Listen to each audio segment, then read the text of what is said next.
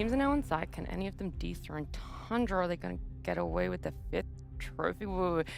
Blast have this wrong. I mean, Tundra, the script, it's just the blast buff isn't there anymore. And I mean, now Mal script and XG script and like, what are we supposed to, all of these orgs we've planned for, just they're not here in Malta, they're eliminated. And I don't know what we're supposed to do anymore because OG and Na'Vi in the semi-finals. What year is this? Honestly, 2016. Does bring me joy though that we have the return of legacy orgs, new players, new rivalries, and even better than that, a new winner for Blast Slam.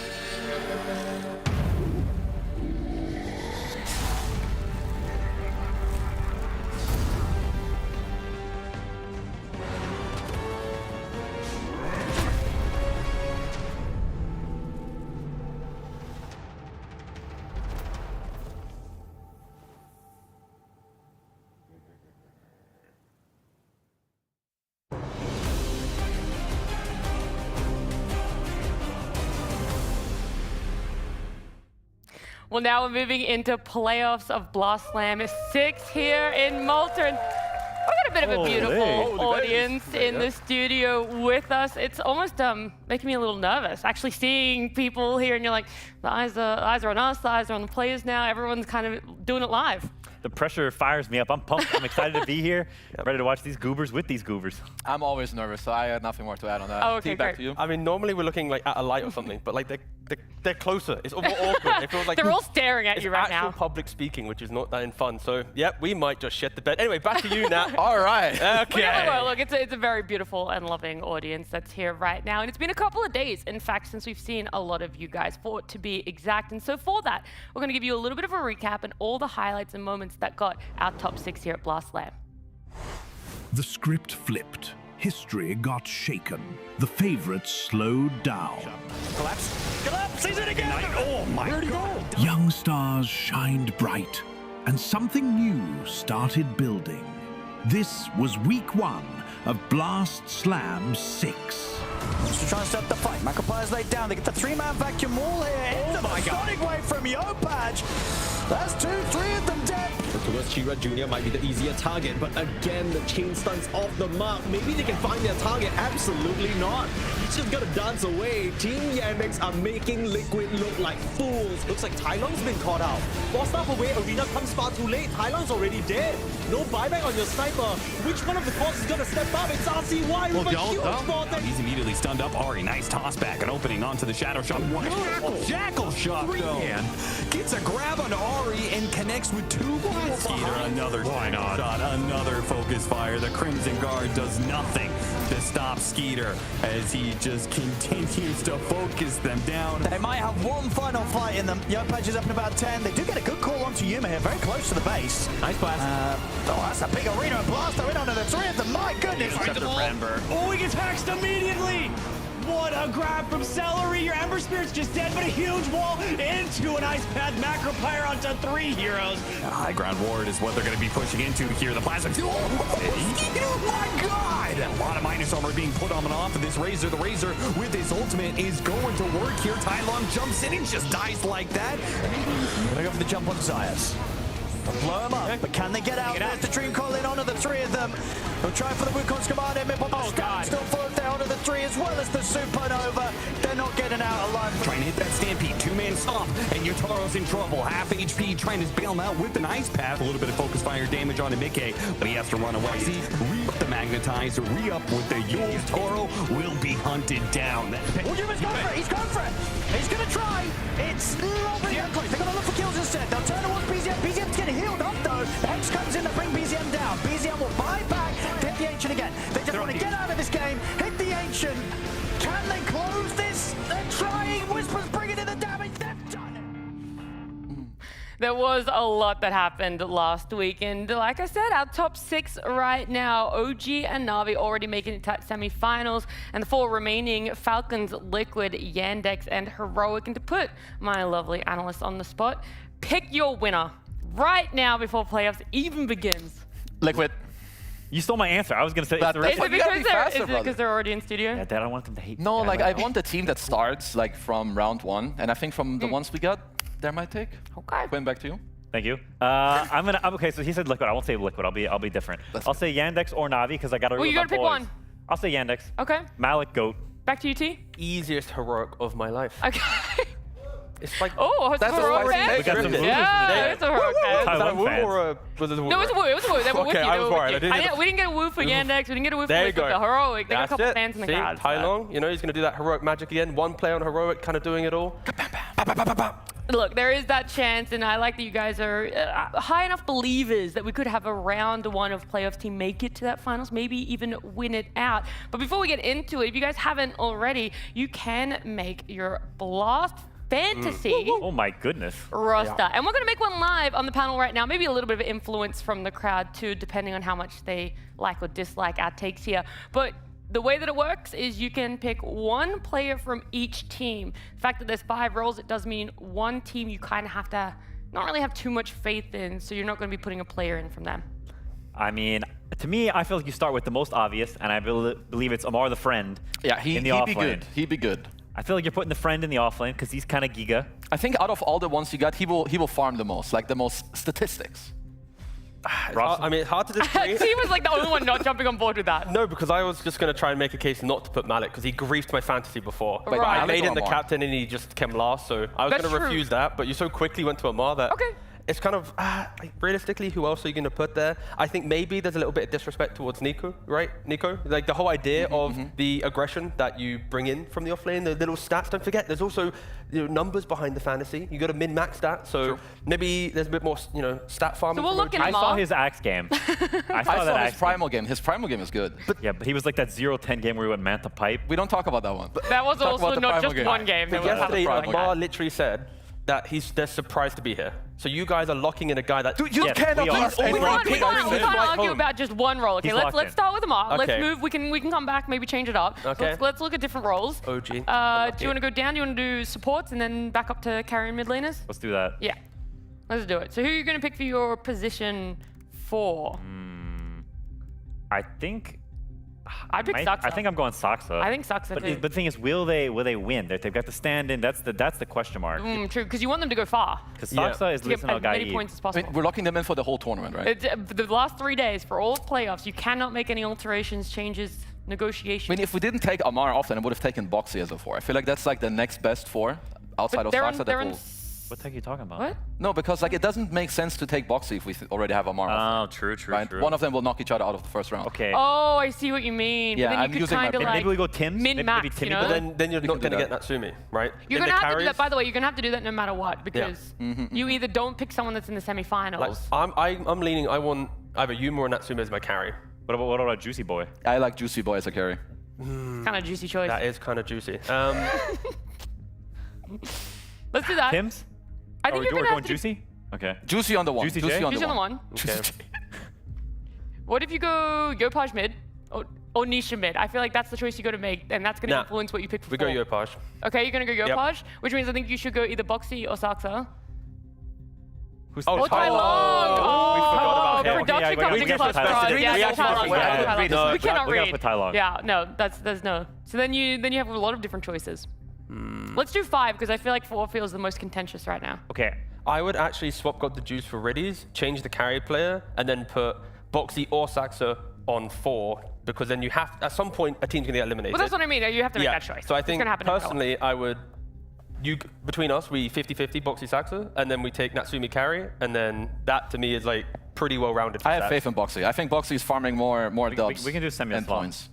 Like, this actually balances the need of points and how far they can go. This is a good team. This is a base team. Okay. Not You get bad. no arguments. You're actually all for.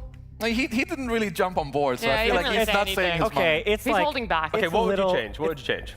I mean, who do we want on captain? The captain is Amar. Come on. I mean, I think you'd also put Tai Long I on thought captain. Tai Long. Tai Long captain. Yeah. Brother's going like 20-0 on Beastmaster. Dude, they're gonna and then- beef so much. There's no way. Like, Amar's not letting this guy. He's gonna ask him, what's your Dota plus level on this hero? Do you have more? Let no him. Way. No way. Let him. I mean, That's what I say. I He's going welcome to it. point at his Beastmaster score. You see my KDA? yeah. And he's going to point at Mar's scores in some of the group stage games, and then Mar will go muted. So it's like, come on. I think Tylong just takes, leadership over I think Amar. Amar's not going to let that He's happen. the second coming of Sumail. He might be. There it Wow, is. heard it here first. From him. Okay, so no more changes from the carry hard support. No Yandex players. You guys don't have faith in them with the stand-in. That's kind of I like harsh. what I see. I think you can Had a also, bit of a I think you boom. could also Had a couple do Saksa on 4 and an Eric Engels on 5, a little That's tofu. true, could actually. do that. That's an acceptable pivot if you want to do a last-minute So then change. you don't believe in Na'Vi. So you're a Na'Vi That's guy. what he's saying, yeah. No, I want a Juicy J on carry. I want Juicy J on So carry you're not also. an OG believer. I think you guys are depending on OG I'm for no reason. baiting. I'm just baiting.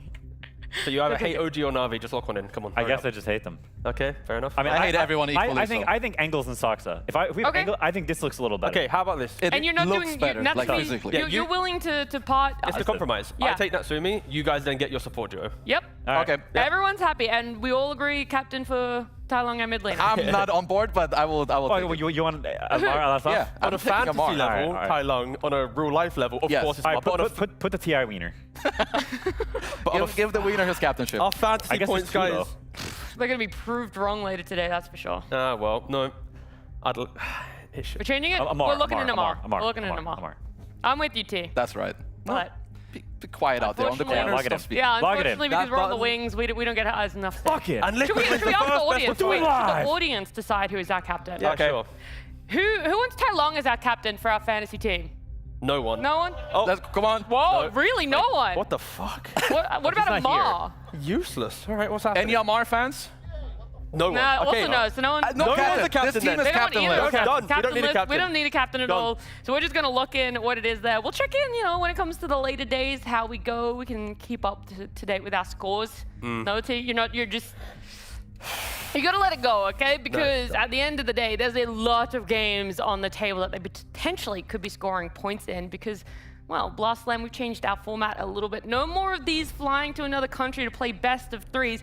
It's best of fives from day number 1 in the playoffs. And T, how long has it been since we've had that in the Dota sphere? Yeah, so at 2 o'clock in the morning this morning, I was looking through Liquipedia. So if this is wrong, my bad, guys, but it was 2 in the morning, I was doing some number crunching. So it's been 4,041 days since we last had a playoffs that included best of 5. So like semifinals or quarterfinals. Right. None of these like third place decider matches. It's all about the actual playoff itself. So it is just crazy to think that it has been, nearly, that many years. A decade. A decade that we haven't had this type of format. Yeah. And it is going to test the players, it's going to test everyone. But I don't know, I'm just excited at the prospect, or we're going to be crying in like 10 hours time or 12 hours time when we're When the still first here. best of 5 finished. Exactly, yeah. So it's a real coin toss.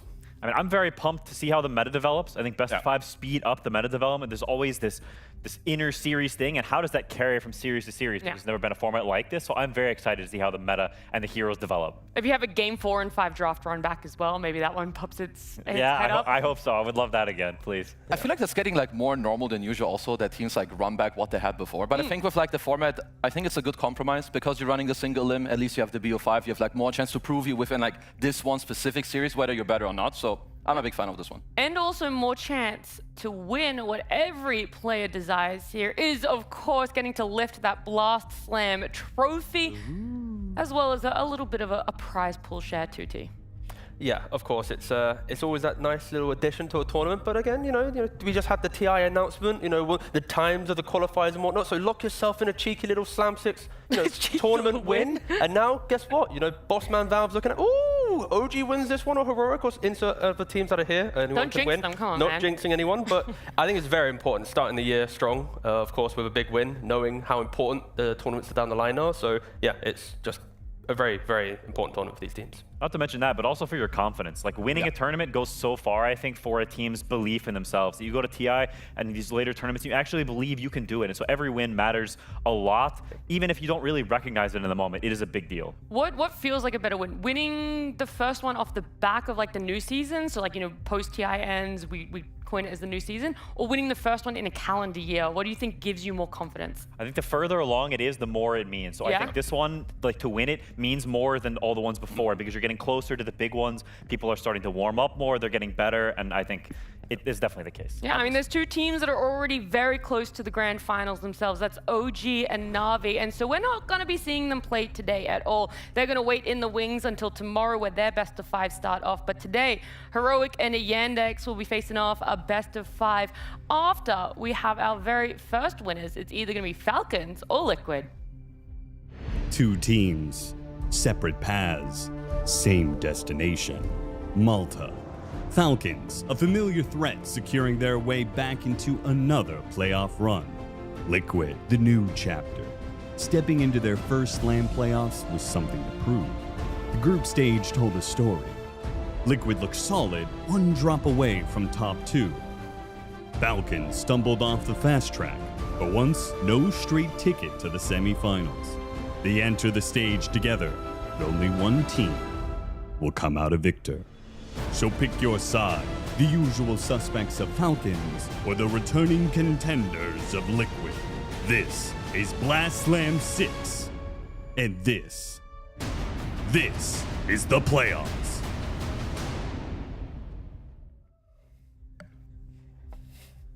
A lot of excitement to see these two teams come up against each other, and of course now in a best of 5.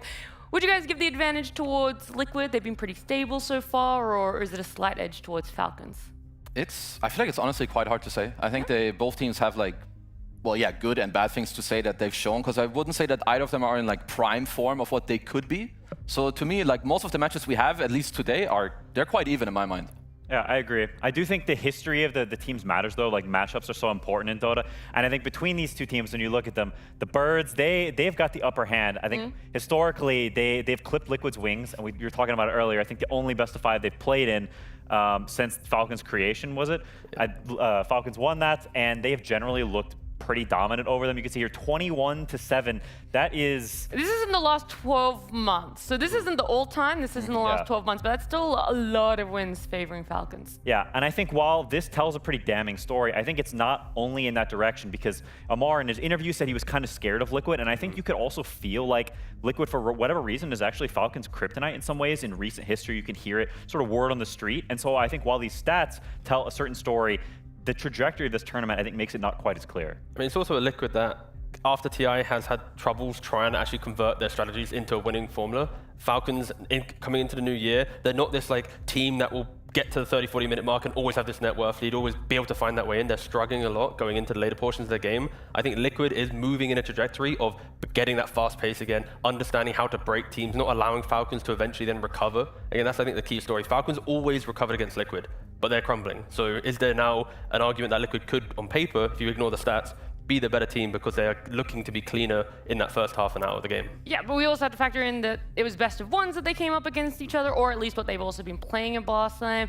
They've done their individual best of 3s, both of them winning it in 2-0, so it feels like maybe the pool to draw from there, all the information isn't as big. And like we said, the one best of 5 they played was all the way back in, what was it, 2024? So again, a lot of things have changed between then and now, especially on the Liquid side. And so we asked the players how they felt about playing some more best of 5s here at Malta. So I think in this specific tournament, having best of 5s is like kind of cool because we won't have many games.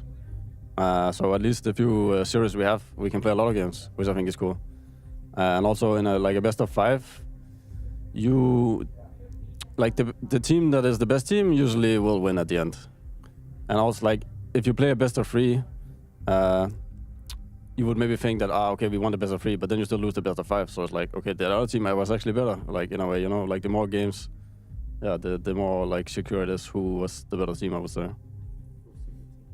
Yeah, I think the change for best of 5 in all the games is good, specifically because there's no lower bracket. I think most tournaments in Dota have, most tournaments just have lower brackets, just a standard in Dota. So I think with Blast having this format, it just makes sense to have, expand the best of 3 into a best of 5. So it makes it so that all the teams that come here to Malta, it's kind of like a reward, you get to go and you're going to play best of 5 no matter what. And obviously, it's interesting for viewers as well. I think like it's just a completely new dynamic, and I think just changing it up is very nice.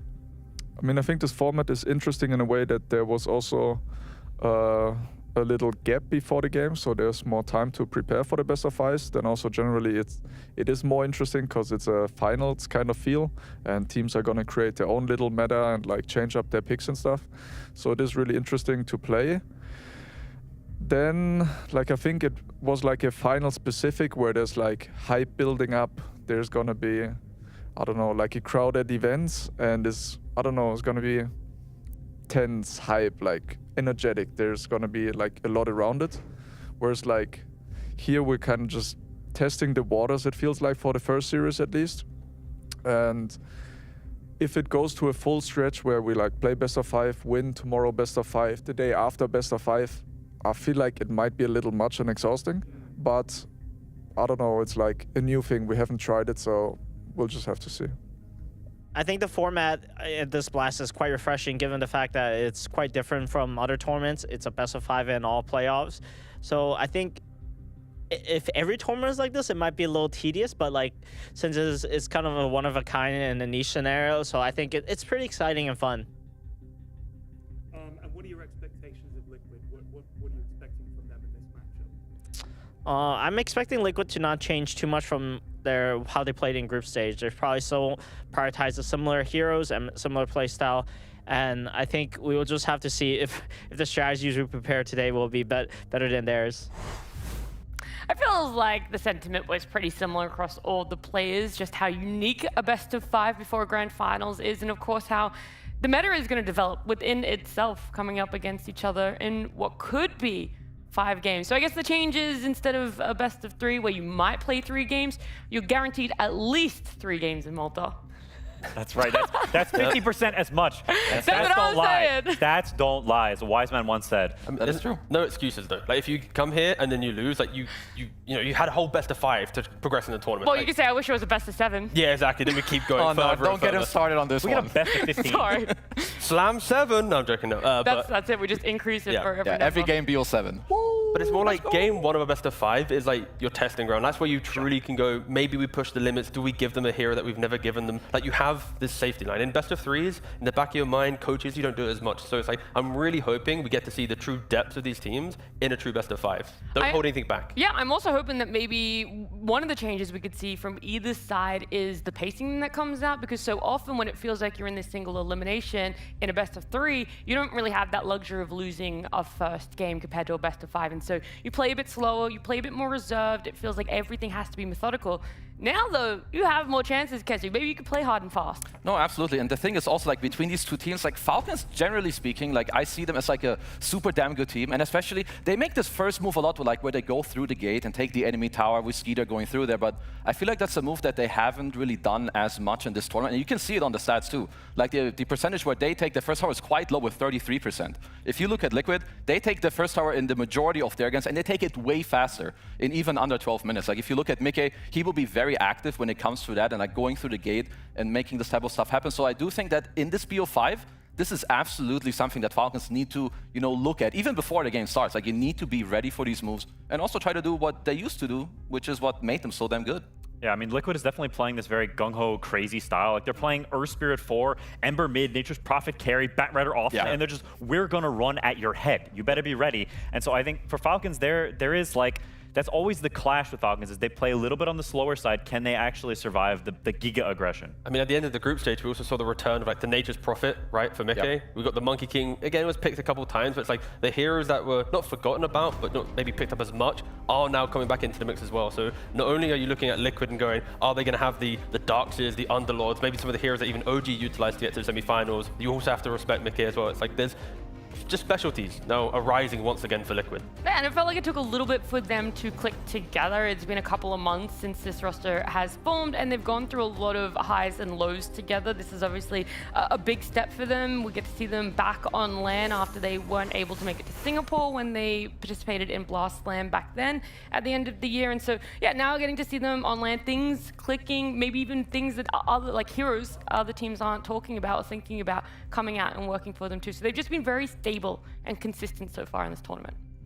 Yeah, I mean, it's interesting. I think Falcons, their trajectory this tournament has been so up and down. Like, they started so rocky. The opposite, right? Yeah, exactly. They start out like such a mess, and then toward the end, they sort of got their act together a little bit. And I think you can, like, it feels that way. And so I looked at the games, and it's like, wow, it really is that way. They started out the tournament 3-4, and then as it progressed, they ended up 5-1 as it got toward the end. So I think this dynamic of them progressing and getting better, to me, this is two teams that were shaky and rocky, but they're like approaching a point where they're actually starting to click, and now it's very exciting. I feel like for Liquid, the biggest change up was you bring both Ace and Tofu in, right? And they've lain together for so long, and we could still get to add to the stats of them playing together, but they're not in that same lane. And maybe now it's finally clicked for both sides of Ace playing with a different 4, Tofu moving into a different role as well. I'm not saying it took this long, but just to see it in competitive click. I mean, like, it's also the fact that not just, like, they have played together for a long time, but also we need to remember that Tofu actually, he swapped roles. Yeah. Like, he hasn't always been a +5 player, and this role is quite different from playing 4. Like, it takes a long time. You have to get used to, like, new heroes. It's, like, way different. The early game, you're not, like, freed up. You need to stick to your character. You need to get used to make it. What do you play? What do you do? So I think that's another thing that needs to be respected about him, because role swaps, they're hard. Yeah, I mean, not only that, then you have Boxy, poor lad, so he's had 33 in the off lane, then he had Saberlight in the off lane, so it's like, discipline to wild aggression, and Ace is probably more towards the 33 side of discipline again, so it's like, Boxy's getting whiplash from his laning partner every different year he's playing on the team, right? But again, it takes time. Once you find that rhythm, then you're going to get going, but Liquid, again, they're meant to be a star team on paper, hasn't connected as of yet, so what tournament will it be? Well, we dived a little bit deeper into this one, and we asked Ace how it was playing it with Tofu now. I think the way me and Tofu has been settling in on this team has been like we came as a pair, so it's kind of more comfortable as setting in on a team when you already have a dude that you know so well. So yeah, it's not been very hard, I think. I think more in terms of like playstyle, like Team Liquid has completely different playstyle than me and Tofu have had for like a long time. So that's been like a bit of a challenge. And then also, like, we used to be lane partner always, but now we're like switching it around, which like also has been taking like some time, and also there's been a lot of going back and forth if this is like the correct decision. Because there's also been some game where me and Tofu are like laning together, and usually they go really well. But like, so like yeah, but overall it's been like a good experience so far, and like I think we have like have very good team synergy, like both outside the game and also inside the game. It's getting there now. Like, well, he's talking about how it's been a good experience so far, and there's a chance to make it even better for themselves coming up against Falcons in a best-of-5 and potentially taking the win. But yeah, it's not just speculation. Getting to hear it from Ace, where he's talking about there is a lot going on, and every little bit in itself takes just that extra step to be able to settle in and feel comfortable with it.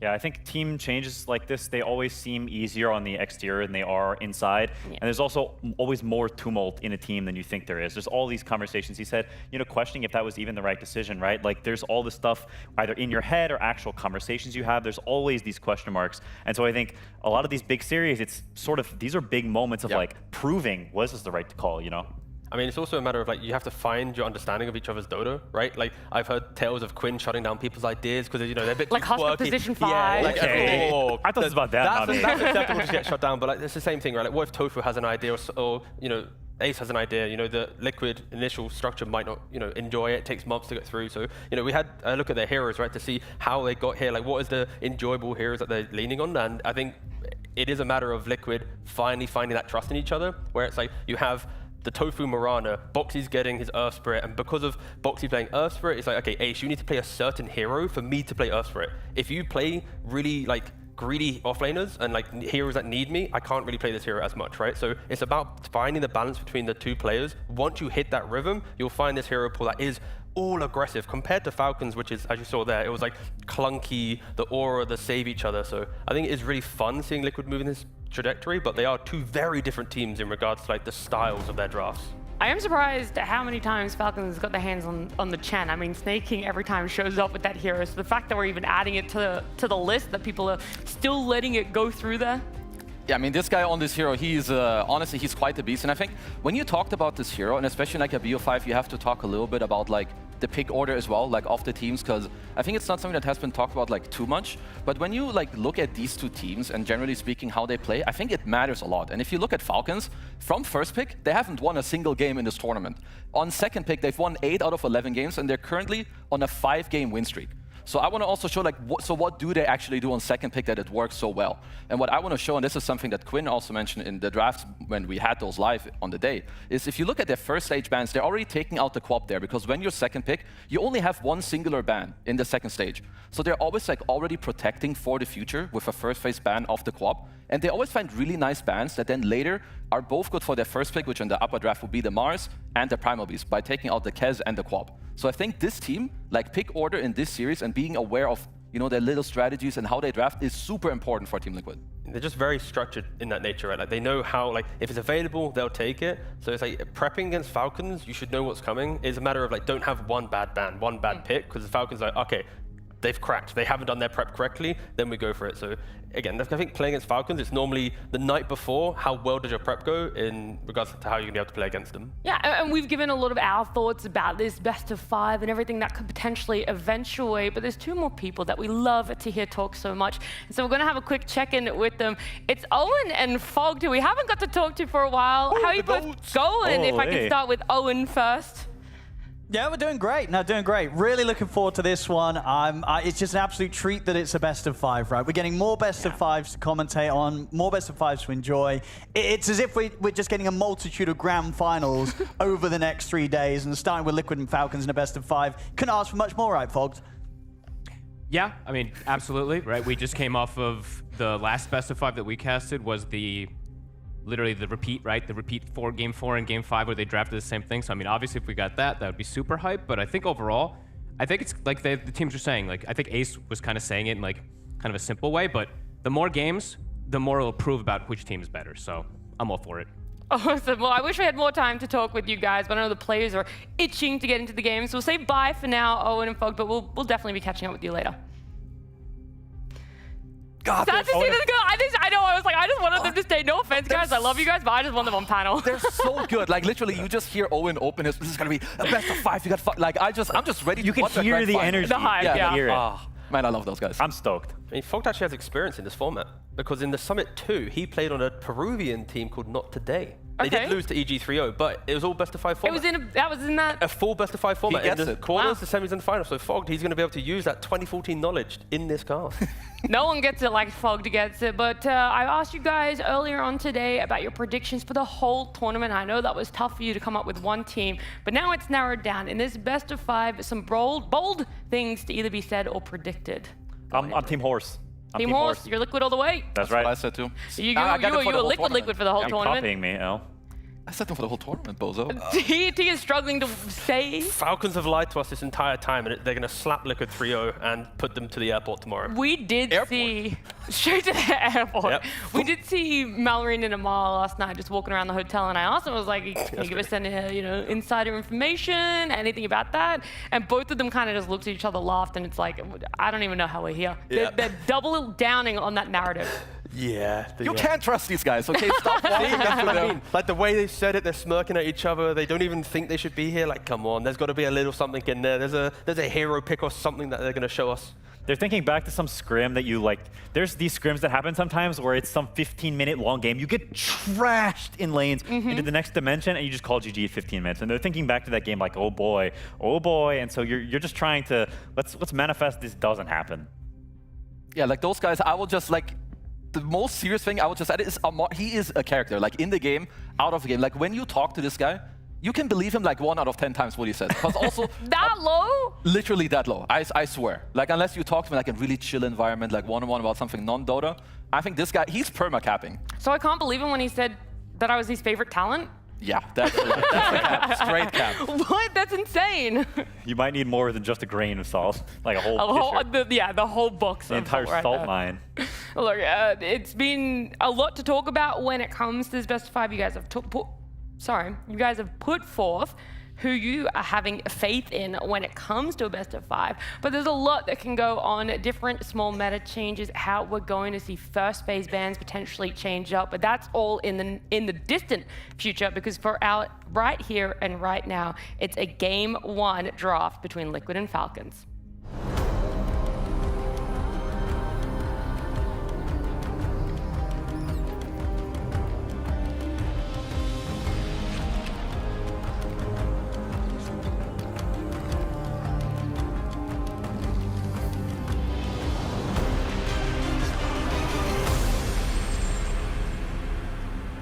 Yeah, while we were all busy talking, of course, the players came out ready, sitting at their desks. Our audience is already ready to go, cheering on what is going to be a fantastic best of 5 and hopefully 5 games within that realm there too. And our draft is soon to show up, where we're going to be seeing Timbersaw, Husker, Viper taken out by Liquid, a Shadow Demon, and a Shadow Fiend from the side of Falcons. Only shadows. Only from the deep, dark depths of the shadows. Again, just to remind you guys that when they played in the best of 1, it was a 63-minute game, and now this is a best of 5, with another best of 5 after, just to remind you of what could be happening here. I didn't need that reminder. I'm ready. Strap in. I think this series is going to be very different bans for both teams. I think, Team mentioned it before, but I think there's some overlap, but I think a lot of the heroes these teams play. You look at these first phase bans from Falcons, what the heck is this, right? Like, Falcons don't play any of these heroes. And similarly from Liquid, they kind of play these heroes, but not really. And so I think a lot of the bans will be, we're only banning your heroes. There's very little overlap in these bans. Yeah, the main thing is the Razor gets let through the pool. And I feel like Falcons, they're kind of inviting Liquid, like, please try and take the Razor. We have this, a draft line prepped for it. Of course, that is the beauty of being a second pick. Your draft is a little bit easier. Like, you always go, if they pick this hero, we go for this. If they pick that, there shouldn't be surprises. So, surprise, the Razor. I mean, it's also like the teams had a lot of days off. Like, what's coming. And also, if we looked at it earlier, like Falcons, they have been second pick. You know that a lot of their first phase bans could be, for something later down the line, whether it's a Primal Beast or something else. And I think also with what T showed, like, you need to understand also, like, in BO5s, the specials, they absolutely can come out. It can be hard to, like, slot in bans on all the heroes you want to take out, whether it's like the, the Mickey Monkey King, Mickey Nature's Prophet as Falcons. They're coming back for Bristle. They have played this hero plenty of times before. They don't really flex it, so it's kind of just straight up an Amar hero. I know there was a time where you could play like POS 5 Bristleback. I think that's cap. Those times are dead, yeah. It's the Goof Acid is full dead, so you can only play red. This hero is pretty good against Razor historically. It's not a hero we've seen very much this tournament or very much recently from Amar. I mean, it's a hero that doesn't buy Manta, and generally heroes that don't have super high armor or lack the spells are bad against Bristle because you get cooled up, gooed up, and then you're sad. So it's this solitary dude, but it is like, Razor can go mid or off lane, so it's not a lane counter pick necessarily. You're just picking a blind Bristle, and so there is some risk there. Yeah, they haven't played it at all in the tournament so far with the Bristleback. In the last time they played, Liquid did run the carry Bristleback against Falcons, but I don't think that would influence Falcons to change Bristleback that quickly for them. Yeah, I mean, this is where some of that like very cool best of 5 elements come in. In a best of 3, people would not YOLO something this creative, but because it's, you get those 2 extra chances, you can deviate a little bit. Already, Falcons are showing kind of very static heroes, right? Like, Treant Protector is going to enable other people with living armor. Bristle's going to exist and farm up his Lotus or whatever he wants to buy from the offlane. Like, Falcons are kind of inviting Liquid, like, hey, if you want to be aggressive, if you want to do the things that you've done with your Earth Spirits and Maranas and Embers, please do it, because you're going to run into us, make a mistake, and that's when we break you. It's why Falcons had that, 21-7 stat line in the game wins, right? It's Falcons are just respecting Liquid being the aggressive team with these picks. I also do like that Liquid took out like some of the crit heroes on the second phase. I feel like he always gets like the POS 4 he wants out of phase. I think it's not as often that people like choose him with like 2 of their bans. Because Hoodwink and Ring, he's played them for the majority of the tournament. Like, you just want the POS 4 range guy who lanes with the Bristle. You just do some solid stuff. So I kind of like that from Liquid. I will say that I like the pairing of the Bristle and Treant as well. Like, Bristle can like defend all the areas, Treant can help them with that. So far, I like this. Now give me Grimstroke Falcons. Bring, a Fiend? I like that. Yeah, I mean, Sunray into Bristle. You Overgrowth, I Egg, you got to run away from your Overgrowth. Like, it's always a fun little matchup, but outside of that, I'm always looking at Grimstroke in this position. The ranged heroes that Crit has not been able to play because they're banned out are all gone. The SD, the Hoodwink, and the Ringmaster. You want a Bristle, you want some initiation, Soulbind to stop the Tusk saves, little bit of that leash against the Razor. There's little things. So I could see like something else. I mean, it's a hero we don't see as much, but I think when you see Phoenix, Snapfire as a hero that can come to mind. Sure. I think it's also good with Treant. Like Treant has a lot of lockdown, but he's a very low damage hero. So I think you kind of want to compensate. No, I can definitely see that. I think you also want some magic damage. Like you mentioned, the synergy between Tree and Bristle, and there is some there, but at the same time, Lotus Orb, Manta, things like this are very, very good against these heroes, so you sort of double down on that being a potential weakness of your draft. So having some heroes that are either magic damage or BKB piercing or something along these lines, I mean, Primal fits into that perfectly, and Malorine is also just the best Primal, and they've got the Queen, the signature Queen ban, so you know it's coming as soon as that Queen is banned. They've decided that's the only matchup that is unplayable. Everything else is fine. So I'm curious what Nisha, who is like famously a player who plays like literally every hero in the game, what his ideal counterpick is, right? Because he's got that juicy 18 spot. Is Puck not the kind of the hero that you'd allude to here? It's definitely not bad. It's a matchup that I think Falcons will be fine playing into. He's played that lane a ton, and it's not like Puck beats Primal in lane. It's just it's just a powerful hero in the game. It's good with their supports. Like, it's definitely not a bad pick by any means. I think my concern for Liquid is they look very skirmishing, very like happy to play like Tusk +1, Razor +1, but Falcons, Primal wants to go BKB first item, Bristle's going to be able to cushion that. They have ways to start the fight, force an egg, and only Tusk stops you from running away right now. So I'm looking at Liquid just being able to contain the fight a bit more, because Falcons, they are going for that, you know, tankiness, triple core, you know, blah, blah, blah, what we see kind of every tournament. That's kind of what their draft is kind of leaning towards right now. Interesting. I mean, it's very good against Tusk, and I imagine it's probably quite good against Razor in lane as well. Like, I could see Jakir or Bristleback just straight up beat Razor Tusk if they were in the safe lane. Attack speed slows are amazing, and I mean, with the change of the attack talent, you can't really talk about Jakir being an egg counter, but, you know, maybe at some point it'll be a clutch moment in a skirmishing fight where he gets a double hit and does kill the egg, but yeah, I think it's mainly just for the lane against that Tusk Razor. I mean, for Liquid, I do feel like the Puck could be good. I mean, other heroes that kind of came to mind are Lesh, but maybe he's not playable, like double Blade Mail buyers. Does it go with the Storm? I think it's a bit similar, but it does give you like a lot of, you know, damage. He's mobile. He gives you the setup for like Phoenix to go in, for Razor to catch up. The tempo early is also better. Like, it's a much better lane against Primal. You can actually win the lane against Primal. Primal will never, ever pressure you. So you've got more oomph and more fighting around the mid lane. Falcons have Tree, a hero that's famously trash at fighting runes. And Liquid has Tusk, Phoenix. These are all pretty powerful heroes in the middle. So these skirmishes, I think, favor Liquid a little bit when you look at the middle of the map. And so with the Storm pick, there is some pressure there that Falcons will have to deal with or make moves elsewhere. Like, there is threat there. I am slightly worried for Liquid, where if Falcons do get to make their stacks, farming them with the Bristle or the Primal, now a support gets like an earlier Glimmer cape. You know, you're getting the Glimmer versus the Storm. We already mentioned the lack of kind of big containment. I just feel like Falcons are very content in this game. They're seeing Liquid's heroes like, okay, just contest active runes, dodge them, get to our timings, and then Falcons will be very happy. So it's really on Liquid to continue trying to break that. Don't let them just sit back and farm. And with a Underlord ban as well, that would have been just a very toxic lineup. A Bristle carry, Underlord offlane, just shove wave exist. I mean, what do you guys think about the heroes also? Because from what I know, Boxy is not really a Phoenix player. So do you guys think they're just going Tusk, Razor, 3-4? They'll pick a new carry for Mickey to lane with the Phoenix? Or do you guys prefer to have the Razor as a 1? Could just be a lane swap, right? Where the heroes are on the correct roles, but the players just play different lane. I mean, you could, but then I'm still just wondering like what they want out of their last pick. To me, this Underlord ban says that they're picking a new carry. Yeah, because I think if they have the pick out the phase, right? So if they're picking offlane, they would not be banning Underlord. It's like Ace's favorite hero, and the hero is insanely good. So to me, that Underlord ban says that they're picking a carry, and Falcons agrees, right? They ban the Luna. It's funny because Topo doesn't really like Phoenix either historically. It was a hero that he just never really wanted to play. It's obviously worse on 4 and better on 5, the way the lane works, being able to run people down. But it is funny to me that they pick it because it's a hero that, yeah, Tofu not a big fan of. I mean, because traditionally you kind of you would prefer to have melee carries with Phoenix, for sure. I think for the game itself, I mean, one hero I was thinking about, just because Mickey also plays a lot, is TA, but maybe it's also not super easy if this Jakiro does end up being the 4. Yeah, I think you want something like slightly more manly than that.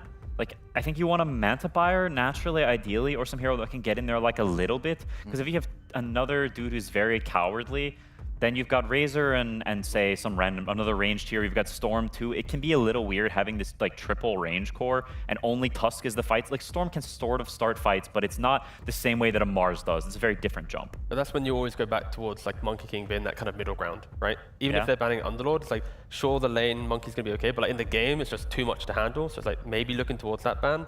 It gives you the stun, the map play. He's been buying Deso first item to join his team. Then he goes back for a Manta or BKB after. It's a way to accelerate the damage of Storm Razor through the Tusk.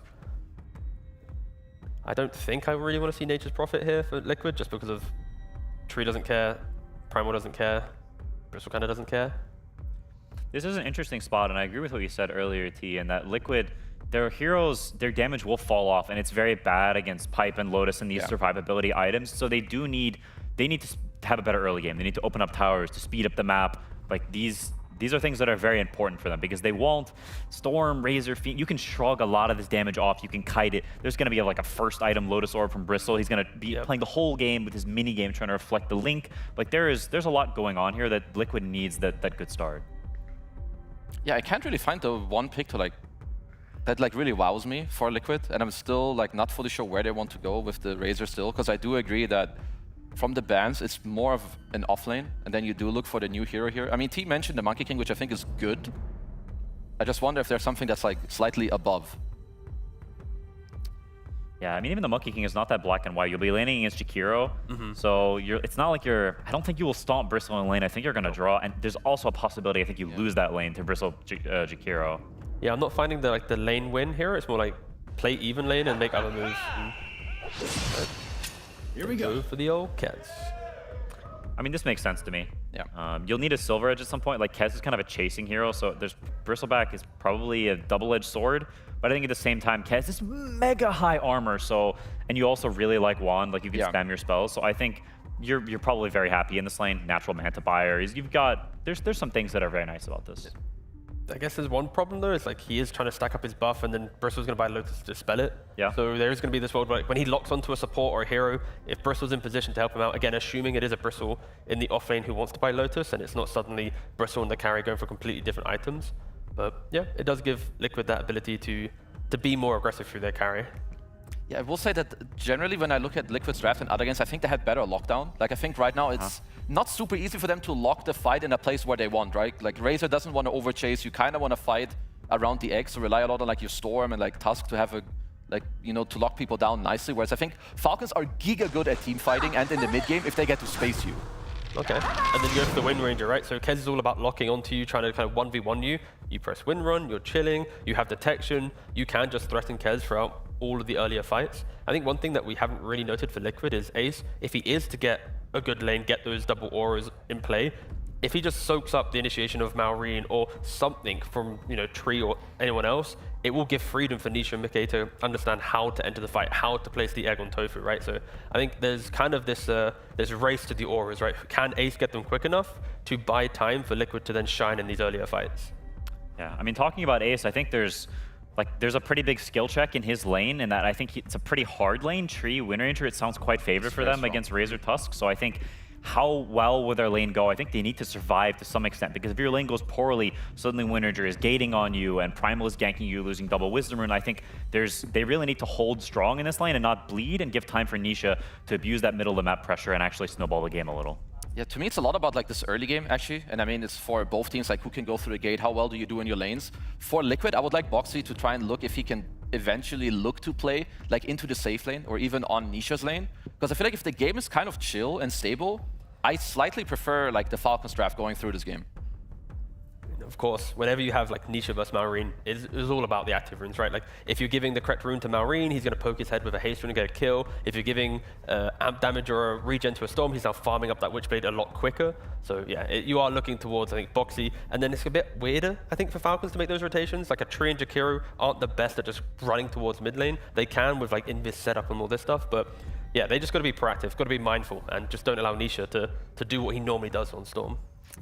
Well, it feels like both teams want a little bit of stability, a little bit of chillness coming out in their gameplay, because that's what their drafts want. But Quinn, You said Tofu, not normally a Phoenix player, doesn't normally lean that way. Do you think that that adds a little bit of doubt into the Liquid lineup too? You're like, I've got full faith in my boy making this position 5 transition. Yeah, he's drafting. He's the one who clicked it. It's not somebody else who's like, I want to play the bird. It wasn't someone else telling him, you play the bird. It's like, nah, I am the bird man.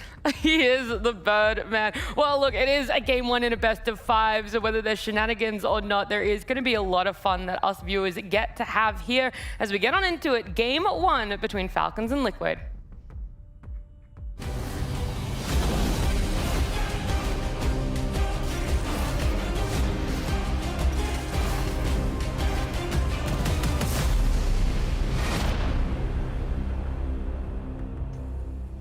Here we go, ladies and gentlemen. I'm ready to get into the action here of Game 1 between Team Liquid and Falcons.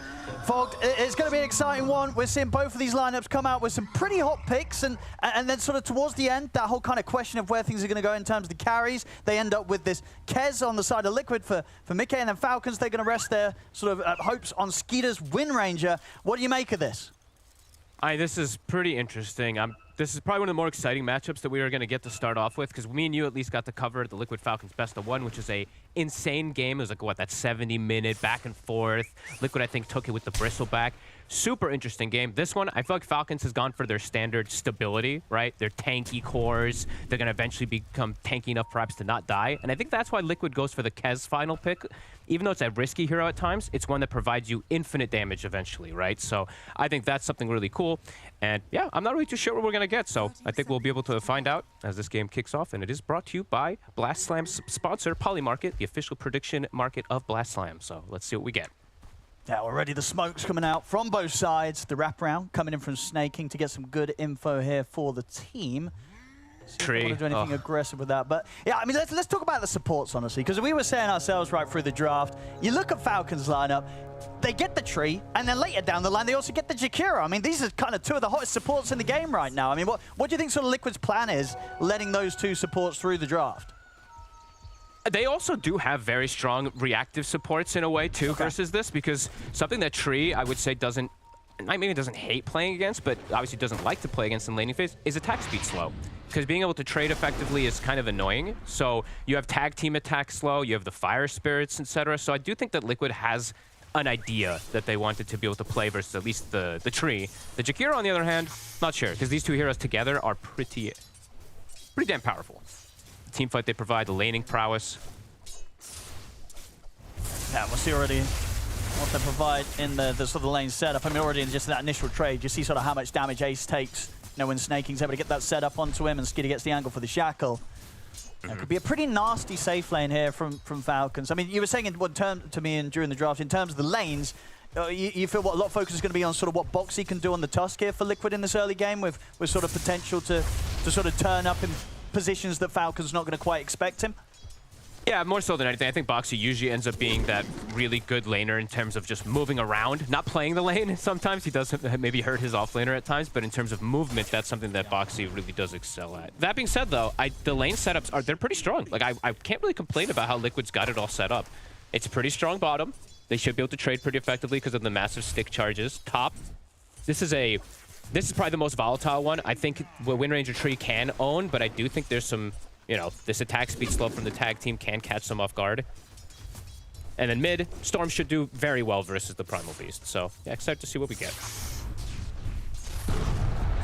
So, yeah, so the moment in the mid, 9 and 5 against that 4 and 0. I'm actually quite happy to get to see Primal Beast again. I forget who I was talking to this morning. I think it was Kezu or T, and I was like, I honestly just want to see more of this hero, and there's a lot of specialty players who still play it right now.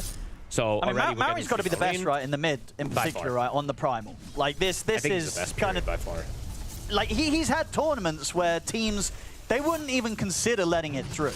And, he's, of course, trying to make sort of the case for that again here at Blast Slam 6. Like, some teams, they will just not let him touch the Primal Beast because they know that they're going to give themselves such a difficult time trying to not only just lane against it, but play against it in its entirety in a game. Yeah, this game, though, it's going to be one of those where he starts defense. Oh, Snaking top.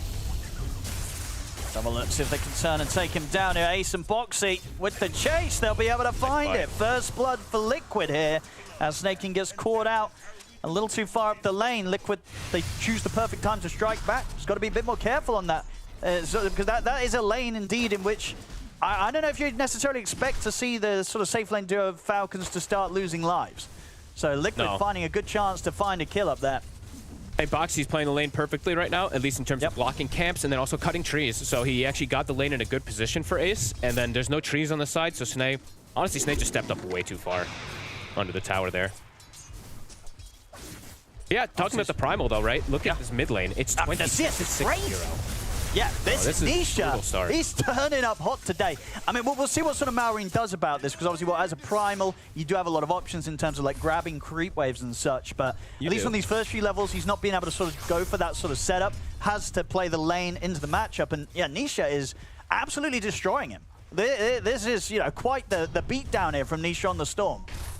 And I'm glad to see they actually went for the Storm. I heard the panel talking about it as well, about like maybe the puck can come out. I think this also provides them something we were talking about. Maybe they could run into some damage issues. The Storm and the Kez are going to give them that extra scaling that maybe if the auras and everything come out from Falcons, they'll have damage just in case of like a security blanket. If they don't get off to a good start on Liquid, they'll have heroes that do damage as the game progresses.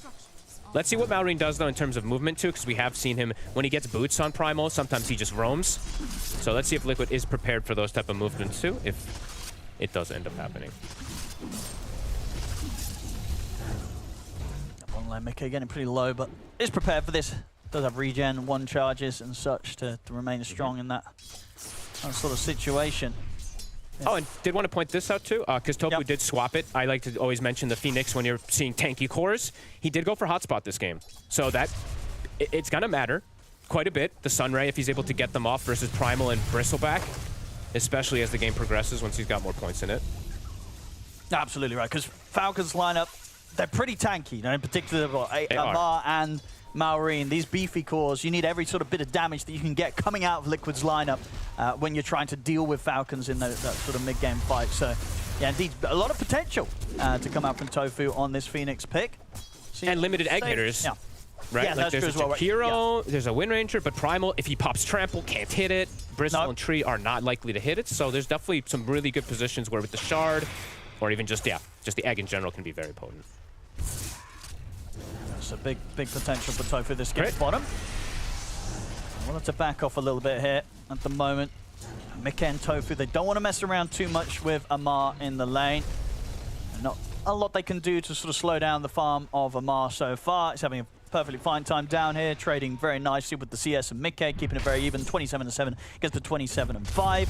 And you know, the same to be said so far for the other side lane. Skeeter and Ace both getting very similar amounts out of this early game. It really is just this mid lane where Nisha is having a phenomenal start.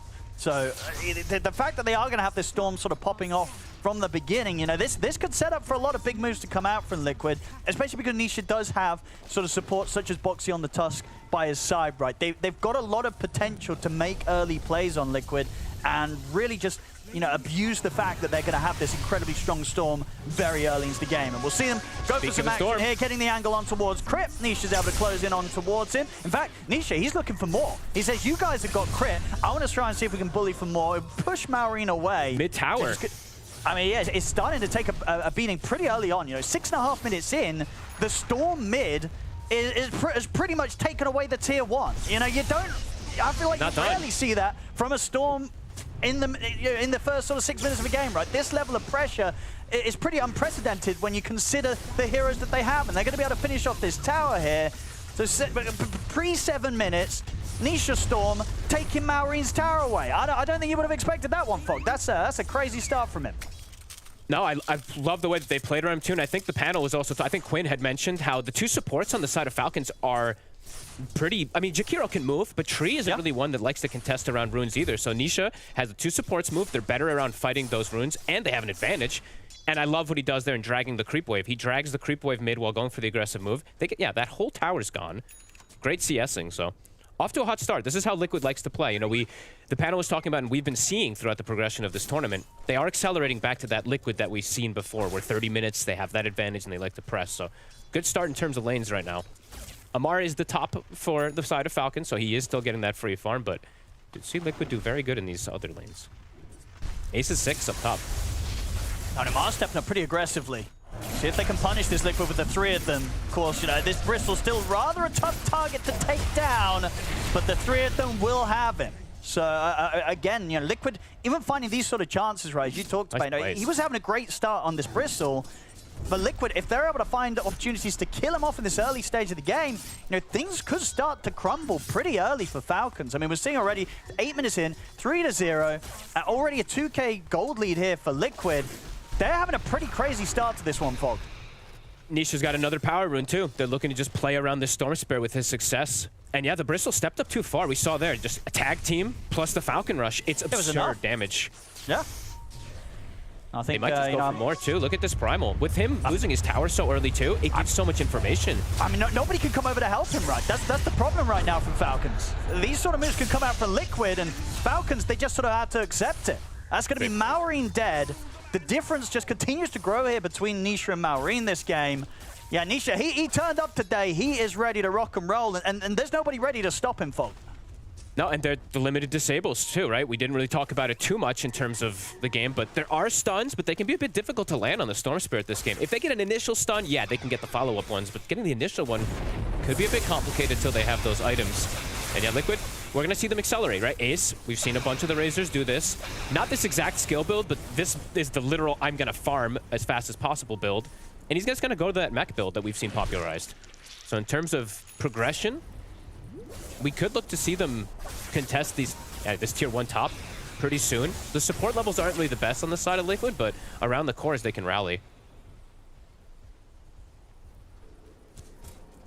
Looks like Maureen wants to make a move down bottom. I think they're anticipating that Mick has been left alone. So thinking get away with the dive. TPs are going to start coming in for Mickey immediately. He's ready to turn it with the ult. He's going to be able to jump out to the side as well. Mickey gets away, and now Liquid, they're ready to turn and punish this dive. Maureen's going to try and stand his ground with the grab on towards Nisha, but Maureen, he's dead again. Falcons, they can't get the kill, and they can't get Maureen out of there. So Maureen's game continues to suffer on the Primal. Now Boxy, we want to see his movements. He's got 5 kill participation already. They're going to try and go for Amar here with the damage from Nisha. Again, they have to be careful about how they go about this. Amar is still pretty tanky, and this time too tanky for them to take down. They won't be able to fully commit to get the kill, and we'll end up losing Boxy for the effort. Thought they would have him, but Amar, sometimes when he's playing this Bristle, honestly, just these little turns that he does on the hero, just, yeah, gets a ton of coils spread out onto them. Almost kills out 2 heroes. So good initial move, great read from Liquid. Look at the rainbow TPs in, so. Yeah, straight away. That was a weird, did you see that interaction, by the way? He got pulled in Snowball, but I guess it was while he was grappling and he pulled himself out of the Snowball. Did I see that? Yeah, because he disappeared for a second, right? No, you're absolutely right. I was like, oh, he got Snowball saved. Oh, wait, he didn't. He's not in the Snowball, but I think that's exactly indeed what, as you say, the animation of him grappling to the tree was interrupted, but then when he finished the grapple, he gets back to it. Back in the action, though, Mickey, he gets dove, and this time the backup can't come in, of course. Cooldowns had already been used, so I think, you know, the team's going to be kind of looking at me like, bro, what are you doing down here? It's not safe anymore. It certainly isn't. The tier 1 now under pressure from Falcons. And at the same time, Nisha and Boxy will look to continue to bully Maureen as they take him out once again, doing everything they can to try and ensure that it's going to be very hard for Maureen to get his game online this game. All about shutting down Maureen. Look at the ward placement from Liquid. If this isn't about shutting down Maureen, I don't know what is. Triple wards kind of placed around the mid area just to be sure to emphasize how much they can. And yeah, so far they are shutting him down. These 2 kills bottom don't matter, Owen. Amar getting this little, I mean, he's already farmed, catches up even more so getting these kills, and they get themselves a tower. So Liquid did hemorrhage a decent amount down bottom there. And I'm looking forward to see how the build works out from Mickey, right? Of course, we're getting this Vlad's, which we've pretty much seen become kind of the standard on the carry cases nowadays. But because of the threat of the Bristle, he's going to be going straight for the Silver Edge after the Vlad. So a very active, very anti-Bristle build, specifically for this situation. We'll see how it works out top. They're going to get the setup onto Ace. He's got the mech to heal up, but will not be enough to save him by far, as they're able to lock him down with Shackle Shot and bring in the damage to take him out. So all things considered, and all the sort of focus that Liquid have been able to put on Maureen in the early game, we're now seeing a Falcon striking back, killing off the Kez down bottom, killing the Razor up top. They're definitely taking away a bit of that momentum that maybe Liquid could have tried to sort of ride with a little better. I agree. Honestly, that Razor stepped up super far on his mech timing. So that's a pretty big kill that Falcons was able to find. Liquid looking to persist for a chase forward here, Nisha. Should be able to find Crypt. Crypt will be caught. Nisha, of course, continuing to bring the action. 2-0-3, flawless start from him so far this game on the Storm. So yeah, Liquid, it feels like they've got to do their best to kind of keep safe and active around Nisha. You know, when Nisha's not there, things haven't been going too hot for them. Just got to be a little bit better positioned in particular. Like, the ace on Razor was just at the tower pretty much. So he was just super far up when they initially got on him. Did not have backup. Amar has the Blade Mail. They do not want to mess with him, it looks like. Also did get Chip Vest, just want to point that out. 2k HP on him. I mean, because it's very... What do you reckon? I think it might just be like avoid the Bristle era at the moment for Liquid for a little bit of time. No, I was going to say exactly that until they sort of had that first time on Mickey. Mickey's switching it up again, going back to sort of the normal build-up. He's got the Deso queued up. I think it's a different game. It's a sort of difficult game for him in terms of itemization because you are probably going to eventually want that break. But I think sort of as you realize, going for it first it's just super risky, right? You know, nobody wants to kind of build a Silver Edge first item as the carry. No, and this is one of those games where I don't really always mention this, but this is one of those games where you're playing versus Tree and Protector. It's been banned so much, so I never get to talk about this, but Tree has always kind of put into the carry mentality of, I need a Mantha. Like, you don't really want to get these BKBs and stuff either because of the overgrowth, so this could be like Deso. It could be a little bit of a different build for Mickey. We'll have to see how he does pivot in terms of what he's playing against as... Okay, Snaking just is able to walk in and take the Shrine, so good levels for Falcons. And Amar. He is feeling how strong he is, especially with that living armor with the Blade Mail. Yeah. No, he can kind of start knocking on the door on either of the side lanes. And from Liquid, maybe if they bring the full 5, they're going to be able to bring a response to push him back at the least. But yeah, killing Amar now at this stage of the game is going to be super tough. You know, he's hitting sort of the timings that he'd hoped for. Sure, they're able to take him down that once early, but it's going to be hard for them to bring him down again. So Liquid, we'll see what sort of plays they can make. They might avoiding the Bristle. Here we go, smoke up from the mid. Nisha, Tofu, and Boxy. They're ready to swing down towards the bottom lane. Try and find Skeeter, right? Because at the moment, Skeeter or Malrine, much easier kills and very much achievable kills for Liquid at this point. Nisha's got, by the way, he's got all power runes. He's got an amp damage for this fight too. So Skeeter getting jumped immediately. Yep, they're gonna have to catch on him. Vortex at the ready. Skeeter, he's got nowhere to run. We'll try and shoot back here with a focus fire, but outnumbered and taken out. They'll get the kill. Same time though, Ace up on the top lane, dying again, Fogged. I think that's sort of a death that you don't necessarily expect to be happening, and I think, you know, from Liquid's perspective, it shouldn't be happening, right? Especially where he's standing, right? Like Ace just being, that's 2 times now. He's pushing a little too far forward while a play is happening on the opposing side too. So trying to push the limits, gets punished for it. Malrine about to have his Blink Dagger done, so could definitely look to see Falcons play around that one more. But Skeeter's death, that hurts. That is a pretty painful death for the Wind Ranger. He was starting to, I mean, he hadn't died yet. He was having a pretty solid game. That one's going to slow down the momentum a lot. Yeah, a couple of deaths back-to-back in the same spot. So we'll see how he sort of picks himself up after that one. Yeah. Liquid still trying to kind of keep the mid pushed in. It's in Nisha's build.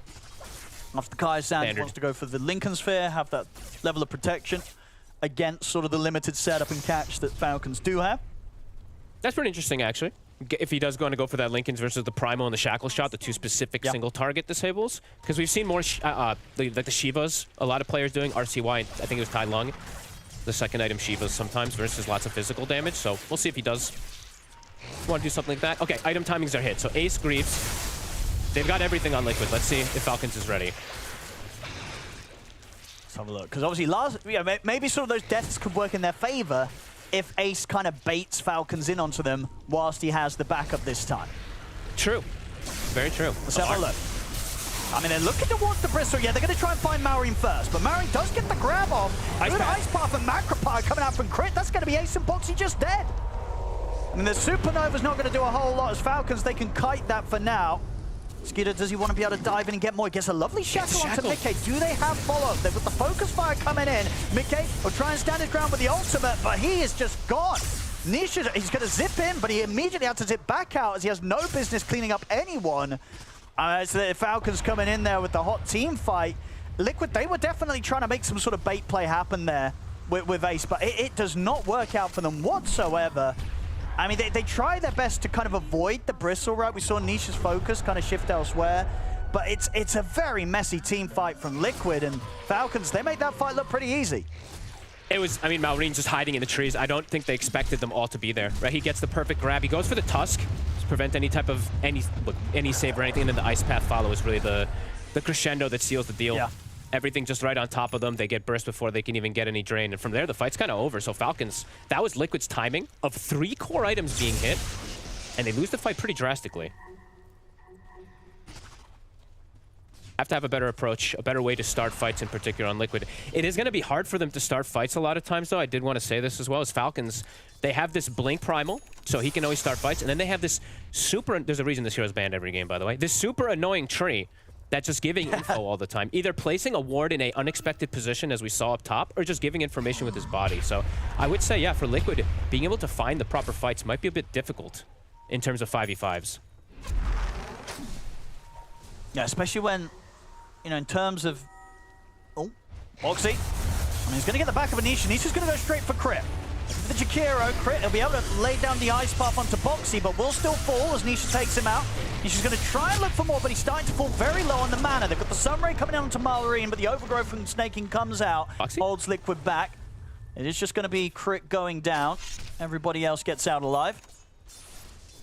Yeah, it seems like for Liquid overall right now, even though they do have pretty decent team fight on their lineup rallied around the Phoenix, I would say their lineup is just more about getting these small pickoffs in terms of taking a full-on head-on 5v5 engagement versus Falcons at the moment. Just because the damage, like you said, this Bristle, I don't know if they have damage for Amar. I think not. Yeah, they cannot kill this Bristle. Yeah, Amar is, you know, exactly where he wants to be. You know, one of the reasons why they go for that first pick Bristle and why they have done so many times in the past, you know, that they feel confident that Amar, whatever the situation, he's going to get to this point where, yeah, this mid-game, he's just absolutely the top threat that Liquid have to be fully aware of his position on the map. Because if he turns up for the 5v5, Liquid just sort of have to accept that there will be this hero that they can't kill and is going to be slowly sort of bringing them down with this output of damage. Yeah, he's definitely a pretty big concern, and it's pretty crazy how Bristle, it wasn't the most prioritized hero yet in this tournament, but you know, these best of fives especially, they're going to start forming their own mini metas because these teams, if one team likes it, the other hero is going to be prioritized by the other team. So we're probably going to see a lot of Bristle back, or we might see a lot of Bristle back prioritized. And I don't know if I'm happy about saying that because we saw so much first pick Bristle last year. It actually drove me insane. Yeah, no, it's going to be interesting to see how they adapt to it in the drafts. And just because of, well, what from Falcons' side, they have that strength of, you pick it first, and it could be Mars, it could be Speeders, you know, if they want to switch it up. Liquid's going to try and use the sort of information that they have from Falcons going for the Tormentor to play the other side of the map, get this Roshan. Bit of a smoke coming out from Falcons, but they won't be able to connect to this in time, as that's going to be the Roshan gone, and Nisha with the Aegis ready to play with. Amar's going to start chasing them down, though.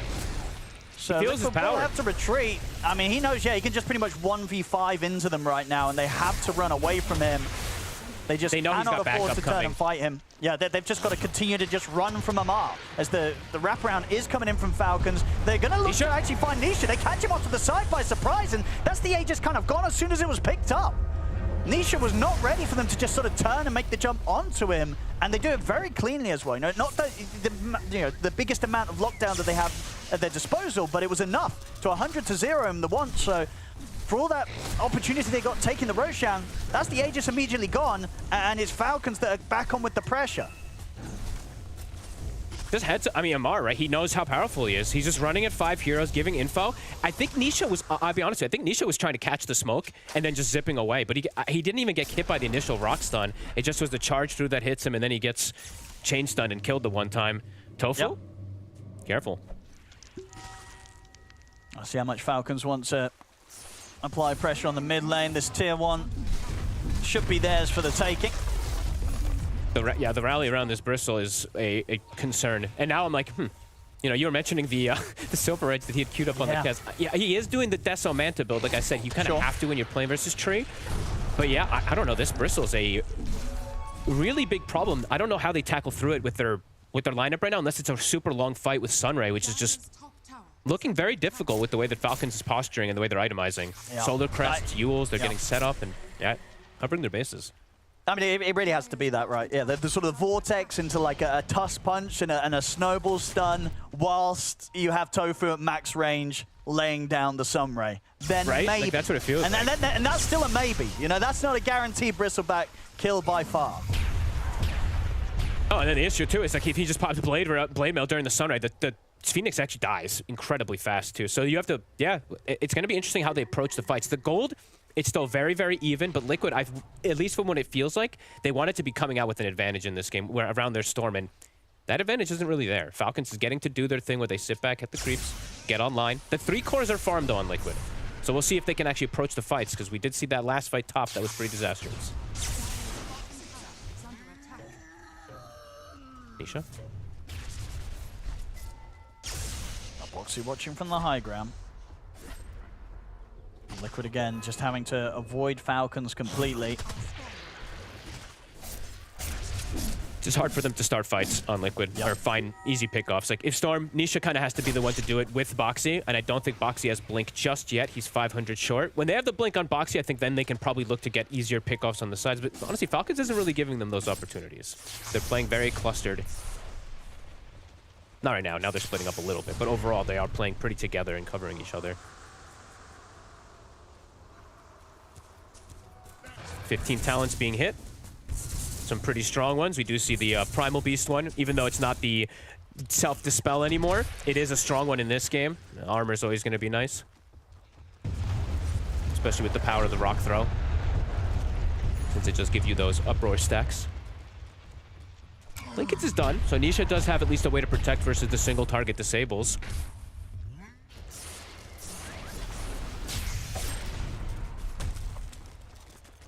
Still, it's just a question of whether this is enough to sort of allow Liquid to get back on the aggression, or if they sort of have to wait for Falcons to make a mistake. And there is still a bit of things that can't break that linkage, of course, too. The Yules on crit in particular. A couple other things. And they're going to go for a smoke Liquid. Yeah. I'll see what they can catch. 200 gold from the Blink Dagger. They want to try to get something. Top ace. He's in trouble. They get the setup here. Short Shackle shot into the ice bar. Maorine's ready to close the gap. They'll drop the overgrowth and everything to lock him down. Nisha comes across to try and bail him out, but it's already a death for the Razor. They'll try and get Maorine in return. They should be able to find it. They will. They'll get at least that kill. Can they leave it as that, though? Amar's turned up. Liquid, they've got to start getting away. Boxy's going to try for the TP, but the Shackle's back up. So Falcons, they'll get themselves a second kill out of this one. And now that they're outnumbered, Liquid, they have to completely evacuate the area. You can see Liquid was like, oh, we killed the Primal. Maybe we can go back. Oh, God, Amar's turned up. Get the hell out of here. Yeah. The Bristleback is just too damn scary. He's got the Lotus up, too, now.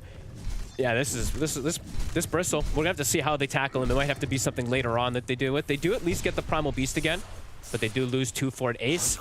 That's 0 and 4 on the Razor, who got pretty good timings on his auras, just has been caught alone over and over again. Yeah, it's just sort of the real sort of comparison in terms of the heroes that they're playing, right? You know, when you consider, Razor at the moment, you do think of it to be this option if you want to have kind of this tanky hero, but Amar's just kind of showing, compared to the Bristle, in this sort of game, it's just not even close, right, what the Razor can offer in comparison to this Bristle. Yeah, the Razor at this point, honestly, it's going to start being just an aura. He's not really going to be dealing the most damage yet until he's got maybe that next item. He's going to be aura providing for his teammates. Amar is going to be dealing a ton. He didn't go auras by any route. He never does. Amar really doesn't like doing that, so he likes being that carry.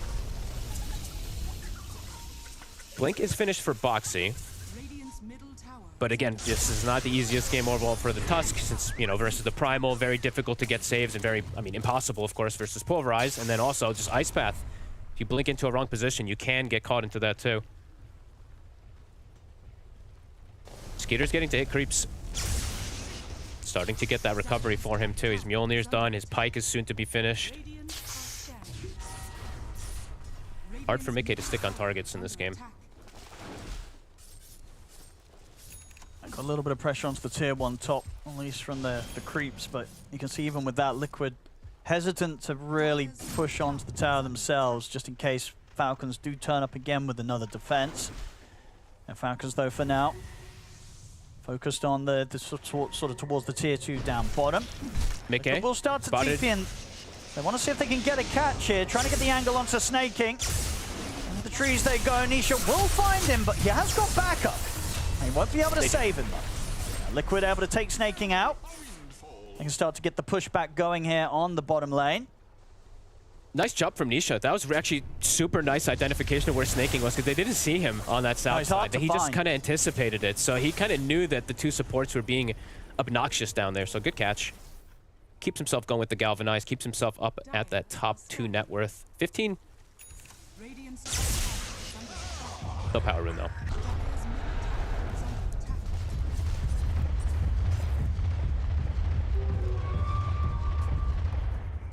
Timing's coming up. I mean, he's seeing if maybe he can get some sort of chance to set things up and call in the TPs around mid. He's got BKB, so it's very difficult for them to stop him now. If he does find a target, unless Boxy gets the blink punch to stop the grab, that grab is gonna last. Marine, just farming. And they're gonna smoke. And maybe this will catch Liquid off guard. Obviously, Marine showing, using the pulverize there on the wave. Might mean the Liquid get caught a little sort of relaxed at this point, not expecting this sort of smoke play to come in. They see Tofu. They're going to get the jump on him. They set up with the rock into the ice path and the Macropire. They'll look to burst through Tofu before he can get a single spell off, and they'll succeed. That's Tofu dead. I love the rock. There's something so enjoyable about this ability.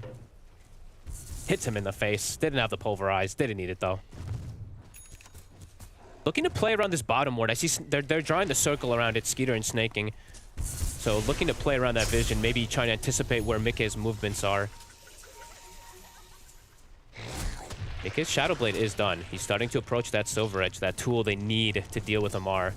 Yeah, I mean, that's what we're all waiting for, right? To see that's what we're waiting for, to see if when it's going to work that's to kill him. online, is it going to be some sort of scenario of events where they can set up for Mickey to get in, get that break, kill the Bristle, or is it not going to be the case? We'll see Mickey go for the setup on towards Skeeter. Good start here.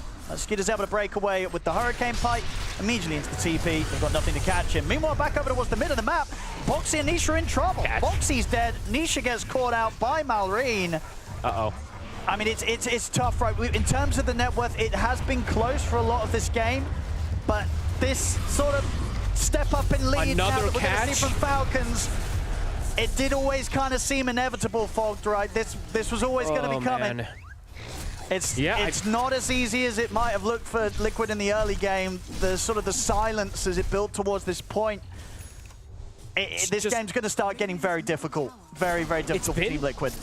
It's been, right, like since top, they showed up with their 3 core items and they lost the fight. They didn't even come close in that fight. When they showed up with the first initial 3 core items, and now they keep picking up items, but Ace is it's never rallied around the Razor. It's never rallied around the Auras. It's like these 1-by-1 kind of sequences, and then the Razor dies on an island again. 0 and 5 for Ace. Amar's just cruising. Again, just to stress, they're coming in with his first pick Bristle. And are we really gonna evidently get this so again? far, yeah, Liquid, they didn't have an answer for it. Obviously, they had the entirety of the draft to sort of try and approach how they wanted to play against this Bristle. I mean, unless they've got some sort of great plan in the later stages of this game, so far, it looks like whatever odds they had, it's not worked out for them. No, not at all. And I'm seeing these annoying tier 3 neutrals. I should have pointed out earlier, but my God, the amount of games that I'm seeing this unrelenting eye, this item is so broken. It's great. I don't know. It is so busted. You just can't control him. He's running around. Can't slow people. Like, Amar probably has, what is his slow resistance? He's sitting at like 70% slow resistance. Do they catch him? Let's see if they can kill him. No, I don't think they can. BKB and Blade Mail's off. And that's going to be him walking off into the sunset. They can't catch him. It's a good try, to be honest. He just had got the BKB, and they just had got the Silver Edge. So it was honestly an ideal try from Liquid, but an ideal, perfect response from Falcons with the timing of BKB. Because I feel like, Liquid's got to try something now, right? You know that the Bristle doesn't have BKB. He's still going to be very hard to kill, but if there's any sort of window to try and make a move around this Silver Edge pickup of Mickey, this has got to be it. It is, but they did reveal it, right? So they did show. So now Falcons is completely aware of that Silver Edge too, and that he's gone this, I mean, pretty aggressive build, right? Manta, Deso, Silver Edge, very little defensive. Liquid's waiting on the high ground. Smoke coming in from Falcons. Who's going to go first? Skeeter ready to step up if he needs to. Has, of course, still got the Aegis for a fair few minutes. He broke the smoke. Yeah. He knew they were on the high ground. They're not going to give Liquid that sort of chance. Yeah, if Amar has BKB, as long as he's not chain stun and he gets the BK buff, he's gonna live every time, unless the Silver Edge gets him beforehand. Nisha, careful under that vision. They did buy him a gem to protect him versus that pesky tree vision, but has to walk away. Yeah, the net worth, it was close for a while, and just, yeah, 1 or 2 small, I mean, pretty big mess ups, of course, catapults it forward, and now a Tormentor. Last time they were able to get the trade of Roche with it, of course, that Roche is, it's in Skeeter's hand, and he's about to have BKB himself also for the protection. Liquid under vision also here. Falcons, they're immediately hunting for him. Let's see who gets caught first. Skeeter. I see he's going to find the angle towards Boxy. Does he get the completed shackle though? So Boxy will get the chance to get the snowball off. Still though, Ice Pass ready and waiting for him as he comes out of the snowball. It's going to be Boxy gone. Falcons, they continue to push down here. Playing Tusk versus Jakiro or Willow, sometimes this happens. You know, you get your snowball off, but you're just setting up for the path through the brambles. Is that a banner? Oh, there's a banner in the pit. They didn't notice. Whoops. Roshan banner. Okay. Chilling. Bottom. Gonna try for the opening on towards Skeeter, but Skeeter is have a force away. Can they at least take him down the once they can? That's gonna be the Aegis gone. They'll look to turn towards Crypt, but the backup comes in with the Overgrowth out of the 3 of the Marin comes in with the grab on the AK. Falcons, they're still backing off though. They'll get away from the Supernova. Now they're ready to look to get back in. The Rock Throw comes in, catches onto the 2, they catches both Mickey and Ace. That's gonna be Mickey gone, Ace to fall as well. A very nice sort of backup there from Falcons to avoid the Supernova, get back in, shackle onto Tofu, catch the Phoenix on top of it all. Falcons looking well prepared for any situation right now that Liquid tries to throw at them. Beautiful, honestly. An egg comes out that looks glorious, right? But Snaking, I believe, got a 3 or 4-man route right before it, so nobody could chase, stop anyone, do anything like that. Excellent disengage from Falcons. And then Gale Force actually keeps everyone trapped. And then they just wipe them completely. 12K lead. And they can go for the high ground now. I'll go do 2 sets. It's definitely going to be tempting here for Falcons if they want to play aggressive. They're almost certainly going to have time. It's 30 seconds without Mickey, 20 seconds or so without Ace. So the bottom racks, that'll be gone for sure. We'll see how much more Falcons feel they can take. But here at this point, coming to 15K net worth lead. Falcons in an incredibly solid spot, and it really has just been a while since we've seen any potential from Liquid in this sort of matchup with the draft that they have at this point. Super difficult to do anything, and it really has been, you know, an absolute age since that one death that we had on Amar earlier. Since that point, they've just not been able to touch the Bristle, and obviously at this stage, they've got so many more problems on top of the Bristle as well to deal with. It's getting pretty much impossible for Liquid. We'll see if they've got any way to sort of shake this advantage that Falcons have against them right now. Yeah, it's like Nisha and Boxy, I felt like we're doing a lot in terms of being able to make these movements happen, right, getting these catches, but then once Falcons just got a couple extra levels, they grouped up. They never really let Liquid get their group up, and I think, you know, I'm not like blaming Ace by any means, but sometimes the offlaner just gets left on an island a bit and just steps up a bit too far. He's 0-6 as the aura, the one that they're supposed to kind of rally around, being able to get those team fight successes. So just some difficulties that I think Falcons just played around really nicely. And yeah, honestly, this Bristleback might be something that just maybe a mini meta in this best of 5 or something. But when I saw it the other day from Liquid, it looked super strong. And now that I see this, I'm like, uh-oh. Yeah, I mean, Mars, he's got so much money as well. He's got 5,800 gold ready to spend. He's going to be pretty much able to buy this Skadi, you know, straight up. So Skadi's going to be online for him in the next fight. Level 23 on the Bristle. His game just continues to flourish. And yeah, Liquid, I mean, what's around the corner for them? Have they got any sort of big pickups coming soon? Mickey's relatively close to having the BKB, so might give him a bit of a better shot of getting into the midst of the team fight, getting that break hit onto the Bristle, and at least getting to get his full combo out before they're able to turn and take him down. But at this point, even with that, I don't know if they're even going to be able to bring Amar down to half HP. Yeah, I mean, at least they have the 2 cores that are doing well, but Ace is just, he's not really even a hero now at this point, I gotta be honest. Maybe he can get a Link and deny some damage, but even then it's non-existent, really. He's just an aura bot at this point. And they can bypass those auras, as we've seen. Skitter's gonna have to chill on the cliff for a little bit. Was trying to close the gap on Tanisha. Ends up forcing him to the cliff. 20 seconds. Looking at some more neutrals, we did see the probably my favorite / least favorite neutral item that the carries get now, the Flayer's Bota with attack range. Of course, the alert. So insane damage on the Windy. Kez did get Giant Small. not as good. Good. Oh, Nisha! Nisha? Risky there. Trying to sort of start something with the jump. It's just so hard for Liquid to get a set up a fight, because not only do they have like lackluster initiation and team fight in comparison, but also they can't reclaim vision, because this Bristle just walks up and goes, okay, good luck. You can't break me. You can't, well, you can try to break me with Silver, but you can't break my path. I am the wall for the team. Nice, top tier 2 in trouble now. Yeah, he got the idol of Skriok as well too. Tough. That's 50 armor on this Bristle. Liquid. We'll see if they go for some sort of crazy wraparound or just sort of settle for the high ground defense. Running out of options here as Falcons continues to maintain complete hold of this game 1. You kind of just have to hope for this egg to pop, and somehow you have them stunned under it, and you can have Mickey actually getting attacks off. It's difficult. It's very difficult with what they're up against. And Falcons just being able to constantly disengage versus that egg.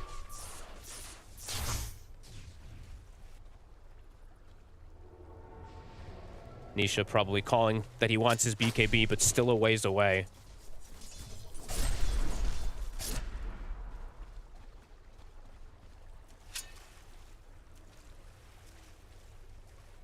Liquid. Okay, he's going to look towards the MKB long time until he's going to have that ready.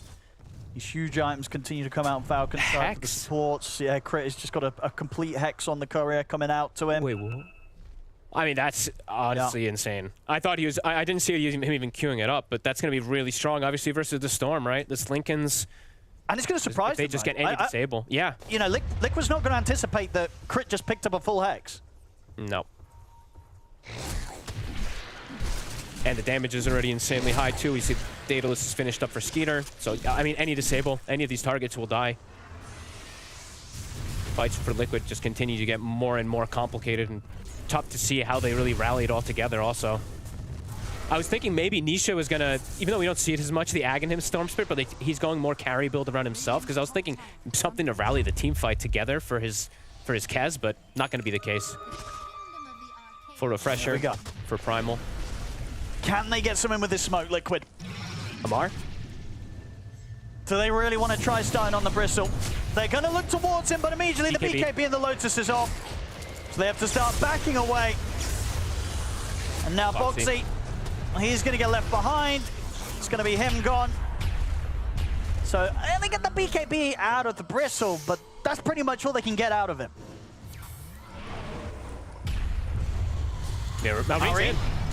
Look for the grab on a Mickey, but Mickey quickly gets the BKB off, turns towards Maureen. Gonna look towards Crit, but Crit having a buy time here with the self-fuels. He'll turn, get the Hex off onto Nisha, but that is gonna be Crit dead. Nisha after the Hex wears off will get out of there. Skeeter, he's able to commit in though and just take out Mickey.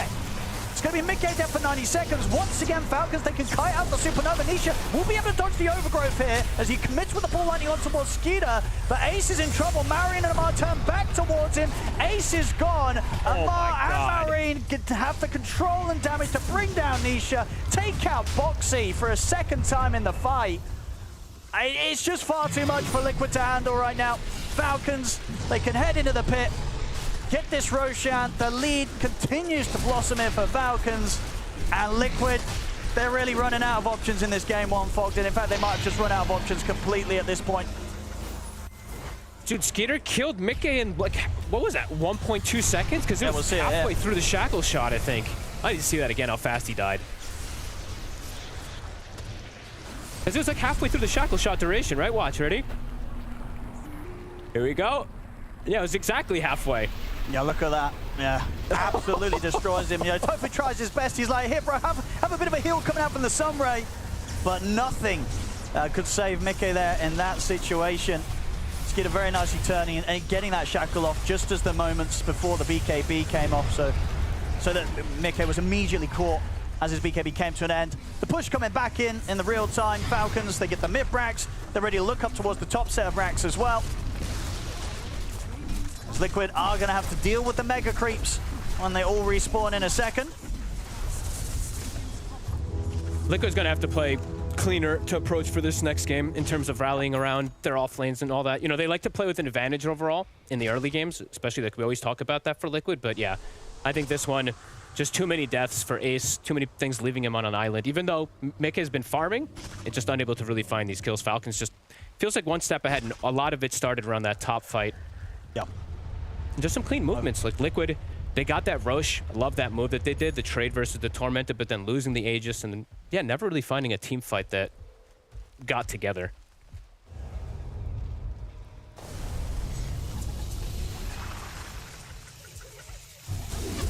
Falcons ready for the Tormentor.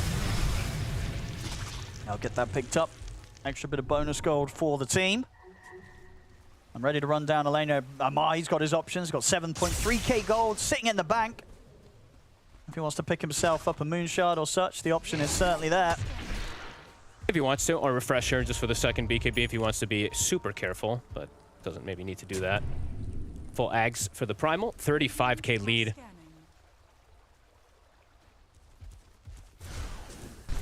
A tough game. Where do you go from Liquid. Here? Yeah. But, you know, it's a best of 5. So many games for them to recover and pick themselves back up after this first game. And no doubt about it, Falcons is going to feel pretty good. Yeah, coming in this hot. Usually first they game fall of the to the day. first game. Yeah, and they're not falling at all here. They might have had a bit of a slow start in the mid from Maureen, but now at this point, you know, Maureen, as always, has got his game back online. It's a step without buyback. He's out for 80 seconds. Falcons onto the tier 4s, ready to start closing this one up. Liquid, have they got any sort of final defense with the last 4 of them? I don't think so. Skeeter's onto the Ancient here with the focus fire. Nisha's going to try for the grab on towards Maureen. Boxes him with a punch up on a Skeeter, but Skeeter's able to get away from him. The Ice Path catches on towards Nisha. He's gone. He'll buy back immediately. They've got the Supernova. They're trying to focus Maureen, but he gets the grab onto Mickey. Mickey to fall. He'll buy back, but Skeeter, he was just ending the game. This game's over. GG's called. Falcons take game 1, and Liquid, they're really going to have to make some changes going into game 2, Fold. Explosive game 1 from Falcons, really strong with their kind of not with full standard, but pretty standard draft in terms of very tanky cores. Liquid, they got the ball rolling with Nisha and Boxy, but it ended pretty quickly. It really did, yeah. This Amar Bristle, definitely going to be a hot topic, you know, going into game 2. As you say, it's something that Falcons have done in the past. They're doing it here today, bringing it in first pick, and just going completely uncontested. They killed him once earlier, but other than that, Amar having a completely free game as the rest of the team rallied around him. We'll see what changes up's coming, you know, game 2, but as for this game 1, Falcons looking phenomenal. They'll take game 1 here at the best of 5 against Liquid. Yeah, Falcons looked fantastic in-game. Amar sitting at the desk there, and honestly, if I didn't know any better, I would have thought that he lost this game the way he was looking at the post-game graphs. He's a perfectionist. He wants the best. And to be honest, this game wasn't perfect. The early game, a little messy, a little sloppy. It was not immaculate, but they did pull it back in the end, which is what counts. They got the dub. I mean, to me, it was a bit strange, even because I think Liquid, they did really super well in like the early game. They had a lot of like good lanes. Nisha was kind of popping off. He had like 4 or 5, maybe even 6 active runes in a row. But then there's just some things in like the mid game and late game. Falcons definitely got the better of them when it came to like the map movement and like understanding where to attack them. Because Liquid, once it got to like 15, 17, 18 minutes, they started feeling kind of lost.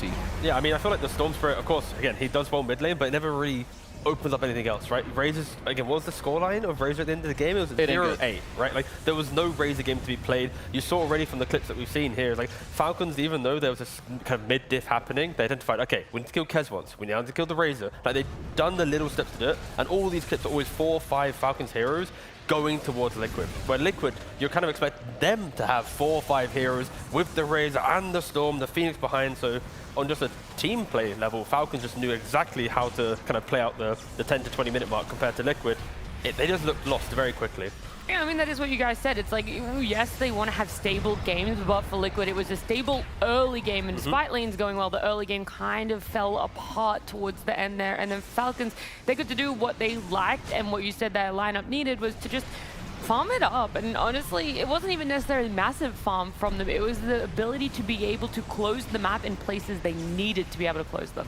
Yeah, I mean, I think you can tell the difference in the drafts by, there's a lot of these fights that are even gold lead, and Falcons is running them over, and some of that is execution, but some of that is the fact that Liquid, they can't be playing from an even state, and I also think that you look at Ace's scoreline here, 0-8-3. I think if you're Falcons, this is you call this bluff, right? You said, we're going to give you the Razor here, everyone else is banning, and I don't think it's particularly suited for Liquid's offlane, and I think Falcons made a really smart read to start the series off saying, we're going to give you the Razor because we don't think you're that good with it. I mean, I love this in a best of 5. Like, you give them a hero like this, they lose, and now in their minds, like a game 2, can we win with a Razor? Do we need to ban it ourselves? If we ban it, now there's a Timber or a Husker or a Viper now in game 2 in a best of 5. So it really just keeps kind of hindering, I guess, the prep. But yeah, losing with your first pick Razor is going to hurt game 2. Yeah.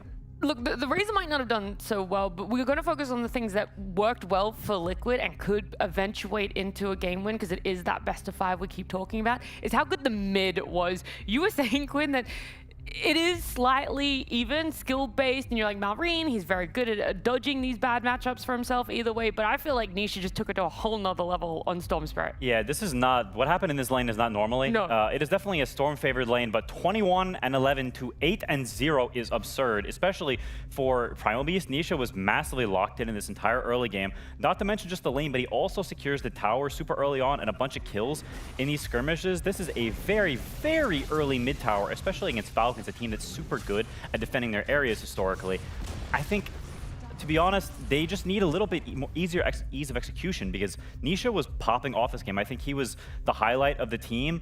I disagree somewhat with some of his items, but I think overall he played quite well, and they're just playing a game that is not easy to win, because mid lane should not go like this and the game still be this hard. It's the kind of game you come away with like shaking your head like, what the heck did I do wrong? Yeah, and I think also like losing your mid tower, like you showed, like you have Treant, like, you know, against Falcons, you're taking down their mid tower at this stage. I think that should open up your game. Like, even if you take the draft aside, I agree, I think Razor isn't the most suited for them. But if you find some of these plays where maybe he can go first, you bait him with like a Max Sunray, or Nisha can find different itemization, then I still think you can absolutely play this game better than they did. So I would chop it off a bit more to like gameplay rather than picks. Well, what was your gripe with some of Nisha's items on the Storm Spirit? I mean, I think Linken's is an item that is very tricky to buy. Like, he's buying it in a game where there are other spells that aren't single target that are going to kill him. So he buys it, but then he still dies in fights. And it's an item that if you're buying it and then you're still dying, then it feels really bad, because the item gives you nothing besides you don't die. The stats are incredibly mediocre. It's 0 damage. So you buy this item, second item, now you're lacking a Shiva's or some other big item that could have more impact. It needed to be Shiva's. Phoenix, you've got Razor. Just straight up. Yeah, like if I see a Storm Spirit on my team and I've got all this like skirmish and fight and forward thinking, like you're getting the first stages, you're feeling good, I want to see a Shiva's in that quick buy. Like, keep reminding Falcons, like, your tankiness, we're trying to deal with it at the moment. You buy a Linken's, you're kind of playing for your own game. I was going first, my Razor won't go in. Like, I feel like there's just not a even understanding of like how this draft is going to win the game. It's like each player's buying their own items and they hope to win a fight. There's not this the talk during the draft, like, you need this item, I need this item, and we break them. Like, there was not this like one definitive answer. It was just many different solutions, and you need one clear way to beat Falcons. It's like they were thinking too far down the line of when or if Falcons get strong, I'm going to need this item, but implementing it now. And that is questionable, because when they're on even net worth, we saw the fights really heavily going the way of Falcons. But even before we got to that point, Kezu, there was a great fight from Falcons. They were down about 4K in that early game, and around the 17-minute mark, were able to really claw it back. Yeah, and it's just super important that you understand like what actually leads into these fights. Like, you have Falcons, they're super good at playing the outsides of the map. They even have a ward bottom, but also most specifically this one, which shows them a lot. So when you play the clip out, like, sure, they're down a goal, but they have so much information that they know that Boxy's on the side, they know that Tofu's on the side, so all the heroes get to like position nicely. And even though they're down in net worth, like, they get an insane fight. You have a great overgrowth into the like Jakiro spells later on the side, and it's just like around this corner of the map too. Like, if you punch Liquid here and then it gets into like a third kill too, like, you just have like one of the strongest timings that Liquid want to play for, where they don't actually get to take the fight that they want. And I think that really this fight alone made Falcons' like mid to late game after so simple to play. I mean, it's just the layering, right? Having the vision, and also the way that they have always like the tanky front line, they have time to understand where to position. If you don't have the tankiness, that hero standing up front will die, then you have 45. Like, the Falcons, because they always have these type of heroes, they're kind of offering up like, hey, try and kill me, try and do it. And if you do, even if he does die, you're still probably going to waste so much to kill one Amar or one Malrine. Bristle Primal that you're going to be able to win the fight after. So again, that's just kind of testament to Falcons draft and how they always seem to play. Yeah, we saw the first Roche as well. It was that trade where Falcons took the Tormentor at 20 minutes, Liquid take the first Roche. The Aegis goes on Nisha, and now there is this question I have of, he pretty much immediately loses it. Do you feel okay as Liquid losing it? Because you're like, at least we've denied it from Falcons getting both objectives, or are you like, we really needed this because this was a second opening for us back into the... No, I think you need that Aegis to win a fight. L, it's a big fat L. They're holding this while they're thinking about their strategy for next game, because it's just not okay. Roche is very bad gold-wise. This thing gives you almost no gold. Tormentor gives you way more. So if you're trading those two, you need to get some value out of that Aegis. Otherwise, it's going to favor the people who took the Tormentor in terms of how the trade goes. So just in general, killing that thing and then losing Aegis, it's a big time sink. They're farming the whole map at the same time. This period, there were just so many of these instances where it felt like Falcons were just had a little bit better of an edge. Like, this is just a smart, clean kill with a couple of heroes. Tegan and Kezu mentioned the draft, and I agree. Then that I look at Liquid's heroes, their jump, they don't have this team fight jump in the same way that Falcons done. They have the Primal who jumps in with a BKB, and it's a clean, normal jump. Liquid, they have like this weird skirmish jump, and it's just so much harder to do it right. I mean, Liquid's like, if you're in the wrong place one time, you'll be reminded. That's what happened with the Aegis. And then like there's later fights like the 30-minute mark where like you have this clash of the two teams, and at that point there's a major disparity kind of between Liquid and Falcons, where like Falcons you can just feel that they have all the items, they're ready, they've got 4 staffs and Yules, and they've got all the little layering to help each other out. Of course, Crit going for like a hyper utility build with the Force, the Yules, then going for the Hex, even taking the Ice Buff stun at the 20 talent. Like Falcons, I think every clip that we see in this like kind of mid to late game is just strong positioning, a clear front line, supports throwing from the spells over. It's such a difference in the team. Like Liquid, they had to play better in the early game. Yeah, I think if Mickey maybe gets the kill on Skeeter there, it's a little bit different, because now you've given the information that Mickey, because he's not there with the rest of the team that's engaging on mid lane across the river. Skeeter gets out, he's able to then TP, and it's like, well, now we clearly have the numbers advantage, because this guy's not going to be able to join. He was just on me on bottom lane. I mean, the Falcons just had definitely their number from I think the mid game onwards, and I think to add to the point about itemization, because we did talk about it in the draft, it's not that easy for Liquid to catch them nicely and start the fight the way that you want. That's why I think items mean even so much more. Like when you can jump nicely, you need to then at least understand if they attack us, how can we fight back? That's why I think Nisha may be building the more tankiness that he can get stun rate, he can get snowball saved, that it could help so much more. But instead, when you can't really do this, and it's weird to initiate, but if they go on us first and we're not super clutch, then it just feels awkward. I mean, look at this POV, right, from Mickey. When we talk about itemization, how many times do we see him just get 100 to 0? There, it's like he's in the river, he loses vision of everyone, then suddenly you just see a rock coming from the fog from Malrine, he gets smashed in the face, 100 to 0. There's fights in the future as well where, by the Roshan pit, right, he gets shackled during half of the duration of the shackle, he's also dying. Like the Kez, where he's standing, at any minute he can die, and we're seeing it in the clips. What would you say your Primal Beast rock to contact ratio would be? I mean, mine is probably 0. Okay, that's what I think mine would be as well, yeah. Primal's on a 5 position here, so it's hard to say. He's like, I played 1 game of him. Yeah, I played 1 game of Primal. It was kind of fun. I mean, the Shard is great. I think the Shard's giga. The fact it took so long for pros to realize how good the Shard was, because there was a long time where people just wouldn't buy it, but pushing out waves, yeeting it from the fog just to stun a dude, it is exceptionally good. And then you have Malrine doing, which I'm pretty sure his is at least 96%. I mean, him and Collapse, they're like CSGO playing with Primal Beast. Yeah. 360 no scope flicking with the you with the rock. Yeah. Well, actually, it's CS2. Oh, I'm sorry. Well, maybe they just haven't played the updated version. They're still playing the old version. They're still stuck on CSGO. I mean, the version they got to update is this draft. We were talking about it before, and I think best of 5s are so interesting with the draft because you need to be really smart about what you figure out as the problem, because you can look at this game and say, oh, this hero was owning us, so that hero was owning us, so this is a problem. But you need to actually boil that down, because you can't change everything. You can't overreact to what the enemy is doing, or you'll stay on the back foot for the whole series and get clapped. Trust me, I know. Yep. So you need to figure out these things well and make calculated decisions, and I'm really curious what they decide that is. So that's when the discussion of Razor first pick, sure, Liquid, but then what happens with Bristleback? A hero that Falcons haven't touched at all in the tournament, suddenly it's a response to Razor. Is it only a response to Razor? Is it actually a promotion in Amar's hero pool where actually he goes, you know what, I can play this no matter what based on the meta. If there's going to be the Svens and whatever with the correct crit hero, I think Bristle also needs to be a discussion. Will Liquid overreact to that hero? I mean, you could also look at other Mickey heroes, his Monkey King, maybe you up it in priority. You shouldn't be giga scared of this Bristle, but I will say he looked quite good. He was definitely fantasy farming in this game. Like my bro is like what 9-1, whatever he had at the end. Yeah. Like he's cooking, but it's also like understanding if I play there, like who do I need to call to come with me? I think like Ace was lacking on that a little bit. Like he's playing this big boy in the front. You can't just be the guy that is out of position and then you die to 4 heroes. Like call for backup, understand this, make a clearer draft, and go next. All right, bigger issues for Liquid that you could see, but it could all boil down to a draft. If they find something a little bit easier for themselves, then maybe it means a game 2 and a best-of-5 win for themselves. But I'm getting ahead of us right now because we got to go to a break. When we come back, though, that game 2 of a best-of-5 will be ready.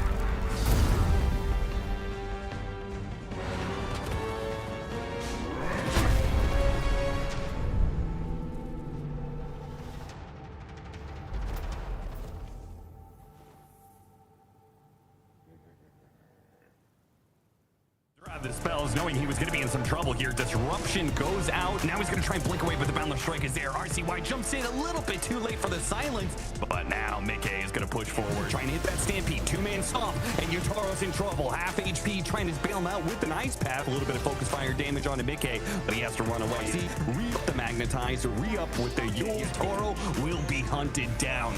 Now Mickey's got the buyback available, he'll use it. Wants to get back over towards the fight, and he'll TP over here to help out Nisha and Ace. He's in on top of Amar. Ace will get his arena down to control the 2 of them. Amar caught by the stun from Nisha. They'll bring Amar down, crit to fall. Get the catch onto crit.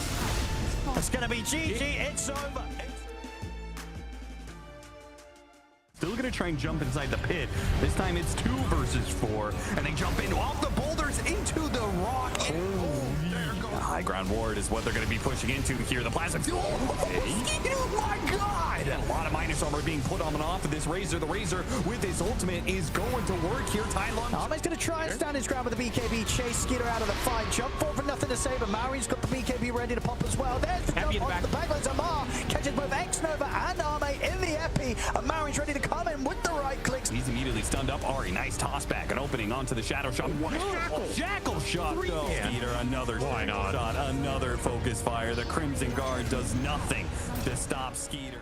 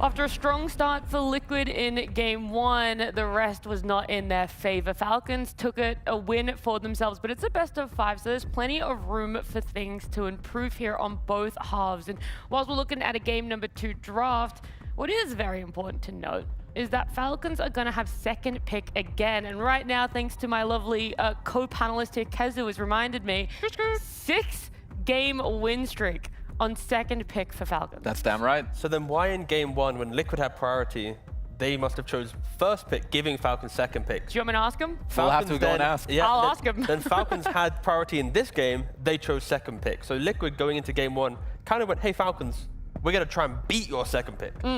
How Dude, did they that wanted turn? But they to just break added them. to it. They Yeah, they wanted just- to like yeah. break them instantly. They wanted to break them, but instead they got their Razor broken, so... Unlock. But look at the change though, Liquid. They banned the Bristle this time around, so they do respect it. Then they take Razor. Insta respond with Primal.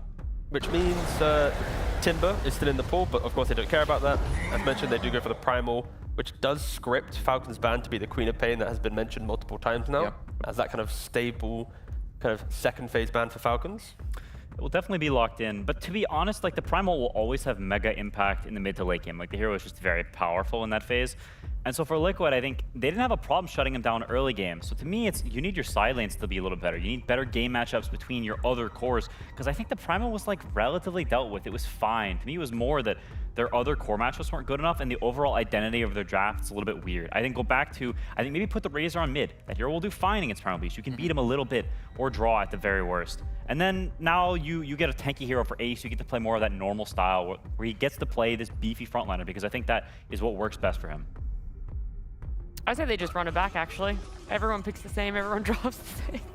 They have picked this combo before, and it's really, really strong. Like the Primal, Largo together. Yeah, like you speed them up, you got the stacks, everyone is happy with each other. I think also like Razor, he takes quite a while to like build up his damage. So I think Largo should be quite good against him, you know, like buffing everyone up, healing, you got some armor stacks, so you're pretty happy. I wonder if Liquid, so if you do put the Razor mid, I would love if your supports can deal with the Primal better. So there's always heroes like Clockwork, but he is more on like the lower damage side, but it's something you could think about. There it is. So that's that one. Then what's the other one? Because I would assume, again, like Boxy Damn, we've is... got some Clockwork fans in the crowd, by the way. they go hard for Clockwork. No, I mean, it's a very sensible pick, but I agree with the Largo being good against Razor. Like, you can even run away from his Link in fights, and I think there's a lot to cut through. I think these supports help with cutting through some of that, but Falcons have picked a lot of beef right away, so Liquid will need like damage to cut through that with later picks. I'm already seeing the same identity in the first 5 picks across both teams. It's like Liquid need to be the lane dominators that want to utilize Jakira to take the tower, play through the Razor. Like again, I feel like I'm repeating myself in that regard. And that's where Falcons will decide if they're going to try and match that fight or just continue going down this line of just kind of counterplay that we saw in the last game. And so likely they would pick Amar's hero, I think, plus Snaking. Like at least generally when they've looked at like the first 4 heroes, it's always been those 4, and Skeeter has been last pick more often than not. Chen's also still in the pool. Yep. What stops them from going for the Chen? Then you have the Largo for the move speed buffs and the little hills. Chen as well. Like you're just compounding yourself into a draft, which is where will be the damage for Liquid. It's definitely possible. It's not like great against Clockwork, so maybe there's some element that they don't want to counterpick themselves. So Clock is typically a response, but I don't think it's definitely not the end of the world or anything. It's not like suddenly, oh, you can't play as Chen. No, it's fine. I do think there's a potential that they could end up with too much tankiness survivability, and you run into damage problems on the flip side if they go, you know, all in on that department. Then you go for the tried and tested. Throw back the Warlock as always. You know, when you want to have skirmishing lineups, little fatal bonds. Like I think the thing for Falcons, there's so many options. So they can choose to go for the defensive route. They can go for this like more aggressive route, be it the Warlock, the Chen, of course, the heroes that we mentioned. Snaking Potom? Please. I've not played it so far in the tournament. I have been calling this all last week, especially when we were seeing... He refuses to go near it, yeah. Yes, especially when we were seeing like Whitemon was popping off and I was like, please. I mean, he is the Potom god. Yeah. Just dodging fights with Moonlight Shadow and kind of playing a bit more of a macro game. That is exactly what Mirana support does provide you. Do you think he's like more critical of her as a hero because he enjoys playing her so much? Probably. I think this team also understands Mirana better than probably any other team. Yeah. Like they literally, half these players won. They TI invented with it Mirana. like years ago. He is Mirana. AUI 2000 is Mirana, and then he passed it on to his son, Snaking. Yeah. His disciple. And so I think if anyone knows Mirana, it's them. I mean, they're taking a long time, and I don't really blame them, because a lot of offlaners you want to pick, they're super annoyed by Razor, like in the draft. Well, apart from this guy, this is at least one of the few melee offlaners who has a lot of room to play against Razor. Even if you lane against him, you can push him away, you can spear him away. Obviously, Arena is super good as well. And I mean, this is one of the most Falcons-looking drafts you'll find. Yeah. It's just so hard to fight, right? Because if you jump the Primal, then you're going to get Arena on 2-3 heroes. A lot of Liquid's aggression is like Razor getting on top of you, Clock hooking himself into like this kind of vulnerable position. So for Falcons, it is a matter of kind of like offering up the correct guy. They do go for the Chen. Again, a hero that's not really respected against Falcons for some reason in the first phase bans, because they do put so much priority on Amar in that kind of first phase. Interesting.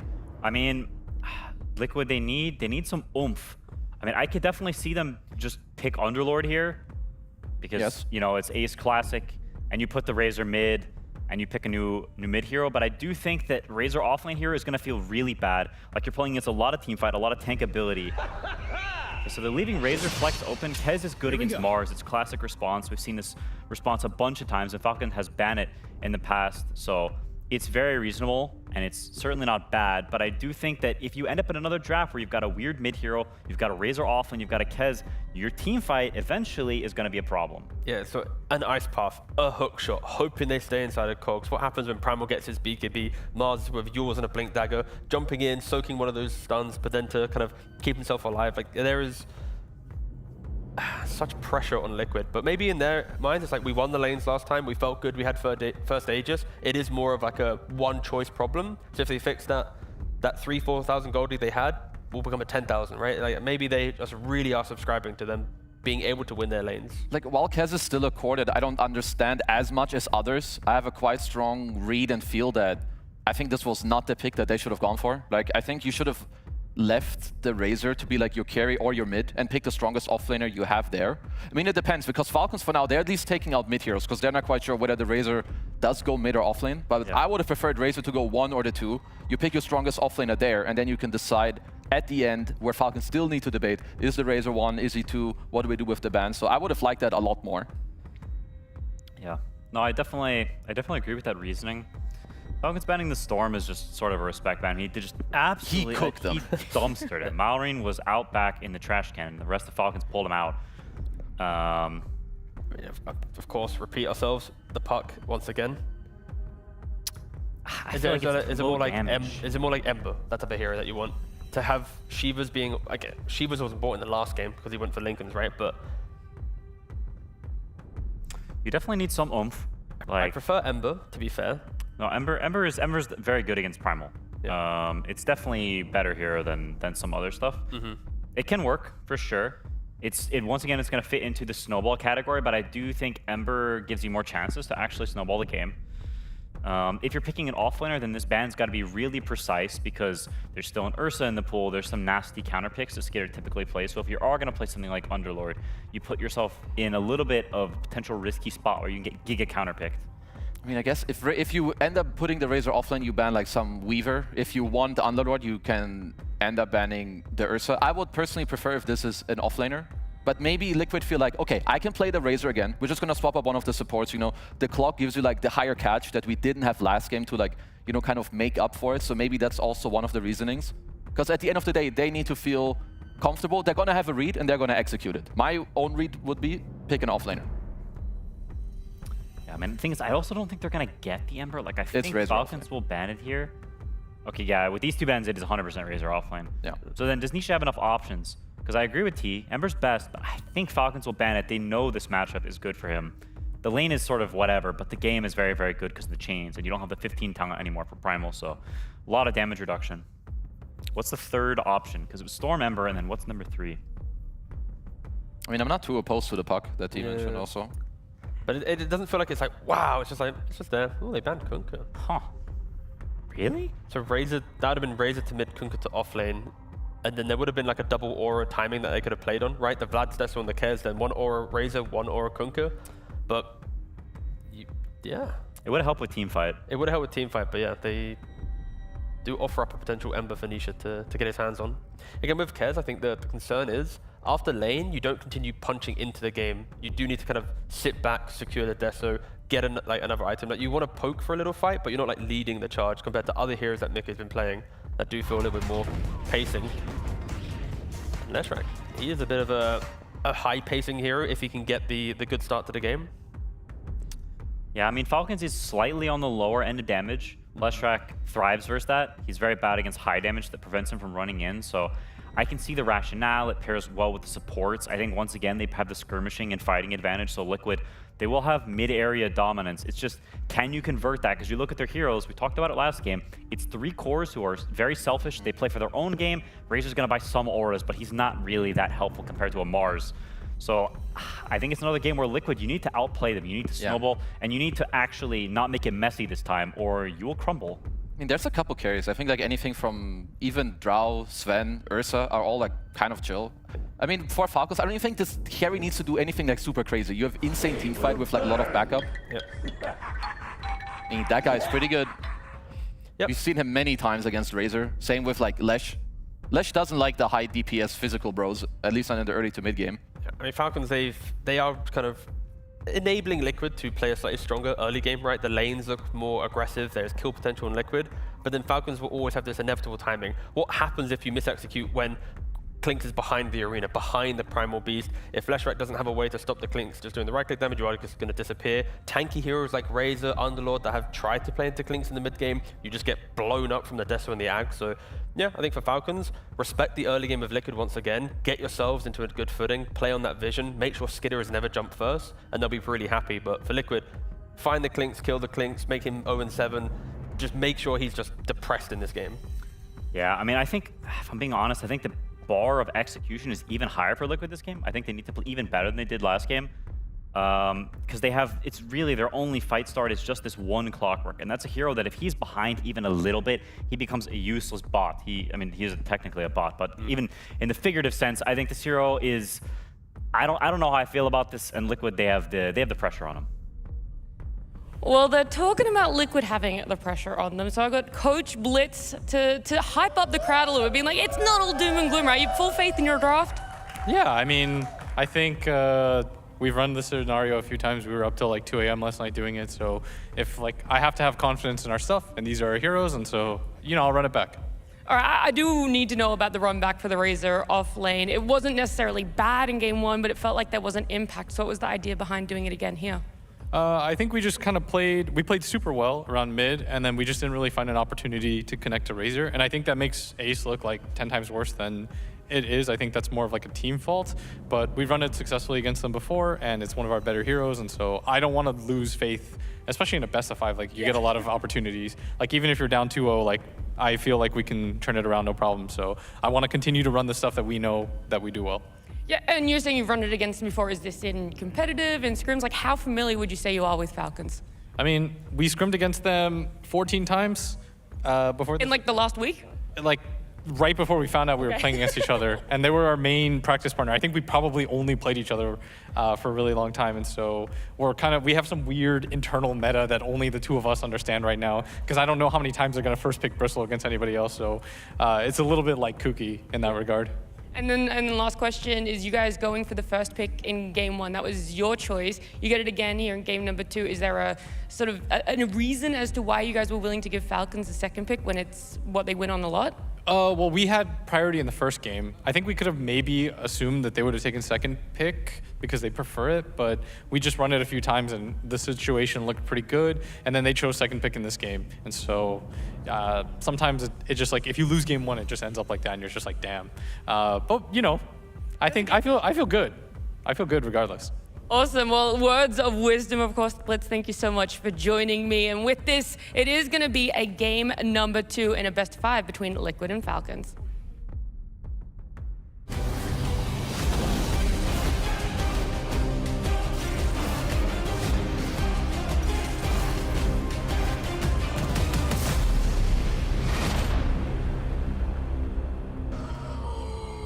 Game 2 time here, ladies and gentlemen. It's best of 5 between Team Liquid and Team Falcons. Fogged, game 1, for the most part, pretty one-sided. Coming into this game to draft with the changes. We obviously got the expected one. There's no Bristle this time in play. But overall, do you kind of see Liquid having a bit of a better shot this time?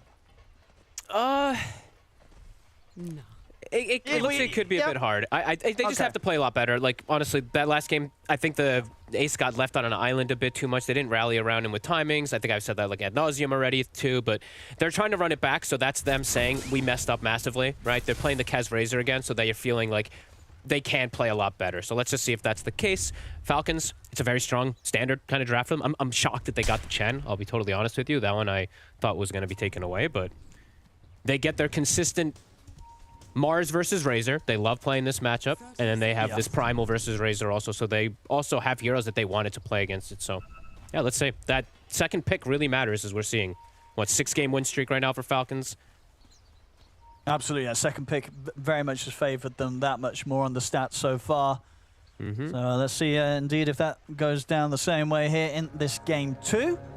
And we have to say, too, Yep. right, like Liquid, that last game, Boxy and Nisha, they were pretty oppressive in the early game, and it didn't end up really mattering after the first 15 minutes. So let's see if... I mean, let's see if they could do... I don't know how you could do more in terms of them two, but let's see if at least the rest of them at least can rally around how well those two played. Because they really were kind of cruising, doing everything needed for the team. It just, yeah, the overall team did not get together with it. No. I think, without a doubt, just the fact that Falcons don't have a Bristle this game in Amar's hands, that should at least give Liquid more options on moves to make, right? Because it very much did feel that for a lot of that game one, it was just that Liquid couldn't do anything because of the fact that there was a Bristle in the game. Not to say that, the Amar Mars is going to be that much easier to deal with, of course, a Grandmaster tier hero for him and one of his other classics that he likes to bring out, but it is at least a hero that Liquid, they're going to have better options of finding chances to actually get close to and sometimes actually killing him, at least on paper. Yeah, and also, we have to point it out, right, too, this is a pretty... we can just straight up say, kind of bad lane from Falcons, right? It's a Largo Mars, so this is just a get what we can out of the lane, and it's a Jakiro Kez, which is extremely strong. Kez is one of those that, even though I know some of us don't like the hero so much in some situations, it is one the pros like versus Mars in terms of laning.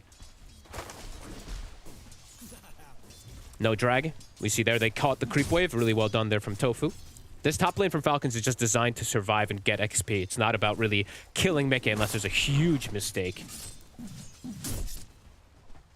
And then, of course, looking at the mid lane matchup, as we were saying from the start of last game, Nisha had an incredible start against Maureen. This time on the Lesh against the Primal. Is this still a matchup that you expect to see Nisha get a bit ahead on?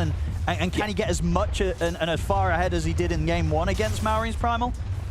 Not as ahead, but this is another matchup that the Lesh it's one of the best ones. It was when Primal first got added, this was one of it's Storm and this and Queen of Pain, I think, were the three top ones that people like to play. So, but in terms of oppressiveness, I don't think he's going to be able to do the same thing as that Storm did. Nisha just played it really well. So far, in the mid, it's definitely not going as rough as Marin on the CS. Still taking a heavy lot of damage here, but of course on the way out, the bottle is just about to be delivered, so we'll be able to keep himself healed up in the lane. And this time, Maureen has Chen, right? So not that Snake does it too much, but he can send the creep to deny a rune, make sure that Maureen at least gets an advantage. Just top. They're going to get him. Nice play. They were sitting around pretty low, and Tofu's able to finish off the job. So first blood coming in for the safe lane duo of Liquid for this game too. Doing a good job of also trying to meet the creep wave. He's not going to meet it this time, but Mickey has a double wave that he's going to be able to deny the secondary wave away from that Mars. And Tofu might even be able to go for another. He can. Crit's already used the catchy lick, so this dual breath's going to end up finishing him off. And Mar at this point, he can't do anything to bully back Tofu in response. So that's Liquid cleaning up both the kills here on this top lane. That's a dream start for a Jakiro. He's got both kills. He can go boots. He can kind of choose what he wants to do in terms of moving around too. If he does get early boots, he can even move to other lanes. And because the Keza at this point is kind of in this like 1v1 or in this weird scenario, Tofu could do quite a bit with this type of start in terms of lane pressure. A very, very nice start this time around here from the safe lane of Liquid. I mean, last game, it wasn't necessarily a rough start for Mickey. It just wasn't the easiest. But yeah, with this sort of start and setup that Tofu's giving him, we really should start to see Mickey get his arms online much, much quicker. We'll see down bottom. Get the chance to bring down one of them. Can they get Skeeter as well, though? He's going to be able to get the heal off with the death pack. Plasma Field comes in. It's not quite enough first to kill Skeeter off, but the static link damage from Ace will build up, take him down. So Liquid, straight off the bat here in this game too, both side lanes going so much better than what they're able to achieve in the first few minutes of game one. And top lane, they're even looking to dive here. They're getting him with the burst on towards Amar and Crit. They're getting bullied back up towards the tier 2 here. Just 4 minutes in. Liquid, much more explosive start here with the setup this time. This top lane is dominating. 25-7, Tofu pressuring 2 heroes. They're losing a whole wave, Owen. That's another creep wave that they're going to be missing. Meanwhile, mid, Nisha is having that success. Okay, so it looks like it's a bit of a different approach. Last time, they fully emphasized shut down Maureen, put wards. This time, it's shut down the offlane a bit more. That's off. It's going to be Crit dead. They're going to be able to take him out. He was at least able to walk up and actually kill off both of their couriers before he ends up dying. But it is still him dying yet again. And Mickey continuing to have this fantastic start in the safe lane, massively in part to the moves and aggression that Tofu's gotten away with.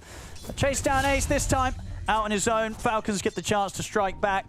Get a nice kill here between the both of them. And of course, whilst this is all be going down on the side lanes, the mid lane matchup, it's very much, Nisha with that advantage. Not quite as severe indeed as was the case at this point in game 1 with him on his Storm.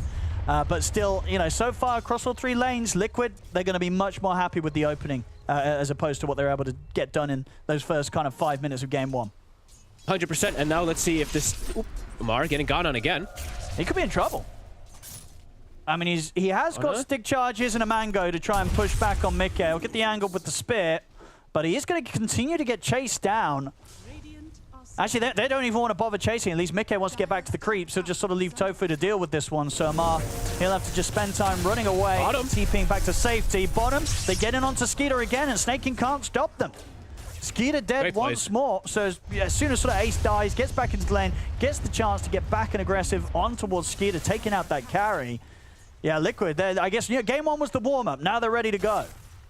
And we see that Ace did adapt with his build a little bit here, at least in terms of skills. Last time he went 2-0-4, which is just straight up farming, and he didn't really put pressure. Now he has Static Link, and I'm actually already seeing the difference in terms of that. Even though it's versus a ranged hero, he can get it stuck onto the Chen pretty easy. And Boxy? And he finds Snaking. Snaking able to at least hold him back there with the Arm of the Deep from the Boglet.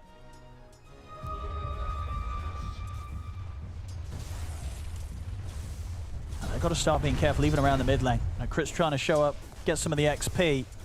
Nisha, especially backed up with Tofu, these two pose a massive amount of kill threat to anyone that does try and show their face here in the mid lane. Even on that top lane, Amar has to be careful. He's getting kept very, very low.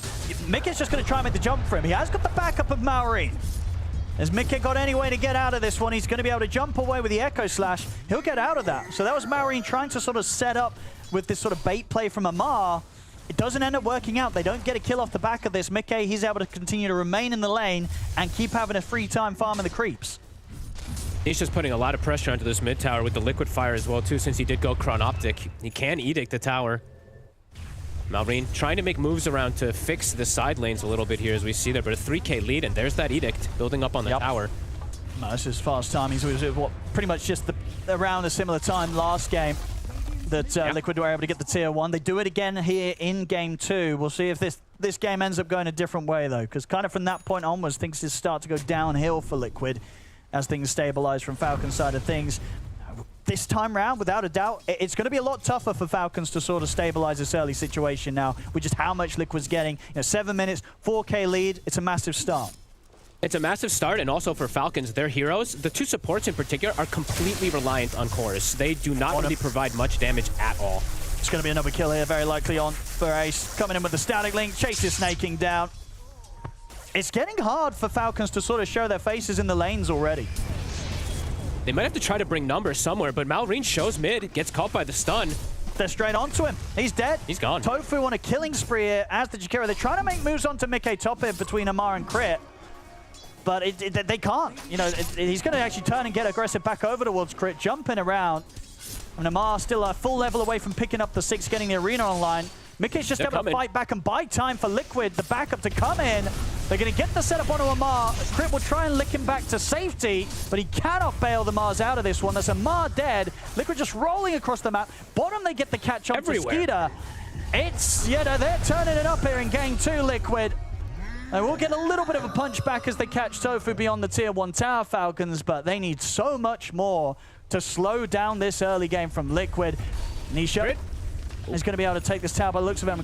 Yeah, he's got to be careful how 5 steps forward. You can see Mickey at the side already looking to see if he can get a jump in. And with this sort of start as well, Mickey, he's like, I'm just going to get the Battle Fury online straight away. We've sort of seen a lot of the Kez's kind of stray away from this, go for this kind of Vlad's into Deso.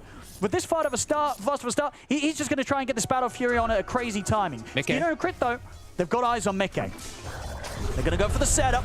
He's able to jump away though, and that means that Maureen can't get the catch on him. No chance for him to close in with the angle of the onslaught and the pulverize. Mickey able to sort of hold his own, not just against 2 heroes on his own, but now against 3 heroes. They just can't punish him in this top lane. And now Crit, it's just constant. They're just playing super aggressive on Liquid. I mean, Maureen has to sort of hold back Nisha, but he might lose his own life for this. He does. He's able to bail Crit out of that, but he's not going to be too happy with that at all, Maureen, as he's dead again. And look at all the adjustments. You know, you were talking about some item things that Liquid maybe identified last game, and the panel was talking about some itemization. Lesh is going for the mech. He's going for the snowball to rally rally the team around him. The Razor's going more carry-esque, and the Kaz, as you said, is going more of this relax build rather than feeling maybe that he has a timer since he's had such a godly lane. This is really nice. So for Falcons now, they have to try to slow the pace down because they don't have ultis really online, and their damage, it needs to have kind of Mars and Primal ult to provide damage. The two supports don't provide damage. I want to go for Ace, but Mickey's there with the backup. Immediately gets the silence onto Marin, putting a stop to the pulverize. Crit's going to try and chase Ace down, but he can't commit for this. Snake is getting destroyed by Mickey, and now Mickey's ready to look to maybe dive Crit and Marin as well. They have to just run. They have to get out of here. They cannot deal with the Kez right now. 2-0-3. Mickey coming in with a super hot start. Nisha takes out the tier 1 down on the bottom lane. Falcons, they just can't get anything at all right now. This is so impressive from Liquid. Look at the net worth. Mars is almost being surpassed by Clockwork. Jakiro has surpassed the Primal. Just all 3 towers taken super early and just playing to their strengths. Rallying around Nisha, winning the lanes very hard. And look at this mid. It's a triple lane win. And it's a Mars that's still level 5 fogged. Liquid supports at level 6 and level 7. They'll be able to get him out of the cogs, but the hook shot was saved for him. And Mars dead again. This is accelerating. He is falling too fast. so far behind on both XP and gold now. It's a very different game for Amar. We saw him pop off, have a super chill game on the Bristle in game 1, but here game 2 on his Mars, he is getting punished. Bottom Marine, can he finish off the kill onto Ace? He can't. Ace lives. He's able to turn. Okay, we'll actually die there. Was that the old chip vest? It was, yeah, the chip vest return damage did get him. Same time, top Mickey continues to rack up the kills off Crit. Liquid just bringing constant action. I don't know how Falcons can slow this down. We're just 11 minutes in, folks. Tier 2 mid's gone. That might be the fastest tier 2 mid I've seen. It's 11 minutes. This is crazy. Falcons, they've got Arena up. They need to do something around a tower because they don't have damage. I mean, he got his level 6, so we'll be able to get the Arena off onto Mickey. Backups coming in. Can they punish Mickey for this dive? They can. They bring Mickey down. They will still lose snaking. They've now got the grab on towards Tofu. Falcons getting a bit of an opening to get some kills in return. Amar still ticking down pretty low, but he'll get the spear off. And with the help of Marin, finish off Tofu as well. So Liquid, for all the kind of flawless aggression they've been coming in with so far, that was the first little bit of a slip up from them there. They lose a big kill, they lose Mickey. But relentless aggression indeed. I think this is designed how they wanted to play last game too, but things just crumbled super fast. This is the fastest I've seen them play. 17 kills, 12 minutes, 4 towers, and still looking to accelerate around Nisha. He's got the Greaves. And look at this, Foxy. He's gonna get the setup. Marin can't get out of this. Nisha's got the backup. Stun will connect. Marin gone. Crew will try the setup in return on the Boxy. They're bringing in Skeeter for the damage, but is it enough damage at this point to even kill Boxy? They'll throw the blood grenade out on towards him, but Boxy's gonna live. He gets away. Amar couldn't find the sort of distance to get the spear on towards him. Has to turn to Nisha instead. And now with Tofu, if Falcons have to run, Skeeter's in trouble. Nisha lands the stun. They've caught the click. Skeeter will try and heal up with the Death Pact. Tofu will lay down the dual breath. Skeeter attempting to get away from Nisha, but Mickey jumps in, takes him out. Again, sort of 3 dead. I mean, effectively, all 3 cores they're going down one by one on Falcon's side. So Liquid, they might have had that bit of a slip-up where they lost themselves to carry, but straight back in, Nisha is leading the charge, getting these kills. Ace is getting gone on here by the 3 of them, but they can't kill him 3v1. They can't kill him. He ends up killing Snake King. They've got to run. Boxy's got a hookshot back up, and he lands it. Straight in, over towards Crit, gets the cogs down on towards him. Marion will try and free Crit, but the battery assault's coming in. Crit playing his guitar, will manage to heal. Marion turns back over towards him. Boxy's going to go for the TP out, but they've got ways to stop it. So Boxy will finally fall. But indeed, over on the other side, space is there. We're pre-14 minutes in. They've taken another tier 2 tower. They'll have the setup and space to claim both of these Wisdoms coming up by the looks of it, Fogged. I don't think I've seen such an impressive first. I feel like I haven't even gotten to say anything for like 5 minutes because it was just constant Liquid running at. Yeah, it's honestly one of the most impressive early games I've seen. It's 21 minutes. They've denied Ray the Shrines. I think Tofu's like level 9 with drums on his way to Bearing, perhaps, while the Mars only has level 7. They completely broke the lanes. And honestly, I have to give Tofu a lot of credit on this Jakiro. He did, in terms of that top lane. Yeah. That was amazing. But now for Falcons, it's really difficult for them to really recover, of course, because of how much the lead is, but also, like I was mentioning, the 2 supports, they just don't deal damage. So they're all about being behind the supports, trying to buff them up. But even the these cores, they just don't really do anything either. So they're going to have to try to catch Liquid off guard with numbers. And Liquid, at least from what we've seen so far, they literally just didn't give them any time, any space. They were just like, just run at them. We're stronger even on supports in these cores. Amar. Gonna run into Tofu. Nisha not quite close enough to get the follow-up onto him this time.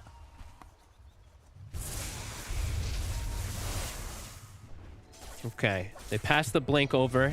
Malrine does have it finished. They're stalking A, so it looks like they're trying to catch if Falcons is split up. I mean, he's still pretty tanky at this point, but with the control, they've got enough to take him out between the two of them. Boxy's coming in with the wraparound from the side. Does he want to go for the hookshot play? Doesn't really have anyone close by, so we'll hold back for now on the jump.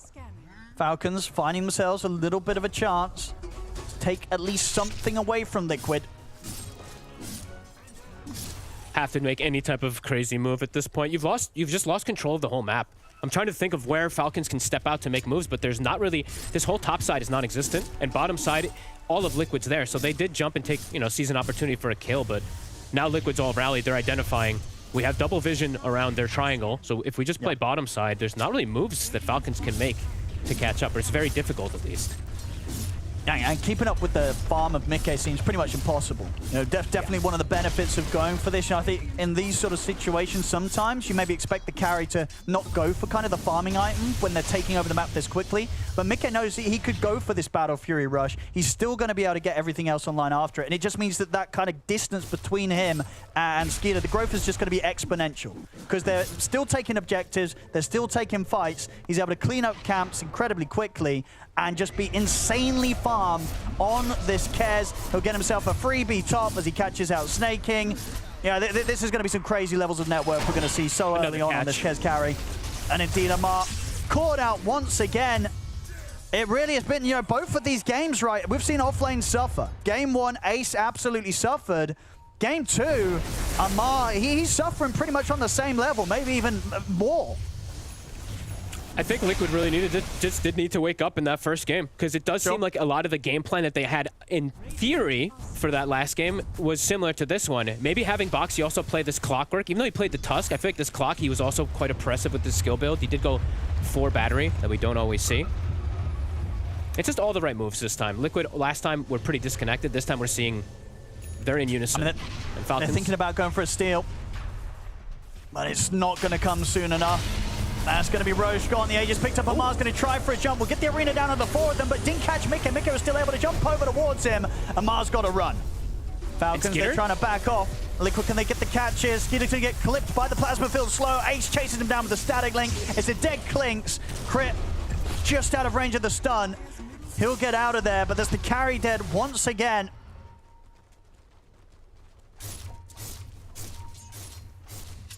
It's desperate moves for Falcons. Just an attempt for maybe just a kill to get out. Looks like they might be able to find Tofu split away. Surely this should be a job well done. He's got backup coming. I mean, Tofu will finally go down. See if they can at least get away from Mickey, though. Look at the spear push back on towards him. Should give enough chance for them to get out. Mickey's going to do his best to keep chasing. Oh, okay, we'll be able to cut down the tree, get himself out of that. Cool pivot of the build, too. Oh, Amar's going to try with the spear push back into the trees, but yeah, they can't go onto him. I mean, maybe with Skeeter they can try.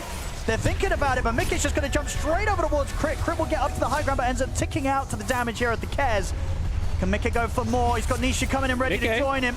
Mickey standing his ground, but will lose his Aegis. Stun comes out from Nisha. Now they've got to run. They surely can't take out this Kez a second time. Nisha is able to take out one of them. Skeeter's sort of trapped in the trees. He's just dying to this AoE damage pumping out from Nisha. Nisha gets the triple kill. They're getting kind of little scraps here. They kill off a Razor, they take away the Aegis, but the team fight still just disastrous consequences here for Falcons. Liquid, they're up to the high ground. It's 19 minutes in, folks. Amar? And McKay, straight over towards him. Crit, trying to bail him out. Heals? Nope. Yeah, can't do so. Too much farm here on Mickey right now. Having an absolute treat of a performance. Yeah, I like that he went this Yashikaya build too. Just insanely aggressive. Just going for these dive plays. And, honestly, the more I'm looking at it too is even though the Storm, right, Nisha popped off pretty hard in terms of early game, how much he was able in terms of map oppression. This time I'm seeing, like, with this Edict, and in terms of accelerating things so much, obviously how fast they got these T2s, I'm really seeing it. And also, you know, them last picking the Clinks, this Lesh feels even better, because he can always know where the Clinks is. Just this Edict plus these Pulse Nova, even if the Clinks is running around Invis. Well, see, there's sort of cleanup coming in. They just couldn't get back to safety. You know, Nisha coming in with this wraparound means that Falcons, they could not run back to the safety of their base. Cleaning up the triple kill. We'll see. Is there any way Falcons can slow this down? Liquid, they're going to continue to pick up the objectives. Over towards the Tormentor. That's going to be the shard here for Boxy. I mean, Falcons, they're maybe seeing if they can catch someone out on their own. But as soon as they sort of start to move over to that side of the map, Nisha's going to be back in the neighborhood. They'll look over towards Nisha. Nisha? They're going to try for the jump. Can they burst through him, though? It's up by the tier 1. TP backups coming in.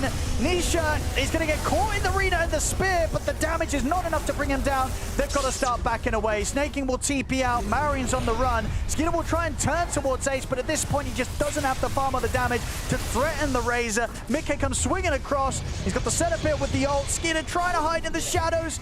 I mean, Tofu might just have his hands on him. Skinner's going to try and tackle the Jakiro, but he cannot do so. Nisha's cleaning up the Mars. Ace ready to bully crit back up to the base. Skinner still on the run, who will bring back down Tofu, but the time it took just brought enough for Mickey to just come back across, kill Skinner off again. This game's insane. That's going to be the money for Mickey to have the full BKB coming out now.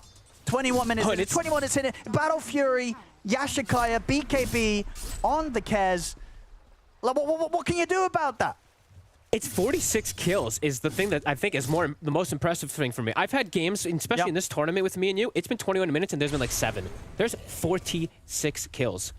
That says a lot about how oppressive and aggressive Liquid's playing. You can see Falcons is trying to rally around when they split up around the Nisha, attempting for that kill mid, but they didn't have their Clinks. If they can go for plays like this with the Clinks, catching them off guard, you can see they can snipe one target.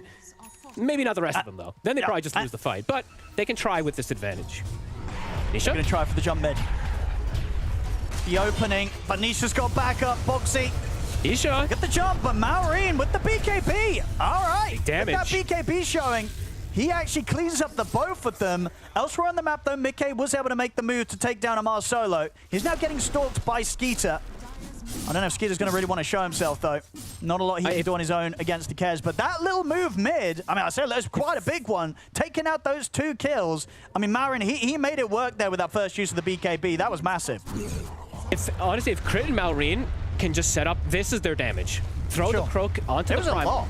Now that he has BKB, he has amp damage too. This is your damage. You can actually kill targets. You can kill the Nisa Lash. He went greedy. He went Greaves, Blink, Yashikaya, not BKB. So you do have windows, perhaps, of catching them if they are split off guard now on the side of Liquid, because they did go for that greedy item. Mickey did not go greedy, though, which I'm happy about. He did go for BKB. His build's been pretty flawless so far this game. Top, though. Ace is split. Pretty nice. It's another big setup, and they're going to have to follow up. Oh, dear. Hemorrhaging kills. Oh, dear. And you know, it's one thing to sort of get stomped in a game like Game 1, but it's an absolutely, you know, another different beast, right? If you start to lose a game where you had so much momentum and so much advantage, you know, for now they can still afford maybe to make a couple more mistakes, but they can. It's you know, losing these sort of heroes when you're that far ahead and you've taken that much against a team. It's going to at least feel a little rough for Liquid. You know, this is not smooth sailing if they get caught out like this. No, definitely not. I mean, the Clinks is still a bit poor, of course. We do see on Skitter, but yeah, you're going to have to watch out. Just the damage that Malrine is actually going to be providing. Just with crit, he's doing a lot. Largo is going to be insane. If you sort of consider like what's been going down this game so far, the fact that overall it's, what, 33-17, 14k lead. Now, Malrine's KDA, he's 12-5-1. Yeah. Like, he is making a lot happen here on the Primal, as he's done against just many times before on this hero.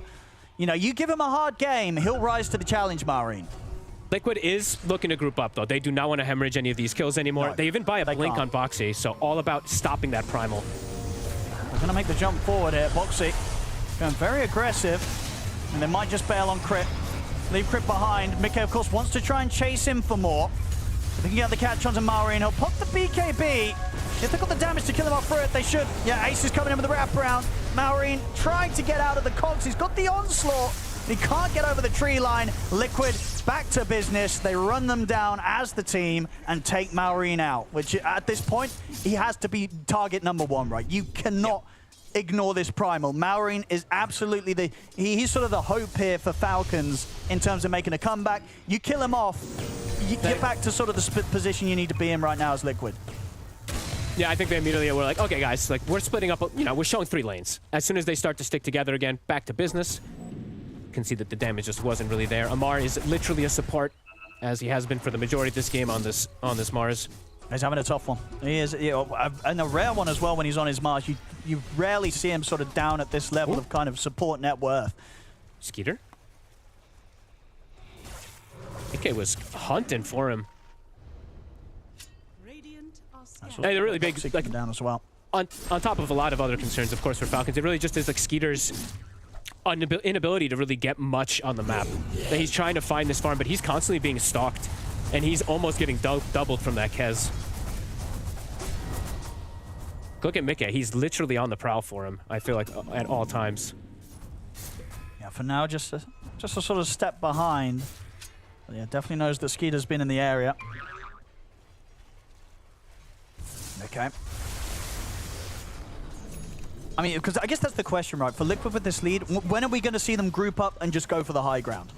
Roche. Yeah. After they get an Aegis and they get a banner, I imagine they can start going for pressure. But I think their lineup is designed around more just killing targets and then getting the push, even though they have Edict.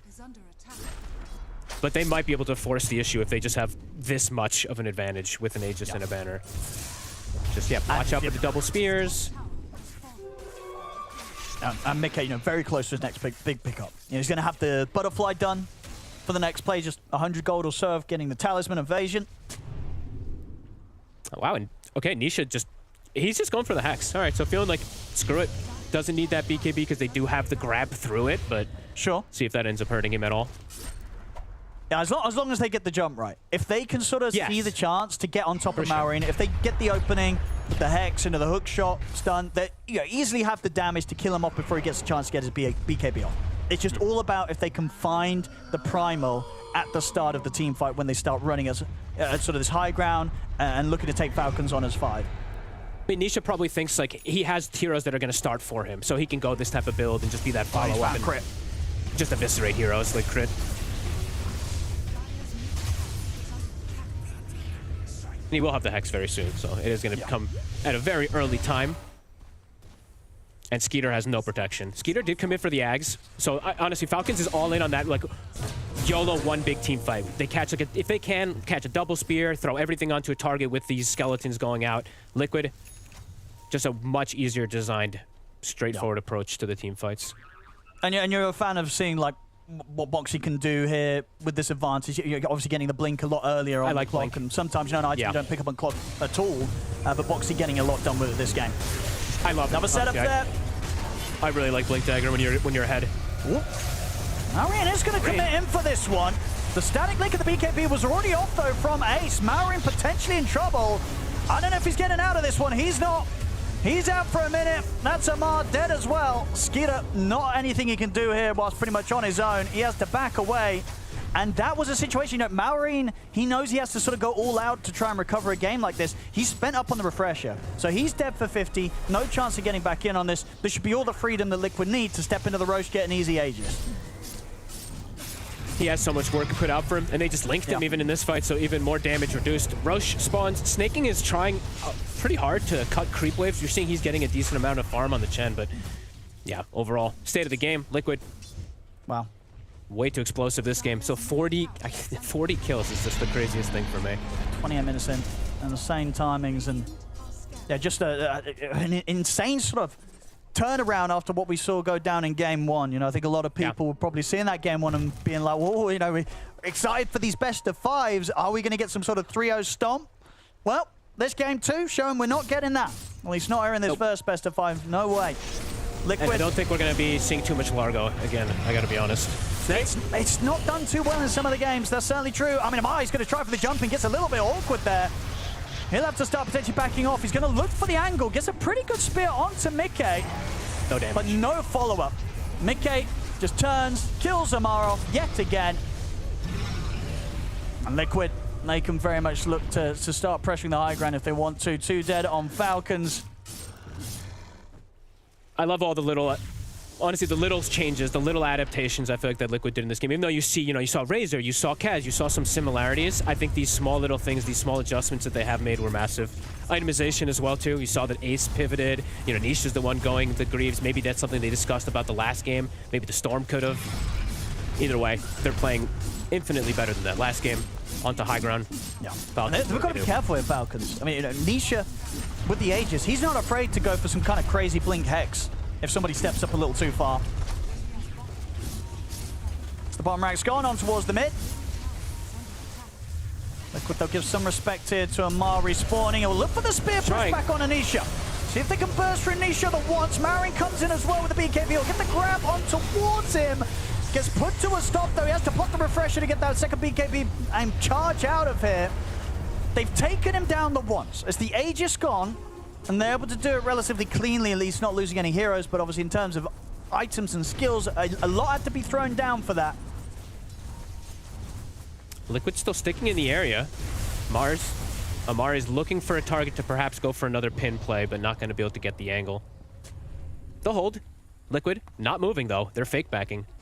Yeah, Liquid's going to be ready to make the jump back in. Smoke top, Nisha back up to full HP, of course. Ready for the blink hex play. If anybody on Falcons dares show. They've got info down here underneath the ward. They're going to find Skeeter. Was trying to get a creep camp or two out on the map, but the vision was down here from Liquid. He'll look to turn towards Tofu, but Skeeter is not getting out of this one. That's him gone. And at the same time, Nisha and Boxy are indeed able to shut down Amar, trying to connect to him. Both cores dead on Falcons. And of course, at this stage, just having to spend all their money to get in on the action. They're not going to have the buybacks. Killing off the tier 3. On towards the mid set of barracks here, Liquid. Falcons, have they got anything left in the tank here? It's not looking like it. The Mega Creep's potentially coming up soon. They'll put the fortification. We'll see Marin TP back. Still 90 seconds until he's going to have that refresher ready to pop again.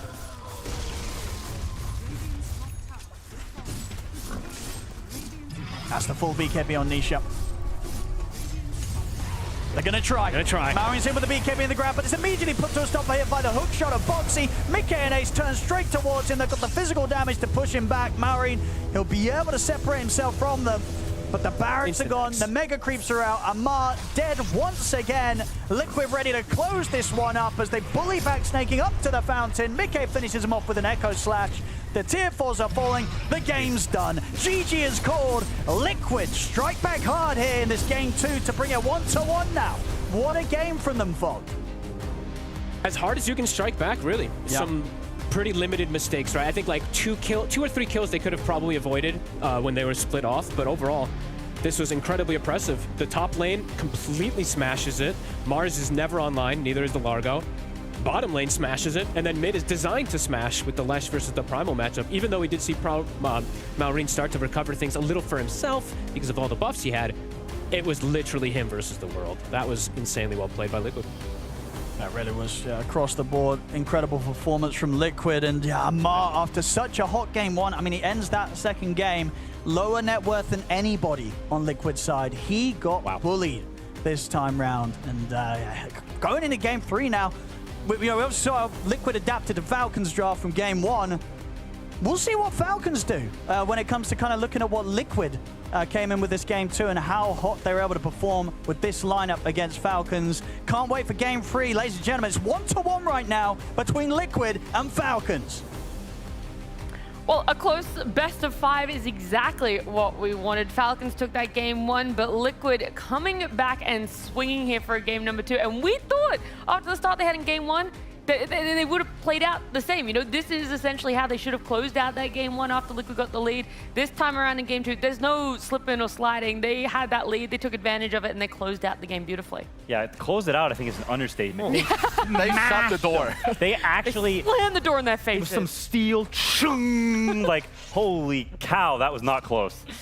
No, like, this game was like, you can even see it here in the highlights. Like, I've never seen Falcons get dumpstered in their offlane this hard. I think it's like the first time ever you have like kills back to back. You go here, then they go to the other sides while they're killing here. They're killing like other people there. It's like one of the biggest stomps I've just ever seen against Falcons, because they're usually like the masters of, even if they don't have good lanes or like they don't have good teamfight, they will split the game and delay. But in this game, no chance. I mean, there's normally a point at which Falcons find that fight, right? Against Liquid, Liquid always go over-aggressive at some point. But here, it's like, it was just beautiful aggression. They did so well in the first 15 minutes that if there was a random ace step or a random Leshrac there, like, it didn't really matter. It's just go again, keep going. So fair play to Liquid. We wanted them to play the better lanes, the stronger tempo. This is what we were hoping for in game one. It didn't really come through. So they are clearly adapting throughout this big best of 5 going into game 2. So if Liquid can keep doing this, then we do have a proper series on our hands. It was like the inverse. Game 1, we really criticized Liquid for being split up on the map, not bringing those numbers by any mean. And this time around, I feel like the same criticism needs to be kind of thrown towards Falcons, where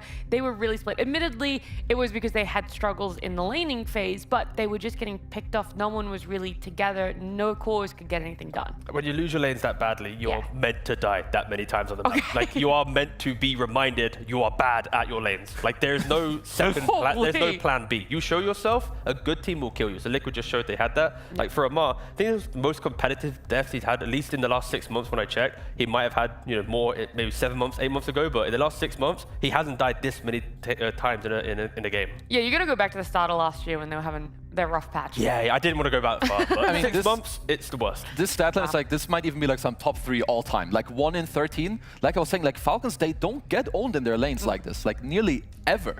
Yep. I mean, I think Liquid, honestly, they kind of went pub stomp mode. Like, you look at the way they played, the way they itemized, it was very much all 3, like we said it in draft, all their cores are kind of selfish. And they went, yeah, we are selfish. And they all just bought super specific items. They had 2 Kaya Yashas on one team. I have never seen that before. Yeah. All 3, they've won Greaves on Leshrac, but he kind of bought that for himself, really. And then there's a Blink on Clockwork. Like, there's some insanely selfish items. Everyone just said, you know what, Falcons, they like to play this split the map style. We're beating them in lanes and they're farming up. Okay, we're all going to be so strong on our own that we can sort of pincer them in and just sort of 1v1 them almost across the map. It's honestly a really weird style, but one that kind of cooked this game. Yeah, I mean, like, again, with the Yashikar and Kez, like, having the reduced cast point, again, with getting your ultimate off, stopping heroes, like, it's quite a novel item. You're not going to buy it in every game, but with how snowballed it was, why not buy it? Why not play on this sweeping map play? And like, even with, we saw on the previous scoreboard, right, Aces items, clearly from game 1 to game 2, you know, you can see there's a different shift. Like, haha, I'm Aura bot versus I want to be the carry, right? Like, there is a whole new Razor going into game 2. So maybe Falcons assumed that it will just be the auras every time. So that alone is changing the kind of the scope on the kind of the Razor narrative. Yeah, a lot of question marks and things you have to consider. And now for me, a big one is this Jakiro, right? Falcons have it in their draft for game 1. They get the win. There were a lot of different moving parts. But for game number 2, I want to say a big part as to why it went the way it did was Tofu and the Jakiro getting 2 solo kills for himself before, what was it, minute 3, minute 4? Minute 3, yeah. Like, how insane is that? I mean, it's also just not that normal, because he had 2 blood grenades. I think he had 1 in the first kill and then a second in the secondary kill. And I will also say that it's like, this is not normal at all. Like, first of all, it's not normal generally speaking, and secondary, it's not normal against Falcons. So I will just say, like, he cooked. I think the entire team, like, cooked, especially when it comes to, like, the laning and understanding really where they can strike. Like, that was honestly so well played. I mean, the thing with that lane, though, is, like, with Largo and Crit, like, he can dispel a Jakiro, but dispelling, like, the Kez and the Jakiro, like, if Crit uses his tongue incorrectly in that laning phase, you're going to get punished by the other hero, right? So you have to be super careful. And you got to also argue Falcons were playing on the limits, right? Like, standing with that HP next to a Jakiro, you're kind of asking to die. I think both Amar and Crit kind of gifted themselves to Tofu at some point. It wasn't as Tofu did some amazing play. It was just 2 Falcons. He knew his limits, you know? Yeah, Falcons didn't though. That's true. What I will also add to that is, like, at this level, like getting a kill that you shouldn't, or having like 100 bonus net worth, 100 bonus XP, it obliterates the game. Like, the way that this game snowballed is just not normal, and it comes from small mistakes that your opponents will capitalize on. Easy. Yeah, I mean, it's not only just that they won the lane, right? It's that they were able to use that and actually keep the kills going. I mentioned it earlier, but like they just massacred them across the map the entire early game. We were watching the game, we're like, holy crap, all 3 tier 1s are dead before 10 minutes. That is something that, or at 10 minutes, that's something that almost never happens. They were just chain killing them and combining their heroes in a really nice way. And I think this is when Liquid looks best, is whenever their core is combining and their supports are getting lanes and they mix everything up and everyone is sort of interacting with everyone else. I think Liquid playing this super fast tempo, keeping the enemies, I don't know, their brains sort of scrambled like eggs. I think that is That is the Liquid that looks best. Yeah, this type of gameplay, it's so refreshing because it's like one wrong TP from a Clink's in the wrong area of the farm. Now he's overlapping with a Primal, and if Mars doesn't TP to stop the fight and now he's there, then there's another window where you can't fight. So it's like, if you get this type of gameplay, it's some of the best gameplay you can ever see in Dota, but like Liquid's been missing it for so long that it says, oh wow, they can do it actually. They can still do that. They can still do it, yeah. It's more like a reminder, right? And like Mickey, his movement on Kez was insane. I've never seen someone break the ankles of their opponent the way he did. He dodged so many Mars spears and the shield as well. It was, I don't know.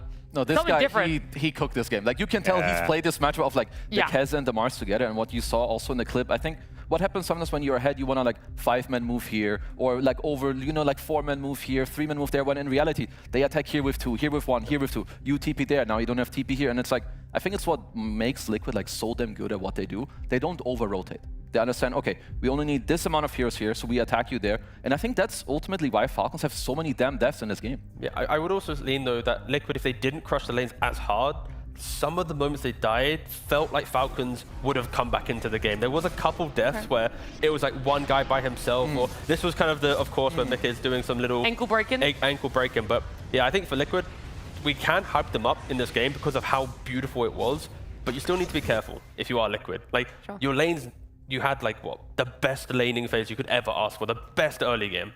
And there still was moments where maybe Falcons, if there was 5,000 gold on any other hero, could have maybe snowballed Falcons back into a position. Yeah, I mean, if I'm Liquid, though, I'm much happier with this sort of style of thinking and vibe than I am the other. Like, I would rather they go super turbo aggressive and they get a bunch of kills and they feed a little too, compared to they win their lanes and then they sit around and then just slowly lose, right? Like, I think against Falcons, a slower game does not benefit them. And so I think, while I agree, they are some feeds that are like, what the heck are we doing here, guys? I think it's better to have some silly deaths and to go full gung-ho than to ride the line, because I just don't think riding the line suits them in this matchup. Just keep crushing the lanes then. Yeah, I think so. They were able to get a lot of hero picks for themselves that, you know, we saw in game 1 didn't come to fruition. In game 2, I spoke to Blitz and he talked about that, you know, they've got their own little meta when it comes between Liquid and Falcons, but we also asked the players what their thoughts are on this current meta. I'm not sure if the meta is fully discovered or in place. Like, every team plays like unique heroes to themselves, and then it's also a bit individual, where some teams have like shorter game time overall, some are generally like a bit longer, some stack more auras, some, I don't know, are more on BKBs. We've also tried lots of different styles where, like, I don't know, for example, like Mickey playing more of a turret range hero or more of melee heroes, and so we've tried like different sort of positions, like initiator on one guy, and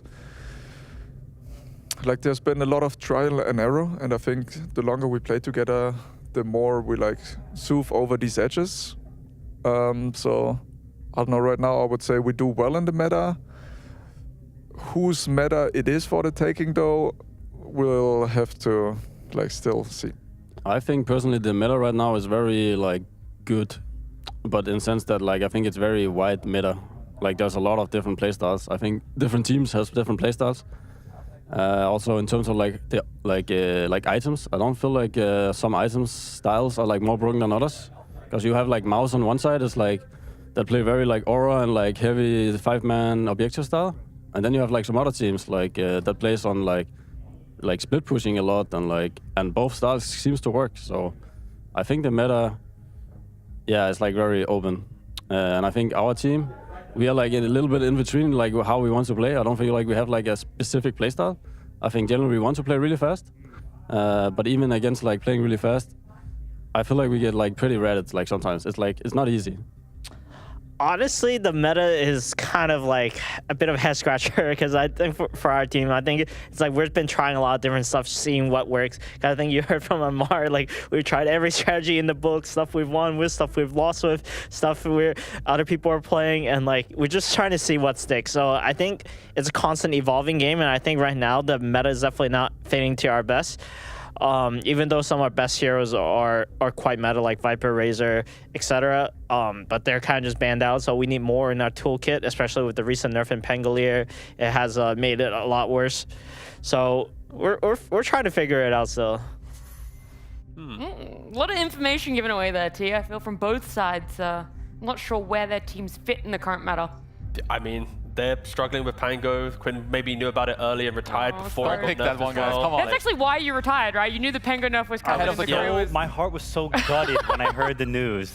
The day the music died. Ahead of the curve. That hero, don't pick him. He's just absolutely unreal bad. This is Giga L. Yeah, but I did like that both of them kind of had suspicions about how they're fitting into the meta at the moment, and even for Ace and Tofu talking about it, it's like our team likes to play fast, but even then there's moments when they're either getting ratted or getting caught out of position, and so it isn't necessarily this clean, aggressive play style, and that is what showed in Game 2, but it still brought them success.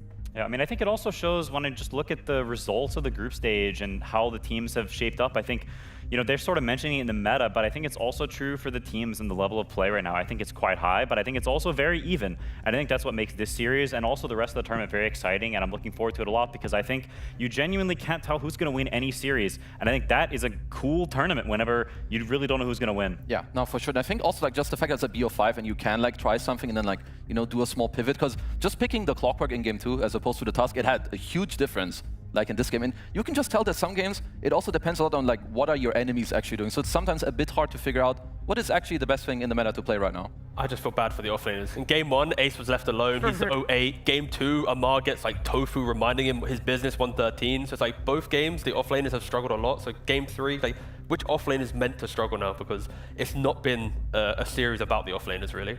Yeah, it's like, where do you put that pressure? How are we going to change up? Both teams in Game 1, Game 2, they stuck with those opening phase bans for themselves. There wasn't that change up at all. And potentially now looking towards a Game 3 where we have an even series, there could be those change up early up in the draft. But before we get to it, we're going to go to a quick break.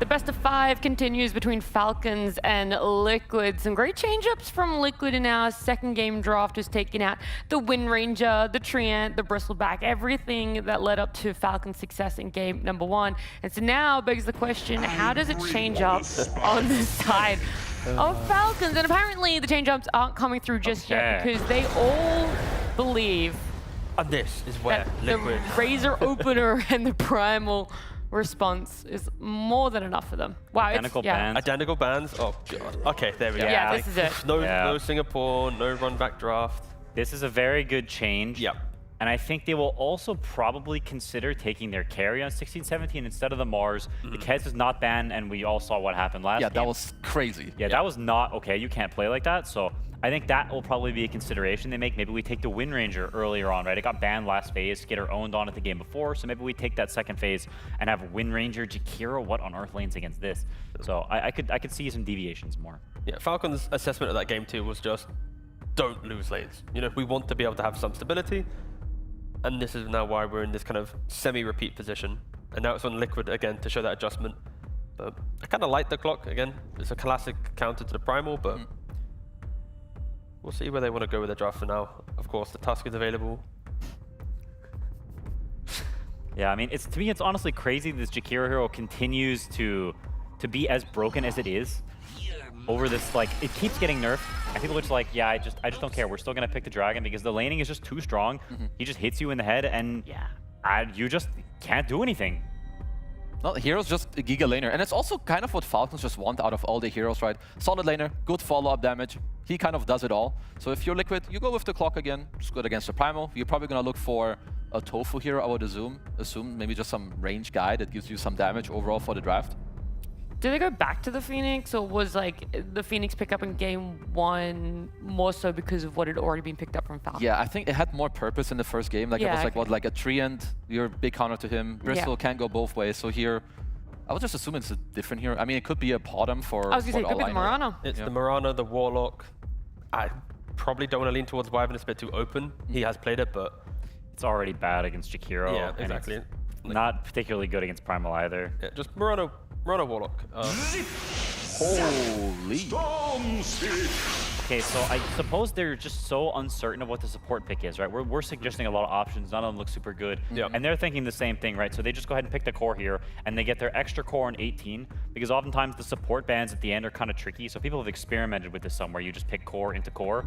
It's not bad, and I can see why they do it here, right? They already see the lane. Is Storm really going to get super counterpicked on these slots?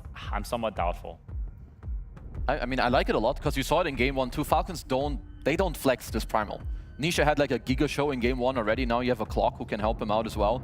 It will give you another super good support pick, so you can just play this 2 supports with Nisha on mid who has a good time. So I really like this. Is there a support on the side of Falcons that could rotate and help Malrine earlier on? You already got a pretty good one in Jakiro, so these rune fights are not going to be as cut and dry as they were before. Yeah. Clockwork is, I mean, he is very good against Primal Beast, but it's not like a super strong fighting hero when you run into a Jakiro who's spitting on you, potential second. So I'd say they won't be quite as black and white, but still, if the mid lane goes like it did last time they played this lane, then I think Liquid's still getting runes. I mean, I kind of want to just, I mean, I'm going to say tiny, everyone's going to hate it, but like 4 position tiny, not mid, of course.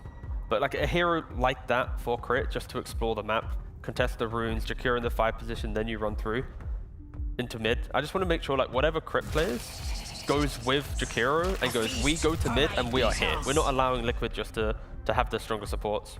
Ooh. Interesting. A rare pickup. Holy schmoly.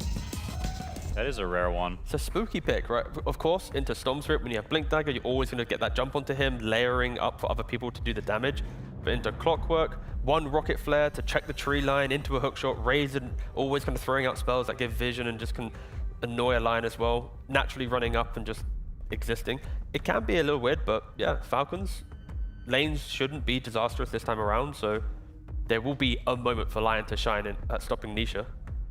I think Falcons also have decided they're going to adjust the sort of theme of their draft. Last game was very team fight, very blocky, we stand together, and they kind of got picked apart, and I think they're taking the lesson away from that game being that we want more side, and they pick up, we want more skirmish, we want more heroes that are strong early, we can take these fights to Liquid, and we can fight back and not just try to dodge all game. And I like that adjustment. I think it makes a lot of sense thematically, and these are cool picks, and they're making smart changes. It protects whatever Amar wants on last pick as well, right? A 4-position line with the double stuns that you can go for any offlaner, and Lion's going to go, you know what? My job is just to make sure you farm. Like, Amar will have net worth in this laning phase. I will say also that I really like when Falcons play Weaver overall. Like, Weaver Jakiro is a crazy good lane. Liquid as well, like, at least with the Storm pick, I like it a lot, not just because it's against the Primal, but I feel like they were ready, you know, for like one of these range carries to come out. I think Weaver Storm can definitely not be that nice for Weaver overall. So there's also some itemization that Nisha can think about later down the line. Is this where you go back for like the Svens and the kind of more explosive heroes in the carry role?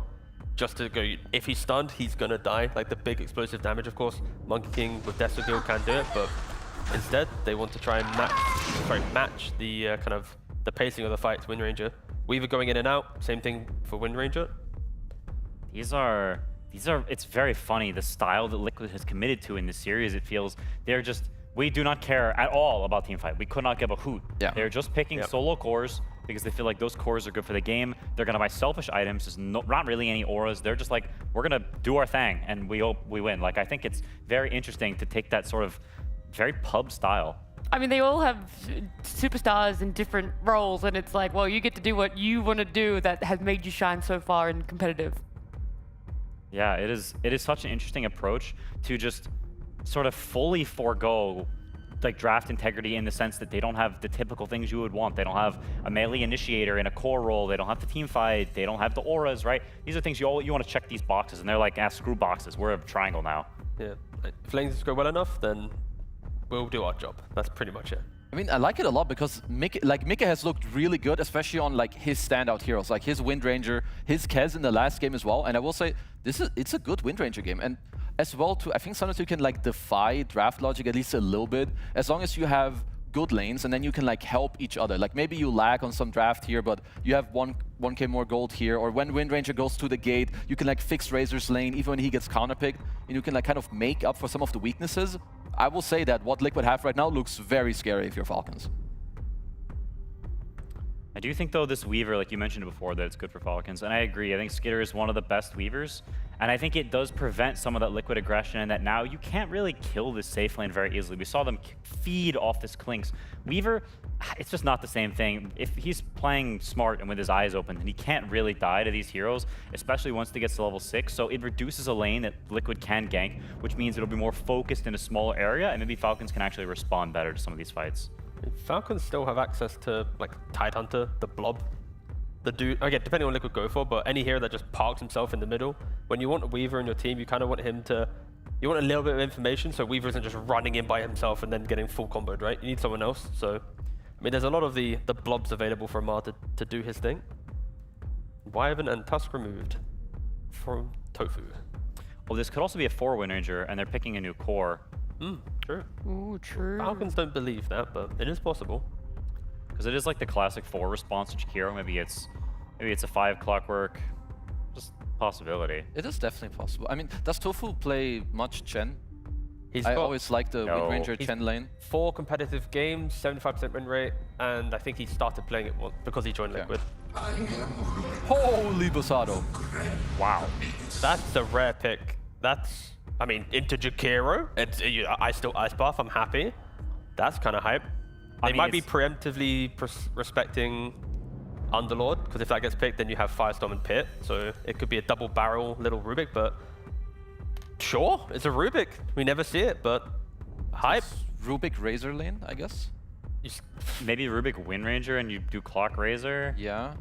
Again, the reason why we don't see Rubik is his laning is quite weak, and often in the mid game, you're too far behind that getting the Ice Buff steal, getting anything else doesn't really matter because your positioning just kind of explode. But the way that Liquid's playing so aggressively, getting the early towers, the sweeping map play, it's like you're kind of potentially enabling Rubik in that way, but... Maybe, where's Kunkka? I know you guys hate Kunkka. Quinn hates Kunkka. Maybe like some Blade Mail teamfight hero, unless it's just Tide or something. Ooh. There's a teamfight hero. Yeah. It's a very good Brewmaster game. Yeah. No doubt about that. It's not Amar or Siggy, but he can definitely play it. And it's very funny. I feel like a broken record. I think Liquid, they showed that they had the capability to snowball last game, but doggone, they got a snowball. Yeah, like, they do. they got a snowball for sure. And if they're not, then they're gonna have some problems. But they can also make Falcons look like school kids if we look at last game. So for me, I'm just excited to watch because I think Falcons draft is better, but Liquid proved me wrong last game. I just love the fact that Liquid, after game 1, they didn't shy away from their identity, and it's like Quinn's mentioning, it's the risk, the reward. Like if they get this draft off the ground and into play, it's going to be beautiful to watch. Like Rubik is a hero we don't really see often, maybe from like the occasional Chinese team or maybe from Save in Eastern Europe, but it's like we don't see the hero at all. And in this game, there's so many good spells to steal. A Weaver, right? Sakuchi the entire time, running throughout the map, getting the good wards to positioning, to then utilize it to steal Ice Pathway. Rubik can shine, or can be 08 and we don't see it again for another 6 months, right? But I agree with Quinn. It's just early game Liquid. Falcons pretty happy if they don't get Giga stomped in laning phase. Yeah, I like the Brewmaster pick a lot. I think there's also Falcons are looking to like make their own moves like earlier and not just allowing Liquid to do their stuff. Like you can gate, you can go to the Brew on your first split, like kick Mickey out of his lane. But I will say if Nisha can do what he did game 1 and then he just has a more clean mid game, I do think there's a very high chance that Storm can pop off in this game. He definitely can. And Nisha, of all the Storm players, is very capable of doing it. Tofu is also, I think, one of the best Rubik players. He doesn't get to play it that much because the hero just can't lane. He's but dog, yeah. yeah, if he's playing 5 this game, so he's in the safe lane potentially. So maybe he'll have a little bit better of a lane, and we can actually see Tofu Rubik because it is Giga.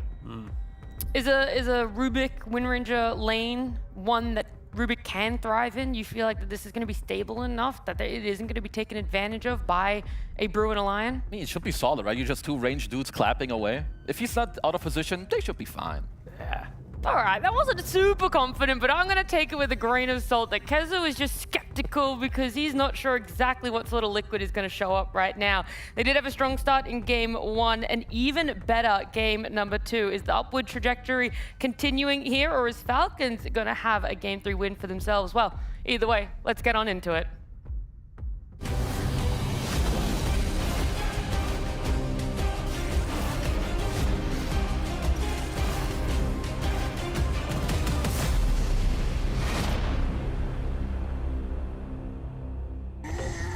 Game 3 time, ladies and gentlemen, here between Liquid and Falcons and Fogged. We're going to have some fun. We're getting a Rubik Hell yeah. coming out here from Liquid, a hero that not a lot of teams dare play with at the moment. Do you believe in it? Can you see why Liquid said this game? Let's try it out here as the last pick. See, there's a problem here, Owen. You're asking a Rubik player if he believes in Rubik, Sure. so I'm obviously going to say yes because I love the hero, but the Bud is coming in immediately. Yes, he's got good spells to steal, some pretty amazing ones if he's able to get this, but it just sometimes is the problem of you never really get these steals. You're playing to try to find spells to steal also, and then you just lack something in your draft, you know, like a hero that actually brings these extra abilities, a big team fight that maybe can come in from that 5. So let's see. I'm excited to see it. I don't know if it'll work, but let's hope. Peter? It's going to be able to get out with the Shikuchi. I would also say, like, if you told me today that I would see a Rubik, a Brewmaster, and a Lion in this series, I would not have believed you. Maybe the Lion, but the Rubik and Brew, I would not have expected these teams to play. Maybe Ace playing the Brew, but Amar playing the Brew. Pretty interesting. I know he's been working on this one, so I'm curious to see what's going to go down. And we have to talk about, too, is this is a first pick Primal. There's a Clockwork again. We saw what Boxy was able to do to shut down Malrine with Nisha. Could look to see similar, but I do think Falcons also, since they picked themselves into this Primal Beast matchup in the mid, they've made their side lanes stronger than the last time. Because I think last time they recognized we kind of put ourselves in a 3-lane losing position. So this time, let's see what difference we get.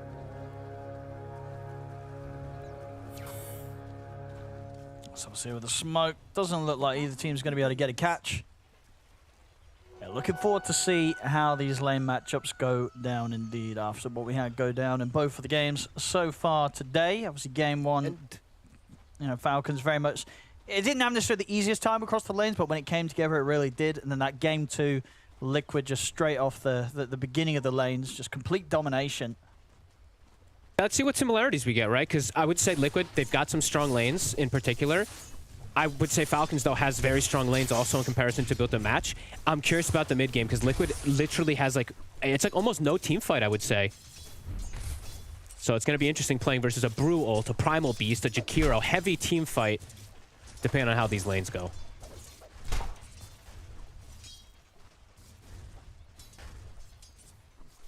We'll see top. Just out of range of the plasma field there, Skeeter. Yeah, how much pressure can they put onto the safe lane Weaver with this Rubik Razor duo? It's going to, of course, have a decent amount of burst right between the two of them, and have to be careful with those Shikuchis if you do sort of get caught out. The point comes in with the telekinesis early bottom. It's going to be first blood for Mickey, though. Good catch from Boxy. Able to trap crit in the cogs and allow Mickey to get that first blood as the carry. Very strong lane that they do have down here for Liquid. This Wind Ranger plus the clock I think he was trying to block the camp perhaps on Crit and just got caught on the side in the cog, so I have to be very careful down here.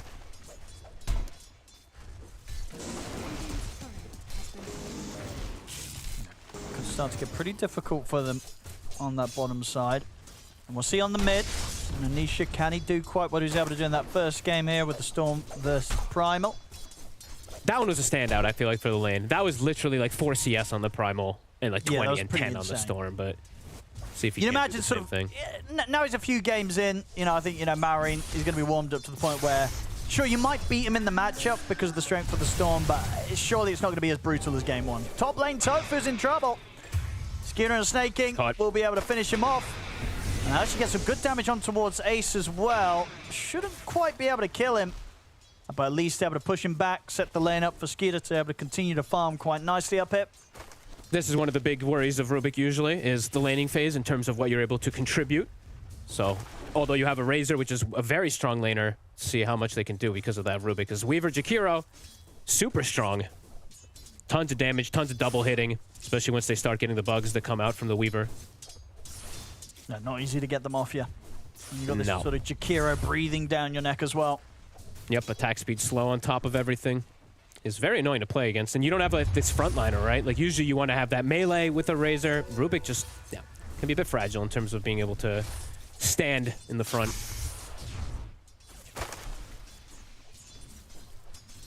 Nisha? Yeah, we're definitely seeing Maureen having a much better time in this same matchup this time round. They're still not winning the lane, but he's getting something out of this. Bottom getting a bit aggressive on the side of Falcons versus Boxy and Mickey. If Crit's able to find opportunities with stun and hex, they can always pressure. That's the power of line. It's a volatile hero in terms of laning phase, similar to Rubik in a way, but double disables can always just catch people off guard if you're not careful. And the mid game, we'll have to see the results of the Lion too, right? With Crit. Okay, get him caught in the cogs. Push off the mark. See if that matters. It might, because Crit's able to turn and get the stun off. Nah, they still get the job done. Can Amar get Boxy in return? Battery Assault causing issues, and it's going to mean that Amar can't get that final hit in. So he's fine. Liquid get themselves another kill between the two of them in the safe lane. Great cogs. I think if the second cog doesn't hit, perhaps they can get the kill. Boxy will suicide. Mickey is not healthy. He's going to need a cell. Tofu. Yeah, Snake King was able to sort of start the battle between the supports. Skeeter swings across. They don't only just kill him, but they also killed him off when he was trying to TP out. So Tofu, he's going to be out of the lane for a fair bit of time now. He's going to have to walk back. Ace's the lane position is not the best either for Ace. He can't really step up too great versus these two. No boots on him either, so has to be very careful. Maureen is starting to, as you said, he's doing infinitely better in the matchup, and he's starting to do his Maureen thing. He's got the boots. He's going to drag into a neutral camp. He's going to trample it with the neutral. Let's see if Boxy wants to follow him. I'm already seeing Boxy was pinging it out. No, not going to be the case. Bottom. Very nice shackles there from Mickey. Just going to get the setup onto Crit. He'll turn with the Hex onto Mickey. Power shots coming in. Not quite enough to kill him off. He wants to dive in for the kill. Mickey will be able to stop the salve on Crit and get the extra couple of hits to find the kill. He'll get out perfectly fine. So, making sure the salves are wasted. Still getting the kills. 3 kills already here for Mickey on the safe lane Wim Ranger. Having a very hot start. Beautiful shackle. That was actually an insane latch. I did not think that one was going to connect onto him there. He is suffering a bit in terms of last hits, but it's good that he's got all these CS. Right, 23 last hits on him, but he's got those 3 kills that pumps him back up toward that top, similar to the Weaver. Tofu again on the side. Steps up, gets caught in the setup here of Snake King. I mean, that's going to be Tofu very likely dead once more in this lane. They'll look towards Ace. Ice Blast ready to go here from Snake King. Ace, he's got 11-1 charges. Will be enough to keep him safe. Turns with the plasma field, but still, he's going to have to sit under the tower. Super low on the HP.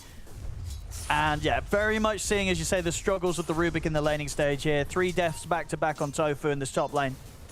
And worries for the Razor, right? Because the Rubik's doing poorly, the Razor is also having a big struggle. And last time Ace, he had a very good lane. He was actually oppressive. He was putting pressure onto the carry. So it's going to be a much different tale when Skeeter's going to have freedom to perhaps even make moves too. They did talk about the old Falcons moves where they used to go through the portal and pressure the safe lane. This could be one of those games because the off lane is just broken on Liquid already. We're seeing Tofu actually making the first move. He's looking to break the lanes himself on the root pick. They'll get the shackle, but wasn't quite enough of a duration there for Boxy to get him with the follow-up. Hard to go for Amar. I think Crit a couple times will die because he puts himself in an awkward position, but going for Amar, if Crit's there, he's always got this stun to just, yeah, stop any of that aggression. But yeah, let's see. Tofu, as we said, he's making the move bottom. Ace is going to be very behind now, so a Razor with a tough start usually can have some big problems in the game, so we'll see if the other lanes can make up for that, if they can get a kill. Killing this Brew is hard, though. Let's see. I think Amar, he's going to be perfectly safe. Crit's going to have info of Boxy trying to maybe get that potential wraparound.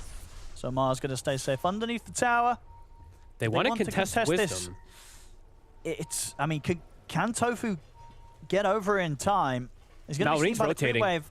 Yeah, I don't know if they can do this, Liquid. I mean, can they actually stop Falcons from taking this one? I don't think so. They're holding back. They know that they can't go for this move. So Falcons will be able to take both because of this. And yeah, it's too scary. I think this mid ward maybe saw Malrine rotating too, that little cliff sneaky one that we see placed from Tofu. I think it saw him just on the side there. So I think immediately they're like, yeah, we can't do this. On top. They're setting up onto Ace. They're ready for the dive. He's going to immediately go for the TP out. Oh my God. Get away just in time. Still doesn't feel great though, getting bullied out of the lane. Pressure now onto the tier 1 tower top. I mean, what does sort of Liquid do about this? Are they going to be bringing in a +1 to help Ace out? Do you just let this tier 1 go and just sort of hope for the best with Ace just left on his own up here? You only can do it if the Storm wants to move. They're going to go for bottom. Get the setup here, and they'll make sure they get this kill. Bringing in the back of Anisha and ensuring that Amar has no chance to run. So whilst things aren't going great for Liquid on the top side, they are making sure that they're able to effectively cause issues as much as for Amar as Ace is having on the long other side. zip. Malrine will get the regen though. And he should be just fine. So Liquid, I think the only way they can make moves is honestly around Nisha right now. Because the two supports are super low level. They don't provide good damage. You need that damage hero. And at the moment, it really is only the Storm. This double Wisdom rune is going to honestly make a big impact in these next upcoming minutes. Because level 5 on the Lion and these supports just... Yeah, gonna be struggling a lot now on Liquid to make moves to help out the Razor. So for Ace, I guess it's just jungle time, see what he can do to recover, but yeah, it's gonna be a slow recovery for him. So the tough thing for Liquid, right? We've kind of had this play out in game 1 where Nisha did have this good start as the Storm, but it wasn't enough really to sort of set up the mid game. This time it looks definitely a bit more hopeful, just because of the fact that Mickey on this Wind Ranger having a very nice safe lane. He's going to very likely turn up and also be quite impactful quite early. But it's definitely going to be another one of these situations where they're just not going to have a frontliner for quite a long time in these fights. No frontline and no team fight on. I have some big worries for Liquid, I got to be honest. Okay. Unless they start getting like good fights, something to get them together in the next like 5 minutes or so, I just see Primal ult, the Jakira ult, Lion Finger, Brew ult. It's just much easier. It feels like for Falcons to be able to do much of anything in these next few moments. So for Liquid, if they can find any kills to recover, things would be massive. Look at this. This would be horrible for Liquid if this happens. And it's happening. Nothing to be done about this. Nobody's heading over to stop Falcons getting away with this one. Taking these stacks away from Liquid. And Tofu's going to walk in and be like, oh no. And Ace is low. Ace? They could just turn over towards him. So not only do they take their stacks, they're going to be able to take his life. They lay down the Macropire. That's Ace gone. Tofu's also got to step back. He's lucky that Malrine doesn't have the pulverize, still on cooldown for a few seconds after he was clearing the Ancients. Okay, Mickey getting involved. Maybe feeling like he has to get involved too, because overall going bottom now versus the Primal split can be dangerous for the Wind Ranger, and a lot of control that has been lost. Liquid. This top lane in particular, incredibly fragile. Falcons off to good timings, even though the two cores that we said for Liquid are doing good. The supports are struggling, and that offlaner. And Nisha at the least will be able to take away the couple of bounty runes that were sitting on Falcon's side of the map, so... That's nice. A little bit of gold to swing back their way. Overall, the gold, of course, very close. 4-4 right now. Less than a 1k gold difference between the teams. We'll just see if that, lack of team fight in terms of, just any team fights really occur, or if his Liquid's just going to play completely split up and try to get what they can out of the map and avoid those fights. Looking to pressure mid around catapults.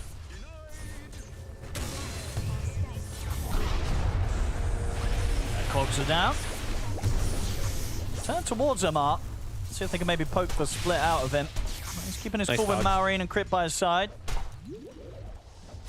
I like that Boxy recognizes this game that they're not snowballing out of control in lanes. This is the game where he goes 3 points in cogs. Can be very annoying. Other game he had max battery cell because of how much they were just snowballing for damage. So for Falcons, for them, it looks like the name of the game will probably be wait for Malrine blink and then take all the fights, but they can fight around those ultimates as we're mentioning. Snake? Nice little sort of jukes from there in the tree line. They only sort of caught wind of it being in the area when it was too late. Yeah, I thought Boxy had him. It's close. Tofu has gotten time to hit 6, so it does have that spell steal available. Clockwork, not quite there. Liquid definitely wanting Boxy's 6 to be able to stop that primal grab. They want this power in as well, Liquid. See? Boxy. It's going to be the shield rune. Nisha's going to be able to jump in and pick it up. Good protection. Honestly, they're just a cog, right? They can't walk through it. And now a stun gets stolen. So Tofu has a very good spell. Probably one of the better ones he'll find for some time. Liquid getting to sit back, recover those lanes. We see the Razor back up to now 4K net worth since he's been able to restabilize. And Malrine's blink. See what they look to force on the side of Falcons with that. He's about to have it. Yeah, and that's the thing. I feel like overall, you can't sort of understate like how much Malrine's probably going to be able to do on this primal, right? We saw in all of the games so far, even in that game 2 where they were behind, he was still doing a lot. So when he has a rough start, he's able to kind of keep the game going. If he has a fine start, as he has here, you know, pretty much getting as much as Nisha. You know, Nisha's just slightly ahead on the net worth. You know that he's going to be bringing the moves, bringing the plays. And it could start getting pretty messy for Liquid. Here's the setup top. They get the burst. It's going to be enough to bring Ace down. No, Maureen, he can really start getting the show going now. It's much easier for Falcons to do that than Liquid. They're going to try for Amar here. The Shackle, have they got enough lockdown? The stolen stun into the burst, it's enough. They bring down Amar before he's able to get the split off. Boxy will end up dying in return though, and Snaking's got backup, so Liquid, they can't actually push for a second kill from this. Crit gets the stun on towards Tofu into the Hex. Falcons, they'll clean up another, and now look to chase down Nisha. Nisha still having enough mana to get just far enough away. Skitter's going to try and chase on, but won't be able to get in underneath the tier 2s. He is indeed looking for the wraparound potential. Does have Pulverize back and ready. Under the tier 2 seems to be a dive too far. Let's actually swing back over towards the mid. Maybe see if they can go on towards Ace knowing that he's alone. And there's the opening. Maureen into the trees, finds Ace. Amar's coming in with that extra bit of damage. They'll hold back Amar with the Shackle. They've got the split and they've got Skeeter. Comes in, Ace dead again. And now they've got the Ice Path on Anisha. Crit's got the follow-up stun. They've got the lockdown. They're taking Anisha out as well. The fights are starting to get brought to Liquid here by Falcons. And as you were worried about Fogged, it started to get very messy from Liquid. You know, Falcons, they turn up, they're ready to play Dota, bring this action, and it's looking a lot more solid from their side of things. Tofu's trying to lead him with the Shikuchi, but him and Mickey can't get anything here. Falcons are on the retreat, Tofu considering chasing on, but it's too dangerous.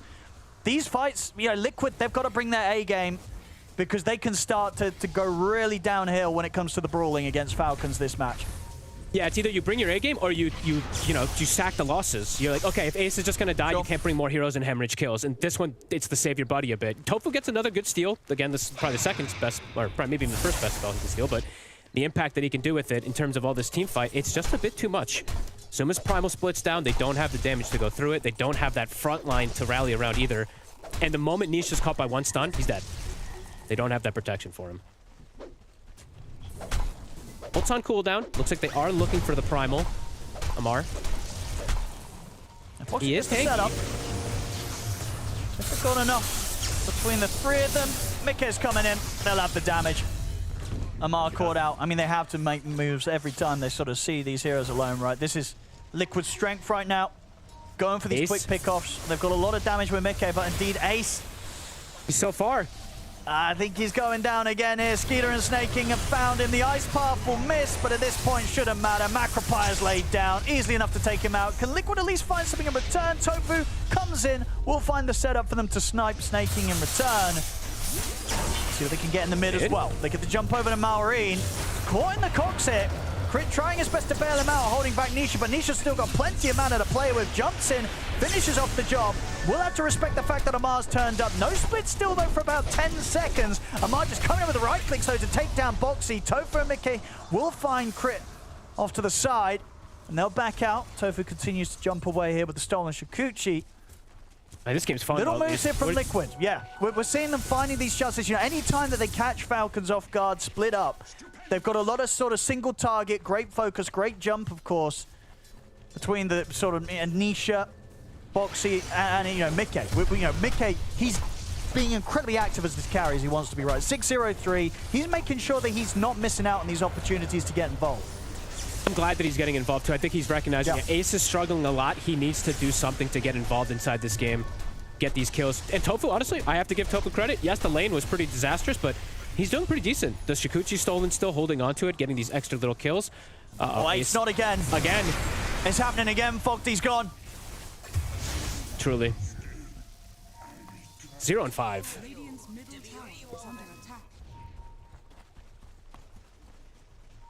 I mean, Liquid was... Because what's the plan going to be with this? Because obviously they did go through this, right, in game one, right? Where Ace started to have a really rough time on the Razor.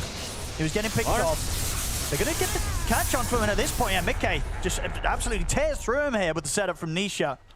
They'll bring Amar down. He was able to spend up, goes for this Midas here that he's able to pick up to try and get him well on the way towards the Aghanims next. But yeah, Mickey getting these sort of kills. I mean, Yolnir online, you know, they're kind of going all in with the rest of them, right? They're like, you know, it doesn't matter Play if on your he's getting strengths. caught out, killed off. Yeah, look towards Mickey, look towards Nisha to just strike back and get the kills themselves. Yeah, and I think for Ace overall, maybe playing a...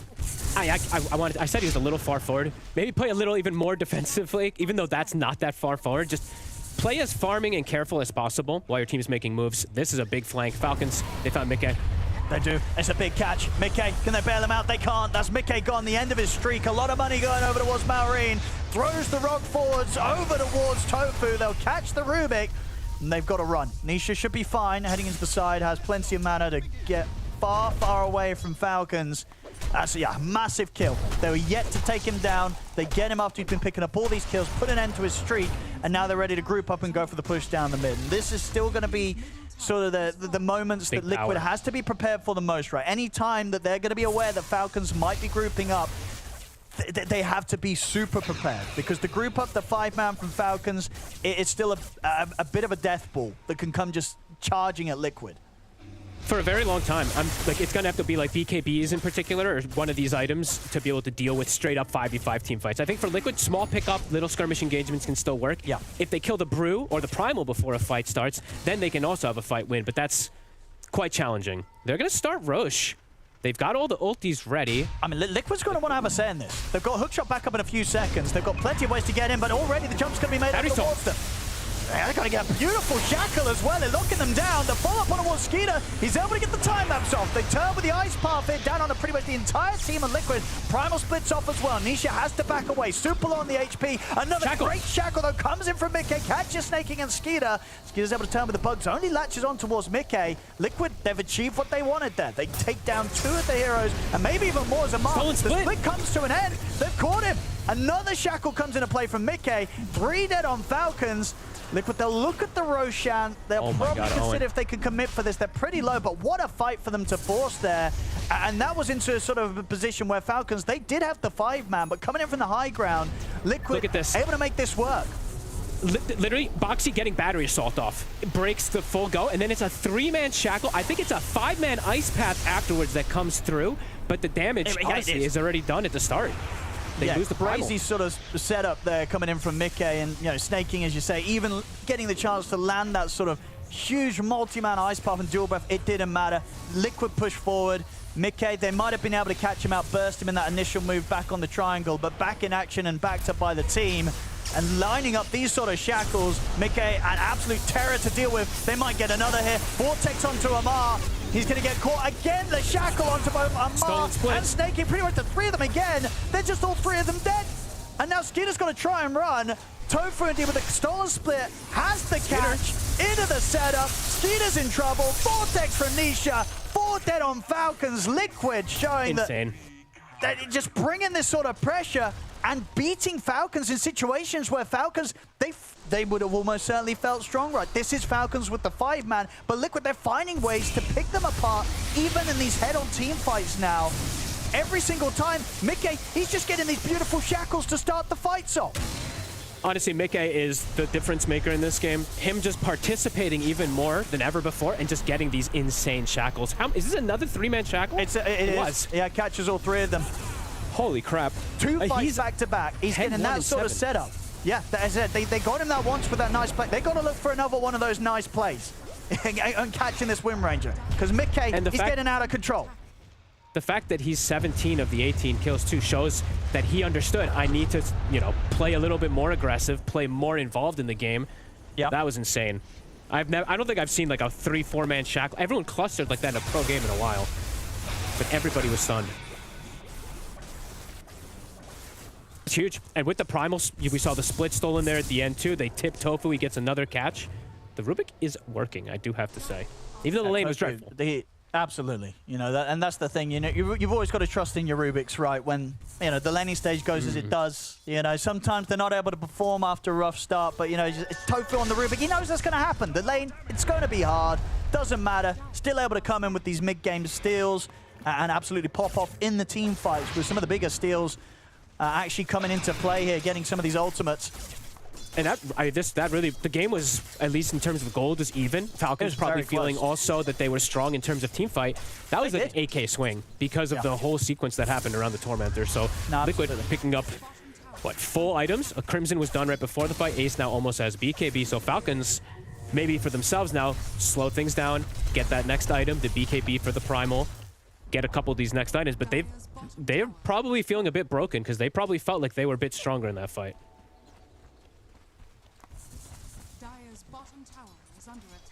Let's see what the response is going to be from Falcons now. Probably wait out for the next round of items. BKB about a recipe away from Maureen. Yeah, Blink and BKB, I think. Crit will have Blink now to be able to get the follow-up. But yeah, approaching the fights will be a lot harder now because Liquid, even though they're, as we've been mentioning much, like their lack of overall team fight in terms of spells, now with BKBs they can cover each other a lot easier as well. And they're going to have 2. That is the second one finished up. Nisha and the Razor have it done. Mickey's gone a little more greedy. And during this, too, I do have to say, they did place aggressive vision in the meantime while winning that fight, too. So they have, just very good information on the side of Liquid at the moment. So the Falcons, see where they go from here. Might just be also, like Amar, maybe just feeling like he needs to just farm, because he did get his Vessel at a good time, his Midas at a decent time, but he's 0-6 this game. On the mid. So just off the mark. Nice try. They're setting up for Roche. I feel they can take it pretty quick here around Mickey. Focus fire. But the way the last few fights have gone, it doesn't look like Falcons are going to take the risk of heading over for this one. So no Liquid BKB on. Be able to get this one for free. Yeah, no BKB on Maureen. Just wasn't quite finished. I don't know if they knew it entirely either, but yeah, without the BKB, doesn't feel safe to fight. And there's always still going to be that hook shot. Oh, okay. So Mickey, as we said, he went greedy. So they give him the Aegis, even though he has a Storm on his team, which is, you know, the Aegis carrier god. The Storm has the BKB, so they want to give it to Mickey just in case. Radiant are scanning. And they're thinking about coming through the Twin Gate, Falcons. It's been hit by the scan. Liquid know that Falcons are coming in from this angle. Rocket will scout. Tofu lays down the sentry, and Nisha, he's ready to sort of scout out the situation, just zips straight in and catches out Crit.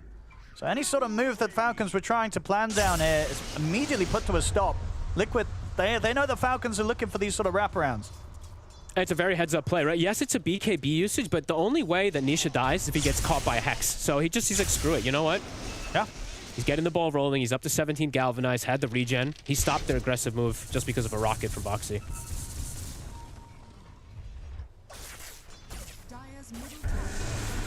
Boxy playing behind Mickey. Mickey is kind of solo pushing this tower right now. Mar trying to tease around with Ace, but Ace has got back up on the way from Boxy.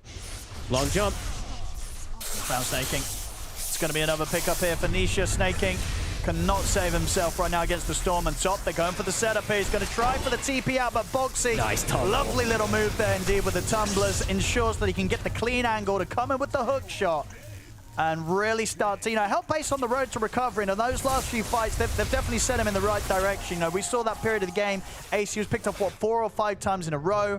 Since that, he's rising back up the ranks. He's in the top 3 net worth. He's cleaning up his game. And now at this point, they're not going to be picking off this Razor again anytime soon. No, and even if you do commit onto him, he's going to have Crimson, he's going to have BKB, and the Mjolnir charge will be on him. Mickey. They get the opening. They'll be able to burst through the Aegis, but it's cost them crits life. They won't be able to go on Mickey a second time. Just the Aegis to be taken. Very impressive from Liquid. They've got this hold on the game now, and they're not letting go of it. They're not giving Falcons any breathing room. Falcons, as we said, Blink and BKB is done. Still continuing to get picked off, though. The Brew Ags is about to be finished. Looks like they're trying to set up for something here. Liquid is all ready. Let's see. Falcons.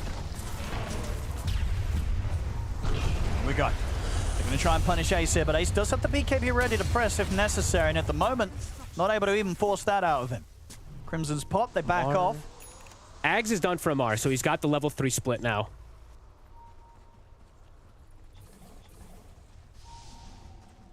Do they want to sort of smoke up and try and do something with this if you're Falcons? What's the call going to be right now? How aggressive do you want to try and be to take this lead away from Liquid? It looks like they were trying to counter-initiate in particular and just bait Liquid into an uncomfortable position. I don't know how aggressive they want to go for the play here, because last time they did it, they literally walked up and all died, right? So it might just be complicated to them just go for that play. They have a very good counter-initiating lineup.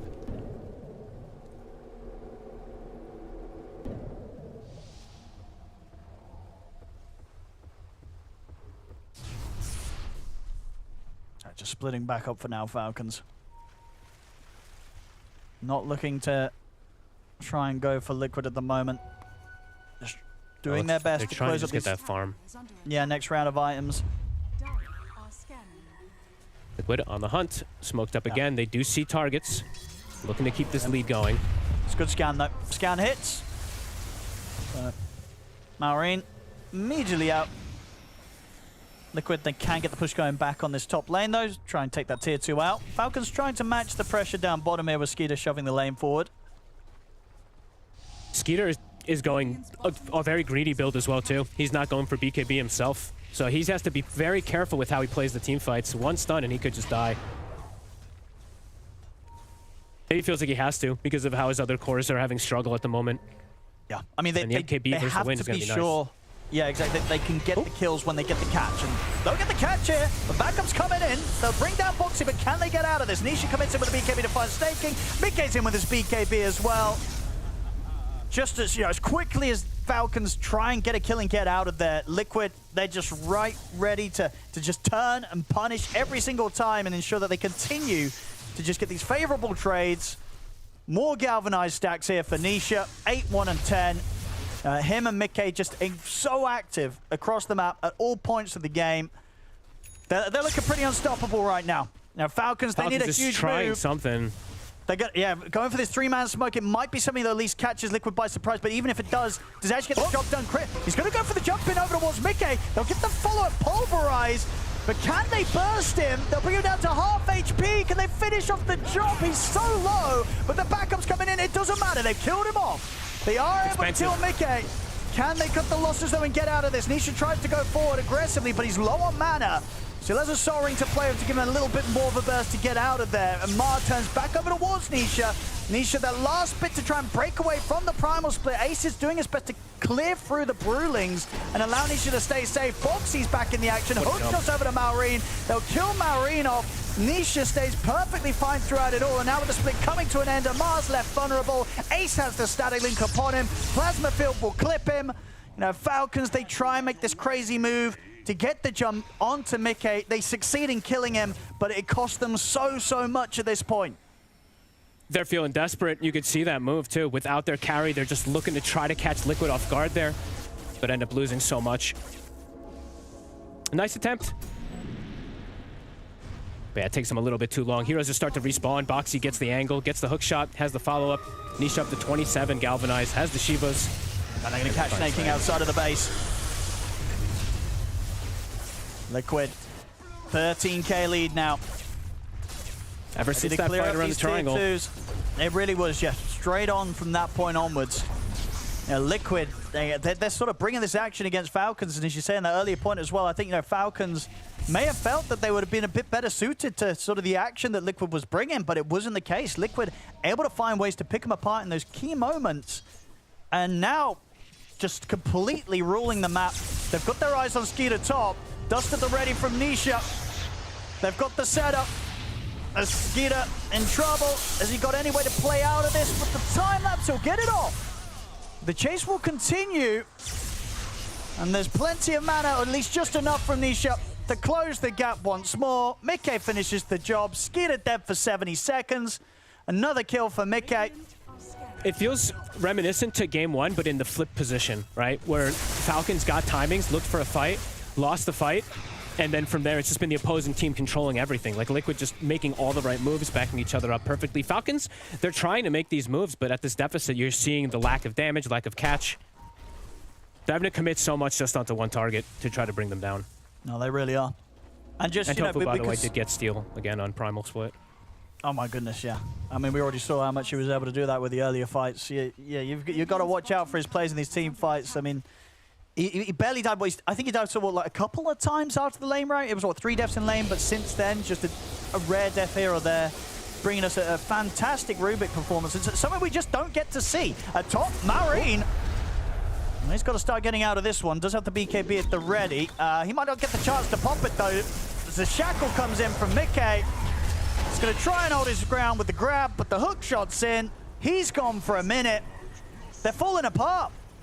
And Liquid they did need that warm-up. It felt like we saw for a moment, maybe in this game, that Falcons were getting that fight going. But yeah, all since that moment, Liquid has yet to falter a mistake afterwards. Just everybody playing around each other nicely, not giving Falcons the opportunity to do it. We've seen Falcons do to some teams of just farming, split pushing, finding pickoffs because of this. Liquid is not giving them that option. And they're up to the base. Falcons, what can they do to push them back? Critter. Skitter buys what he can. The base, he buys a small crit. So any small thing he can do, you can feel the desperation for Falcons in these next moments. How do they stop the push? He tried to start it, but he gets caught immediately by the shackle. He'll get the chance to still get off the primal split. Nisha in with the BKB, wants to take crit out, and will manage to do so with the duration of the BKB. He looks towards Snaking, but Snaking's back to the fountain safely. See, of course, once more, Tofu ready to use his own stolen primal split back aggressively against Amar. Amar's got to be careful, his Brewlings are dying. He's got to back away.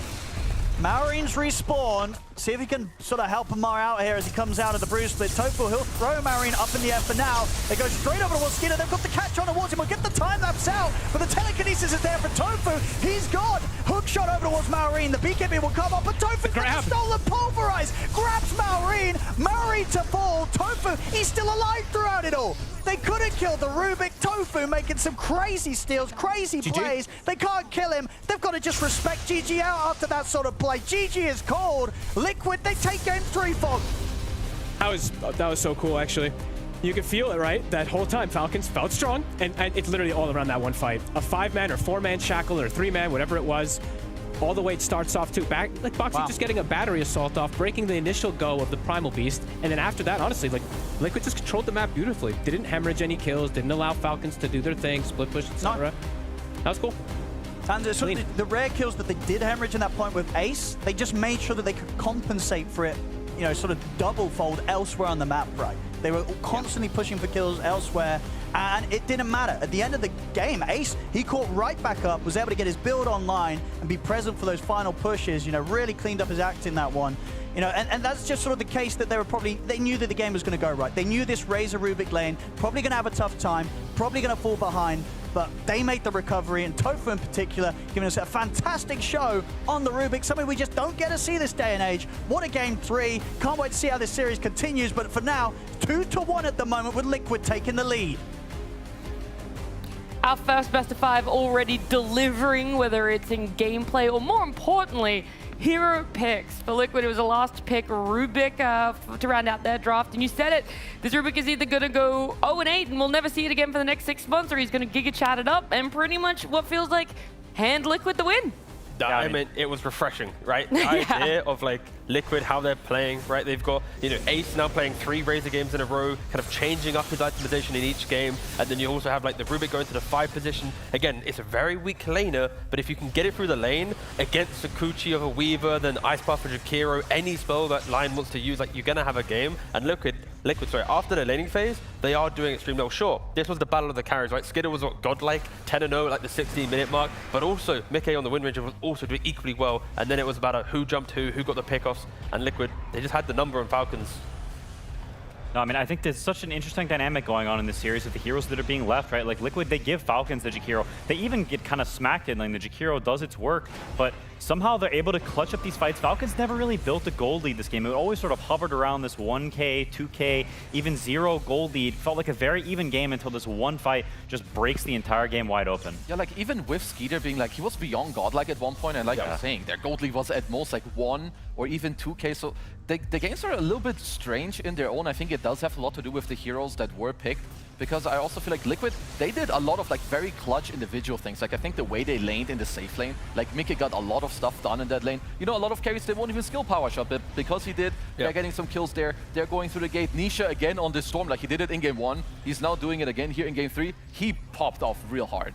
There's one clear thing for me, at least in the series so far. In game 1, Ace didn't see him, right? Of course, you could argue about Liquid, how they played. And then Amar, he was like leading the charge on the bristleback. Game 2, game 3, I don't really know where Amar is, of course. In the Mars game, he got completely broken in lane, 13 deaths. In this Brew game, there was a couple moments he got split. He also gave split to Tofu multiple times. So it's like, you're playing a Brewmaster, you're giving away split, you're not really enabling your team too much. I think your end scoreline was like 1-8-6. So yeah, the last 2 games, Falcons, they're kind of missing a key component to their success.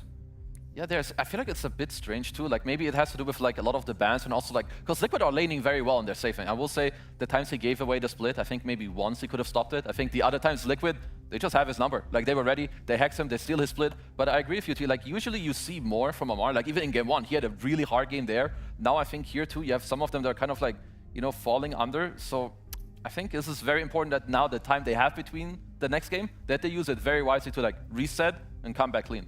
Yeah, I mean, they're going to have that extended break between game 3 and 4. That is what happens when you're playing a best of 5 and it ends up going that distance like it is doing right now. And you do have to wonder big questions. We said maybe the Jakiro was going to be the pivotal point when it came to drafts. I actually thought, T, that you were going to talk about maybe what has persisted throughout this best of 5 is the opening pick from Falcons being Primal 3 times in a row now. Yeah, it's the Razor from Liquid, it's the Primal from Falcons. You didn't have Jakiro going back and forth. So personally, it's like I think Primal potentially going into the 4th game could be a hero that they don't rush towards. They could maybe change up their bans, maybe promote Jakiro as a response to Razor. I love the fact that coming into this series, it was like, what's going to happen with Razor? And Liquid 3 games in a row, it's like, Razor, Razor, Razor. And it's like, you break us. And Falcons, even after game 1, that maybe we have, and Falcons are adjusting every single game. Liquid, even though they're making hero changes, I don't seeing like an identity shift. 3 games in a row, it's the same thing. I think that's the hardest thing going into a game 4, because Falcons, every game, they're kind of scrambling for a solution. Like, oh, what do we do with the Razor? It's the Bristle, it's the Primal, it's this. And now there's like, luckily got a 20-minute break, so you actually can find a solution. And it's probably not going to be, haha, ban it. There will be a solution to this problem. Yeah, they definitely need to do something different though, because to be honest, they got everything they would want against the Razor in these games. Like, they're not going to get Bristle again. That's not happening, right? They had that counter. That counter's gone. They picked the Weaver / the Wind Ranger. Those are the ones that they wanted second phase, right? They opted for this Weaver. He had an amazing laning phase, right? They shut this Weaver down, or this Razor down very hard in lane. Early game, he was doing nothing. He was just dying. I mean, I don't know what you can lane against Weaver, Jakiro. It's a rough one. It's a nightmare lane. Also, like... Yeah, it is what it is. But like in the game, he's standing strong. He's very solid, and they're just coming out ahead. They're winning these fights. If you're Falcons, that's why best of 5s are so tricky. And it is important they get this extra time because they really do need to go back to the drawing board and figure this out because they're playing signature heroes. They're counterpicking the Razor. They're doing all the things they prepped for, and it's not working. So what the heck do we do now? I mean, the one thing is, right, you give away the Razor, you take Jakiro, and then rather than wasting a ban because you've picked like a Pram or something, you can then maybe ban the Kez, opening up for Mars. Like, I think there's a completely different line to go down, but it's basically if you're giving Razor, that hero can't be a hero like Primal where it's countered by a Clock, countered by a Rubik, having to ban a Queen of Pain. Like, the Primal feels like it's too much stock and absorbing the draft for Falcons. Like, get rid of that, and then you actually can breathe and understand like what's Liquid's doing, how do we want to counter them. Like, Malrine, he's having to play from behind on a hero that he can 1v9 if he gets in a better pick position. Now, I'm going to throw something crazy out there, right? Feel free to entertain the idea, but it might be a little too crazy. Falcons just take first pick, and they potentially get the Razor themselves. That is an option. That is an option. I'm just saying, they opted for second pick. Liquid wanted first pick for themselves. We've seen 3 games play out exactly the same way. Maybe that's the change that needs to happen. I mean, that's definitely one that is like quite simple. If they do have choice, of course, because you know, in the BO5s, you can like change it up. It's kind of simple. But I agree with T. I think also like if I'm Malrine, I now played 3 games of Primal. The last 2 are kind of L. I don't really want to play it anymore. I think it's like a nice gift because also like this Clock Storm combo, there's something about it that just makes Falcons not feel good. Like I can tell by watching that those 2 heroes just do so much. So look for something else. I think the Razor, you can play into it. I would at least say it's fine. But the Primal, like, take it out. The Boxy went Glimmer Blink on the Clock. That's just... base. Blink is so fun. It's like, oh, there's a fight. Let me just blink over the fight so I always get the hook shot. Like, they just had his number. So that's cool. Yeah, someone's got to step up. And I think on Falcons, it's just a matter of like, you have to find one problem and really hammer home a solution to it. If you have like 3-4 problems and you try and half-ass it, that's not going to work. Like, you need to go, this is the problem, let's solve that, then you get into the game. So I'm really hoping for like a very clear solution when the draft starts. Yeah, I mean, I think that's the hardest part of it is deciding what the problem actually is. Yeah. Like, sometimes you just think the wrong thing is the problem. And then the series is over and you're looking back, well, obviously that wasn't the problem, it was this other thing. But in the moment, being able to zoom out a little bit and look at it from a broader perspective and see, okay, what is actually happening in these games? And I think that's where Aoi comes in, right? He's the most veteran of all coaches, one of the best Dota minds in history. I think it's a lot up to him to be able to look at this game and say, this is actually what's happening. This is the real problem here. This is the cause. And here's how we address that, right? That's the power of best of 5s. You get that room to have a little bit of space to figure that out. And I think this is his and their, like, you know, they've won best of 5s before, down 2-1. They're no stranger to this. That's how they won TI. So they gotta think. And I think it's also important that like you look at the gameplay and like not just like the drafts. Because if you look at like game 1, they won a fight off of like a really nice lane ward. Whereas in this game too, it's like there's a lot of like very crucial moments. Again, the game is incredibly even. But you have Boxy who's on the high ground. He presses battery assault while Malrine goes in. So he immediately, you know, blocks their initiation. And then Mickey just turns around with like, what, a 3-man shackle. They turn the fight around. They get the Aegis. The fight turns on. Then they get to like steal the split as well from Amar. And this is also like not the only fight where this happens. And these are the moments where even if you draft, you know, maybe you don't love it or something needs to be different, you need to be able to execute these. If you want to win a tournament, you need to win with a draft that you feel like isn't better than your opponents. And I think in these moments, it's just Liquid finding the right initiation, and then they clutch out the team fight. You're talking about like Storm and Clock making Falcons not feel comfortable, and when you really think about it, it is such a big counter to Primal, right? Malrine is the one that's trying to initiate. Battery Assault gets off. It feels like, as Primal Beast, you're kind of just useless. Storm is diffing you in lane, whether that's game 1 or game 3, and it feels like so much rests on Malrine making this early space that even Amar, who's picking this hero overall last, isn't able to execute what his vision is for it. I mean, it's also just hero comfort, right? Like, Amar, this is what, his 8th game on Brewmaster in his career. In that highlight there, I think other players, it would have been, let's offer up the Brewmaster to the opponent. If he goes in, he's getting battery assaulted, someone will protect him, he then gets the split, you utilize that to open time. So maybe a lack of hero comfort is hurting them here, where if he was on other heroes with the muscle memory, he would have clutched up, it'd have been completely different, because, again, that highlight, I agree with Kez. It's like, you can just play better. Like that, if you're trying to win a tournament, you're not just 5 dudes walking up a choke point, offering up Liquid the free game. You know, it's like, yay, let's run to our death together. Like that, no, that's kind of unacceptable, right? So that's maybe another thing they're talking about. Nothing to do about draft, but just looking at a point in their replay, like, why is this not a different wraparound? Why are we not offering up the hero that in game 1 they did perfectly? They were offering up the correct heroes, the correct kind of counter initiation. So yeah, there's multiple points where Falcons can look at how Liquid are just evolving through this best of 5. Yeah, I mean, that's one of the weird things about how like it's difficult to fix gameplay in a series. Like that's the kind of thing that you watch replays for hours and you think about it and you sleep on it and you practice it in pubs and then the gameplay changes, right, over a long period of time. But actually fixing that in games is hard, which is why so often we and teams talk about draft in the middle of the series, because that's something that you can just click the buttons differently and it will be different. Gameplay, that's a lot harder, and there's a lot of, you just have to have faith that people are going to play better. I'm just so happy that this is a best of 5, because it's like, if it wasn't and it's just a best of 3, it's just like, haha, Liquid 3 games Razor, Falcons didn't ban it, they should have learned, you know. But the fact that we do get a potential answer to a problem that is so clear to most people, right? It is the consistency of Liquid, the little mini adjustments. Like, even if it is like a 3-1, like to me, it's like, I just want to know what is the Falcons' answer. And we rarely get that outside of a grand finals. So to me, I'm just so kind of like, I'm giddy to see what happens. Well, there's still plenty of options of what could potentially play out in a game number 4. And I know for Falcons, they were saying it felt lucky that they even made it to Malta. Maybe it's a little bit of lucky to even get a game number 4, but you got to make it count, right? This opportunity is presented to you, and you're going to be able to push this to a game number 5 if you want to be able to continue in Blast Slam, which is going to be coming up just after this break.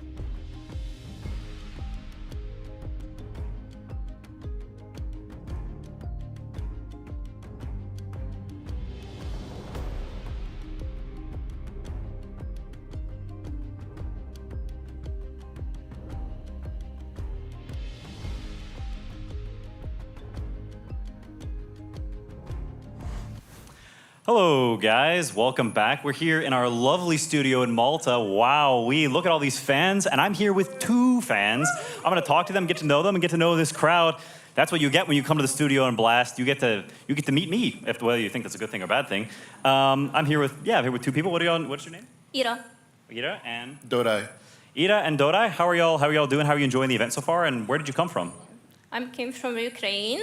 Okay, awesome. Hungary. Holy, so we're all over the place. And how are y'all feeling about the event so far? Is this your first time coming to an event? Usually I don't really watch Dota and came to events, but today I'm here just because I really like how Blast do it. Okay, awesome. I like how Blast do it too. How about you? 6th event, I guess. Oh, dang. Yeah. Okay, so what are the other ones? How does this one rank so far? I mean, it's pretty high up there, right? Like, we usually see, like, these studio lands all the time, and we finally get to be close to you guys. And you're here with us in the crowd, and it's a very homey, little bit BTS-alike event, for sure. So it does bring back those old vibes, for sure. Yeah, I think so too. I think it's been a very cool experience so far for me. I heard you were a caster, and you cast the sort of the famed 3-2-2 match recently. How was that? Shout out to For Ivan for giving me global fame. I'm really, really sad Mind Control did not win that one. But yeah, if you're AFK in the lobby for 30 minutes, I didn't notice actually that he reconnected. And he just stood there in the fountain, just dumbfounded. I was like, is he reconnected? Is there like a lobby change or something new patch came out that like, you can't control the hero anymore? And no, I was absolutely like dumbfounded, like, well, how the hell did that happen? But for the memes. Yeah, unlucky. What can you do? And so if you're not a big Dota fan generally, then like what games do you play? And then why I guess this event specific, like it's just a Blast thing? Currently I play Deadlock. Oh, me too. Big fan. I saw. Okay. So, and most of the time I'm League of Legends. Oh, wow. Okay, that's crazy to me though, to be a League player and to come to a Dota event. That's very open-minded, and I respect that ability to enjoy multiple games that Deadlock enjoy myself. I respect that. So when you do play Dota, what do you typically play? I don't play Dota at all. Okay, all right, I respect that. Well, we got to know a couple of our fans, and hopefully get to know more over the coming days. And with that, back to Natalie T. Thank you so much, Quinn, and of course the 2 fans joining him in the crowd there. And as Quinn always does, finds the silver lining where he possibly can about those sorts of moments. But a lot of fun coming to the studio here. Did you enjoy it? I did. Now that they're not near you, you can say the truth. No, I enjoyed it. They were great. Keep that up. No, it was great, and I think it's great to be here with the fans in person. There's a cool energy, and he's right. It's a mix between sort of the hominess of maybe a BTS style land back in the day, but also the crowd. It's I like it. It's a cool atmosphere. I've been enjoying it so far. Yeah. Well, look, hopefully the energy is continuing, because whilst there's still a little bit more time before our best of 5 continues, I thought we'd play a fun little game. Let's do it. Woo! Hoorah! I love games. Okay. I am scared. All right, as my lovely panelists have now seen, no, we've lost PGM, so they can no longer see what is going out to the audience and into the broadcast. What we're gonna do is, have you ever played a game of Celebrity Heads?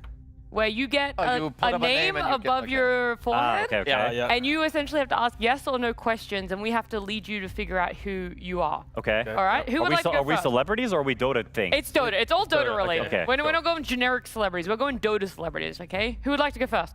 I can go first. Okay. Wow. Okay. You get to. Oh, I get to pick? any of these ones. And we're describing it to him. Eeny, meeny, miny. He's asking the question. He has to ask yes or no questions. Okay. Okay. Sure. It's other way around. Flip it over. Yeah. Flipping it over. Is it okay. All right. Okay. Yeah, we can see it. We can see it. Everyone knows who it is. So it's a Dota celebrity. Yes. Yeah. Okay. Big time. Do I still play? Yes. Yes. You I do. still play. Am I at this event? You're not. I'm not at this event. I still play. Am I a streamer? No, No. you're not. No. Don't stream. I'm a pro player. You Yes. are. Yes. Am I from Europe? Yes. Yeah, sort of. Yes. Sort of. Yeah. Are you talking Europe as a whole? Yes. Yes. Am I in a tier 1 team? No. Yes. Debatable. No. Oh, that's a Nice, bit nice. mean. No, That's no, a bit no. mean. Okay. No. Oh. Tier 1.5. It's fine. You can argue for 1.5. Yeah. Am I Enigma Galaxy? No. I'm not. That's two, That brother. was- Don't. That's two. Come chill. Wow, but now I really lost my thought. I really thought I was closer. So I am not tier 1 player. Well. Wait, where's the camera? It's a No. Okay, wow. Holy vase. Okay, I'm from Europe. I'm a pro player. I'm not at this event. Yep. Yeah. Am I in top 100 rank? Yes. Yes. Absolutely. 100%. Let me think about some qualifiers. Do I play carry? Yeah. Yes. And I'm from Europe, yeah? Yes. Yeah. Yeah. Yeah. Oh, I'm going through all the non-European players. There's a very famous meme about this carry Yeah. player. Whoa. I want to, I And want to get a second. he's also much higher than rank 100. Yeah. And higher. has been tier 1 and arguably is 1.5 now, for now. There's a like. But so I'm European. I do not play for Aurora. You do. You do play for Aurora. Yes. And I'm the carrier of Aurora. Yes. You are. So I'm Nightfall. You're Nightfall. Hey, BKB TP out.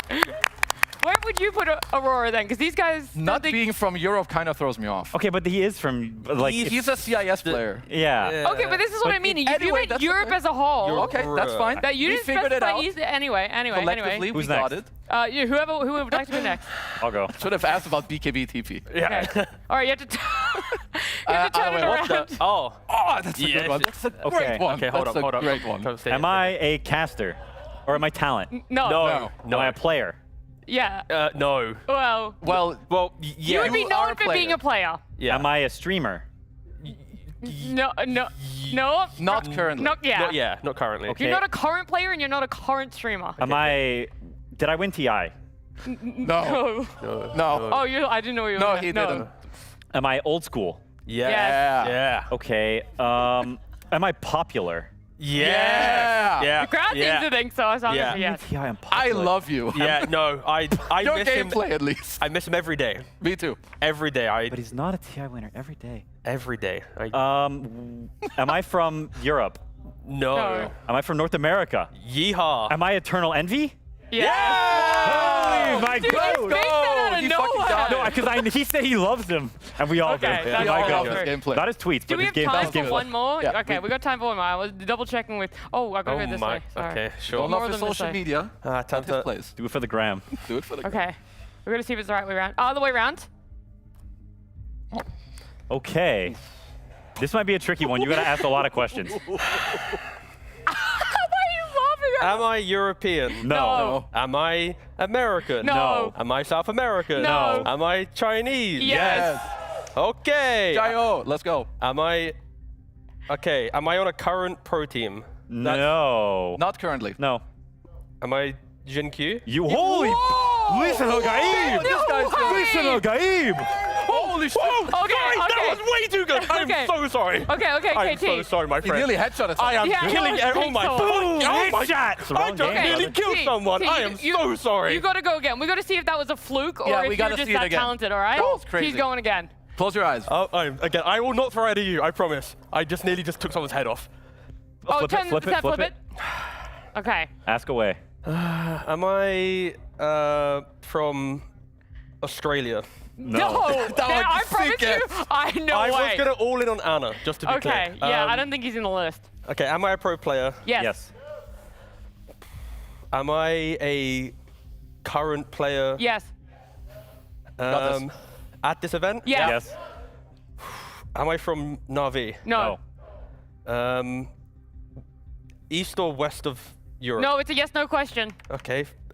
European player. Yes. You got this. Lock Just in. keep going Lock through in. the teams. Lock in. Keep going through. Did they just lose a game in this series? No. No. Okay, that's 2 teams gone. Easy clap. A European player. Well, they did lose wow, a game they- in this series. But just not Not now. just now, but before They have now. lost a game in this series. Huh? What the f? What? So I'm essentially telling you it's someone from these two Bro, teams. I lagged so hard. Yeah, I could tell. I think had you that needed that little before. push. What the hell? Okay, cool. Let's just start listing them. So there's 5 possible people. No, there's not, there's 10. Did this person buy Blink Dagger in the last game? He did. Yes. Yeah. Is it Boxy? It is. sure is. I'm not gonna ask the lanes. That's boring. The off lane is it this lane? All right. Easy. That's fair. But I- T, for the some reason, absolute goat at Celebrity I Head. got so confused about this. Well, yeah, you said just lost, and they thought you meant the most recent game that just happened, which technically you didn't. And I understood what you meant, which is why. Thank you so much. Let's go, brother. That's right. Looked in for you there. Look, and the way that it is T might not account to the most recent game when it comes to losses, but we are. Falcons lost game number 3. So right now in our best of 5, it is 2 up to Liquid, and it means a game number 4 is upon us.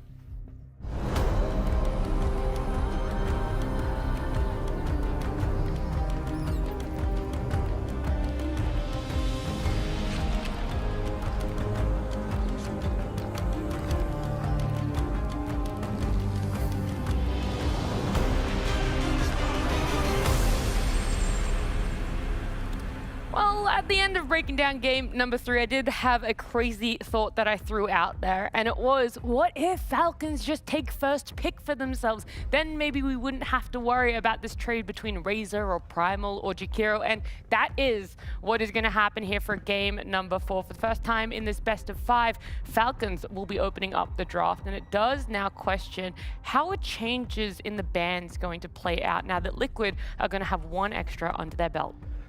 Yeah, I mean, I think it's definitely a good change for Falcons.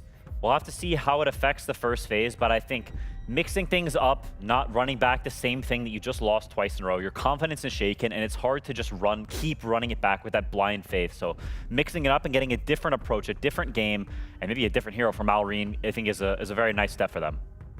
I will say the one thing for them, because it is nice to change it up in like a longer series, but Falcons, they haven't won a single game on first pick in this event. They've only played, I think, 2 games on first pick so far.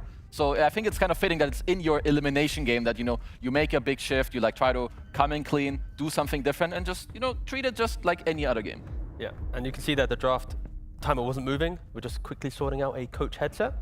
So there was a reason why the clock wasn't ticking down, but I mean, the inevitable. Is Falcons now going to take the Razor for themselves? Like, has this grand finals just become that, or does Falcons then ignore the hero? Let's say they take Jakiro, let Liquid take it if they really want to. Like, Then you wonder what was the point in having first pick if you're gonna do the trade anyway? Yeah, so it's fine. Okay, yeah.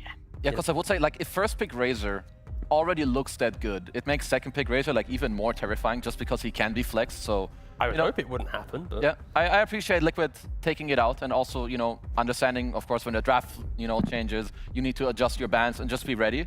But for now, obviously, Liquid must be feeling good. Of course, there was a longer break, so hopefully both teams are kind of cleanly reset. These are good bans. They're very, very Falcons bans. It's the one hero they've won with, and then the classic Amar and Malrine heroes. So makes a ton of sense. I'm curious what direction they're gonna go. Okay. So this is banned second phase, both game 2 and 3. Yep. And it was the winner of game 1. So going back to something they had success with.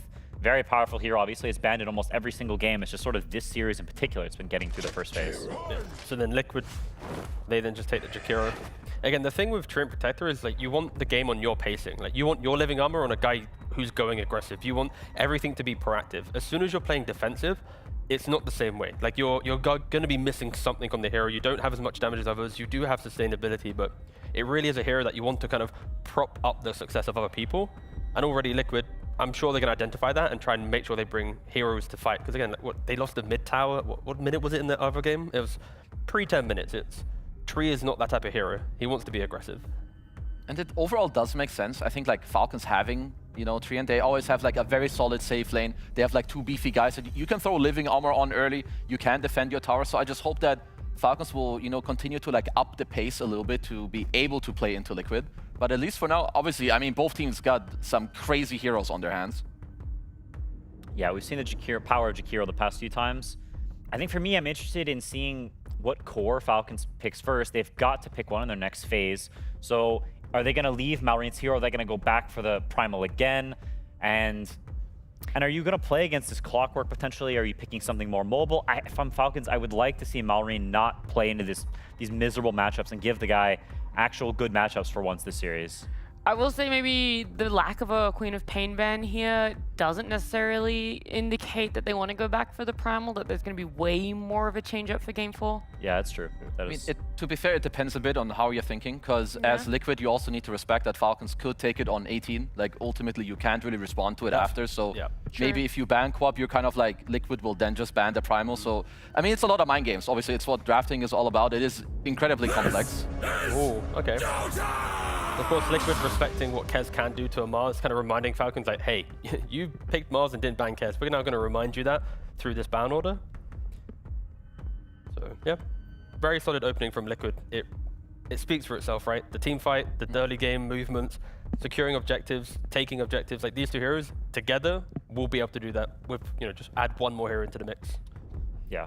And I think against Tree, you need some amount of team fight because he can do both, right? He's not a bad team fighter by any means, but he can also do the sneaking around the map, push the side lanes with this invis. So you need a bit of both, and I think starting off your draft with some nice strong team fight and then potentially later on getting the Manta hero, the split push to counteract the side lane pressure, you can fix that later on. And the Ringmaster, I believe, has been banned out in at least all three games? Yep. I can promise you that. That is a hero that Crit has not had access to pretty much the entire time. Even Snaking has played it a couple of times in this slam so far, but it's probably the 4th position due to the Treant. I mean, this is one of the harder picks, generally speaking. Maybe Liquid made it slightly easier because they did show you a core in the Mars, so I would assume that this should be Skeeter's hero. They did also ban out like the Slaughter and Conker, you know, maybe they were looking at like a Weaver or like some range type hero, like Wind Ranger, which Mars is generally quite good against those, and when you do pair up 3 and +1, it's generally 3 plus a range guy, but overall I would expect a carry to come out on the slot. Any combo breaker, the Ursa, the Abbas historically do well here, but it then does invite Liquid to some counter picks, but I feel the way that Falcons are drafting, they've seen Malrine struggle from the counter picks, and Amar just struggle to get into the series in game 2 and 3, so I think Skitter's going to take one game where it's like, I'll take the brunt of the draft, let you two shine for a bit. Yeah, I mean, the Amar point I think is very valid, and I'm curious what they actually decide to go for here. So they go back for the Clinks, which had a really rough game in the game they got ransacked. It does pair very well with Tree, and I'm sure he'll have a very solid lane. That combo, I can't imagine is really going to lose to a Mars plus anything. So at the very least, they've got a solid lane there. I could see one pick that Liquid could consider. I do think like Monkey King on a 16-17 that you can flex towards later is quite strong. Something else you can go for here is, I mean, it depends what Nisha kind of wants to cook, because you have to pick one of your cores here on the slot. So you're gonna pick your support with one of the other cores, but I think the faster pace is quite good, and it's how Liquid win most of their games. Why not just go for the open Storm Spirit, right? They've already protected themselves with some of the laner counters. They've already shown it doing well. I think they could. So it's like Storm for mid, or like the Monkey, the Nature's Prophet for the carry. They're like the 3 heroes at least kind of circling in my mind. It just depends on what Liquid values for the last pick. Yeah, I think they all make sense. I think the Storm is one of those things that happens more down the line. Okay, they go for the Clockwork. I wonder if this is primal prevention. Like if we're just gonna keep picking this hero because we feel like it's good against Malrine's hero pool, which maybe is a correct read. Do you think it pigeonholes Liquid a little too much to just bring out the clock even in anticipation? Not really. They've already have ways to play out the fight, so any vision is really good against Clinks, so now it simplifies the fight. You then see the Clink through some Sentry and Rocket Flare, and then Mars can jump in, and then if Clink steps up, you got a hookshot, he has to buy Pike, and you don't really want to buy Pike, so yeah, just Clock, just a nice casual hero for Liquid. I mean, they're playing for the skirmish and the fight in the post-laning phase, right? So Clock, Rubik, Jakiro, these heroes kind of shine in that style of play. I mean, follow-up damage is still definitely what you want on Liquid's heroes. Like, you have Mars and Clock, you have insane amount of catch and like map play, but the only one that's like kind of following it is Jakiro. You want your other cores to be able to like help with that too. I do think the heroes we've mentioned so far, they do help at that. But you also need to consider Falcons, they have a save with the box and also like global living armor that's always going to be thrown on these people. So you can't just take some, you know, some everyday type guy. So Liquid then take the Ursa, because I was just thinking of Falcons. Let's ignore Malrine for a second. The Underlords are in play, the Tidehunters are in play. Those heroes are the best blobs to deal with Jakiro, Clock, Mars. You just put yourself in front of that, you try and bait all of it out, and then Clinks will only join the fight once he's done it. So Liquid kind of respecting what Amar could have picked here to kind of just take over the draft. Yeah, I mean, it's follow-up damage, right? Ursa quite a high DPS hero, but you do have triple melee heroes running into a tree, into a ringmaster, heroes that have, like you said, a lot of save, a lot of sort of turnaround potential into a potential Clink's army. So in terms of like the fight dynamics, Liquid is very go in, very unga bunga, and if Falcons get, you know, more kiting tools, there is a world where it can play out sort of like Game 1 did, where Falcons is chilling and Liquid is running deep into them, and they're able to turn these fights around where they're getting Liquid to over-chase some. See how the rest of the draft pans out if Falcons is able to craft a scenario that lends itself to that, but it is possible. I mean, I wonder if Amar has a spicy pick in this draft. I think generally speaking, his pool does not fare like well against Ursa at all, especially Ursa Jakiro. Like, this is really hard, you know, dueling to like craft a hero against. You know, your Vipers, Razors are out. Slardar is one of the options that could have worked, but obviously that hero's also banned. Bring back the Slark off lane. Go crazy in that lane. Good old Nigma.Amar. Yeah. I'm jumping in, I'm tanking all the spells, haha. It might be something weird, like they are using time on this. I want something true quirky, yeah. Alright, I've assumed that's Malrine. Yeah. We've seen it flex before, so it could be off lane, but it just doesn't seem like there's a reason for it necessarily if you're picking it into the Ursa. Like if you're laning against him. Yeah. Blind, I get it, right? You're gonna ban Queen here, you're gonna ban Storm or Ember, and you're gonna do fine mid, right? They're gonna stack the camps, it's Ringmaster Sanking, it's a classic combo for Falcons. You Epicenter, you combo with all the spells, and you get kills. It just feels like they've got the hero to give themselves like a lifeline. Like when Liquid bring that aggression, one Epicenter, get a kill, okay, breathe, they need to reset. Clinks during that time should farm an item, or components of an item, then you go again.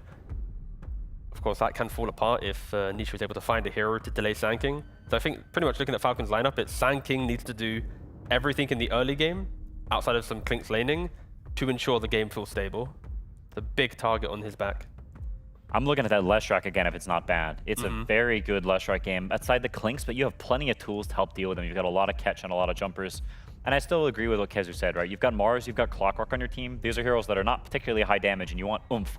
You want some follow-up. And so I'm looking at Lesh or Queen or some high damage, magic damage hero that you can complement your heroes with and cut through this Sand King.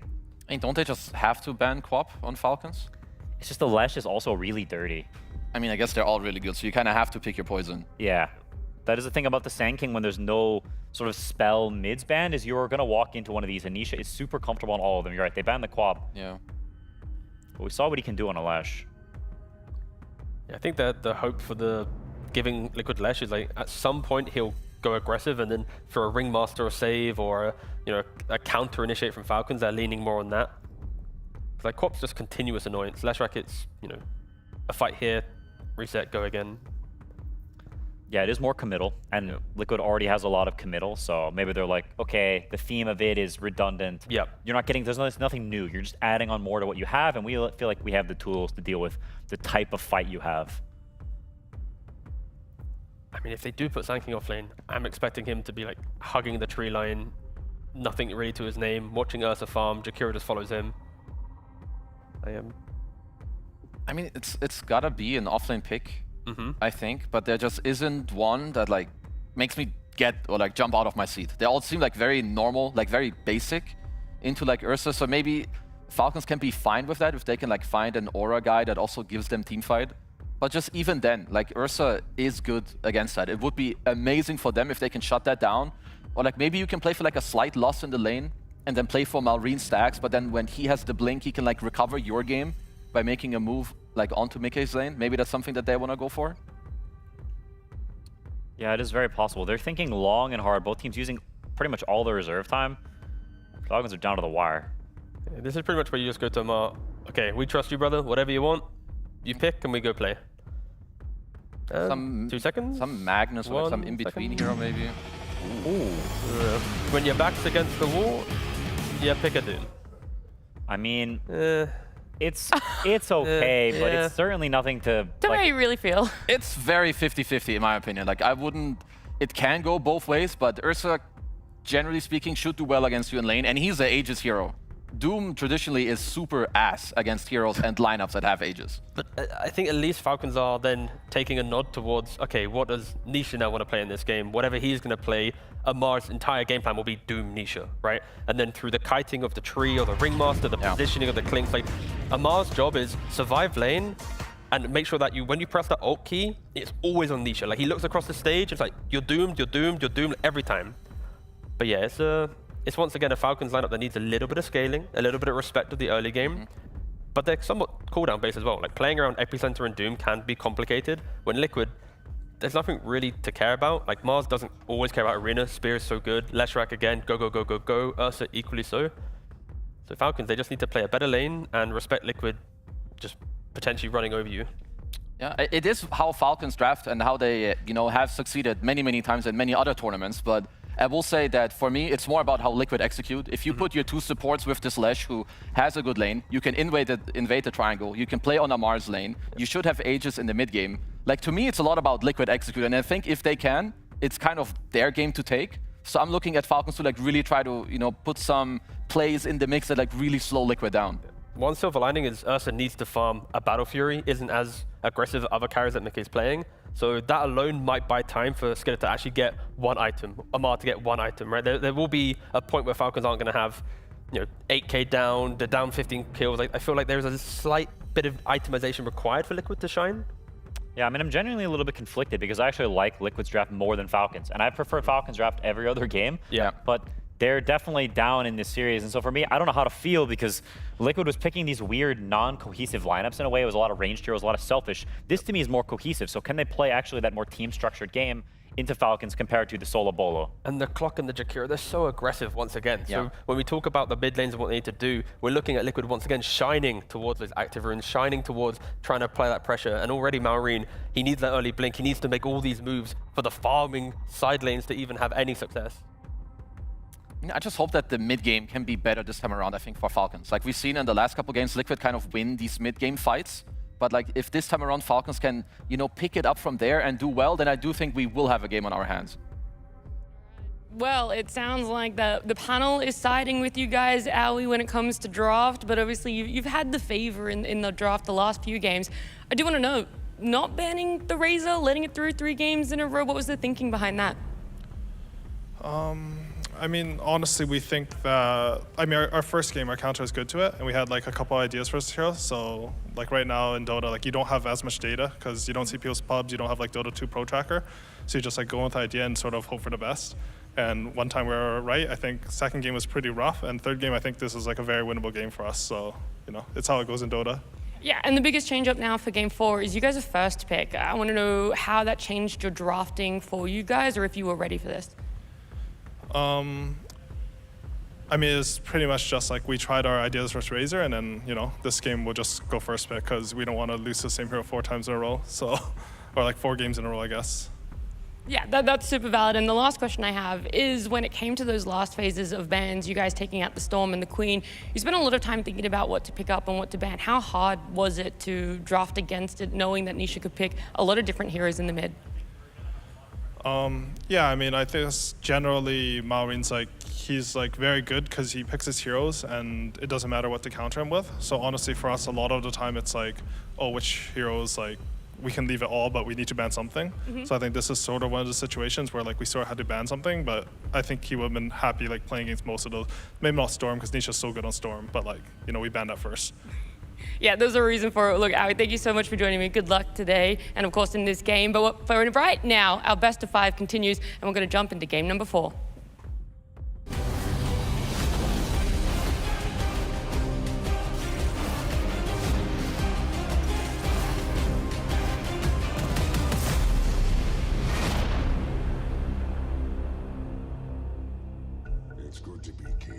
Game 4 time, ladies and gentlemen, here between Team Liquid and Falcons. Fog, what do you make of this time around? We're getting a bit of another rare hero, right? The Doom coming in here for this Game 4.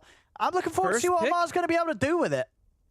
First Doom of the tournament, unless I'm really bad at using these stat websites, which usually I am, but I think I actually see that right. And honestly, I don't really see Doom that much anymore. I'm curious to see how this is going to go down. Like the panel was mentioning, we used to see Doom and Ursa and these two heroes kind of play versus each other a lot, and it becomes this taunting of each other. You know how they like, he raises to throw the Doom, the other one spams the, you're trying to bait the enrage and then find the Doom situation. So let's see who's going to end up winning that one. Because overall, I would say, yeah, Liquid, the draft, it looks very strong, very cohesive.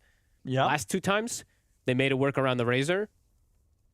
This time, let's see if they can do it around a very strong hero in terms of being able to get Aegis and get the ball rolling again, right? Liquid, again, looking like a very fast-paced draft. Just see if Falcons, if they can kind of break the mold with their own approach. Similar kind of style of heroes, still very mostly comfort across the board for Falcons. Just, are they going to be able to, play versus that Liquid steamroll that we've been seeing? Because they've just been really impressive with how fast they've played. Absolutely, absolutely. And I guess the question is, why do you think they did go for the Doom? Do you sort of see something about this game? You think it's just a case of, well, yeah, we can't get the regulars, let's try something different? Yeah, I think that amongst maybe maybe there's something else I'm not really too sure. Maybe it is that what they were talking about, okay, the Doom counters the Nisha hero. Maybe that's why it's good, but I just didn't see the options. He was pretty limited on them as Boxy. If they can chase him down here, should be fine. No further lockdown or catch here, ready to go. They'll smoke back up here, Falcons. A smoke on smoke. No blood grenades were used, right? I don't think they actually ended up throwing one there either. So, yeah, it looks like he still has it. Oh wait, did Snaking throw one? I actually wasn't sure. Maybe they used. I think the tree. Yeah, tree did. Yeah, tree threw one. Okay, so they have one used on the side of Falcons. Ace, is he going to risk trying to get this bounty? It's going to try, but don't manage to maintain control of it, so just 2 for 2 to start on the bounties. And let's see how some of these lane matchups go down. So it's this top lane then with Lamar on the Doom. How's this lane sort of looking? Because I feel like this Ursa Jakiro, it could be a pretty nasty duo to go up against. Yeah, and Tofu owned, right? Tofu played insanely well in the Jakiro in the laning phase that last time. It could be. It's not into that disastrous of a lane. I think the Ringmaster is pretty good at trading versus Jakiro, in fact, because you've got that distance, you've got that poke versus him. But yeah, this is an extremely potent lane, and I don't know what Doom contributes. Yeah, all eyes on Amar, really, to see how he can make this hero work in sort of a period where not a lot of teams are wanting to try and make it happen. Now, over on the other side, of course, Ace on a much more standard offlaner. We've seen this hero already show its face this series. We'll see what Ace is able to do with it this game. I'd say both carries are set up in success in terms of laning it, though. The Ursa versus the Doom should be pretty sweet, and then a Klink's Tree versus a Mars plus Clockwork should be pretty incredible for the side of Falcons. The only way that something happens bottom is if Boxy does some unbelievable cog bouncing. Otherwise, it should just be a pretty free lane for Skeeter. And he has, he's shown us some pretty good stuff on the clock, so we can expect pretty big things from Boxy, yeah. Just in case, you got to say, because, I don't know, sometimes playing the cog minigame, you just lose that minigame pretty hard. And what do you make of the mid lane matchup? Maureen on his classic Sand this time instead of the Primal, up against Nisha on a Lesh once more this series. I don't think Maureen Sanking loses to almost anything in the mid lane. Maybe, like they were saying, Storm could be one of those, or maybe the Queen. But I think this one, he'll lose the lane perhaps slightly, and then he'll recover. There's always going to be that recovery outlet from Ringmaster stacks, or just doing what he does, as the Sanking, and pulling creep waves. But Nisha is going to be full free farm. And we saw it, honestly, almost every single game Nisha has popped off, even in the loss. Absolutely, yeah, had that solid start from the lane, and sure in the one game wasn't able to do enough to take the win, but still had pretty good impact in the early to mid game off the back of that very good outcome from the mid matchup against Maureen. Let's see if the Doom, right, that's what I was mentioning, maybe if the Doom has a different type of effect, if that's the other reason why they wanted it. Sure, it's not about maybe the Ursa, it's just about dooming the Nisha hero we were mentioning before. Yeah, we'll see. Because talking about the safe lane for Falcons, we obviously had Skeeter on the Klinks earlier this series. Does this look like a better game for him on the Klinks? Like, or again, are there ways that Liquid can sort of collapse onto him in the fights, make it very hard for Skeeter to turn up to early skirmishes? For me, it looks better because he's got saves. He's got 2 defensive supports to be able to protect him. Last one, I'm very worried because if you just get run at, the versus like Clockwork and Razor and all that without anyone to get you out, you're just kind of screwed. This one, there's a Mars that can be annoying versus him, but then there's going to be a box that can counter, so... More snaking. This is early.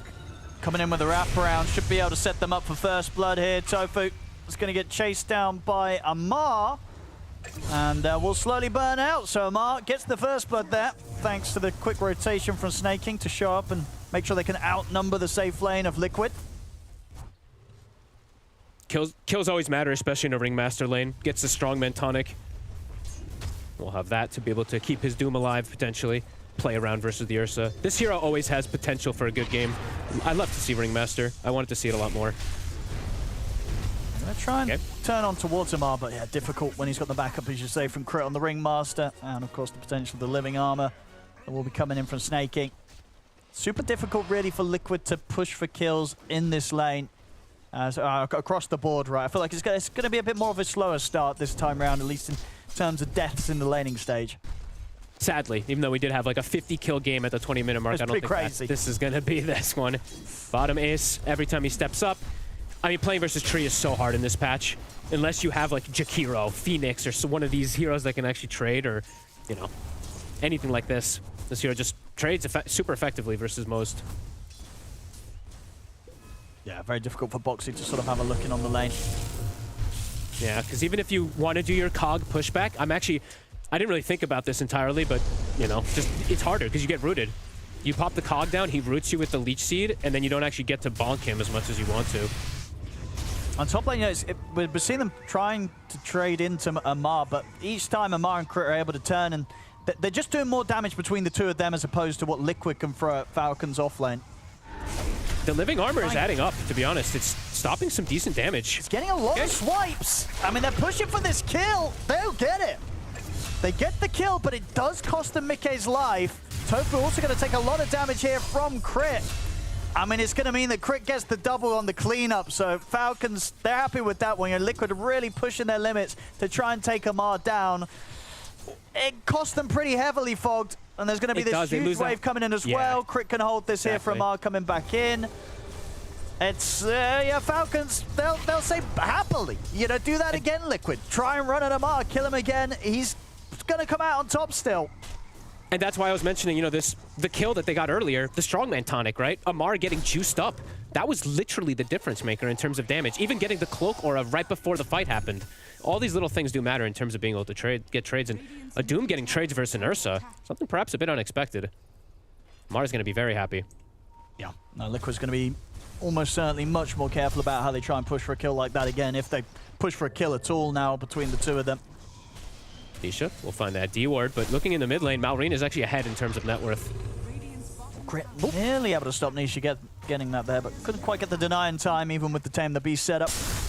Boxy, he's in a lot of trouble unless he can find the denied to Roche. He's going to try into the pit, but yeah, they'll get him anyway. Snaking nicely able to tank the Roche instead, so Boxy wasn't able to get the aggro. Malrine able to pick up a freebie. These small moves that Falcons are doing in terms of the lane, they're doing fantastic. All three lanes are looking really, really good. The Doom is the same net worth as the Ursa, the Clinks is free farming, and the Sand King is slightly ahead of the Lesh. Nisha is looking to accelerate and move, has hit 7, has an Arcane Rune. Maybe wants to contest around that Wisdom. Let's see if he gets away with this. It's not too easy of a move. That's a lot of damage. They're going to try. CTP's coming in, though. Immediate reaction, of course, coming through from Falcons. And they turn, they get the Burrow Strike set up onto Nisha. Nisha is gone. We'll see back over the Wisdom Crit, holding back the two of them. Ice Path as well will give time for Liquid to pick up the Wisdom and maybe even get kills, actually. Amar's pretty low. The swipes are stacking up. Tofu's going to be able to finish off Amar. Marin also ticking down low. Will have to Burrow Strike away. So whilst they do lose Nisha, he kind of gets the job done. Make space for Liquid to still take that Wisdom. And on top of that, kind of get the opportunity to get Mickey involved in some kills. So Nisha dying there, he'll take that. They get both. Pretty important. Yeah. The supports, as we mentioned, honestly, Liquid supports were pretty beast mode the 2 games in their victory. They're off to a good start, at least in terms of levels. Level 5 on Tofu. Clockwork also, now 4 and change. Looking back towards the mid now.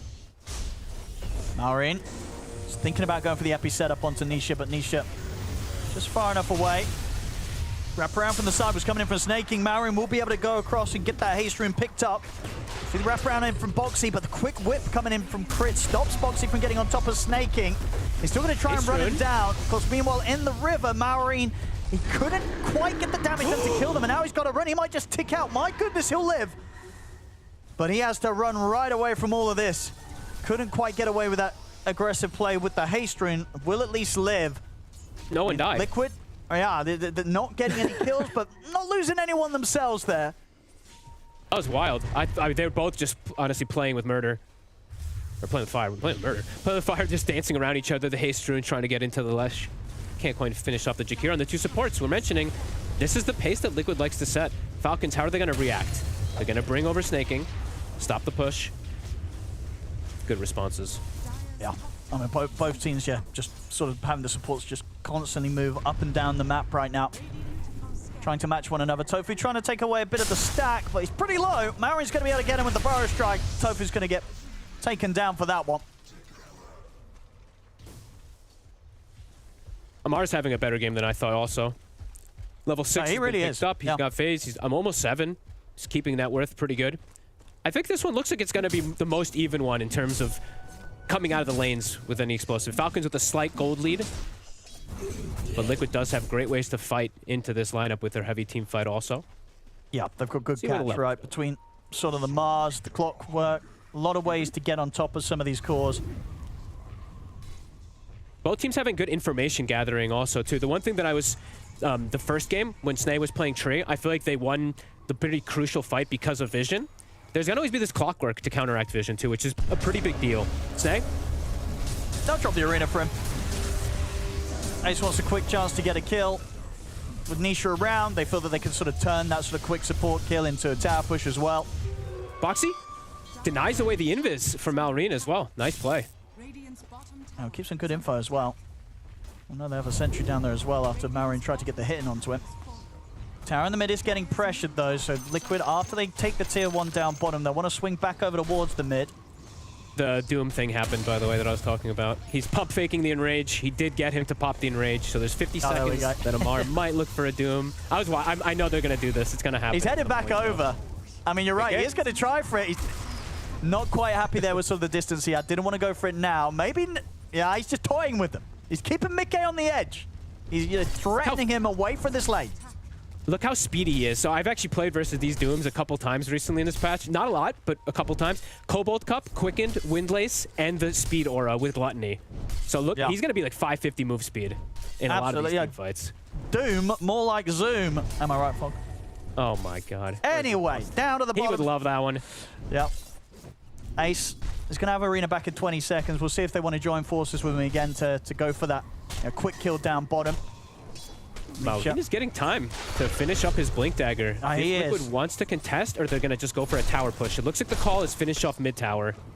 I mean, Falcons, they can smoke up around this Blink. It's going to be a timing that, Liquid, they've got to be prepared for. They're pushing for the tier 1 in the mid. Fortification will come out as well as the Living Armor. Skeeter's going to start setting up the defense, though. They don't want to give away this tier 1 mid for free. They'll make sure Liquid's going to have to come back later, really work for this. And yeah, this is Malrine heading back to base, healing up. Blink at the ready. We'll see if Liquid are ready for this one. Here's the smoke. I feel like Liquid, I mean, it's early now, but I feel like at some point they're going to need some like force stabs and ways to disengage and re-engage into team fights. Because I feel like this Lesh, especially with the Sanking having the Blink right now, is in a dangerous spot. They just epicenter on top of the Lesh right, and there's not really a way that Liquid can stop it. Oh no, if he gets that sort of jump, they're going to get the kill. Smoke is going to get dispelled though. They don't really want to just go for Boxy. No, they want the big kill. Might not get it now, though. Yeah, it's just good play for Boxy. For clearing the wave, yeah. Puts a stop to that whole sort of Blink reveal that Malrine wanted to try and hit Liquid hard with. He's done this, honestly, I think, like, multiple times throughout this series. I didn't really point all them out, but just standing in the spots that he expects the smoke movements and tanking ganks or just revealing it. So right there, at least reveals some of it. Gives Nisha good opportunity to finish majority of this stack. I don't know if he can actually finish it. And they're going to go for Tofu. It's not necessarily the big kill they hope for, but it is a kill that might allow, you know, that they can sort of turn into a tier 1 being taken on the top lane. So they'll settle for that for now, Falcons. Falcons does not hit buildings that great whatsoever. It takes time. It takes a good amount of time. They want kills into tower as well. On the side of Liquid, they can force buildings a lot easier with the Edict and the Jakiro. Oh, they want to set up on a spawn. They're coming through the twin gate. Snaking's got the setup here with the overgrowth. He'll drop the arena, but the ring's been thrown down here with the wheel. As the backup comes through, Maorine's in with the stun. Nice moves there through the twin gate, and just, again, the power of the tree, right? You know, you have Snaking just chasing him down, giving all the info, having the setup.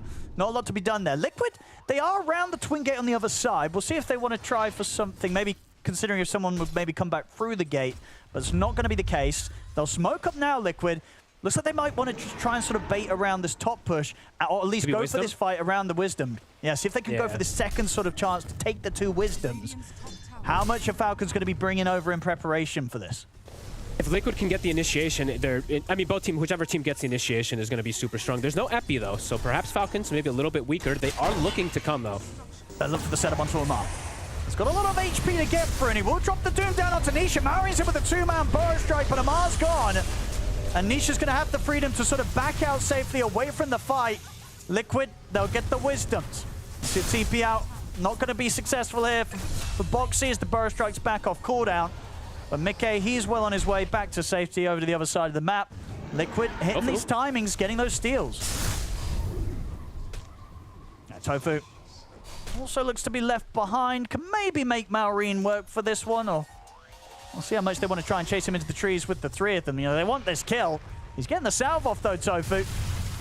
Definitely making them work for that little extra. Nice little 3-man ice path. Burrow strikes off the mark. Tofu will finally fall, but it takes time. And that means, actually, meanwhile, mid, they actually get another big kill, Falcons. So just with the 2 of them, they get the jump and take down Nisha. So whilst the 3 of them were chasing top, the other 2, they had the bigger kill sorted in the mid lane. Amar and Crit. And Liquid might be getting these Wisdoms, right? I think both times, but the experience now with those kills ends up favoring Falcons. They're just prepared for the movements just a little bit better in terms of how they wrap around there. We saw, even though a couple of them did disengage initially, they get caught afterwards from the chase forward. That kill on Nisha mid also hurts a lot. Slowing down that momentum, catch. 0 and 2 on the Greaves timing. I mean, it does feel like, you know, so far, you know, from Amar on the Doom, it's looking pretty good, right? He's absolutely having impact here in these early stages. Snaking's going to get caught super low there in the tree line. But, you know, up in the top 3 net worth, Falcons, they've got all cores in prime position on the farm. And, you know, as a Doom, you're just the nature of the hero, right? That farm can really get out of hand pretty soon. He's going to look for this BKB next after the phase drums. You know, Liquid, they've really got to consider these timings. Looks like they want to try and go for Falcons aggressively at this point. They don't really want to let this game slow down, Liquid. They want to utilize Ace. The thing is, he is into a Sanking who can burrow strike out of the arena if not caught properly. Tricky. And not to go for another tower push, but Falcons is ready. Epi's at the ready, almost level 12 on Maureen as well. And the tower's getting healed. All that downtime, the tree factor is starting to kick in also of healing. And not difficult, you know, not easy for Liquid to push into this. You know, the difficulty of turning up when Maorine's just sitting here in the mid with the Sandstorm, ready to hold off the push, that they just can't really make that sort of go right now, Liquid. So these sort of plays from Falcons, this sort of presence from them is slowing down the game, and it's definitely feeling like that's hurting Liquid a lot more than it's hurting Falcons' timings. Agreed. I mean, look at this game from Skeeter. He's getting to do whatever he wants. A completely free Clinks game. He's top net worth, and it's definitely concerns, at least for Lesh as well, right? We already mentioned the one concern for the Lesh in terms of the Epi and the burst damage, the hard physical damage that the Clinks can turret out now versus the Lesh. That's something Lesh hates to play against. Amar, he's found Nisha. Shield Rune will protect, though. So that is a Doom just wasted. I feel like with that, Liquid, I would imagine they want to do something with Doom being on cooldown. I mean, again, we saw them try it around the mid. It does feel like they got to get Ace in and get this arena opportunity. He's going to try for it here. But there is backup from the side. They get the jump through with the Epi and the Burrow Strike. The wheel's going to get laid down as well as they close it on towards Nisha. He'll try for the TP out on Mars. He'll succeed, but that means Nisha's left on his own. And Liquid's attempt there to try and set something up with the arena, it goes horribly wrong, Fox. And it was just with the two of them. They didn't have their supports at all. No Ursa. They go for this play right next to the tower. Yeah, that maybe says a tale of how Liquid's feeling about the game. Maybe feeling forced to do something because the way Falcons is splitting them up. Falcons is getting their timings. BKB's done. Aghanim, I believe, for Malrine. Everything's starting to hit pretty nicely. 700 for him, yeah. Sorry.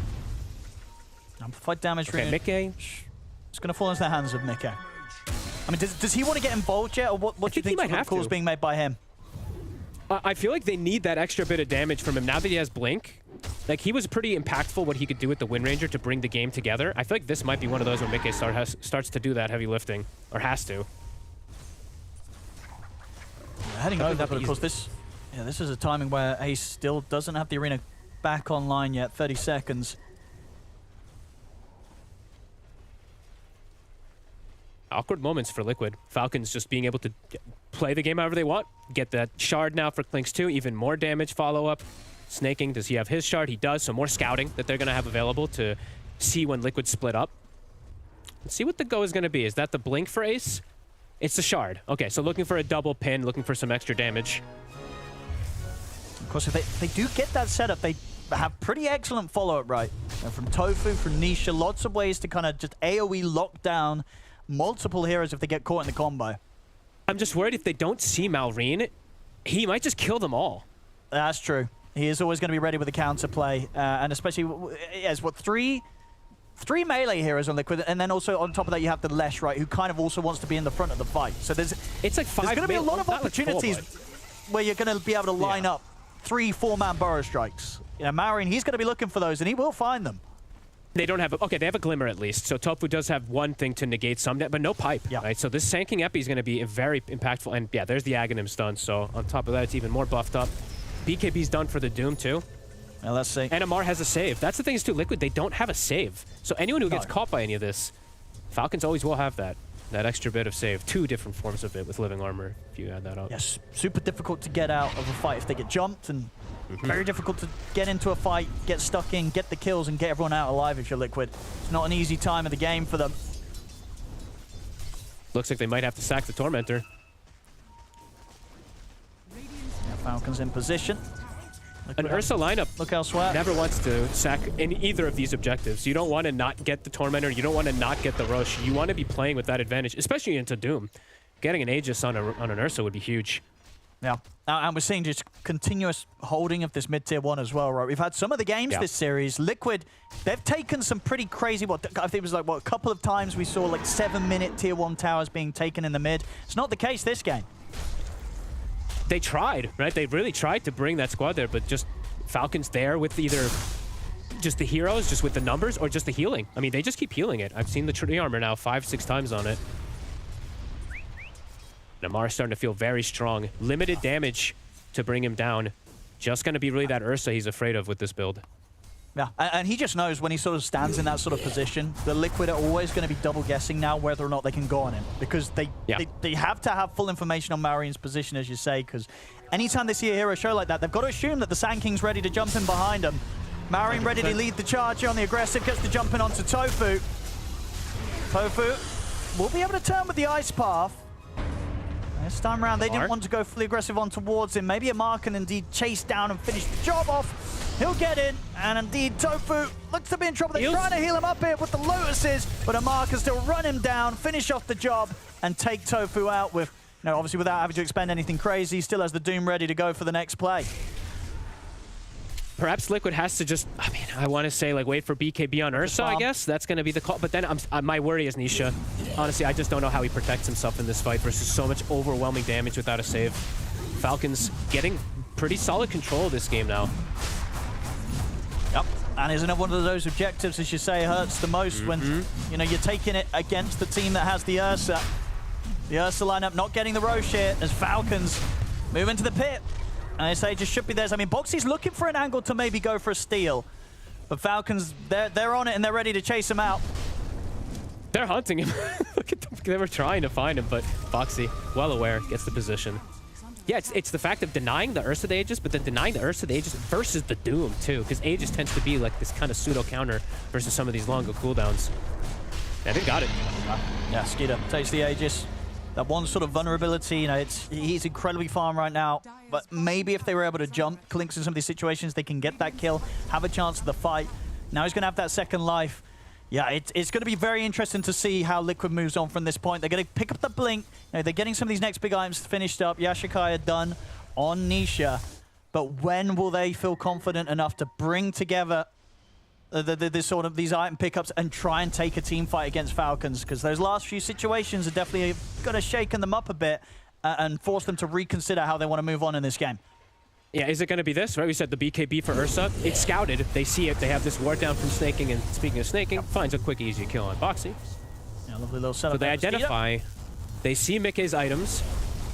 Yeah, this is looking challenging for Liquid. Just difficult to see how they take any fights versus the way that Falcons is playing. And with these items starting to king, I'm worried for their damage too. Marin gets the setup. Now the follow-up, he will get the chance to get the Yules off. And he'll actually turn with the arena, look to burst through Crit. He'll bring Crit down. Mickey, he's over towards Marin, but the Burrow Strike's back up. Mickey's going to continue to try and chase him down. Can Marin get away from this? He can, and he's got backup. Skeeter and Snaking turn up, so Mickey's got to get on the retreat. Get Glimmer Caped here, but the dust is out. Marin's considering going in for the jump. Will get the stun off. Buying time for Amar now to turn up as well. They'll have to use the cogs to hold back the chase. Amar trying his best to get through the cogs, but looks like the cogs will be enough to stop at least anyone else on Liquid getting doomed. I mean, it's sort of, again, these sort of desperate moments right there. You know, Ace is trying to throw out the arena, see if he can get something in return. Still costing him his life.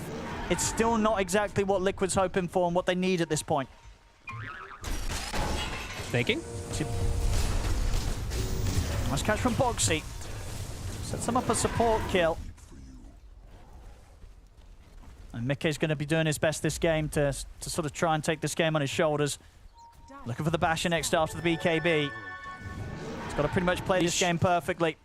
Nisha's getting time. I think that's what they are making that call for the BKBs. He's got that greedy build, and then he's going back to the BKB next. They will find Boxy, so some pickoffs here.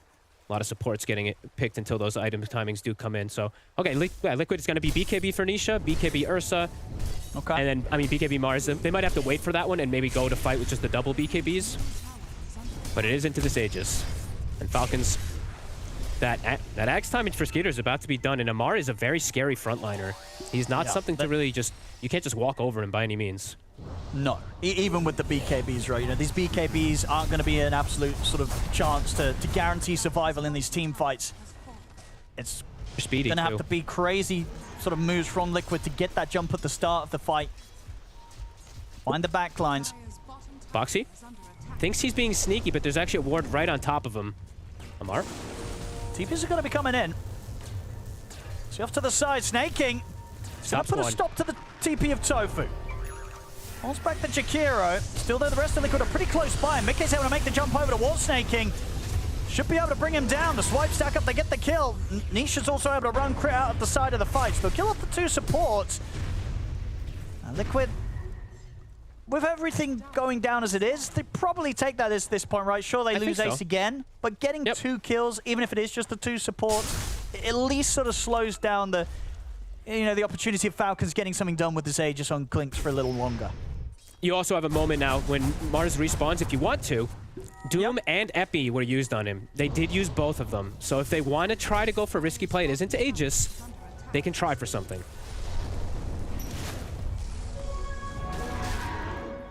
It's just, will Falcons give them that opportunity now that they used those cooldowns? Knowing Falcons, they'll probably back up, play pretty cautious. So let's see if Liquid does want to go for that hunt play that those cooldowns are used. They are gathering up.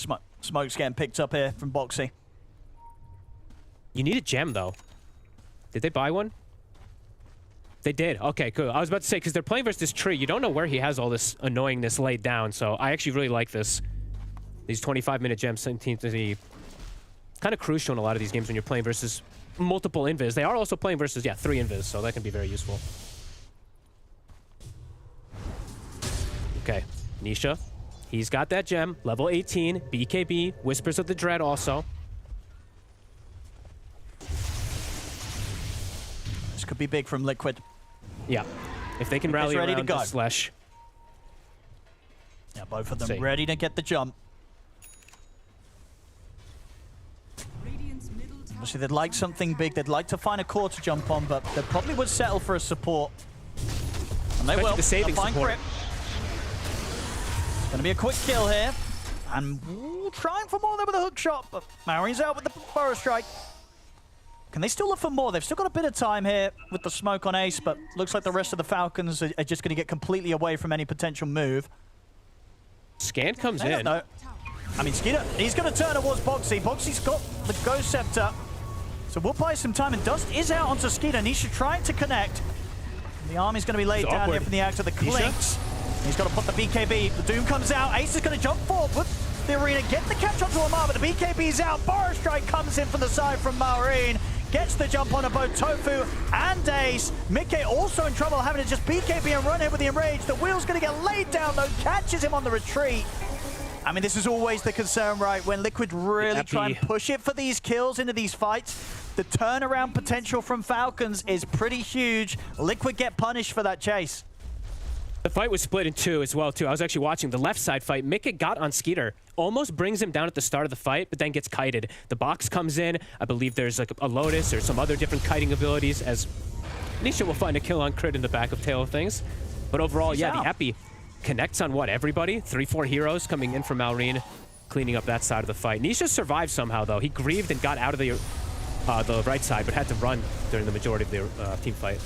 Yeah, we'll see it again here. You know, Ace also just giving that coverage using the Arena to try and hold them back, but as you say, you know, Maureen, if he's not sort of accounted for at the start of these fights, he's always going to get the chance to play his hand perfectly and just shake up whatever Liquid bring at Falcons.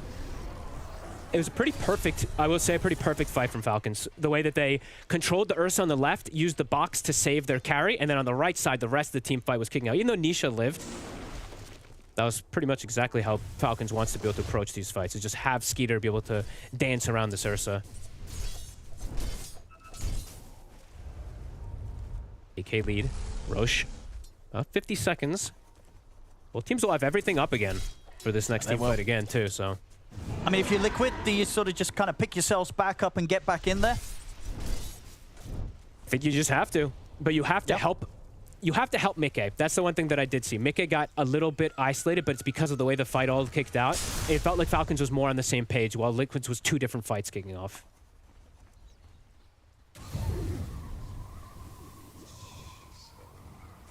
It's hard, though. There's all this insane damage.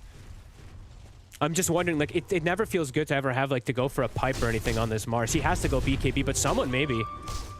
Just to block a little bit of that. It is a lot of magical. Yeah, that's true. I don't know. There is a lot of hybrid damage, though, to be fair, especially when since he's had the Ags for so long. It's tough to itemize. That's gonna be Falcons getting another objective here. Over to the Tormentor. Another shot for them. This time for Crypt. It's a instant spawn. You got to get straight in there if you're Liquid. TP's coming over. Yeah, Mars not going to be heading over to the pit, so yeah, this quick Roach respawn. Going to make the most of it, Liquid. This is going to be their Aegis. Big deal playing versus Doom. The Ursa's able to play twice inside of the fights. It probably just means that the Lesh is going to be the one that gets doomed, though, but... Snaking. I've got eyes on him, but... Ooh, it's a nice hook shot! Boxy gets the grab! It's going to be Snaking taken out. How much can Liquid go for now with this Aegis? Good information gathered, too, knowing that Snaking wanted to put some type of information there.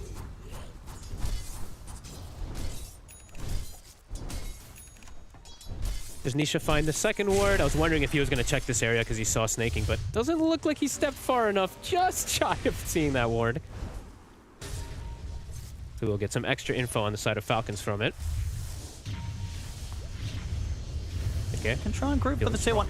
I mean, do you think these tier 1s, you know, if you're Falcons, are you trying to hold these against the Aegis? Or do you start to respect the fact that Liquid have this Aegis timing?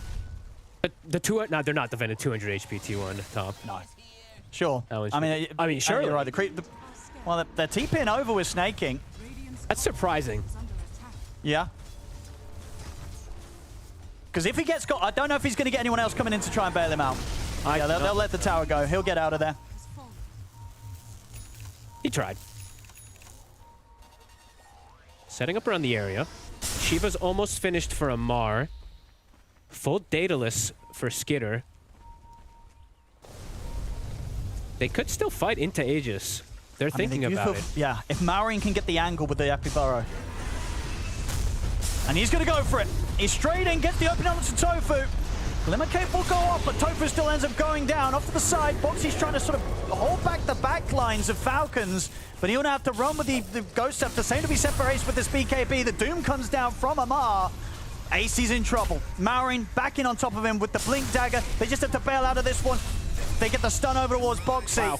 It's 3 dead. I mean, they were just so quick on that. Maureen, in these sort of situations as well, he'll go onto the Jakiro, right? He doesn't hold back. He sees a chance to just jump in, shake up the fight, get that quick pick at the start. He knows that they still have this advantage overall. Nisha's hiding in the trees, but Amar's found him. He's got the BKB here. Both him and Mickey popping in and attempt to try and turn. And I tell you what, it's only gone and worked out. They've killed Maureen off. A huge kill for Nisha. And they might just get Amar as well. Mickey and Nisha turn over towards Amar. Put the BKB. He'll get himself out of this for now. Nisha having to respect the fact that Skeeter's turned up. But I tell you what, that sort of AFK in the tree strat, it worked out. They get a huge kill. They kill Maureen for the first time this game. Cool little individual plays coming in from them there, right? Just expecting them to split up because it's a lot of little individual plays that are going on here in this game. They catch him off guard. Steps up a bit too far.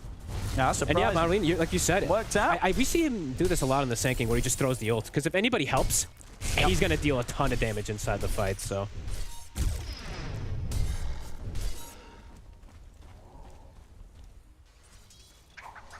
So what to go for now here? Liquid still just under 2 minutes left on Mickey's Aegis. Feeling strong though. 20 seconds. A lot of ultis were used too. Doom still on cooldown. Mickey looking for an angle. I mean, if he gets sort of the vision onto Amar, it's still probably not a target he wants to go for. But no. I mean, he said maybe with that 20 seconds in mind, if they can get sort of Boxy connecting him from the side and allow Nisha to get the blink off on top of him, they will go for him. Just hard when you don't know where the Ringmaster is at the moment. So just having to be aware of the saves. Mickey, I think, just saw him for a second. Crit. Oh my god. Ace. Smoke. I mean, Falcons are doing a good job of just holding around the tier 2. They don't want to get caught out in this sort of final minute of the Aegis on the Ursa. Snaking. He was thinking about going for the steal. Oh, scouts him. Well, they know he's there. Nisha with the gem. That's the Hex reveal also. Immediately able to find a pick-off, catching them split off. It was an exciting game. Even though it's 9k lead, 10k lead for Falcons, you can feel that Liquid still can take fights. As long as they can get the angles. Mickey still having this Aegis 20 seconds. Looks like they probably won't find another pick-off here. I mean, it's not easy for Liquid, but it's not impossible. You know, we've seen some of the way Liquid can execute these moves. And in the mid, Ace, he's going to get the setup on a crit. Ice Path locked down. Mickey comes in with the damage. That's going to be crit gone. And 45 seconds. They're getting these you could tell it. Sequences. Yeah, he's tempted to go for the dive here. If anyone steps forward on Falcons, they'll make that jump, Liquid. Ace, he's got Arena ready if he wants to make the move. Focus the tier 2 first here with Nisha. Skitter's going to step up. They'll get the spear push back into the Hex. They've got the jump. Mari's going to come over with the Burrow Strike, but the BKB was off from Mickey. He's in on top of Amar, but Mickey doesn't have enough damage to kill the Doom off. Now the Doom's going to get dropped down onto Mickey. Oh, they overplayed their hand a little bit. They overplayed that. They wanted to make that jump, but it goes horribly, horribly wrong for them. Ace to fall as well. They felt they could burst through the Doom. They could not. They got about, for what, 2/3 of his HP. They didn't really get that close to killing him there. They really overestimated how much they could make happen with that play, Fogged. It's a very aggressive move, too, going on the tankiest hero in the game. Just really trying to sequence the spear back into the Hex, into the follow-up, but that's dangerous. And it just gives Malvine the dream setup. How many of these epis are we seeing? Every time catching 3 heroes. We'll see it again. You know, it's a cute sort of setup, right, with the spear into this Hex. But then it gets very, very awkward. Even with Mickey getting off the BKB before any sort of Burrow Strike comes into play, he's the only one that's kind of went on top of the Doom at that point. And on his own, he cannot take down Amar, especially when the rest of the team is just in perfect position on the high ground to lay down the damage. I mean, I can only imagine, right, Liquid, they went for that just expecting that maybe Falcons didn't have the whole team ready to react. The reality was when they're pushing for that behind a tier 2, there's a high chance that Falcons did, and as we saw, they certainly did. Mistakes do happen. I mean, Liquid, we saw Nisha honestly didn't even commit. That's the biggest thing that I tell is that was maybe them on different pages too, because Nisha just immediately starts running away. And I think he knew that this fight looked a little overzealous for them to chew, especially at the tier 2. It just sets up for Malrine. The Sankin gets too much done. Malrine, almost refresher, near that 25. It's insane damage that he's able to provide in all of these fights. Lincoln's now for Amar, so he has a way to protect himself versus the Abyssal and the Hex. Skeeter getting closer and closer to the BKB. I mean, we're seeing already he's been finding some good positioning in the team fight to lay down the damage. They've yet to be able to catch him. 4-0-8. Having a fantastic time here on the Clinks. And as you say, refresher timing done. These next team fights, Liquid, I mean, I don't know what they're going to do. Are they going to sort of try and go for these jumps again? Yeah, how on earth do you tackle Falcons right now with this new set of items? Falcons, they're ready to get the jump themselves. Amar, he's heading in with Shiva's guard. He gets the setup on Anisha. The BKB will go off. He'll try and run, but Mari's going to be hot on the chase here. As Nisha will back off out of the fight, but the bash comes into play. It catches him. He's gone. They'll turn looking towards Malrine. They are able to at least bring down the Sand King. Can they get more, though? It's just down to Mickey and Ace as the rest of Liquid fall. Ace on the retreat. Amar continues to chase Mickey down. The double support buyback comes in now from Liquid. Can they get anything offensive done with it, though? At the least, they'll give the safety for Mickey and Ace to back off. But I don't think they can run back in on them, so that's going to be 2 support buybacks. It keeps sort of the rest of Liquid alive, but it's not going to get them any glory going back their way. Falcons, they can retreat, they can reset. They're so tanky, so durable on Falcons, and a lot of it is because of Amar just being able to charge in the way he does. They finally do find Malrine, but this is giving so much opportunity and kind of ease for Skitter. He can just pick and choose how he wants to go in these fights because there's so much going on from his 2 frontliners. I mean, and then he's got a Ringmaster save. It looks like they're going to try and go straight for it. See if they catch Falcons by surprise. They're going to try for the jump onto Amar. So he's got the BKB ready to press if he needs to. I mean, he'll pop it now, walk it off. They get the Ice Path laid down onto Skitter. They've got the bashes as well, but the bailout comes in from Crit, giving Skitter the safety to back off, and now maybe look to re-engage. Liquid on the retreat now. They've got to try and get out of it, but Crit slides in, has the Yules, into the wheel, looks for the setup on the way, says he'll put the BKB, be able to push back Amar, tries for the TP though, will not succeed as they kill him off through the BKB, snaking on the chase for Tofu into the trees. Liquid, they're trying for some desperate moves now, Fogged, and it's not working out. Falcons staying on top of these trades, coming up to a 20k lead. And yes, Skeeter, they just cannot account for this Clinks in the fights whatsoever. He's getting complete and utter freedom. They have too much to do. Like, look at his HP. I didn't even need to say it because look at his health. Just watch him being attacked. I think he pops his Idol of Skriok or whatever the hell it's called at some point too. But look at the evasion. Dodge, dodge, miss, too much armor. And keeping his cool as well. You know, he doesn't pop the BKB immediately. He knows it's going to take that long for them to get anywhere close to threatening him. You know, you can feel it in his play right now. He feels pretty invincible on the front lines of these fights, even if he is the one getting gone on. This neutral item is pretty insane, and he did get the quick inversion too. So we did see 15% evasion plus that 25% plus slow resist. So he just zooms out. Insanely tanky, insanely durable. And then, yeah, Skeeter, even though he got actually connected by a bash, he got saved, resets the fight. There's just so many ways to bail each other out. So for Liquid,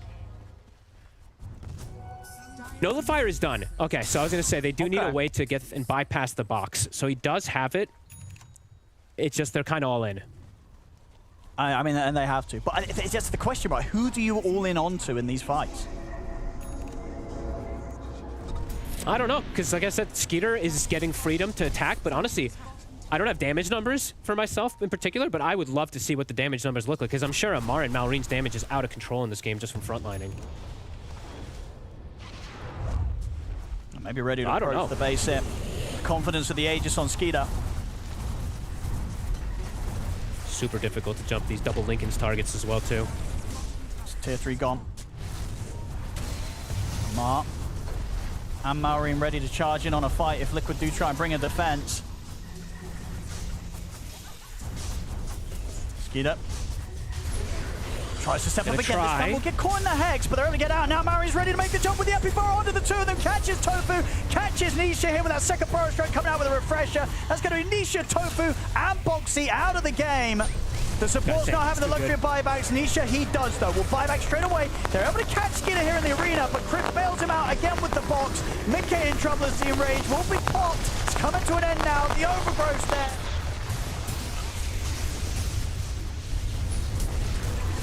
Mickey's out of the game, 100 seconds, no buyback on him. Falcons, they keep the jump going once more. Nisha pots the BKB, but Maori with these bashes, killing him off HEROIC. As Liquid get team wiped. Falcons, they've done it here in this game 4. They're pushing us to a game 5 fall. That was, I mean, that was pretty explosive the way that they fight around. And honestly, man, Doom looked pretty decent in this game, but also, man, I don't know, this sanking on Malrine sometimes just looks so broken. The way he's just jumping in, starting the fights, commanding the fights himself too. That was wild. Liquid, it very quickly started to feel pretty dangerous for them to take any actual head-on fight versus the sanking. And they make Doom work for the first time in this tournament.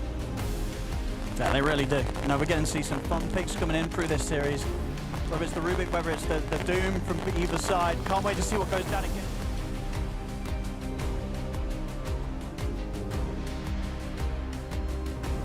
Well, a best of 5 format change does result in our very first one going all the way to a game at number 5 now. So for the first time in this best of 5, Falcons had first pick in the draft. We weren't too sure what they were going to be able to cook up for themselves, but T, it delivered and it tastes good. All I care about right now is I look at the time, it is 7 o'clock. You know, we have another game to play, 8 o'clock. Oh, I don't know when we're going to be leaving today, but no. Today? We're not starting before 8. Yeah. Tomorrow, right? today. We are not leaving today. No, we are perfectly clear. We are locked in for the Dota, but yeah, Falcons, they make the adjustments going into game 4. And already, before we talk about anything, I just want to praise Crit. I feel like getting the Ringmaster, a hero that was banned out in the first 3 games, he gets it in game 4. Of course, pick order enabling it, but he just shone. The early game, getting the double kill, sure, the Doom died, making these rotations. Everything Crit did in this game, I was like, hell yeah, Ringmaster in his hands is so good. No, he's absolutely on fire. He's everywhere all at once, and he pairs so well with the Sand King, a hero that they didn't pick the first 3 games, right? They first picked this Primal Beast or pick it in the second phase. In this game, they say, all right, enough of the Primal. We're going back to the tried and true Sand King. And I think in some ways it's better for them because it allows you to hold these towers a little bit better, allows you to build the structure and to play this slower game that Falcons likes.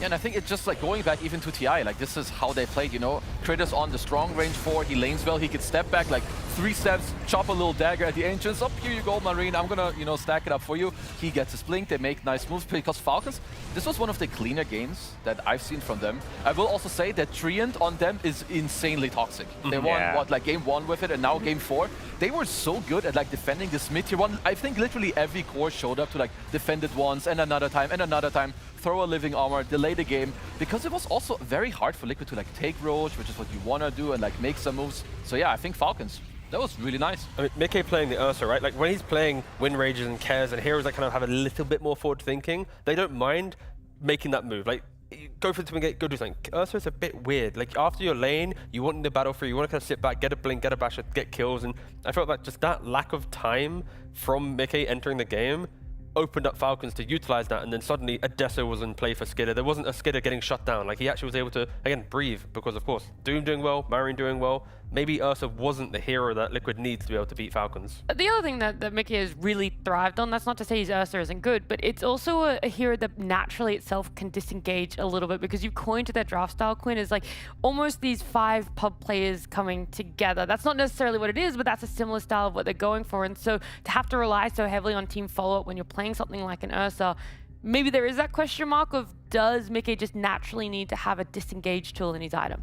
I mean, I definitely think there's something to that, and that I think this game, the drafts were very different from the other 3 games in some ways. I think this game is much more, it's more of a normal draft. Right. Like and they have not been drafting normally in this series. They've been picking very strange things that no one else was picking. They're very kooky, very odd, but they've been working and they've looked really, really good in some of their games. So I think if you're Liquid, you go back to the signature sauce that was working. You don't try to use any of the sriracha, and you go back to good old plain barbecue sauce. And barbecue, the ketchup, the mayo, let's go. That's right.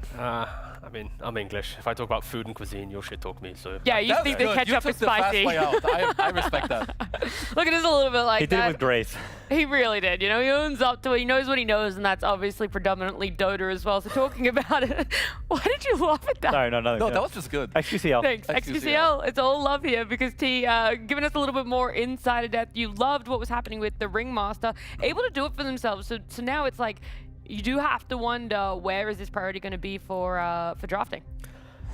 Yeah, again, we are going to see some moments from Crit, right? But it's just like, it's just uncomfortable, I'd say, for Liquid a bit, because the pick order changed, you now have a whole new dynamic. And in this fight here, I just wanted to highlight why Ringmaster was good. The escape hack, Ursa is a hero that when you jump in, you need to get the kill. During your BKB, do your damage. If you don't, you are running away, you're hoping to survive, wait for maybe a re-initiation once someone makes a mistake. But because of crit and having that escape hack, having the magic resistance, buying time just not to be right-clicked, it helped a lot. So again, I think the pick order, the shift of everything, maybe Liquid just forgot about this hero, and this surprised them. Once again, it's like, oh wait, the Ringmaster's back. We are going to do it. So Falcons, they win when they can kite. If they can't kite, they just lose a game. This is what they banned down, overpicking either Ring or Tramp, by the way, to protect. Husker, Viper, Razor, Bristleback, and Kaz. So they really all in on shutting down the cores, most notably on the side of Malrina Ma. Yeah, again, it's you can't really fault them, right? It's just No, because of their side of the pick order, they don't have that many bans in play. So to try and entertain a Ringmaster ban, it wouldn't really be possible, right? You do all in and suddenly now Kez is in the pool, etc. Right? So I don't fault their bans. It's just a matter of like you give it to them, and he's never really truly shut down. Like he died a couple of times, but I felt like in the big moments, in the highlights we've seen, he was always there. Like there wasn't a clock on top of him. There wasn't a Bessel Ursa killing him first. Like it felt like Crit had a bit of creative freedom to make his moves. Yeah, I mean, they will have to consider it again, I think, in the next game, but I think that's also like the beauty of the BO5s. Like now, like Falcons, they swap their pick order. Like they win a game from first pick. Liquid end up playing, you know, without the Razor. Falcons do something different. They end up winning, and now it's like game 5. It's like super important, like what the teams are talking about, like right now, you know, the coaches as well, like what is their read? Why are you winning? Why are you losing? What's like the next pocket pick that will decide the next game? So just like being clear and like trying to identify why we're winning these games, why we're losing, how can we, you know, make the draft just 1% better? That's like the best thing they can do right now.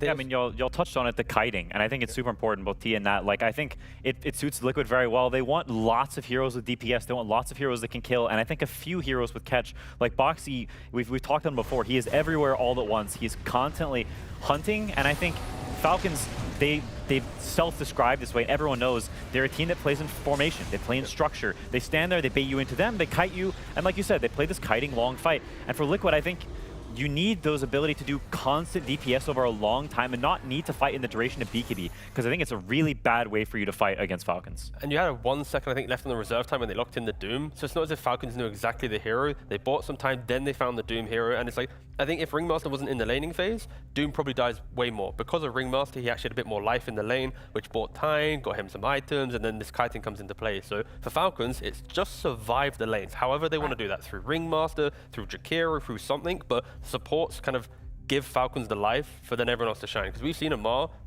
not be in game 2 or game 3. Like he literally just wasn't even playing, it felt like. So I think there is maybe a focus on supports that could help Liquid going into this final game of the best of 5. How much more would you chalk up to the early game as well here? Because we've talked about it pretty much in the last 4 lanes. Liquid have had that, last 4 games, Liquid have had that advantage in lanes. But moving out of it, there's always been these moves from Falcons that feel, I don't know, kind of pulled out of thin air. Yeah, like to me, it's definitely a lot about the lanes and like seeing who can have the advantage. But again, I will want to show something about like the mid game, because I think like having these specific moves that hit is just incredibly important. And I think here, like I talked about the tree, but if you look at the wards as well, like if you see Falcons, they have a crazy good positioning, and it's really easy for them to read the map right now. There's a Klings running around Invis, there's a tree running around Invis, and if you like play the clip with the wards they have, they know this move is coming. Like look at their positioning as well. And the other thing I want to point out as well is like Ace, while I think his Mars was fine, there's like a very small detail. Maybe if you have Blink here and you get to spear back the Doom instead of having to run in, yuling him for 2 seconds, and then having to spear him, like giving all this little reaction time to him, maybe that can be a different play. Sure. But also overall, like understanding, like the vision you have in these games and how you can play the map is so important to like helping you decide how you can fight. But that's why it's like my issue maybe with the Ursa for Liquid, because as a carry, you don't grab your team and make these big moves. And when you make the big moves, a support will kind of take a little second, place a ward, go for a D ward. Like he'll do all these little actions that you don't really talk about in like the big picture of a Dota game. So when Mika is just farming, Liquid doesn't have that tenacity to get 40, 30 kills in the early game to truly broke anyone. They're just kind of waiting, and their vision was more defensive, like we saw in the minimap. So whoever has the early game will naturally have the vision. There's like common sense kind of in Dota, but I do feel like Liquid, they thrive on that chaos, and I just didn't see it there. They had moments, but it wasn't. I want to see it from like minute 1 to 15. They have to break them then. If they don't, then we truly have like even games on our hand. Yeah, I mean, I think they need to make some key changes in draft. I think they should hire. up the priority on the Storm Spirit. We saw them pass it up on the potential 18, and then it ends up getting banned last phase. The Lesh did not look as good as the Storm did in the prior game. I think upping that is a really big deal. And I think giving Ace something that he's comfortable on, like letting your catch be maybe Nisha on some hero, maybe Boxy, and then let Ace and Mickey just play like the heroes they want, that scale while they give you damage. You want to have plenty of damage, because Falcons loves to draft to be tanky, love to draft to survive, like you said, the kite. So for me, for Liquid, you need to have enough DPS that you can go the distance, because in this game, at some point, Falcons kites you for 2 seconds and the fight's over. Like, it's just not a real way to play. It's too hard and it's too high execution. I do just love the idea of, like, you get to that 23 pick and then they go, we'll pick Doom. And then no matter what Nisha wants to play, he is going to get Doom this game. So it's like you're not ever using the last pick, because that pick was going to be a playmaker, enabling hero that was going to kind of connect the dots for Liquid. So again, I'm not expecting Doom to have high priority, but when you do have Malrine picking heroes that are countered by Storms and Quops and all this stuff, there could also be a narrative where if that earlier pick comes into play, then maybe Doom does get promoted in priority to remind Liquid that it's possible. Well, when I was talking with Howie for the game 4, he said Malrine's kind of okay to play into whatever, so we weren't really necessarily thinking about like if we wanted it to be the Quap or the Lash. He's like, the Storm, I mean, Nisha's good at it. So do you call cap on that now, where you're like, that's kind of...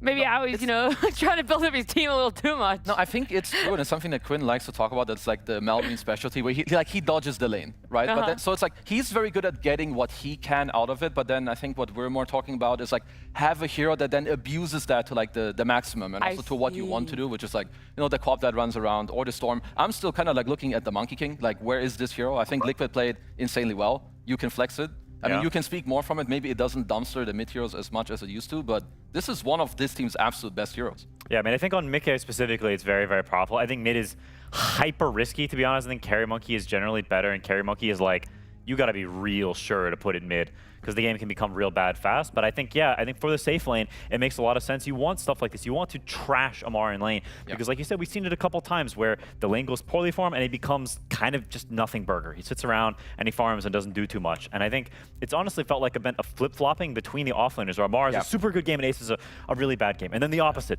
And then now the opposite again. Like they're switching back and forth. And for me, I'm looking at the offlanes, and can we actually enable them? Can we make them have a game and not just be 0 and 22 bot?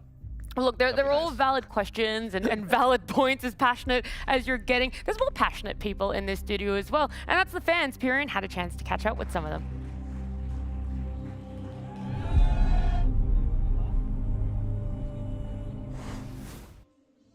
Hello, we're backstage once again, and I am with, what's your name, sir? Joseph. Joseph, and how far have you traveled to be here today in Malta? All the way to US. You come all the way from the US, and which team are you supporting? I'm going to guess Team Liquid. Nah. I'm going to guess Team Falcons. No. I'm going to stop guessing. Who are you here to support? OG. Support my fellow Filipino man. Yeah. OG, and you're not going to see them till tomorrow, but you're looking forward to it. How do you think they're going to do? Yeah, I think they're going to perform well based on their recent games. Yeah. And what about an event in Malta? This is the first Dota event I've seen in Malta. Did you come here for the event, or did you come here for Malta? So I came here for event and vacation. Yeah. So it's like all together. So far, I like it here. Yeah. Did the weather take you by surprise? Because I almost got blown into the sea with all this wind. Yeah, true. Like I just got here yesterday, and it was like raining a lot. Yeah. But the Dota's good. You enjoyed it so far? Yeah. I've been playing like for almost like a decade and a few years. Yeah. And what other Dota events have you been to, if I may ask? ESL1 Rally. Yeah. It's like last year around this time too. Yeah. Cool. So, hey, Joseph, thank you very much. I hope you enjoy the tournament, and thanks for talking to us.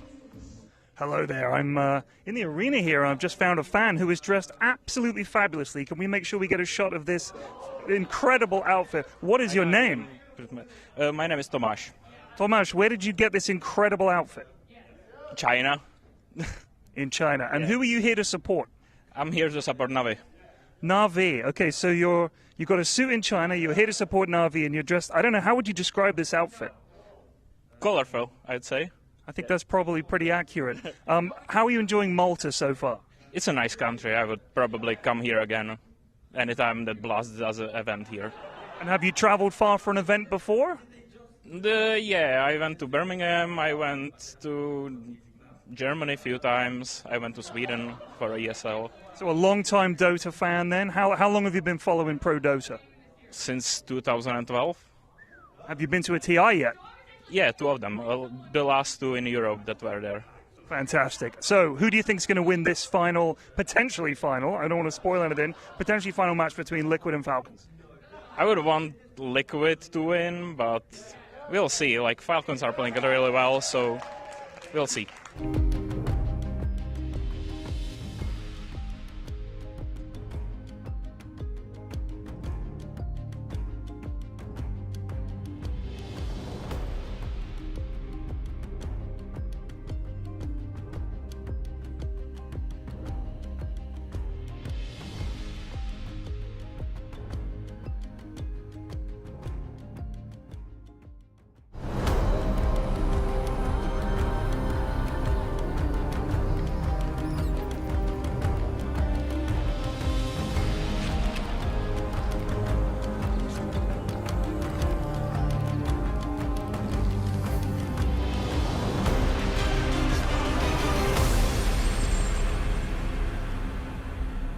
Well, game number 5, we knew there was the possibility of it. We knew just how evenly matched both Falcons and Liquid would be, but we made it there. Game number 1 and 4, the way of Falcons, with 2 and 3 heavily favoring Liquid in everything they were able to get for themselves. So we'll see if a game 5 draft is yet to involve even more on what we've seen, or if it is going to fall back into that sort of, we give Razor, we ban Razor, we take the Primal and what it was in the first few games there.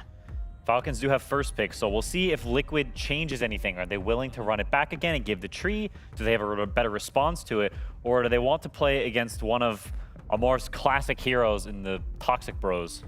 Again, Falcons, they did have priority coming into this game, so they did choose it. Of course, that is a serious development. Are they going to leave the Shadow Demon in and be like, oh, Liquid, you either have to ban out the SD or the ring or the tree? No. Okay. I was getting too hyped. They just changed the ban just to be fun, you know? Yeah, that's my bad. I should have. But Liquid, I think the 3N should go. I understand. So the Bristle, of course, is very good. Amar, he pogged, like in game 1. So Bristle Razor, you want to give them which one? They're giving the Bristle. They're not giving Razor. I will say that I slightly prefer this just because I think the 3N turns other more normal offlane heroes into like the Giga offlaner. Interesting. Well, they thought about this, right? Clearly, this is a scenario they were okay with. They knew their pick. They picked very fast. They responded with this DK instantly. So this is prepared. This was their idea, what they will respond with. It is a hero that's very good against Bristleback. You have a full chill lane. And in the game, you're quite good as well. You're super high DPS. You buy Silver Edge very quickly and naturally. There's a lot of things to this matchup that are very good, and it's a classic counter to Bristleback, so it's very sensible. Yeah, I do like this. You've got the minus armor, you have long stun. Like Quinn said, you have a great lane as well. There is also the option of a flex if you want to. I don't think you have to. It can just most likely be the straight carry, but I like this from Liquid. I think it's like a good planning. Of course, you give Falcons what they want, but that's just how BO5s are going to work eventually. Yeah, I mean, that is the power of first pick. When you have it, you will get something you want, assuming you have a wide enough hero pool, and Falcons do, right? Those first 4 bans, they felt mandatory, and so you got to give them something. But you know, throughout the grand finals, it was Liquid trying to be high pacing, failing, then finding the solution to it. And then I feel like now that we're moving to the end of the grand final, the BO5. I was going to wait for you to finish. Best of 5 is ruining my brain. I thought he was like referencing the grand finals of the first best of 5 of today, because we still have another best of 5. I have no idea how that's going to go in regards to our sanity. But anyway, this best of 5, not a finals. I lost my point. Back to you, Net. XQCL. XQCL. We'll see how that goes later. I mean, no, I got it back. Yeah, nice. Back to you, T. Liquid already is showing in game 4, they tried to slow it down a little bit with the Ursa carry pick, and now here you got a DK as well. It's like the shift of pacing from 1, 2, 3 on Liquid to 4 and 5 is very, very different. And that alone, I'm like, is Liquid adjusting in the correct way? Like, we praised them for like staying true to themselves in the first 3 games, and now they finally get a loss again. It's like they're now reacting, and I don't know if it's a good one. Again, we'll see where they go. They were waiting. They used 20 seconds on that ban, so they were thinking there for a solid chunk of time, deliberating on whether it's Ringmaster or something else. That is going to mean their 16-17 hero will be a little bit more open because they didn't ban for it, right? This is purely a Falcons plays this hero, it's scary, so we're going to ban it. And then, of course, Jakiro, the hero of the best of 5. I mean, do you think then with this trade having banned out the tree and the ring themselves, and then Falcons having banned out SD, they're kind of winning the support trade? Like, they're probably going to go for a Jakiro, maybe Clockwork as well on the side of Liquid? It's a very solid Jakiro pick. I don't think there's something Falcons going to pick that's going to be like a huge gotcha. They'll pick some supports, and I think it'll be fine. But I think Jakiro pairs very well with Dragonite. You get the mixture of physical and magic damage. Going back for a crit classic. Yeah, he's had access to it in a couple of the games, but because of the likes of Storm and other heroes, he hasn't really kind of jumped on it. But for Falcons at least, when you have Bristleback, who is independent after 4 or 5 minutes into the game, I'm expecting Hoodwink to make moves towards mid, take the Twin Gate. Even Bristleback can Twin Gate and just overwhelm on a tower if he really wants to. But yeah, I think so far for Falcons, they're the ones going to try and be a little bit more proactive early on. Yeah, I mean, I do like the Hoodwink. Like Hoodwink, Bristle, they have played these lanes like a billion times. Okay. Not a hero we've seen too much of. At least not today. I think it's like probably the first time. Even for snaking, like I was thinking maybe they would like some Chen, help your Bristle a bit with the DK, but Warlock overall, of course, sets up for an easy lane later, gives you a good setup. So overall, like the starting blocks of both drafts are like very easy and like very nice to build on as well. I mean, Liquid need a way to just protect towers early on. Like with Jakiro DK alone at the moment, when Warlock gets Golem at minute 7, throws it down with the Bristleback on the catapult waves, like it's going to be super scary. 5 minutes, 10 minutes, wherever Falcons want to play on. I am expecting Liquid to just kind of lose some early objectives if they don't pick accordingly to deal with this problem. Yeah, I mean, well, I'm curious to see. Like Falcons, they've already acquired a way for themselves to farm Ancients. They can most certainly pick the Sand King on 18 if they want it. Pairs very well with Hoodwink. You've got that classic magic damage combo they love to go for. It's also really good against Dragonite, pretty good against Jakiro too. Yeah. So there's nothing stopping them from picking that. And so I wonder for Liquid, are you just going to give that again? Because if Falcons have the Sand King, they get this Hoodwink who's good at stacking Ancients. You get the classic farming up from Falcons, the normal moves. I think it can be a problem for Dragonite because that hero doesn't like to play against over-farmed heroes. He likes to be the one that's top net worth, and if he's playing against these magic damage ancient stackers, you can run into some really tough windows. Yeah, with Earth still being available, the idea of picking like Underlord, for example, isn't really an option for Liquid. Because into the first heroes, it's great, right? You just buy the auras, you kind of mitigate a lot of Falcon stuff, you kind of slow the game down for DK to actually get online, but again, Falcon's closing the phase of a pick will complicate it for Liquid. Do you think the Sand King is just as viable for Falcons as maybe like a Beast as well, or does that get too greedy of a lineup per se? Depends on what Liquid go for here. Yeah. Have Liquid played Darkseer? Yes, they have dabbled I could with the even hero, see like some, I mean, I was thinking of a combo. I mean, Darkseer with someone, but I just It's like a clock Darkseer. Yeah, like something like that, because I think you could have like auras into the Warlock, which would be kind of nice, but let's see. We have seen Largo, who is quite damn good. It's offlane Largo. Okay. So, again, dispelling the hills of a Warlock in laning phase is very, very good. That's kind of pretty much why you're picking Warlock, so Largo is going to have a good time there. This to me is like there's a breaking point here because Largo is somewhat low damage. He's a bit slow. Falcons is also playing a slower game, potentially with Bristleback, Warlock waiting for his 6. And so do you have enough damage on Largo to survive? There's a stupid Sand King. Do you have enough damage to survive the Bristleback's whack, whack, whack, whack? Because either Bristleback can't kill you, you survive and stay alive and you kite him, or he eats you alive. And there's like, it's one or the other. You get annihilated on a Liquid, or you stay alive and they don't have the damage to cut through you. That's kind of the beauty of this series so far, right? It's like, at least with Ace, it's been feast or famine in all the games. And I think Largo offlane is identical to that. You either get your early Aghanims, and then you get your Sanjin Kaya, your Shivas, your BKB, you get all these items, you're unkillable, you're leading from the front. Or you never get these items and you're just kind of another support, right? Like the offlane Largo, it is so volatile, just like the performances we've had from the offlanes. I mean, what can we do? Like, I'm not quite sure where Liquid want to take it. I think it's more up to them to also like find like a very strong last pick. And if I'm looking at Falcons, there's been teams now that multiple times also banned out offlaners when there was a Bristle on Falcon side. So maybe there's also a way where they can like flex it. So like if you're Liquid, maybe you could respect like Doom again. Yeah. Like because there's like DK, Largo, they kind of rely on like this one tanky guy. Oh, look at us, we all buff him up, and you can't kill him. And Hood's strong enough to sustain Doom in the lane similar to Ring? Yeah, I think I think it should be fine. Doom is traditionally pretty good against DK in lane. Now, there's a Jakiro, so there's a Jakiro. It's a bit different, yeah. Sure, factor that in.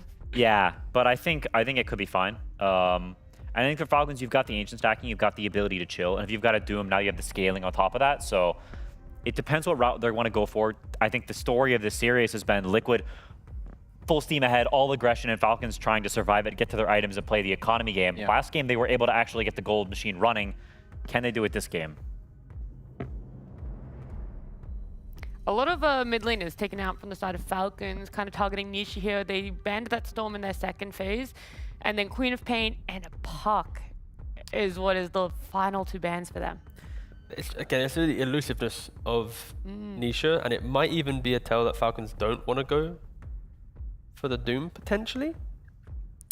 Maybe. I think Puck is two-sided against Doom. Like, it's not that actually that easy to Doom Puck. You can buy the Lincolns. There's some aspects to it. I mean, to me, this Puck pick is like it's a game 5. Oftentimes, game 5s go late. So you want to cut out something that's going to scale really well, that Nisha can go full Chad mode on, because this guy is not a player who chokes. He always plays well every game. You just don't see these games where Nisha like dies in lane. It doesn't happen. And so I think if you're Liquid, you've got last pick for Nisha, give this guy what he thinks is the best matchup for the game, and Puck makes a lot of sense for that. And so now dig through the archives, find something cheeky, find something cute, just anything that you feel like that guy right there on camera is going to own everybody with. I kind of feel, I mean, then to stop that, you need Skinner to be on a very consistent hero, like the gyrocopter style dude. Like, he's going to go to his lane, do his job, and then the supports know that they can focus on Nisha, deal with the other problems that Quinn's presenting. But yeah, I'm leaning on, I think, at the moment, Gyro, just chill dude, you farm, Largo will try and shove the wave, but they go for the Weaver. Okay, the 10-0 godlike Weaver that we saw earlier in the series. Again, they weren't able to win it, but he is going to be left alone. You are going to find kills. I think the main thing with Warlock that you want to have some type of kill threat. If someone steps up too far with the bugs, go try and get an early Grimoire. We want to see that Golem early in play to try and threaten Liquid. And they are greedy. Largo and DK, very like item and farm intensive cores. Yeah, if they have a bad start, it will be a big problem for them. They definitely need some good early momentum. Again, Largo, you need Ags, and then what's it? Ags, Kaya Sanj, and BKB. They're like the big 3 items for him to become like the big raid boss of the game. What is it? What's he gonna play? I'm not sure, honestly. Only a second. Whoop. Here it is. Holy. A Vessel buying mid lane Void Spirit and... Interesting. Any PSAs you want to put out there about Void Spirit and its build, Quinn? Okay, Nisha knows the build. He knows. Nisha is a very, very good Void Spirit player. He will not stomp Sanking in lane, but he will have a pretty good start. They have some very good skirmishing and some very good fighting. And I do think it is a good scaling hero. Like, I think this could end up being a very, very exciting game that goes the distance. I think it has the hero set out for that. There's a lot of team fighting, a lot of low cooldown spells. So I'm excited for this one, and I think it comes on to play. To me, draft does not go significantly one way or the other. Yeah, I think mainly for Liquid, they need to respect the timings of Largo and then bring the supports to give life to Nisha, to then go to Largo, and then for those chaotic heroes, DK kind of goes, hey, I'm now in the game, I can take over. But yeah, I think Liquid, if you don't play on the correct heroes in the early game, then they might have some problems. Because for Falcons, they look calm. They look like they found their rhythm in this best of 5. Yeah, honestly, I'm on board. I think also like Voice, he's not like this Giga 24 pick that's like super game changing, but he's super high skill, and I can see like the angles. You know, like having this mobile hero in this game is quite good. And yeah, I think I fully agree. This game should ultimately just come down to gameplay. Can you find some really like good moves early on? You know, can Boxy leave his lane? Can he like play through mid somehow? How can you go about the active runes? Can you contest Marine stacks early on? Can Amar pop off again? Because I honestly just think this is a straight gameplay game 5 decider. Yeah, it's I don't know. I also wonder, like T mentioned it before, you've got really greedy cores in the Largo and DK. These are heroes, if they get off to bad starts, suddenly Sanking gets his fast blink, you start feeding, and the whole map crumbles. So I look at these lanes. How does the battle of the off lanes go? Because that's a lot of the series to me, is one of them feeds and the other one feasts. Yeah. So I want to know who's feeding and who's feasting. Double wisdom as well. All right, 7 minutes into the game, like you're talking about off lanes, but what happens if Warlock and Hoodwink get the wisdom and then you're using the Golem? There's so many little things to focus on, but yeah, off laners, it's been a weird best of 5 for.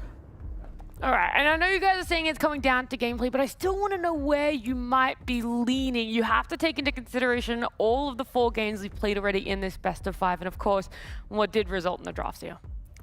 Largo's a coin flip hero, so I'm just going to flip the coin okay. after what panel. Well, okay, I was going to say, what did it land on? You flip your imaginary coin. It landed on Falcons. Okay. There's a Void Spirit in the game. I have to go Void Spirit.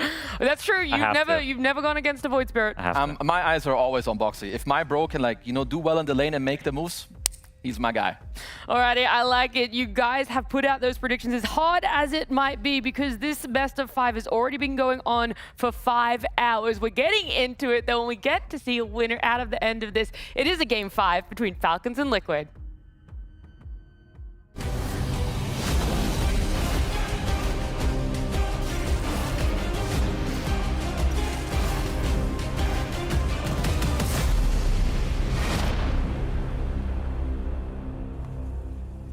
Here we go, ladies and gentlemen. It's time to get into the action of the deciding Game 5 here between Falcons and Liquid. I mean, folks, what a treat we've had so far. You know, first best of 5 here on the main stage. It's going the whole distance, and here we are in the 5th game. Going the whole distance and getting even variety of heroes. I feel like sometimes when you do get these, I mean, we don't get that many best of 5s, but sometimes when it is a best of 5, it's the literal same draft so much. We actually get a new hero in the end of it all, right? A Void Spirit that hasn't been touched. Yeah, there's some similarities of heroes here and there, but some switch up. So curious to see how it's going to do. Nisha has some potential in this game if he can get some cool early rotations, right? Vessel looks pretty value. And also, I did have to mention this one, is the Aether Remnant versus the Bristleback. They have hard stuns and a way to turn him. Sometimes these players, especially Amar, they're specialists on the positioning of the way that face their heroes, but this can completely change that. So looking forward to see that, and they have a save. I think last game not having a save versus the tanking can be problematic. So looks like they've changed the archetype and built an idea they want to play versus Falcons, and let's see if that works. Because Falcons, they've got a pretty consistent and strong draft rallied around the sanking and the bristle. Yeah, that's going to be fun to play out. You know, see play out in the team fights, right? That whole sort of idea that, you know, Liquid, they're waiting to see Maureen, but then Maureen, he's waiting to see where Boxy is for the potential counter save that Boxy can come into, so it's going to be a lot of fun. Amar's able to walk in, get the bounty here. Still will end up being the 2 for 2. Liquid do manage to make sure they get 2 elsewhere. And all in all, we'll get to see again if the Largo can work out a little bit better in a different position, right, this game. We had it earlier, in the support role from Falcons this game. Ace taking the Largo to the off lane. I mean, how do you feel about this hero? Are you a little more hopeful for its potential when it's in the position 3 at the moment? In terms of pro play, it does seem like it. It feels like it has a better role because it's just greedy. If it gets to that Ags timing, it does multiple things. As support, it seems very specific, the games that you can do well, because your lane is just weird to play a lot of times. So let's see if Ace can do it. And this is another thing that kind of changes in terms of the archetype of the team fights too, is Liquid going to go for just a sustained team fight where they can survive in the epi, just pulsing the heals, saving each other with the snowballs, maybe itemizing for it too? Curious to see how it's going to go, and curious to see if the Weaver approach works too, because when you're singing, you can't kill that bug. So that minus armor maybe could add up, even though he gets a ton of armor. No, that's true. Well, he's got to rely on your teammates to help you out. Yeah. Some cool mechanics in this game, for sure. Either be it the turnaround plays or... Yeah, that one in particular. And then we do have to, of course, mention the break that can come into play. Of course, DK, they mentioned being a natural Silver Edge buyer at earlier moments than maybe some other heroes. On the side of Falcons, they have a natural break. So Crit will have that versus the DK. And looking at the lane setups, this is a bit interesting, too, the way they did this. So I assume it's because they didn't want the wave pulling to happen on the side of Falcons. If you put Warlock safe lane, guaranteed wave pulls. If you put the Hoodwink bottom, you can actually perhaps put pressure on and slow down the Largo. So I guess that's the approach. We'll see how it works out. And we've had some pretty interesting scenarios play out in some of the laning stages of the other games so far this game. Yeah. This series. It's also that the Warlock is not playing versus the Largo, right? That's probably one of the bigger things, because then you don't have to worry about the dispels. But I think it could have a double-faceted kind of reason that they did it. Now Snake can just play freely. He can constantly throw the healing whatever on the Amar or just Fatal Bond. Amar? Fatal Bonds will hurt. Mickey and Tofu are going to tick down pretty low there. I mean, Mickey barely surviving, even at that. I mean, it might even be in trouble if they can get some hits in onto Tofu. Snaking and Amar doing their best to bring both of them super low. Of course, in return, Amar does take quite a bit of damage, but he at least has the Shadow Word to rely on here to save him. Really interesting, yeah, cool lane setups though. So we see the Falcons, they decided to go for these, and we'll see if it does benefit them. And let's see if Liquid, they're content with this anyway, because Ace is getting farm.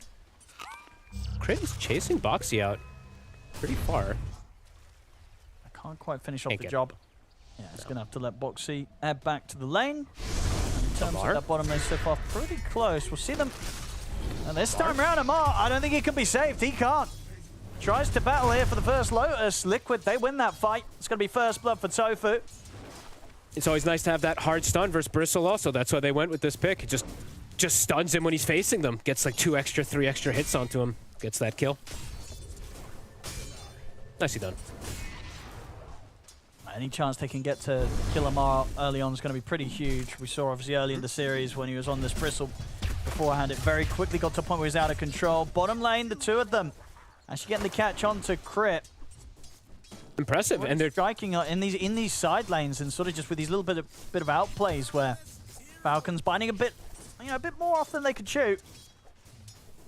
Ace is getting a lot down here too. That base damage she does have is really nice. That's something I do like to see always as, 3-position Largo compared to support Largo. You're not really using that base damage to last hit very nice. As 3, you are.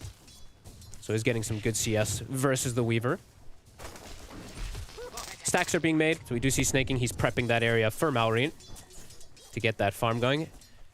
Top, I don't think Amar will die again. I think that one kill that they got on him is just because he was very low and overplayed his hand. I say that and now he overplays his hand under tower, but he's okay. Yeah, he's feeling a bit more fine now that they've got at least the level 2 Shadow Word. Yeah. So it'll be pretty solid heals from Amar each and every time. Unless we kind of see a rotation from Liquid come in. Maybe if Boxy wants to make some sort of move up towards the top. Yeah, I think you're right. Amar should be pretty safe. But yeah, looking back up towards the mid, towards these stacks. Malrine's going to hit very early timings, right? Already, of course, the lane matchup, he's doing great in getting that little bit of an edge against Nisha.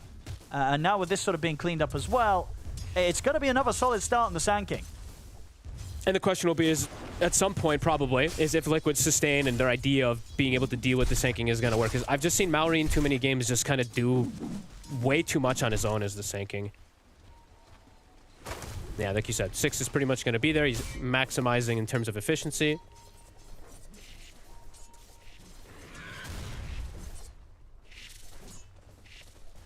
And the most Anisha can do at the moment is just sort of enjoy the fact that he's got the lane to himself to clean up, to try and push in, maybe get some little bit of pressure off with this first siege creep. Malrine will get bullied away from completely finishing off the job here by Tofu.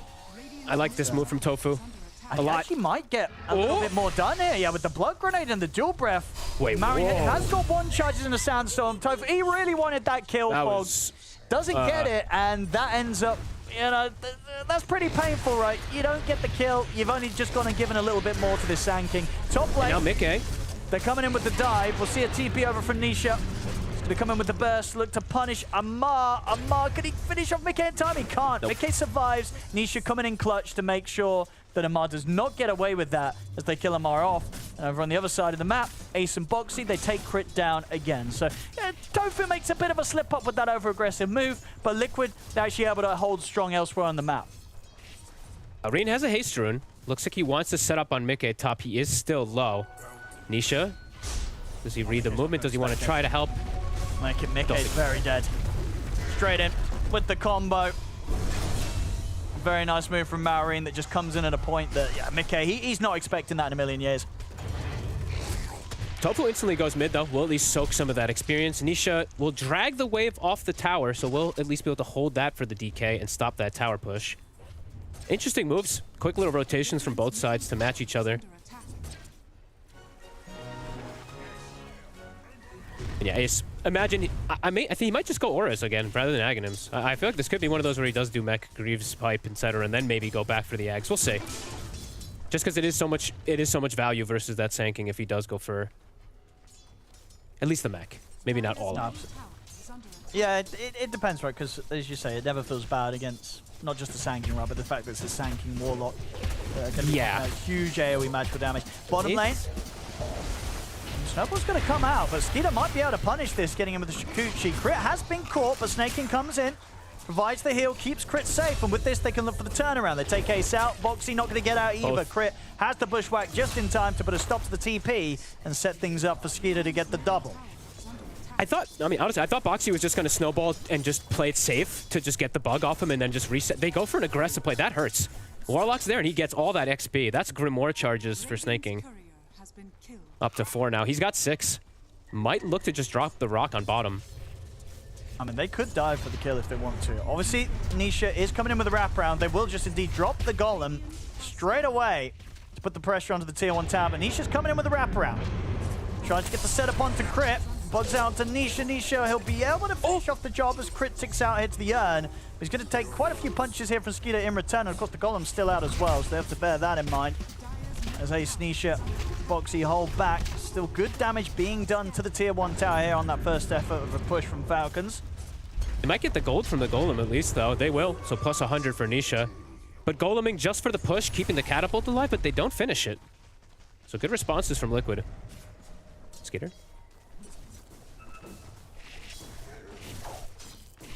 to be wary now that he knows they've got vision down on this area.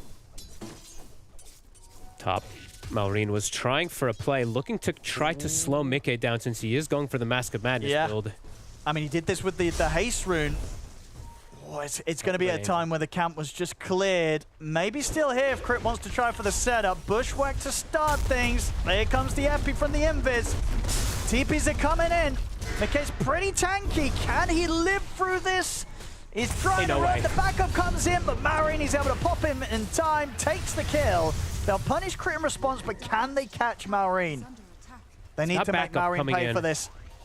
There he does indeed. Amar ready to start running at the supports of Liquid, and indeed just his presence enough to stop them from being able to chase Malrine down. So Malrine will be perfectly fine. Two very good power runes there used perfectly by Malrine to slow down this early game from Mickey. Just barely too. Mickey almost lived because of this Ash Legion shield. The catch, Amar. Able to turn him around with the Remnant. We get the kill. They can get more. They get the Dragon Tail onto Malrine. He's got enough, just enough for the Burrow Strike out into the trees. It's a good catch onto the Bristle. Can they go for more? Skeeter's going for the TP out in the tree line. They won't see him. So the rest of Falcons do manage to back away. Having to bring everybody, though. Just making sure they really did not want to lose that tower. It's pretty much dead already, but they will be able to bring 5 to at least defend the move. And we did see the Remnant play come in right away. So Amar, we are seeing him struggle on the Bristleback. And there's definitely going to be that itemization to make him continue struggling with the Vessel being done. Okay, Ace. Couldn't quite get the distance there with the Bushwhack.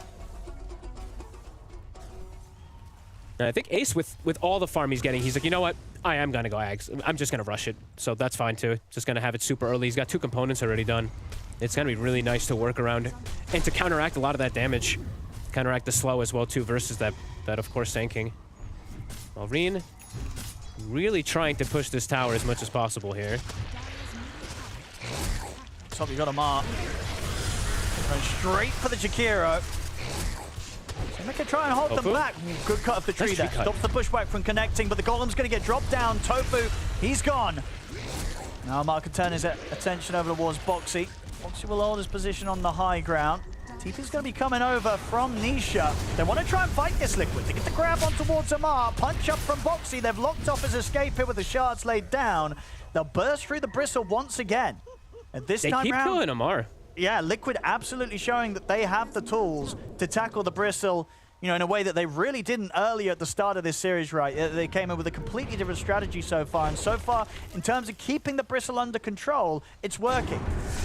Keeping the Bristle under control, but not keeping Malrine, really. His net worth is exploding. They'll get another pick, but Desanking, during that whole movement, he took the entire mid-tower. And might just kill Tofu. Solar plants to Tofu. Sets up with the Epi. Tofu, at the moment, no way to get out of this Sandstorm and Epi combo, so Malrine and D continue to rack up the kills. I mean, both mids having a pretty explosive start. Malrine, of course, fueled up by that extra boost of farm, still holds that top spot, but, you know, Nisha doing his best with these TPs up and down the map, 3-0-3 on the Void Spirit. He's trying his best to keep on pace. Malrine's tanking, the Space Maker, and the killer, and the carry. Top net worth. Dragon Waves, giving information. He's also been denying farm. I did want to highlight this. He's been walking in and stealing some of the stacks. So for Liquid, looks like perhaps pace slowed down a little bit, at least from 2 of the cores, at least from Ace and from Mickey. Perhaps wanting to sit back and get some farm. But the 2 supports and Nisha can look to make moves with this Spirit Vessel. Just hard because of the way the Malrine's playing. He's just keeping this mid-wave shoved in, so it's giving so much information. And hard for them to go for Skeeter really at all in this game. Yeah, for sure. Yeah, Skeeter. Yeah, having that Maelstrom pretty much done. His farm is going to start to continue to sort of skyrocket up there. It's not going to be easy for Mickey to keep up, at least when it comes to kind of raw just hitting the creeps. Liquid, they're going to have to look for objectives and timings around that Dragon Knight to sort of match the farm pace of Skeeter's core, Skeeter as the carry. They got to, okay, I like this. They have to push Malrine out of this triangle. I like that they even put their own defensive ward from Tofu. Usually you do not see this placed as the dire side, just because of how Malrine was playing. Just wanting to push him out of the area. So at least getting him out of there, getting their time to get that farm. And maybe Ace is going to just be able to get Ags, and then they're fighting with a Largo Aghanim's in the first team fights, which can be pretty huge, getting the double songs. And what's sort of the way to deal with that? Like, do you have to go straight for the Largo, try and bully him out of the fight? Like, how do you deal with such an early Ags timing on a Largo turning up to a team fight? You just pop him first. Speed up. Get clipped by the Remnant. He has backup with him. Maureen at the side. It's Nisha. He's going to be able to at least force the time lapse out of Skeeter.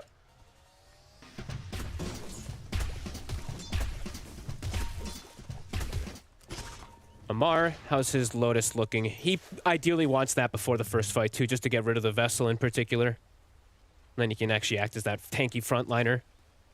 Numbers are close in this one.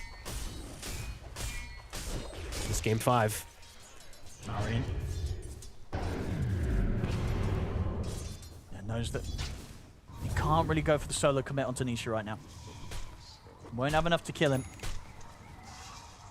He needs backup for sure. Both of the mids queuing up their shards. Both super strong shards, of course. The Void Spirit one more for farming, while the Sanking one is pretty much for everything, actually. And some stacks being made. So both teams being, it feels quite a bit more hesitant than we saw in some of these other games since we are on that game 5, looking to get these timings. In fact, yeah, Falcons, you've got to imagine they might be tempted to try and make something happen with the Golem Epi combo. Probably, I would say so. Liquid's going to have eyes on Crip. He's going to walk up into the high ground. Boxy and Tofu, they have a surprise for him, but Golem, move the jump forward from Maureen. Might be enough to get kills in return. They'll look to Tofu. They're going to be able to take him out. It's the 1-for-1 for now. Mickey, can he get anything in response? Whoa, and Nisha coming in with the control. They certainly can. Nisha jumps forward, has the grab on towards Maureen, and make sure the Liquid come out on top of that one. Again, you know, Nisha making sure that he is everywhere that they need him. Bottom, Skeeter's trying to push for the kill on Ace. But Ace, it's a bold attempt trying to TP out there. Does not pay off. Skeeter's got enough damage to kill him off before he can get out of that one. So Skeeter at least able to find something down there on the bottom, but the fact that Maureen getting tripped up there. It was a risky move, right? Trying to enter into the high ground like that. Liquid, they were in position. I'm shocked that Crit didn't like throw an Acorn before. He just literally ran up there. So it kind of put them in an awkward position, and the snowball split the Jakiro and the Tusk away. It's good that Mick is in position to get that stun. As you said, Falcons maybe felt like they, you know, felt powerful enough to go for that move because the DK's just farming. They have this epi availability to go for kills, but Liquid content with just sitting back and getting this farm, which I don't blame them for. You're getting to hit creeps with Largo and the DK. It does feel pretty good. And Boxy, he's going to have this Blink Dagger. I mean, you talked about at the start, right? The potential of the saves from this Tusk are going to be huge against what Maureen wants to do.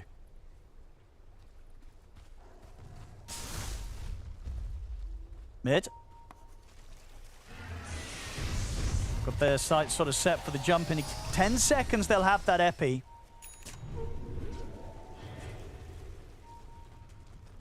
Umi on it. On Skeeter.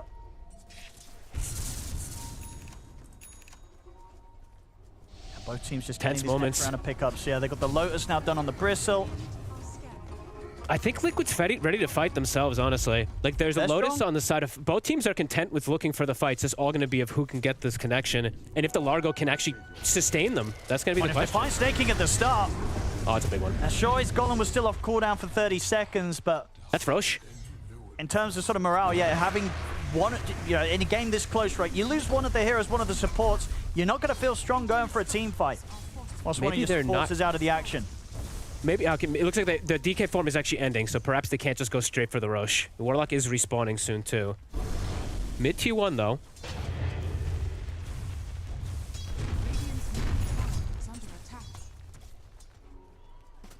Crit and Skeeter, we're looking to see if anyone sort of stepped out on that bottom lane, but yeah, isn't going to be the case. I mean, I think, you know, Liquid, they're not afraid to continue to sort of hunt for the action just because of how strong, you know, both Nisha and Mickey are. You're just having sort of this kind of 3 cores items online for Mickey, that the Blink, Mask of Madness, and Armlet. Every time he has the Elder Dragon form online, he's not going to be afraid to join the team fights, look to play for the objectives. They've also, this hard lockdown that they have on the side of Liquid right now is problematic. Let's say Skeeter joins into a fight. He could just get chain stunned. Blink stun, blink stun, blink, like so many different follow-ups that they have for it. Here we go. These moments for Falcons right away, are scary. They make the jump with the Dragon Form, take Snaking out again. He just can't catch a break on this Warlock now. They see him, they kill him immediately. I feel like these next few moments for Falcons are kind of scary. Like, even though they have this Lotus for Amar, they have ways to bypass. They're looking for a wraparound. Trying to catch Liquid off guard. I mean, catching Nisha would be pretty huge. Epi's coming in the side, but Nisha's going to get the chance to see them. But the Dissimulates doesn't get him quite far enough away initially. Still got an Astral Step there to play with. He'll get away from the epicenter attempt, and Boxy, he just jumps back in, gets a kill. Not going to get away with this TP out at the end of it all, but definitely shakes them up. And that's sort of Falcons showing their hand there, trying to make a move with the epicenter. But as it was, Nisha walks in, is able to sort of assess the situation, jumps out. And even at this point, right, even if they do get the catch on him, Nisha's pretty tanky. Falcons, they're sticking around up here, so they still feel strong. They want to try and be in position to contest the 20-minute Tormentor. It's also that you don't know where everybody is. There's multiple different saves on this lineup. Either a lick to pull him out of the stun from the hoodwink or just a snowball. It's not the easiest go to ever really go for Nisha there. They are set up for Torm. Is Liquid gonna look to contest this? They don't have Dragon Form. They're considering. Yeah, they're coming. Mikke's Dragon Form's up in, what, 20 seconds? Boxy's in the area. No epicenter for 40 seconds. This is the thing, right? At the least, you know, Liquid are not going to let Falcons freely take it. They want to keep Falcons on their toes. They're getting pushed away. Now, after sort of the last few jumps, you can only imagine, right? Snaking knows how careful he's got to be with his positioning. Liquid, they've been finding him at the start of the moves, and it does take away the potential for Falcons to piece together a team fight. And as it is, you know, Falcons, they've just sort of been bullied out of this position of the map, and Liquid themselves able to head over, get this Tormentor with Falcons now being nowhere around. They're going to try for the trade, go for this Roshan. They're TPing. I was going to say, Liquid's going to be very quick to react to this. You know, with the way that Falcons has backed off, they know that Falcons did look to try and attempt to make this trade. They're not going to get away with it. They have to, again, head back away from this situation. Liquid, they're bullying Falcons away from multiple key objectives. Falcons is scared to take this fight into this Largo. It does feel like it can be incredibly problematic. If they don't just insta-kill a target, this long fight for Liquid can be very strong. The longer and longer the fight, the better and better it does feel like for Liquid, as Falcons gonna walk up into high ground. So if they can get the jump, Marine, that's the epi. Doesn't really close the gap on Oace, though. And now Liquid, they're thinking about the counterplay. The shards, it catches the three of them. Nisha jumps in. They managed to burst through the two of them. And make that a third as well. Amar ends up ticking out at the side of the fight. Snaking's dead. I mean, Liquid, them starting to make this one look easy in the way that they're coming in with these outplays, Fogged. They're bullying Falcons away from the Tormentor, away from the Roshan, and then Falcons in a sort of almost a moment of desperation make that jump attempt with Maureen. It's off the mark. He doesn't get a clean catch, doesn't get a clean jump, and the counter plays there. Boxy, more than ready, as it gets them kind of in this three-man shard setup, easily makes it sure that the fight is in position for Nisha to jump forward, help clean the team up, catches pretty much all three of them. They don't stand a chance here. All three cores caught, nobody to bail them out, Fogged. It can't be prettier. I don't know what else to say. It cannot be more beautiful than that from Liquid. Like, literally, absolutely amazing. Perfect disengage, and Falcons a pretty big slip-up trying to go up the high ground there, too. Looking for Ace. He's got save, too. Even if they connect on him, Boxy can potentially snowball save, too. So, a very aggressive move from Falcons. Liquid, very prepared. These last 5 minutes, it's all Liquid. Yep, it really is. Onto the tier 2s now, Liquid. Mikke with the pressure down on the bottom lane. Very close to being able to pick up the BKB. And now Nisha just having this Aegis. I mean, absolutely popping off this game on the Void Spirit. Proving to be a very solid pick as the way he's played it out so far, that they can't catch him. And even if they do, as you say, they've got ways to bail Nisha out. I mean, honestly, so far, he's not really needed bailing out because they don't even get close to killing him. This Void Spirit has to be addressed, and outside of kind of what the jump burrow strike into maybe a bushwhack, there's not a lot to lock him down. No, he's slippery, and now at this point, Owen, there's no burst, really, from the side of Falcons. These fights, the sustain from Liquid, the tankiness, too, is going to be very difficult for how Falcons wants to try to approach these next fights. Targets don't die in one stun. They're going to get healed. They're going to get likely sustained. You have to know where the supports are. So let's see what they look to do to approach. They see Mikke alone, but his BKB's on its way. Sure.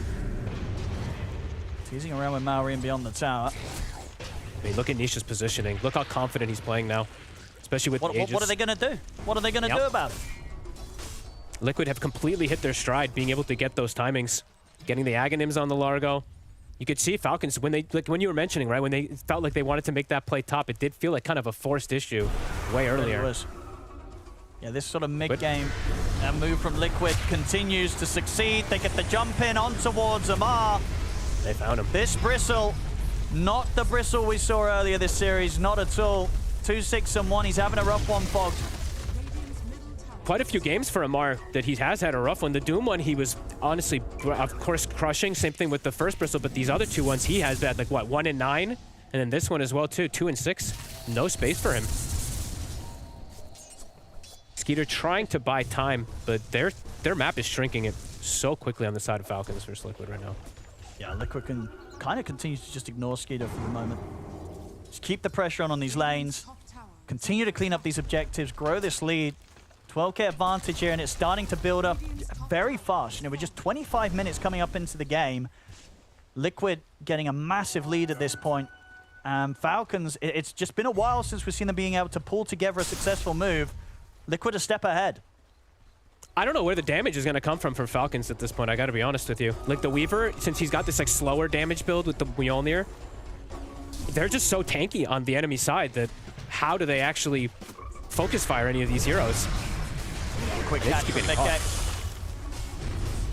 Looking for Boxy.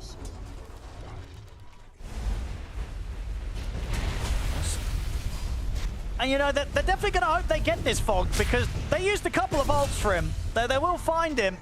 Question is if they can get out, though, because time's been bought for Nisha to swing across. He's got the catch on a Snaking. So whilst they might have got the Tusk, that's quite a heavy investment to take that support down. And I did want to highlight Nisha's build a bit here, too. Not going for this Aghanims build that we see almost all the Void Spirits do. He's gone his own kind of route. Spirit Vessel into Kaya, Yasha, and then the Shivas. This is standard, but the spell amp he's going to have in fights is insane with Largo. Sure, he's not providing a silence, but they don't need that silence as we've seen in the fights. Oh, they just kill him. They just kill them all. Yeah, this Liquid approach, I'm having difficulty seeing where Falcons goes from here besides just split and try to get to some of these next bigger items. But even when these next bigger items come out, it's not fixing damage issues. It's helping them in terms of survivability. But the Liquid heroes are getting stronger in terms of damage and healing and tank ability. It's a 3,300 HP Largo. Yeah, they're not killing Ace anytime soon, unless they catch him completely alone. And even then, he's going to get a long time to sing his song, strum that guitar and run out. In the last like 11 minutes or so, they've killed Boxy, Boxy, Boxy, and then one Largo. It's just been Boxy being kind of that sacrifice for the team.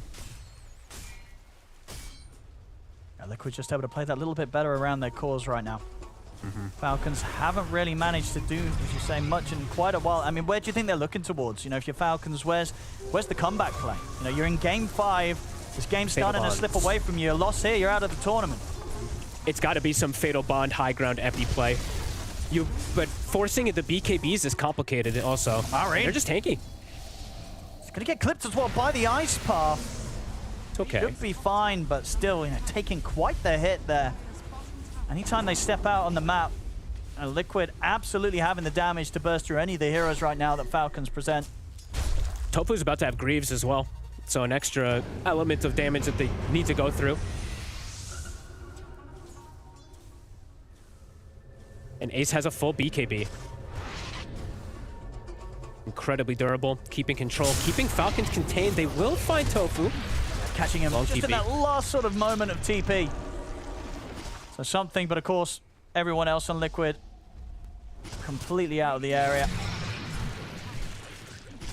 What's cool, too, in this game is that Mickey doesn't even have to go for Silver Edge because of the way that the whole game state is gone. They've just completely destroyed Amar in any state of this that they don't even care. They're like, whatever, we don't need the break. He's just going to get turned, or we'll just kill him right through it anyway. Full dataless now for Mickey. Okay. Snaking. Talking about him, yeah, getting the jump on a Snaking, killing his courier, killing him as well, taking his bounty. I mean, Mickey's just taking everything. Bullying. Straight up bullying. Yeah, Snaking getting caught out, you know, 5 times now, and so these moments where it's, you know, without the Warlock, as I say, they can't really piece together a team fight. It hurts. Bottom, Skitter. Boxy's hot on the trail. Oh, he's ready. Let's get the Dragon Tail off. Into the punch. The damage. It's not quite enough to stop him from time-lapsing. He'll get the Shikuchi off. Mickey with the bug upon him as well. Will not be able to get a blink off anytime soon. The Skitter might just be able to get away with this. Back over on the mid, though. Nisha and Ace killing off Amar. He got the BKB off, but literally like the final milliseconds of his life. He couldn't get it off in time. He's out for 40 seconds. And they're looking for Marin as well. Marin has to jump away with the Burrow Strike. They're going to start bringing in the mid lane. When Largo actually gets to play and buff up a core, it does look insane. You know, you're looking at this Void Spirit with this amp damage, the magic amp, as well as everything else, plus the reverb. Starting to see, well, not starting, but starting to love when you do see the Largo get to actually play. And he's pretty much got his full Aghanims as well, Nisha. That's going to be flying out very soon, about 100 gold away. Fortification has to come out from Falcons. Liquid approaching the high ground. They're going to try for the jump on Nisha. They get the good setup this time. They'll get the burst. They'll take him down. Elsewhere, though, comes at a price. Skeeter gets caught by the rest of Liquid out on the map. So even when they find something, it's a big something, you know, finally being able to take Nisha down. Obviously, as it is, though, the money ends up going the way of crit. So no sort of like huge influx of gold for Maureen, which he would have hoped for. And they lose the carry still. Maureen gets the jump on to Tofa in the mid, but Ace ready to heal him up, get him out of there. Tofa's going to be perfectly okay. Actually looking to turn back towards Maureen.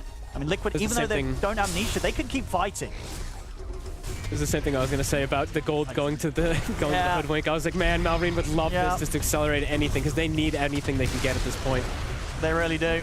As their base in trouble now. Maureen making the jump once more, but in turn, Boxy was actually trying to see if he could get the punch on towards him. He will get it, but the column's going to get dropped down here onto the three of them. Snowball buys Boxy a little bit of safety. We'll get Lotus steers. They'll come back over towards him. Burrow Strike from Maureen onto the two of them. Boxy and Mickey getting kept low, but Ace again keeping them safe. Allows Boxy to retreat out of the fight. They'll respect the Falcons' defense for now. Liquid starting to hold off. And getting a grab on Ace. Super tough, yeah. They're going to try and chase them down here, but Nisha respawning, teeping over to the outpost. He's going to be ready to join them. So Falcons, they can't push into Liquid any further now. The Nisha's back in the game. They tried to push as much as they could while this DK form was wearing down and Nisha was dead, but they just can't deal with them. Ace's heals he's providing is too much. They're back up to full, ready to fight. Roche, about 30 seconds as well. And that was, honestly, that was quite a lot that Falcons just threw out there to get these kills. They will have Epi, but contesting outside is very dangerous for them. Do they take the risk? I don't think so. It's got to be tempting. They are smoking. They're in a tough spot. I think, yeah, you do have to try for something. I mean, the line's not being drawn, though, towards the Roshan. Looks like they want to try and hope that they catch someone split jungling alone. Maybe they're baiting, maybe trying to bait Amar, looks like. And Liquid, they might fall for it. They're smoking up aggressively themselves. They are going to go for this fight after Amar shows in the mid. The question is, can Falcons bring the team fight together perfectly to counter? They do manage to reflect the Dragon Tail stun into the bushwhack, but straight away the jump's been made over towards Skitter. Skitter has to back off. He's been caught by the silence. Nisha will continue to try and burst. We'll get the timeless on Maori in with the combo. They've taken out the three of them, and Amar survives. Gets the BKB off, runs away. Same to be said for Maori, who also gets to walk out of the fight. A bushwhack locks down Nisha, but the remnant's there. He'll get the silence fall up on towards Skitter. Boxy coming in with the buyback, making sure that they have to jump forward to catch Skitter out. Crit also trapped by the shards. There was a moment there where it looked like maybe Falcons were piecing it together, but honestly, top tier buyback coming in there from Boxy. Make sure that they get those 2 kills towards the end of the fight and sets Liquid to get back on with the push up to the high ground. Despite Falcons managing to get a little bit of a team fight going there around Maureen, get some of those kills, it's still not quite enough, Fogged. It looks pretty for a second because the BKB was on cooldown for 4 seconds on the DK. They bring him down, and then I'm just watching Ace and Nisha full HP, killing everybody. A literal 2v5 pretty much, just walking through. Boxy's buyback to clean it up helps, but yeah, these two, just way too strong at this point. They had to commit a lot to get this DK. Yeah, they really did. Lets them run rampant. Liquid still maintaining 17k lead. And yeah, just sort of that team fight sustain, as you say, around this core Largo. It's seeming to be a perfect answer, really, to the sort of playstyle that Falcons wanted to hit them with when they sort of run this Bristle, Warlock, tanking combo, right? They've got answers, Liquid. Oop, stay. I think it's a really clever actual answer to the Sand King because because he's put in this core role, he's very tanky innately. So if he's able to just survive and the fight continues lasting longer, it will counteract the complete epicenter. So, and the Warlock too, right? The dispels, as we're seeing multiple times, has been able to do that. It's very good fights from Liquid. Yeah, this Lager pick and play from Ace, really bringing together the team fight presence from Liquid to a level that Falcons, they just don't have the answer for right now. We'll see again here on the replay. And indeed, you know, parts of this, we did see them get this jump and get some kills to start it. They trip up the Dragon Knight at the start, cause issues for Mickey. Omen at the side, Marin getting in at the center. Sure gets burst slow, but getting the chance to get those kills, get out. It almost looks like Falcons might have had a chance to take this fight away. Almost. It's just Ace and Ace and Nisha literally full HP. Just crazy how much they can sustain. And yeah, Mickey, BKB was on cooldown, so it's a pretty ideal time for them to try to jump there. Now with Aegis, waves coming in. Liquid looking to seal the deal soon. Falcons, any next big pickup? Refresher soon for Malrine. Pretty close to being done. I mean, that's the next biggest one for sure. Again, we kind of had a game like this earlier in the series, right, where pressure was on Malrine to be the one to turn the game around and make that sort of crazy play. It was on one of the Primal games, of course. This time on the Sand King, when that refreshes, that there's potential, right, but it has to be flawless from him.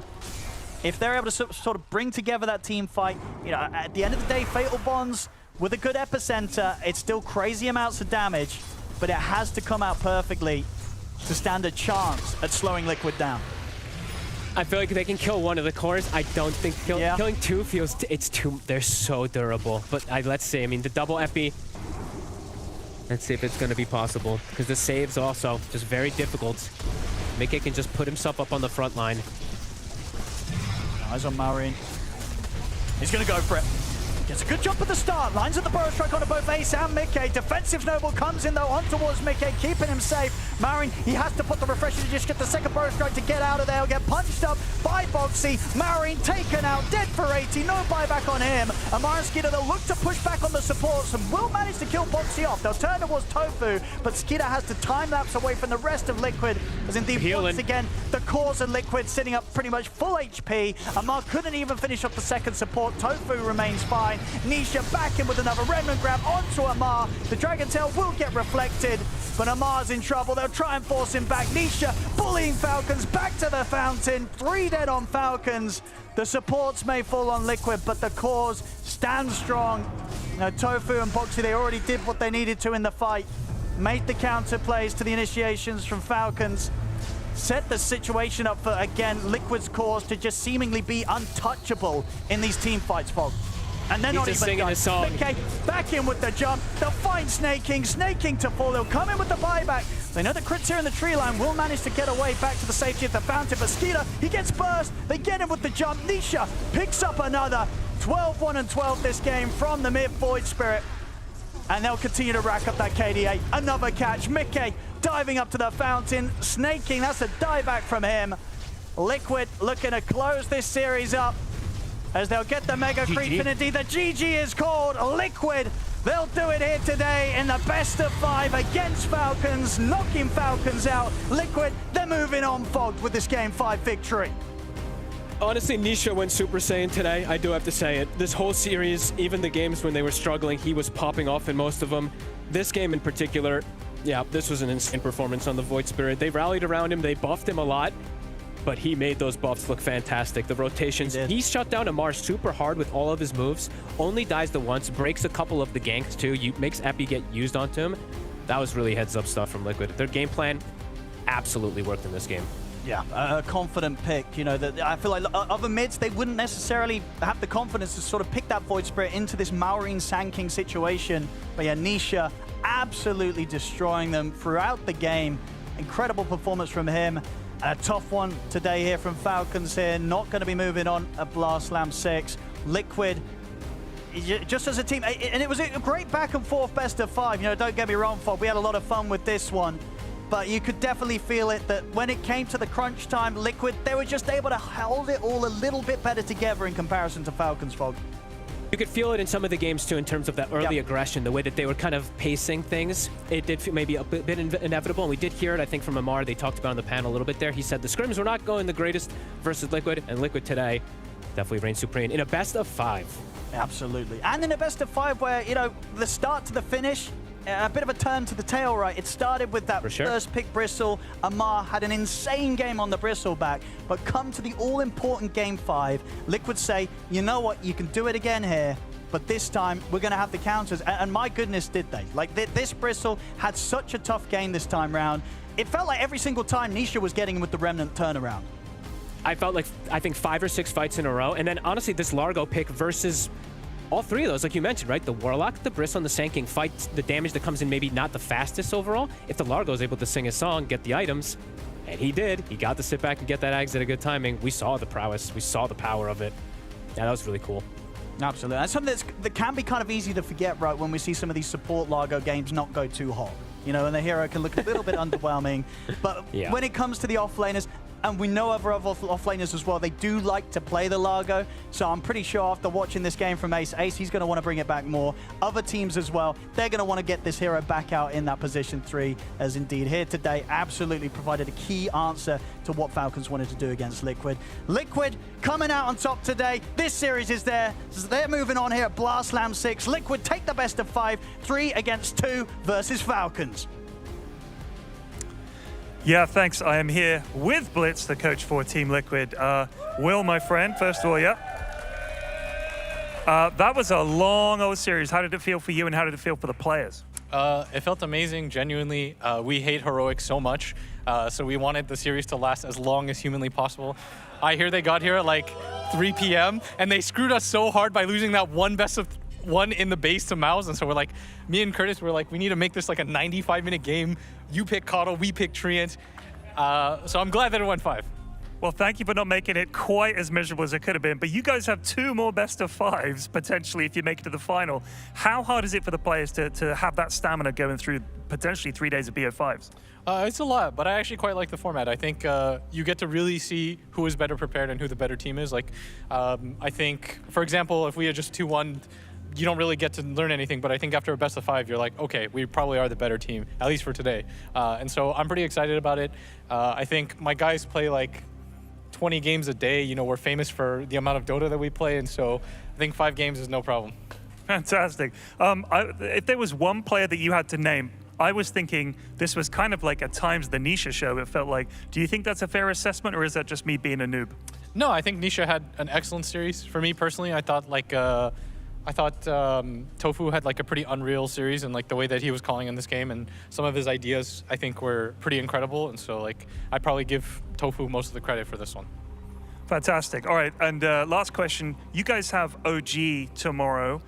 What do you expect from that series? How have you prepared for that series? Because I know that you said to me you've played Falcons a lot lately. You guys have been scrimming and stuff. How much have you played OG? What are you expecting from them?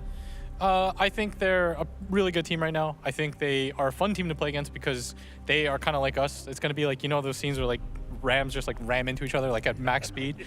That's kind of what I expect out of it. And so, yeah, I think it is going to be a really good one. I don't know. We'll see what happens. Indeed we will. Will, thank you so much. That was a really entertaining series. Shout out to Team Liquid. Thanks for taking the time to chat to us, and back to the panel.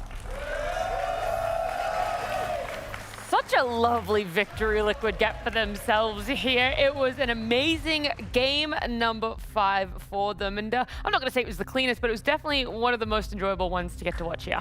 Yeah, sometimes you just have Nisha on your team, and he locks in and goes full Nisha on Al-Gaib, and you just win the game off of it. This guy is a beast. He's a beast on Void Spirit, and he is a treat to watch. Yeah, honestly, I mean, this guy, he just straight up cooked like this entire series. You know, we questioned his items in like game 1, but I think here and also on the other game he played, he's just kind of making all the right moves, not dying. He's in the right place at the right time, doing the correct thing, helping his team, like always coming in clutch. So yeah, I think Liquid kind of cooked there. I mean, if Voice Spirit doesn't TP, doesn't make these moves, then maybe the game's different, but what was it? Vessel into Kaya, into then instantly getting the shard, farming. I mean, yeah, if Nisha didn't play this well, then maybe we have a different, win in this. But yeah, he popped off so hard. The shard was at 15, because trust me, if it wasn't, Yes, he that's would right. be I'm looking at my watch. Exactly. Every second that passes. I did Quinn scrub would have back, been up there on the stage already telling Nisha. You would have off. heard me. No, yeah, I did check the replay for that very reason. So he is safe from Quinn's. He's a true Void Spirit player. And I Give him mean, the stamp. yeah, it really showed there was a lot. This was so Chad. See, I respect the crap out of this. I love this man for this. Both sides, by the way, I felt like played so overzealous. They're like, yeah, I'm absolutely Giga Chad on this hero. I'm just going to dive every tower I possibly can. But even like after the highlights we see here, what Blitz just mentioned in the interview, like tomorrow, another best of 5 OG Liquid. Like this type of gameplay from Liquid, it's copy-pasted with OG. They're the same type of team, so it is going to be just hilarious to watch those two teams just, But this was the biggest blunder of the game for Falcons, let's be real. Yeah, I mean, we'll get into this one later as well, because I do think there were like a couple of more like key moments, but I think for Liquid, I definitely see them like powering up. I mean, I did feel similar for Falcons too, but it was more about like their early game. Like I think they've always had like a very solid like 0 to like 12 minutes, get the stacks from Malrine, he gets the blink, he makes his moves, he gets the first 4 or 5 active runes, but then there was always like 1 or 2 very critical moments in the game that I feel like didn't really go their way. They had it like once in game 1, they have a really cool ward, they have the nice vision, they make it happen. But in this game, I just feel like Liquid really understood where they needed to be with the heroes, especially to me, like Nisha and Boxy. Like all of the snowballs saving, the remnants to be there at the right place, just clutch. I mean, then on top of that, you then have the coin flip offlane hero of Largo. This time around, it actually lands on Liquid, not Falcons, and yeah, he just does his job. He sits back. His scoreline at some point was like, it wasn't too impressive, but he had the Axe. Then suddenly he enters the fight with Kaya, then he gets his BKB, and in all these, like in this fight at least, he's just hugging the Jakiro, keeping him alive. You can see like when Largo actually gets online, he is just an absolute monster. Finishing 3-2 and 18, just constantly buffing up the supports, and killing off a snowball Tusk, that's kind of difficult. A 4-staff Jakiro, also kind of difficult. Throw heals and move speed on top of that. Largo, it can be volatile, but in this game for Liquid, it was very, very important. Yeah, I mean, we even saw that fight mid there where we were thinking this was going to go Falcons' way. This is the turning point of the game. And instead, what's left over is Nisha and Largo, right? Ace's Largo, and he's just getting absolutely buffed by this Largo who's getting a full duration BKB. And you're like, I don't know if we really can do anything once this man starts strumming his guitar. Yeah, I mean, I think that fight displays just the damage problems that Falcons has at some point in that game. I think this Weaver response into Largo was probably a misunderstanding of the matchup. Since Largo is such a new hero, people don't really fully understand. But you could definitely see in both of the games that Falcons picked Weaver, at some point their damage kind of drops off a cliff. They start losing fights, and it becomes a big problem. So I think Liquid, they understood the meta a little bit better. Blitz said it. In these best of 5s, I think the team that wins oftentimes is the better team on that day, the team that understands the meta better, the team that figured more stuff out, and I think Liquid did. They had a better grasp of things. They had some clutch picks in this series, while Falcons had the first pick, which is winning pretty much every game for the series. They played against it, and they still beat it through some ingenuity, so I think all props to Liquid, they earned this win. Yeah, and I think also like they just understand, like Largo, like in all these fights, I feel like he's not really getting targeted. Like he's kind of like he's the sleeper guy, he just drinks his guitar, but like all the armor and the buffs that he just allows everyone to like just keep going in the fight, and they have Mickey on like this super ginormous DK, who's just then kind of shredding everyone. So I think it's still like a hero that is like a little misunderstood, like myself included. Like I don't really know how good he is, but this hero, I think you need to pay a little more attention to him. Yeah, I feel like there is one hero that isn't misunderstood by any means, and that's the Jakiro, which I think was very key in that 20-21 minute fight that, again, kind of really stopped the momentum of the side of Falcons. They go into Liquid's try there thinking that they're able to just get something from this to be able to take Roche afterwards, and instead they hit that choke point again, because that you said has been an issue previously, and Tofu gets a great ice path off for Jakiro. I mean, first of all, that hero is Giga. I don't know how Jakiro is this good for this long.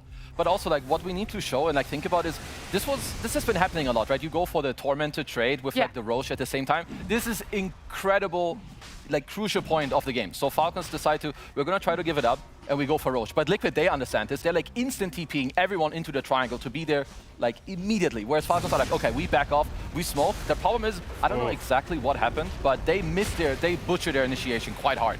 Boxy turns around, they go for the snowball shards. I mean, you're gonna see the rest. Basically, everyone just immediately dies. Liquid from this, they get Torm. TP, 4 kills, Aegis. It was rough. Like, after this point, I think there's very low chance of coming back. This is the window of the game where, when you look at Falcons, they need to just execute in that moment, right? Like they have the ability to play around Roshan, they got the Mjolnir, they have Lotus, they have Blink Dagger, the Bristle was ready to stand up front. They don't connect cleanly, but they keep chasing. And when they chase, of course, Boxy hits the 3-man shard, he has the shard, and it's all, you know, it's all over from there. So as much as Liquid did really well, if Falcons just weren't as sloppy there, they might have contested Aegis, they might have even got kills. Like that was their timing, and they kind of just shot themselves in the foot very quickly. I mean, it's just tough. That's how Dota is, right? There's no resets. There's no like bit where, okay, we made mistakes, now we're fine again, and we try again. No, when you make mistakes, that keeps getting snowballed on. When you're playing against a team as good as Liquid is, these little slip-ups, you don't get a comeback, you don't get a freebie, there's no mulligans. Especially like BO5, 5th game, like minute 25, like you're going Roche, it feels weird, you're like, guys, we can't do Roche, like back off smoke, and like... I do think there's like extra doubts that creep into your mind when it comes to game number 5 in a best of 5, whether that's because it's normally in the finals or whatever it is, it's just not able to come to full fruition. But there were still some crazy plays made from the side of Falcons. We've got to talk about it. That Lotus that came out onto the Bristle, where we thought there was going to be a massive turnaround for them. Yeah, there was always these little moments, of course, with... How? Check him PC. How? Check him PC. Check PC. Unironically. Like, he saw him how many frames do you think it is? We need a rewind on that. Like, can we slow-mo it? What? I saw this and I yelled in real life. I thought you yelled online. No, yeah, I yelled online too. But like, good grief. Wow. That's like, the stun is like flying to him at like melee range, and then it's very, very impressive. And that's... I don't think I could even blink fast enough in retaliation to seeing that Dragon Knight on my screen. I mean, because like my bro, it's like he's not like he's that fast, but it's also like I think you have to be aware of it like in the moment, that like you have to be so ready for it. So like I think that they just understood that maybe there's a chance that Liquid were like smoke, because this could have just been like a clean wipe potentially, for Liquid taking out everyone. But that one little thing can completely change it. Yeah, it still wasn't enough because Boxy also buys back. We already talked about that. Nisha's impact also on fire. Yeah, I was going to say Boxy buying back, the impact of Largo, Yeah. Nisha being essentially unstoppable there. It all surmounted to an amazing game 5 and a best of 5 win for the side of Liquid. That does unfortunately mean that Falcons themselves have not been able to win a best of 5 in Blast Slam. So we had a couple of words with Snake King before he departed the studio. Yeah, thanks. I'm here with Snake King of Team Falcons. Obviously, we just sadly saw you guys lose 3-2 in that series. It felt like those games were even, and then it was like it went off a cliff and one team just kind of rolled over the other. Did it feel like that to you guys playing in the game? I think it was pretty back and forth. I didn't really feel like it was very one-sided. I think the series was pretty close overall. I think that just kind of came down to a lot of drafting and gameplay. I think sometimes we had the better draft and executed well, and like it looked very one-sided, and then vice versa happened with when they have good drafts and gameplay as well. I think in the last game we made some blunders in the mid game, early game, and then like the game just became too hard to play, where it was hard for us to kill heroes, and we were just getting caught slowly, and like they're gaining leads slowly but steadily. There was one fight just near the mid-tier 1 on the Dire side, and it looked like you guys were about to win the fight, and then it all just turned around. Was Largo a big factor in this game? Because it felt like he just kind of kept his team going in these long engagements. I don't think Largo had that big of an impact this game. I think we just messed up the early mid game, and like I personally think the Weaver, like at some point, like it was hard for us to play with Bristleback, and I don't know, I think we just probably made some mistakes in the draft and gameplay, and it's going to look bad when it goes wrong. You guys have played each other a lot lately, and Liquid seem to have had the better of you in scrims from what I've heard from Crit and from Will. What do you think you need to change to beat this team? I mean, we just need to shape up, to be honest. We just haven't played very well as a team. I think coming into this blast, we had pretty horrendous scrim results, and we weren't feeling too good. So I think this result was justified. We just need to shape it up. Fair enough. So where do you think you're going to go from here as a team? How do you rebuild and sort of say, all right, well, not rebuild, that might be the wrong word to use. How do you regroup and come back and say, all right, this is where we went wrong? Is it maybe the heroes that are in meta are not your vibe, or what is it? I mean, if we knew exactly, we would be fixing it. So I think we'll just need to kind of like look at the replays to see the gameplay mistake first, and then once we identify the gameplay mistake, we can try to see what we can do better in draft. It's just going to be a step-by-step process, and it's just really going to take some time. Okay, fair enough. Well, good luck taking that time, and we look forward to seeing you guys come back stronger than ever. Snaking, thank you so much, and we're sorry to see you go. It's always nice to hear from Snade, obviously not in an exit interview like that, but just very upfront and harsh about it. We've heard it from multiple Falcons members now that they weren't really in fantastic shape. In fact, they felt lucky enough to even make it here to Malta, and we were lucky enough to get to see 5 games between them and Liquid. What did eventuate now is Liquid moving on to get to face up against OG tomorrow. Yeah, I mean, that will be, we talked about it before, but that will be an absolute barn burner. 2 super aggressive teams. Yep. I'm very excited for this one. If it goes the distance as well, it will be extremely hype, and I think a real test of OG's mettle, because we've not seen them in a high-pressure best-of-5 yet, so this will be testing grounds for them. It feels like both teams also kind of deserve a grand finals based on like how the year's going, the storylines, like OG kind of re-emerging, bringing SEA back, and then Liquid, they're meant to have won a lot of things with this type of roster, haven't. Like, so I feel no matter what, that grand finals, going through that top side of the bracket is just, it's just going to be a solid grand finals. I think it's also like the 2 teams that actually play the fastest. Like before seeing Liquid today, I would have given OG the edge. Now I'm like not really sure. I feel like every time Liquid play, they definitely have like, you know, they're building some understanding. They understand, okay, when can we play like super fast? When do we take a step back? How do we exchange our heroes? So I think that for tomorrow, it's kind of the match that I'm looking at. And I think the other thing to also go back with Falcons is, I think it's quite obvious, and I think to also most people, that they're very critical of like their gameplay. Like you can tell by Snaking in the interview, and also like when they watch the replay with Aoi, he will tell them, it's this, this, and this. You know, don't talk about all the other stuff. But because we know how good they are, and at the end of the day, it's a BO5. It went 5 games. One small thing goes different, and next time you might just win. That's it. It was down to the absolute wire when it was between Falcons and Liquid. And we're going to see if our next best of 5 is going to go down to the wire as well. But that's going to be happening after this break.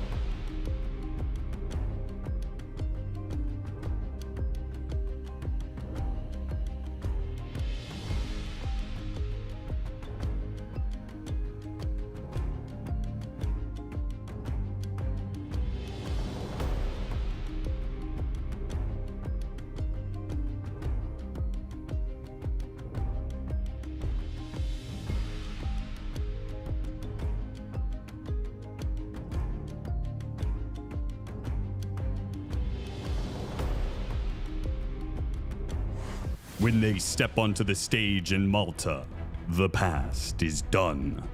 The next series is everything. Heroic looks sharp in the play-ins, but playoffs is a different kind of pressure. Do they keep rolling, or do those group stage cracks show up yet again? At Yandex, they've been here before. That head-to-head loss in groups, they're not calling it a trend, they're calling it fuel.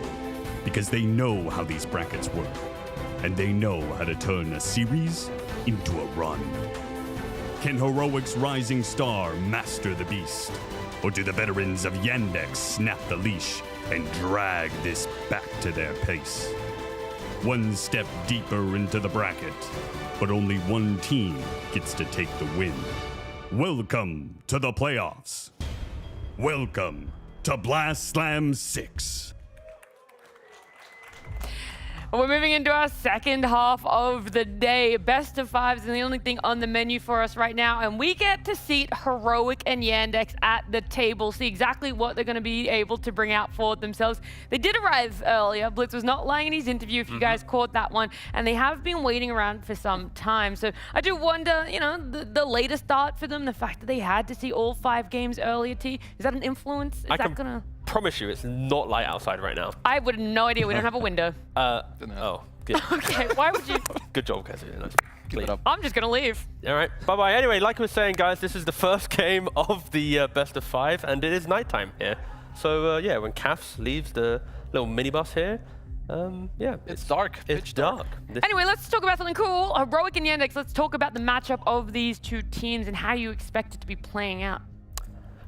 I mean, I think this is a series that HEROIC can run away with, or I think it stretches out, because I think Yandex is on the slower side of things, and I think whenever it comes to that scaling part of the game, when you go a little bit later, I think they've got the advantage of Saksa on their team. Saksa is the beast. And? That was That's it. Okay. Yeah. So you're just one advantage. Oh, okay, you were like looking at me like I needed to say something. I wasn't sure what it was. But yeah, Saksa, he's won a TI. Okay. He's the most decorated and established player in this lobby. And so I have another point if you don't have it, but keep going. Yeah, no, make a point. Please. No, I want after you. And Watson and Melody, they played with you, so obviously they're really good because they have your knowledge. Osmosis. Knowledge, exactly. Keep that up. Sorry, I just thought you were still arguing about it, because I was ready to jump in and say that on the side of HEROIC, someone that looks better than maybe even all 3 that you're joining together is Tai Long, their mid laner. He has been outstanding so far on the side of Plus Slam. Yeah, he is a beast, and you hear it from everyone, actually. It's kind of like the rumblings of the event. It honestly reminds me of the TI where Collapse broke out. That's actually the vibe reminds me of, where everyone at the tournament is like, yo, this guy's really legit. This guy's like super good. That's how it feels right now. Everyone is talking about this guy like he is the next big thing, because he is. The guy is super legit, insanely good, and I'm really excited to see how he plays in a best of 5. I haven't seen him in one, especially not against a top team before. So I think this is really testing grounds for him to prove that, okay, can you do it against the big dogs on the big stage, because he has the skills to pay the bills. And there's not just us that are singing these praise as well. There's other players that think the same. It's gonna be a fun game because they have Tai Long, which he wanna win. He's hungry, 16 years old, youngster, going for this receipt, how to say, treasure of Warrior of Dragon, and he wanna go for it. It's gonna be fun, I think. Okay, how does it feel to play Tai Long, 16-year-old and super good player? Well, at first my impression was that I just got impressed, because like I thought that he would be just good and a little bit dumb Dota-wise, but no, he's actually very smart about so many things. And then I was like, oh my god, how does this guy know all these things?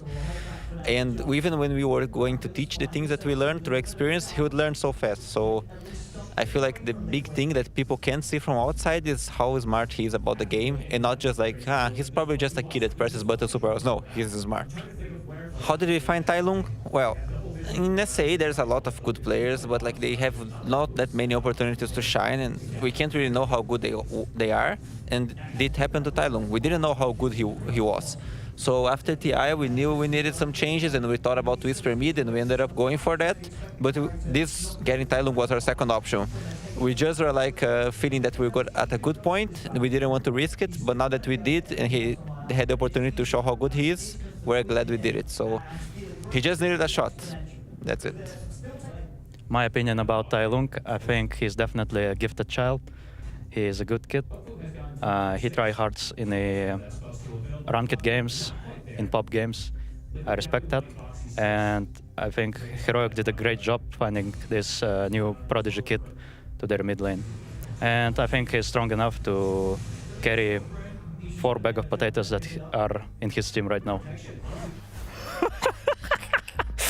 I feel like CIS players talking and like insulting in a way, it just hits a different way. I love Malady, it's so funny, I've dude. never heard a guy call other people like a bag of potatoes. That goes so hard.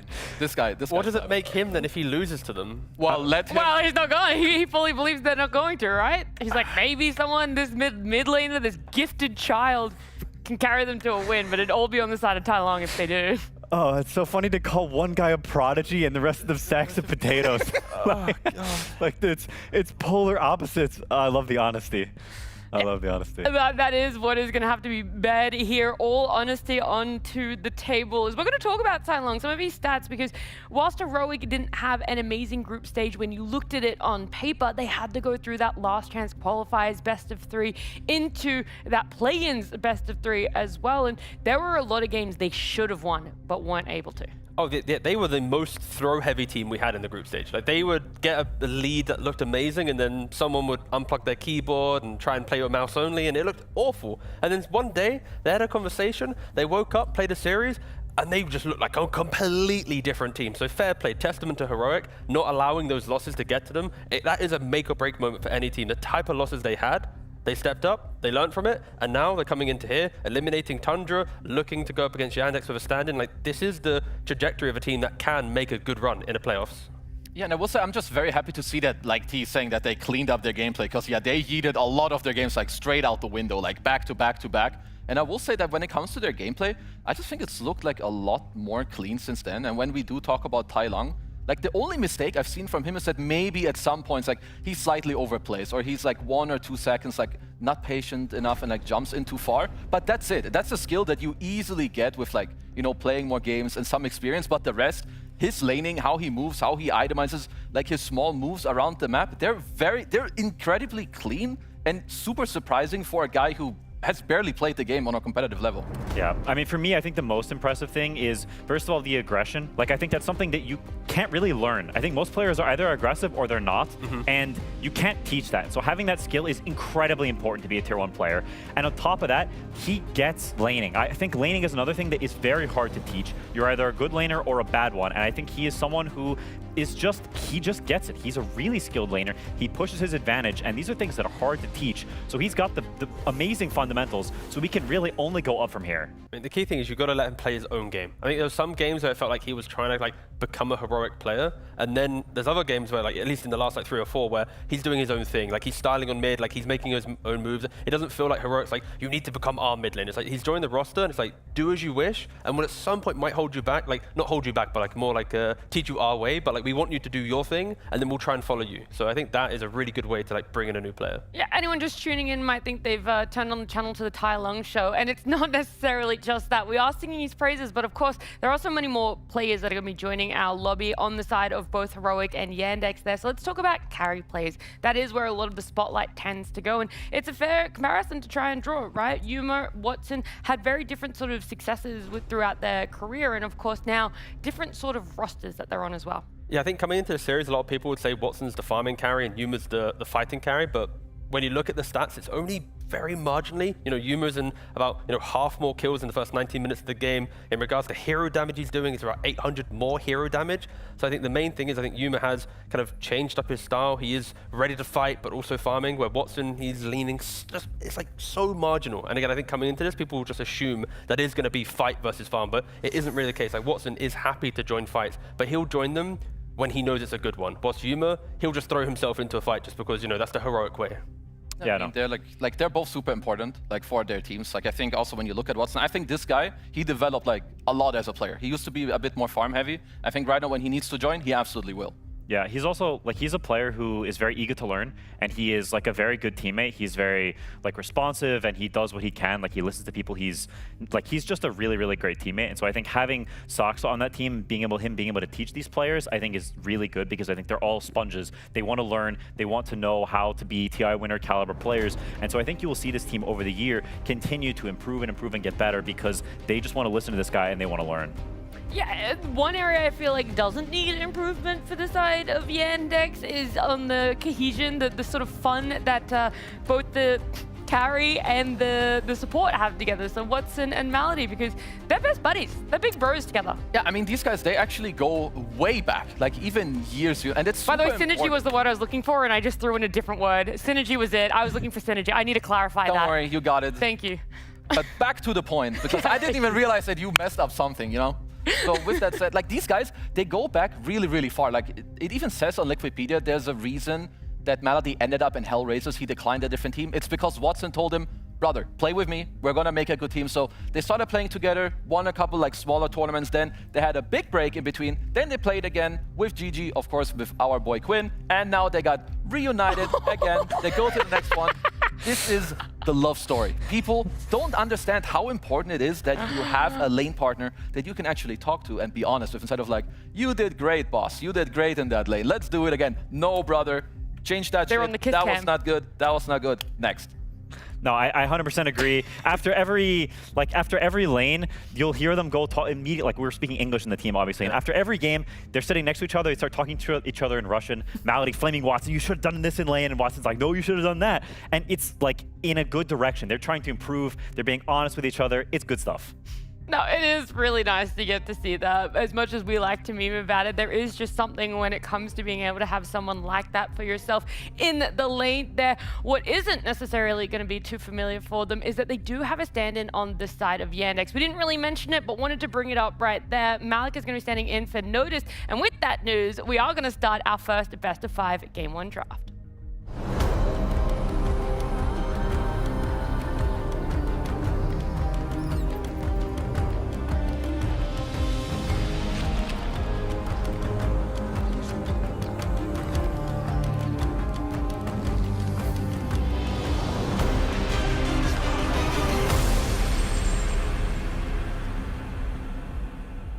Yandex and Heroic now just beginning their best of 5. So we're going to be potentially seeing a fresh new meta form between these two teams, because Falcons and Liquid, long-time scrim partners, had already developed that for themselves. But the question remains, how familiar exactly are Heroic and Yandex against each other? They would have had a couple days if they wanted to in the last little bit to scrim against each other, but I feel like if you're coming up against a single elimination opponent in a best of 5, you're mostly doing homework rather than running into them in scrims and pubs. Like, already with Yandex, like their first phase heroes is like Mars, Underlord, Axe, like Brewmaster as well. Sure, there's a little bit of Razor and Viper in there towards the tournament meta, but yeah, there's going to be a very different kind of feeling, I feel like, coming into this series compared to this very mini meta that we had between the last two teams.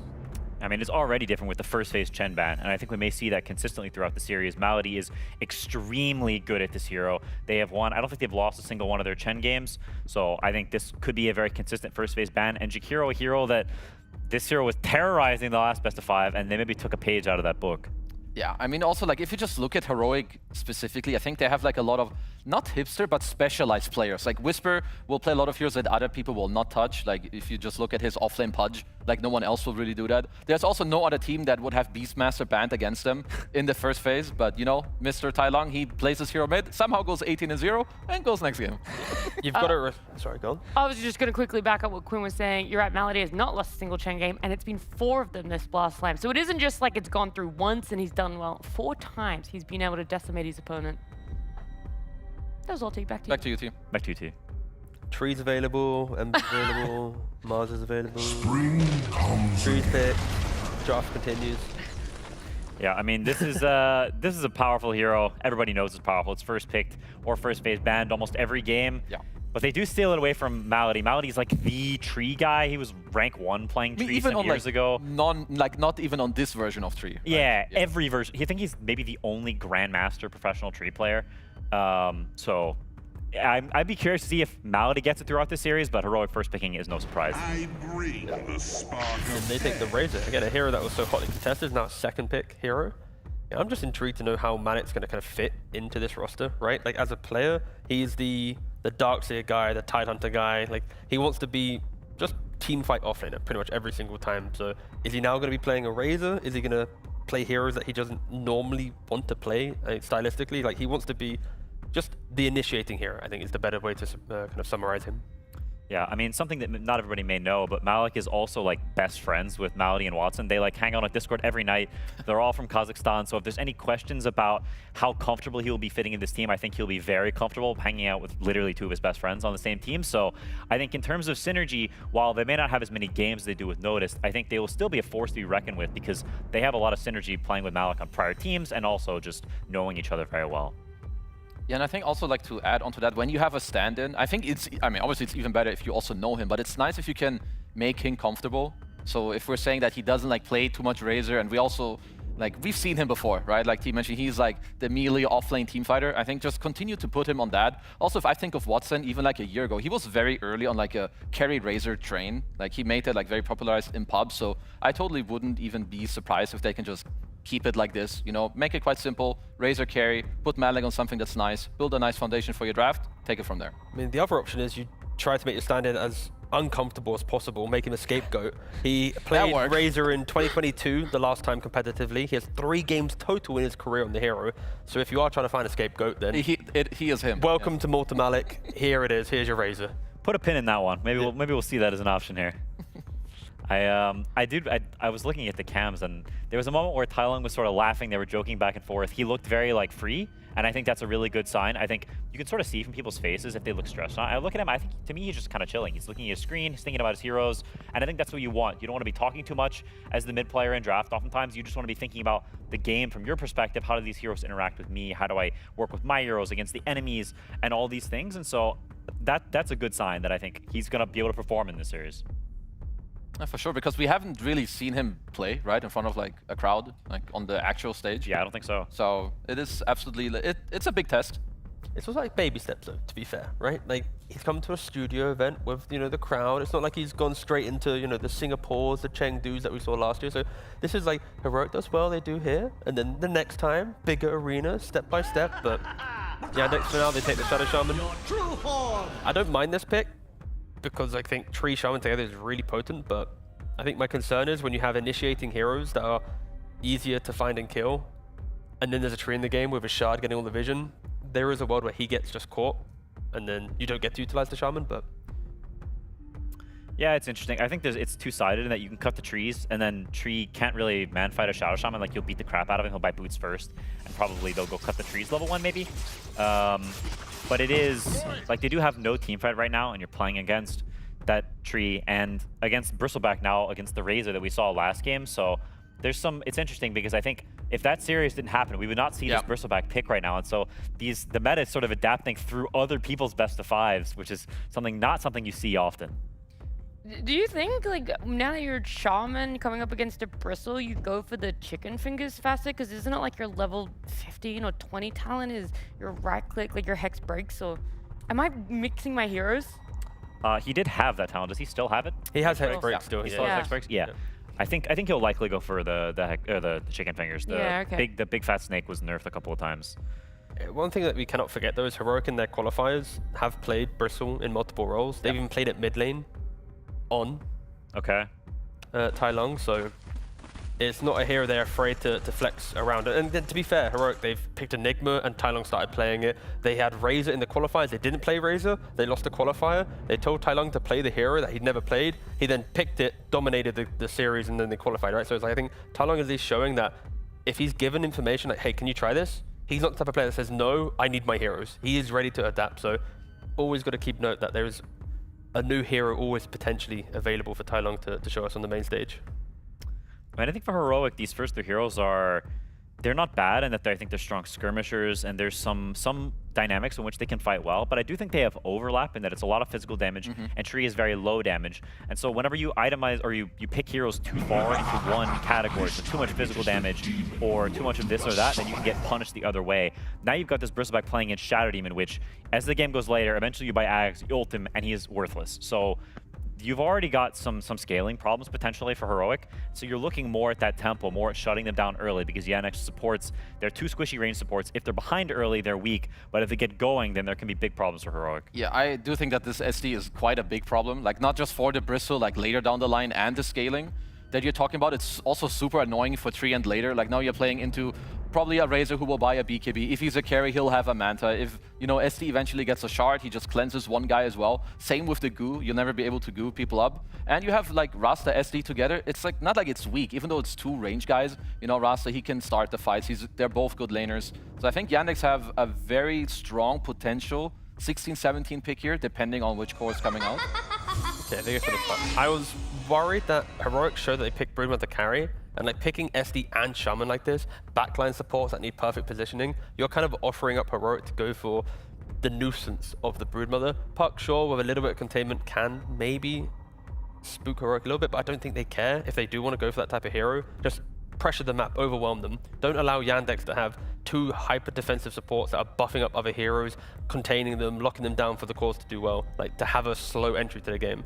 Like, Heroic's meant to be the quick team to break the map to do these things, so again, I'm looking at Broodmother myself, but I mean, I like the puck a lot, just to talk about the quick for a moment, because I think Heroic need to be kind of looking for this type of hero. You see SD Shaman on like the enemy backline support duo, like you need a guy that goes in, like gives you some vision, and is very annoying to them to like disrupt them. So I think not only did Yandex take away a potential pick that Heroic want, I think the picks Heroic are looking for should generally be not that good against puck themselves. Yeah, it is very possible.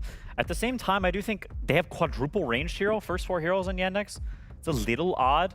I think generally for that team, they like having good team fight. They like having some beefy boys and a lineup that's easier to execute as more time passes. We already talked about Watson being a little more farmy, a little slower to choose fights. That's a Meepo. Yeah, it's Yuma. Also, what a hype intro. Boom, yeah, boom. Rock this party. It's good. Yeah, to be fair, I kind of forgot about Yuma Meepo. I'll be No real. I was way. thinking more Yuma Brood, that's my problem, but any toxic little pick on 18 to punish the support duo of Yandex I'm fine with, and Meepo, it's very, very annoying for sure. It's going to farm well, and I'm just seeing overwhelming nuisance, right? Bristle running with Lotus, Meepo with an Agnims, just being able to kind of survive through Yandex. The damage of Yandex is kind of over time to some degree, and yeah, I think Heroic's going to be pretty happy with the pick so far. Now it's just prevent Malik from having a big beefy offlaner. That's kind of the... Elder Titan. Yeah, but like while I like the Meepo, or like I'm not fully sold yet on the pick. Obviously, it's a hero that the specialist will understand more than anyone else. But they're low damage and giga physical. Like if you're looking at like some Greaves Crimson guy that just rushes this, and trust me, there are enough heroes that even if you ban out 2 guys, you'll find someone else. You know, Tide is out. There's going to be Underlord. There's ET that Quinn is yapping about. You've got some options. What happens if Bristle goes mid into Puck, and then Bristle just farms, Puck can't kill Bristle, and then there's like a new big offlaner, and then Heroic plays through the tempo of him, and then it's like you have to deal with the Bristle farming mid, the tempo of Whisper, and Meepo, who is going to get the items he wants. I'm just not sure what new offlane you're going to want into Razor. I think like generally the fat dudes would not be that good into the Razor. I mean, I think this Meepo pick, I agree, like the physical damage overlap is somewhat worrying. Like Puck can go Witchblade, Blink, Shivas this game, just straight up. And you will buy, like you said, you'll buy Pipe, you'll buy Crimson and Greaves on your offlaner, and you will get super tanky. And when they hit this point where they start getting all these armor items, it can become a problem for Heroic. Like we've already talked about the Shadow Demon Bristleback scaling. He's no longer going to be a problem as more time passes. So the clock is ticking as soon as this game starts for Heroic, and they need to keep the momentum going. Meepo is not a late game hero. It's a tempo hero that builds a gigantic lead, closes it out, and just ends. That's Meepo's gameplay. He's not farming. He's not trying to play for 45, 50 minutes. Yandex do have pretty good wave skip, right? Razor can just quickly poke his head into lane, disappear, Puck can do the same thing, but it's not like the best ratting style of lineup. So if there is a world where Heroic does take over the kind of the tempo of the game, it is still going to be a problem. Luckily for Yandex, they do have the last pick. I like the Tidehunter and Underlord ban. Tidehunter going Aghanims, Underlord just holding the high ground with Shard, Firestorm. These are the small things that you need just to buy time. Yeah. No, super good bans. I am curious, like, Elder Titan is not good for their lineup. Like, they want a beefy boy stunner guy, but Elder Titan is, like, Elder Titan to Meepo is the hardest counter of any hero to other hero combo in the entire game. If you look at it, the win percent differential on Dota buff, it's like 13%. Ooh, he goes with the void spread.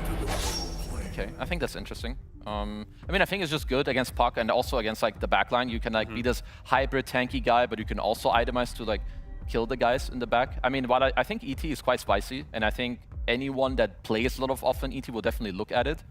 I mean, anything else, because he does own Meepo quite hard, but I will say, I think if you get like auras to buff up your team, I think SD Purge with like a Razor linking a guy and then the guy gets coiled, I think you do have enough damage eventually to like cut through whoever you want to go on. Yeah.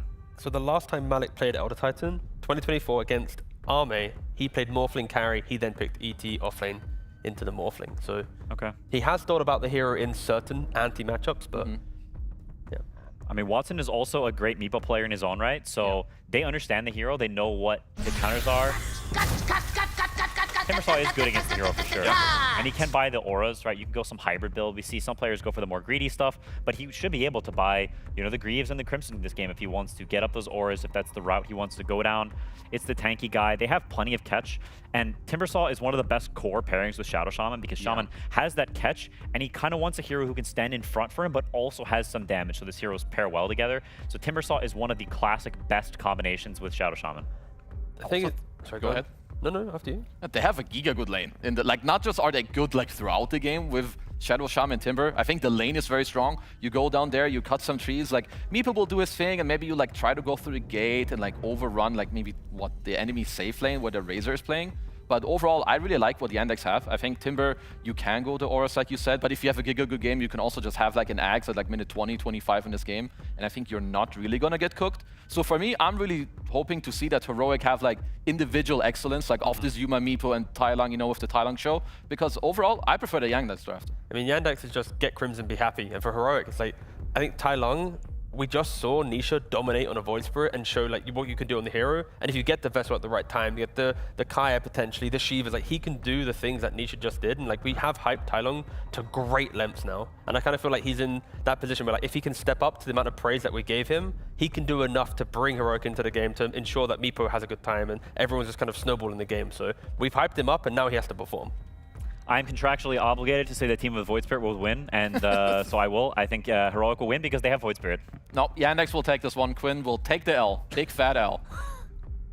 I do like it that even in the face of adversity, Quinn is not going to back down from supporting a Void Spirit pickup for the side of Heroic there. I mean, he obviously believes a lot in Tailang, the same way many of us do. He talked about it there. But to show up at your first LAN on a new roster like Heroic and to come up against Yandex, who might not necessarily be in full force as they do have a stand-in for themselves. It is going to be an interesting clash. It is going to be game number 1 of our second best of 5.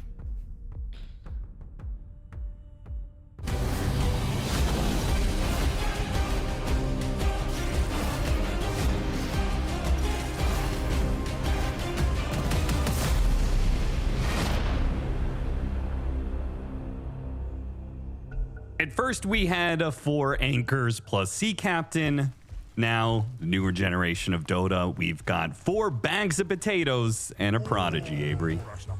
Man, what player's going to come out of that squad? Because Matumbo Man Jerax came out of that 4 anchors team. So if 4 potatoes is going to have to yield some perennial all-stars here.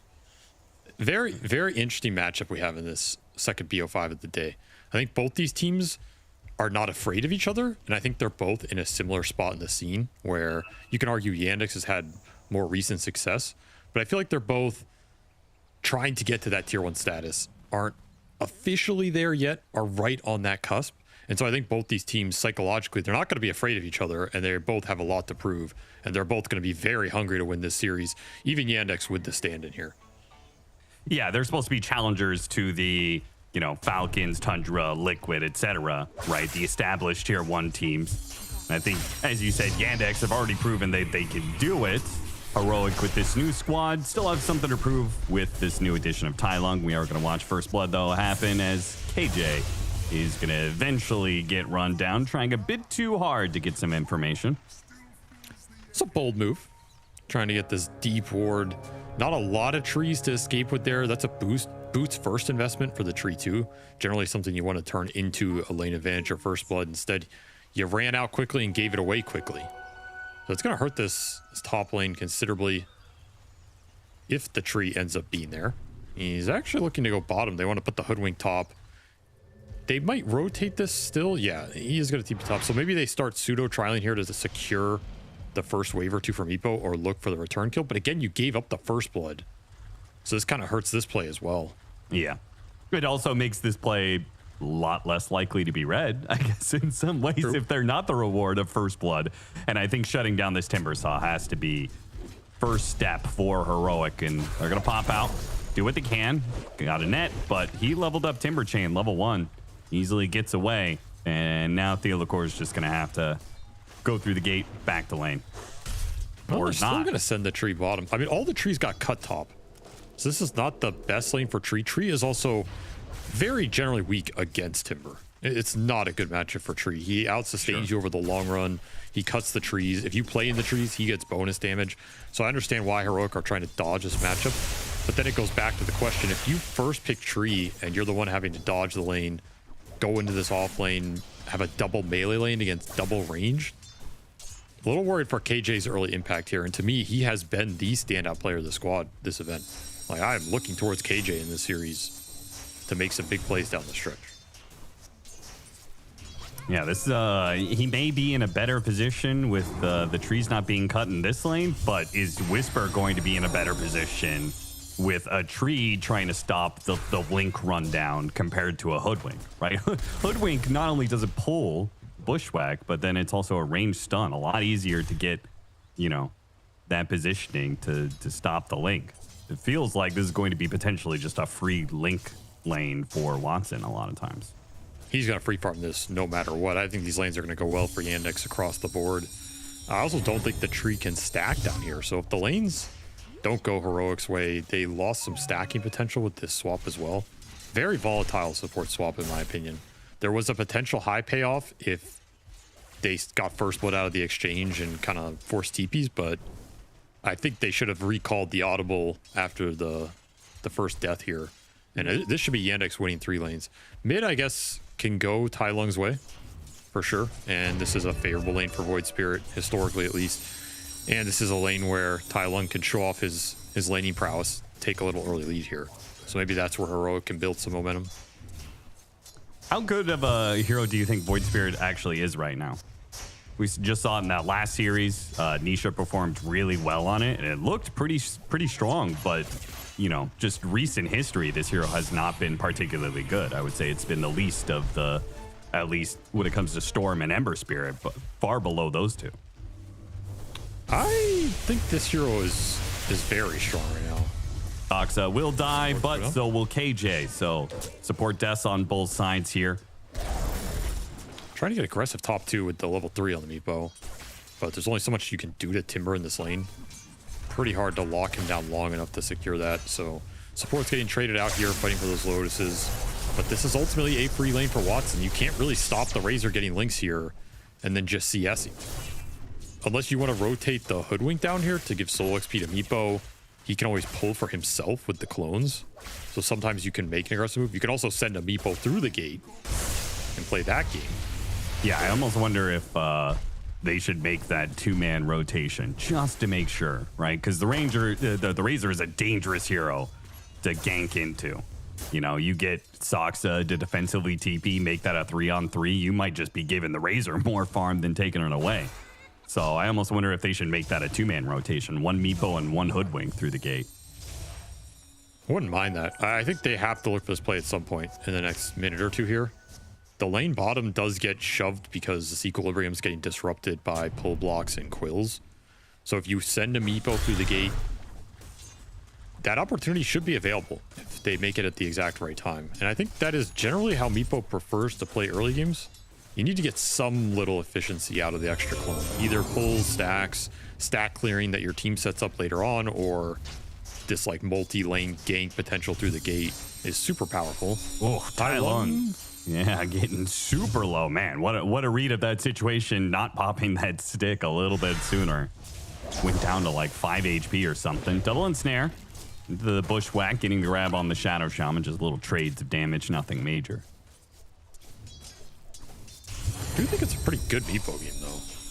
I mean, Timber is a okay last response, but I can also see Meepo taking over the mid game if Yuma has as good a start as he's having right here.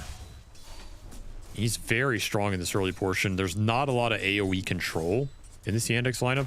And when it comes to Meepo, you're kind of looking at, can I chain stun the dude? Can I single target burst him down? What's the Mega Meepo going to do against my lineup? Do we have sustained damage against him later? Because the hero, his scale is not terrifying. It's more dealing with him if he builds a 5 or 6k net worth lead because he's killing everybody around the map. KJ just kind of marching around this middle like, oh my god, you know what? That's a mid laner thing right there. Just does not micro his courier at all, because who's expecting the support to be between his tier 1 and tier 2? But somehow KJ's weird ass rotation kind of worked. That paid off. Might even get him, well, it's going to give him a 50-50 split on this power rune. Yeah. And they lose it. Will be bottom. Chira Jr. gets a haste rune. It's a super strong rune. It's scary to leave Tai Lung in this lane now. Your supports are, they don't want to sit here either, though. Tree is one of the worst supports at playing around mid, unless you can just dive the tower straight up. He's terrible at fighting in that river location or on top of these runes itself. So HEROIC are just going to vacate this. Not finding a lot of early action here with all the support movement, though. Yeah, this could be a play. Malik TPing in. He's going to be chain stun here. Nice timing, though, on the Whirling Death. The Liquor had to drop a tree with the Acorn shot and he immediately cuts it down, so no bushwhack. Would have been a nice punish, considering Malik had to go back to base and then TP back into lane if they could have killed him or at least kicked him out. But triple range creep push in will give Malik a lot of experience. Looking for that Wisdom Shrine fight. Malady real aggressive down here. I do not know if this is going to work out for him. Yeah, I think this play worked a lot. I would say a couple months ago, people weren't used to the whole one-on-one Shadow Demon disruption just takes the shrine, you know, while you're disrupted, while you're out of the map or whatever. But now, whenever you're matched up against a Shadow Demon, I feel like every team 2-stacks their Wisdom Shrine to make sure Shadow Demon can't make a solo play like that. I also think you kind of have to respect the fact Meepo can play on his own this game and HEROIC don't have to babysit cores. Like, these supports have had a lot of freedom here. They're not going to give up this shrine easily. This is a aggressive push back to stop the shackles. See if this Meepo is going to go down quick. Not quick enough, perhaps. Saksa actually will live, and they kill the Meepo. Nice rotation there from Chira Jr. Gets value out of that haste rune. Got his items off the courier that was killed earlier. Very easy TP, and every time you bring Meepo down in the first 10 or 15 minutes, buys you so much extra time in that mid game. This hero's kind of, you have to view this hero as Alchemist or Naga or something. Like, yeah. If he doesn't get touched for 15 minutes, his win probability is probably almost double than if he dies once or twice. Just off the momentum building, how fast he can get to some of those first items. They vary over the patches, but you know, it's Dragonlance, Diffusal, Ags, Blink, Hex. These are all those power spikes on the hero. Every one of those that comes out helps you control the map more. And this matchup against the Razor specifically, right? The Ags and the Shard are both going to be really valuable for the Meepo. Breaking the link. Oh, yeah. Getting one of those single target Meepos out of the way. Hunt down on Malik. The Liquor needs some help, though. Tai Lung showing up with the damn damage. This fight is looking a little questionable for Yandex. They are going to give up support for support. Not that big of a deal. Especially if the puck can make a big move on the other side of the map where Whisper is being run down, get some quills out, but not enough to really be a threat. This Razor Bristle matchup is just so difficult. It's one of the old school counters when Bristle was dominating some of those metas. Razor came out as one of those picks that can punish this hero for existing in the fight, build up the physical, remove his armor. He tends to be a low armor hero and relies on the damage block. So it's a very nice matchup for Watson. He's extracted a lot of advantage here. He's going to be massive this game. This is an incredible start for him. Tai Lung's move through the gate kind of gets ruined by the fact that they have a Meepo. This gate rotation has been warded the entire laning phase, basically. Malady put that in at like 3 minutes. So Tai Lung, his move is red. As it was pointed out on the panel, you know, Watson is a Meepo player himself, so Yandex are familiar with how to play against this hero. Not going to get caught off guard too much. Despite having the defensive ward, 2 different ones that see Tai Lung, Saksa still dies to the heavy rotation as they just 3-man through. Still putting some pressure on Watson where they can't. Watson, no way he should get caught by this, though. Maybe he doesn't realize there's a high ground ward, but surely he's got to respect. Yeah, good read by HEROIC. They know it's warded despite getting that kill on Saksa, just knowing that Watson's playing a little bit too safe. Some nice vision reads in this game already early on. And I like HEROIC playing aggressive. Even if this laning phase didn't go pristine for them, they're still positioning the Bristleback aggressively. They're not just resorting to stack clearing, defensive posturing on the map. They're trying to take the fight to Yandex, trying to almost bait them into taking that skirmish that the Meepo can then join and clean up. That's kind of an ideal world for HEROIC. They don't want to overstep it into puck rotations, but if you can bait Yandex going on you under a tower near that gate and the Meepo can join, the Meepo has free entry into these fights for a long time. Like, you're not too worried about dying in the fight as Yuma, assuming you're not the guy getting gone on first. Sure.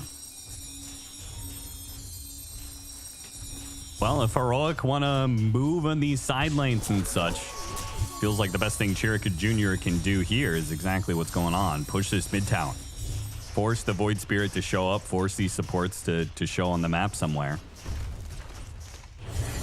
Thanks to this illusion rune, get a lot of damage done.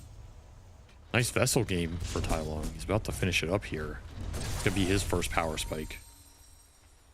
And you asked earlier how strong this hero is. I think this hero is deceptively strong because he built some nice items in this meta. I think people are moving away from the Ags build, which I never liked. I think the build-up for that is way too clunky, way too slow.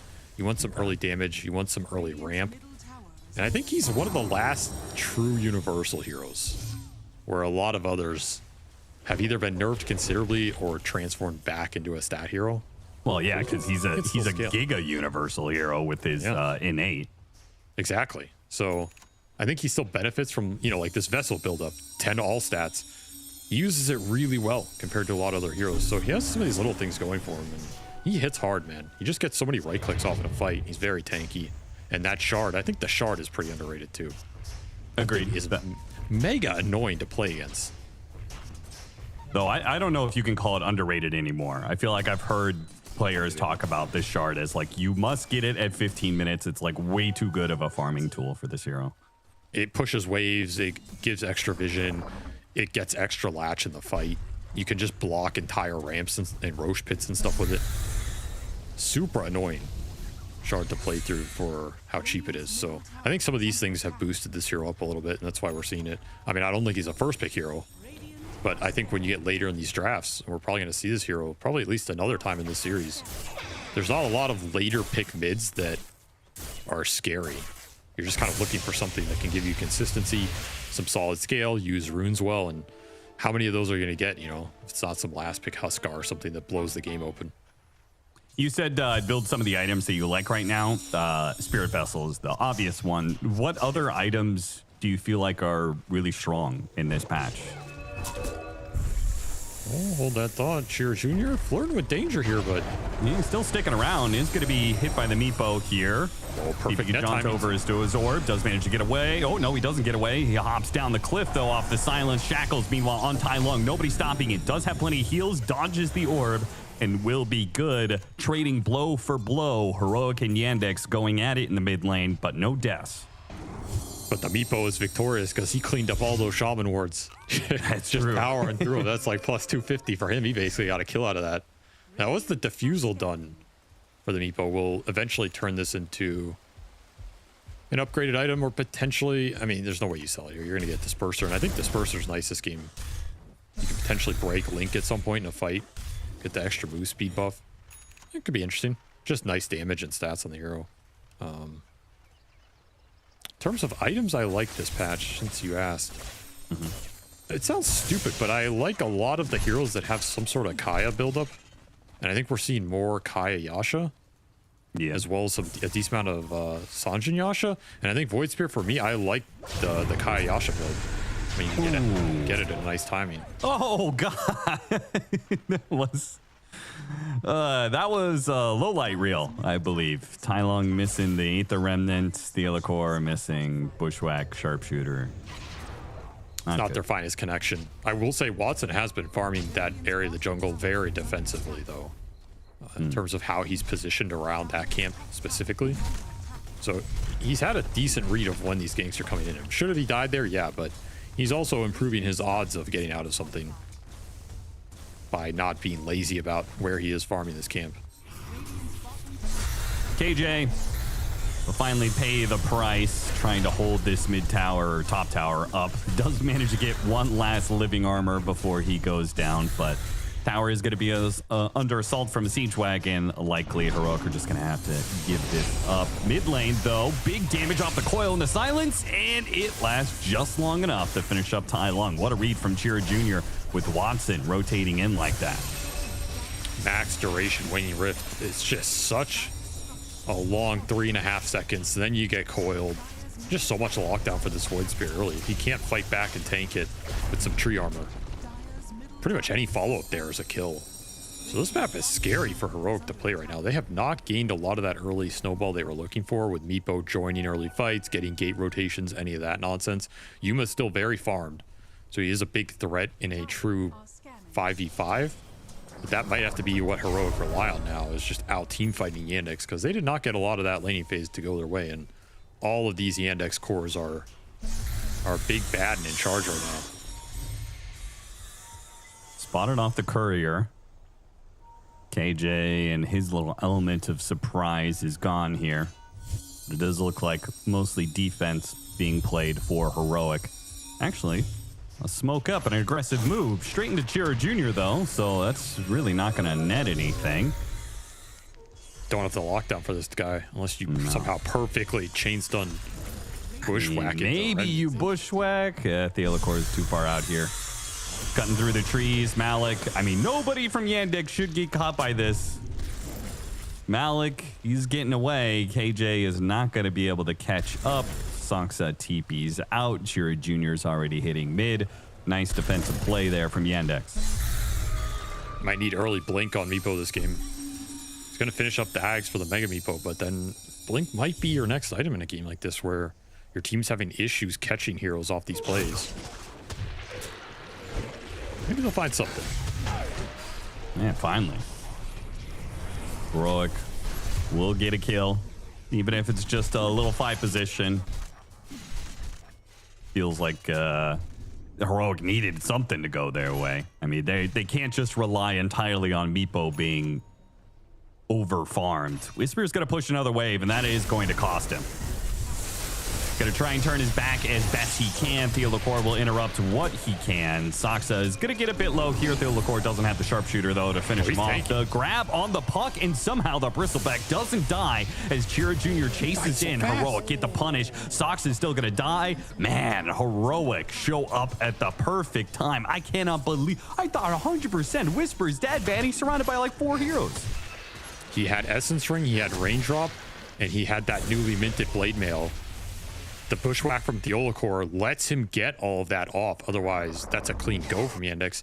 And we saw the hesitation from Watson. He did not want to put the damage into the Blade Mail Bristle for good reason. That's what ended up doing the majority of the killing blow to the puck there. And that's the exact type of fight Heroic want. They want to drag Yandex into some skirmish and let the Meepo show up to just clean house.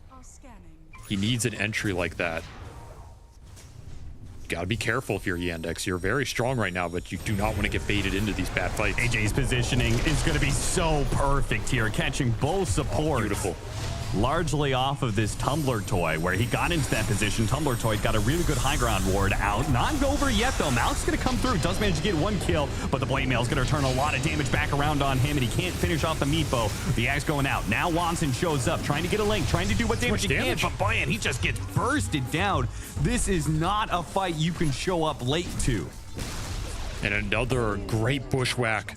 Landing on Chira Jr. at the end of that. They just blow him up with the burst damage. It's all Bristleback there, getting in there with the Blade Mail. No one has BKBs yet. There's no pipe in this lineup. Abusing all these ranged heroes with the reflect damage and just sitting in the middle of them. And again, what is all of this fight leading towards? The Meepo cleanup. He gets to come in later. He tanks a bunch of damage. Already has the Ags done. Going to the Mega Meepo. No way you're finishing him off. Perfect setup there from the Heroic supports, and a very clean team fight for them. 5-0. It's going to blow this game open. This is a very scary situation now for Yandex, with Heroic getting this much momentum, up 5K, up an experience lead, and now we're reaching into that objective territory, where that scary moment where you could start spiraling things, go for Tormentor, go for Enemy Wisdom Shrine, go for Roshan.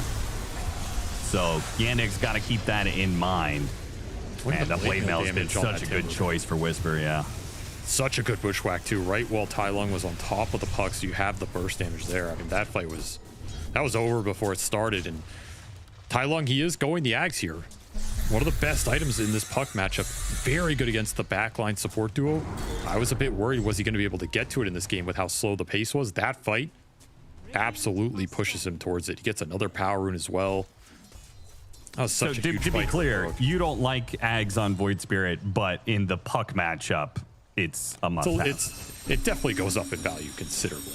Sure. Like, this is the one matchup where if you get it at a good timing, you can just completely shut down Puck's game. He has to go a defensive item he doesn't want to have to go. So I like it here. I was hesitant to see if it was going to work out, but it's definitely going to work out for him. Well, they've got great objective takers between Bristleback and Meepo. Tormentor is easy. Roshan is easier. And the only thing that will be spared is the Wisdom Shrine. Heroic got both at 14. This one does get split. I think Heroic's itemizations, it's worked out this game. It wasn't easy to make calls on a lot of these items because you could have gone ores on the Bristle. You could have tried to knock over the Sags on the Void Spirit. Yuma could have gone an early Blink that he was debating, but now he's just going to scale up more because they got this Roche. It's all about the sequencing here. And I think all these items are going to work out nicely in terms of the timings, whereas the Yandex are going to have to try and just push towards the BKB on the Razor is the big one for me. I think Watson has to have BKB to stay in the middle of these fights. There's just too much overwhelming damage. The Blade Mail's annoying. The Meepo nets and poofs are annoying.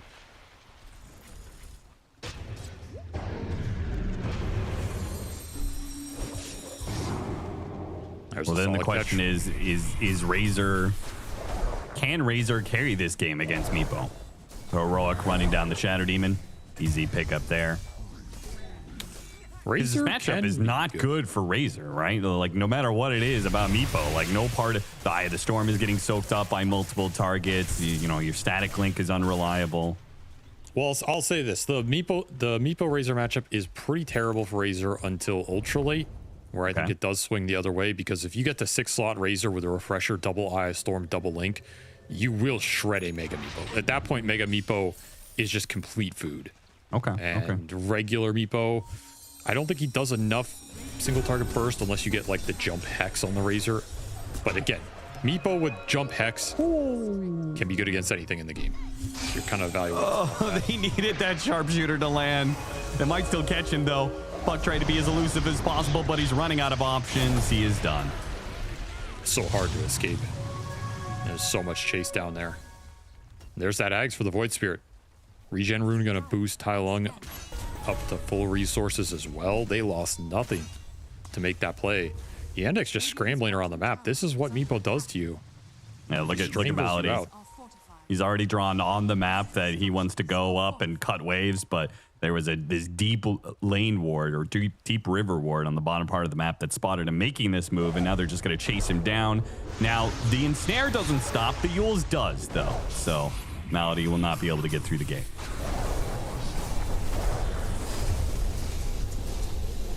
Nice little Yules pickup from KJ. Gives him another stun to play with, another setup for the Bushwhack and Remnant. I don't know about the Midas on Theolacor. We'll see if that pays off. Midas, what? Yeah, he got it pretty early here. Trying to get a Hex up in this game. Maybe feels like there's no mid-tier item that matters, but I disagree with that in terms of helping your Meepo, right? There's a lot of items you can buy to help Meepo, and I think you have to respect this is a Meepo game. So this Midas has to go a long way in this game to eventually pay off.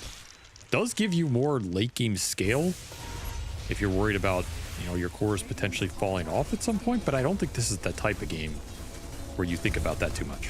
You're thinking about the game clock hits 35 minutes and we are ending it. Yeah. That is kind of the interval you're looking at here on Heroic. So does Midas do anything by that time? Not, in my opinion, not really. If it goes later, then it will. And here's some BKBs for Yandex. Huge timing for them. They pick up Timber and Razor BKB. They're even going to build one on Chira Jr.'s Puck. He might get caught, though. Yeah, Chira Jr. trying desperately to cut waves, but it's so difficult to do that against a Terrain Protector. Got him on the silence, got him on the overgrowth. He will still be able to get a silence off here. Gets up to the high ground. Another orb is up in a second, but they come back to finish the job. Tai Lung doesn't even bother looking at him. He wants to try and get to Whisper, who needs some help off the Blade Mail. He will stop the team from chasing after him. The Blade Mail too potent. Maledic now with his BKB getting caught initially, wanted to kill Whisper and then get out. Fortunately for him, overgrowth on cooldown. using it on the puck, so he is able to TP back, but What unable is to get that? the kill. Dude, Watson quite literally just killed himself on the blade mail, never popped BKB. He just dealt 3,300 damage to himself and died. I mean, to be fair, how much would popping BKB do in that setup?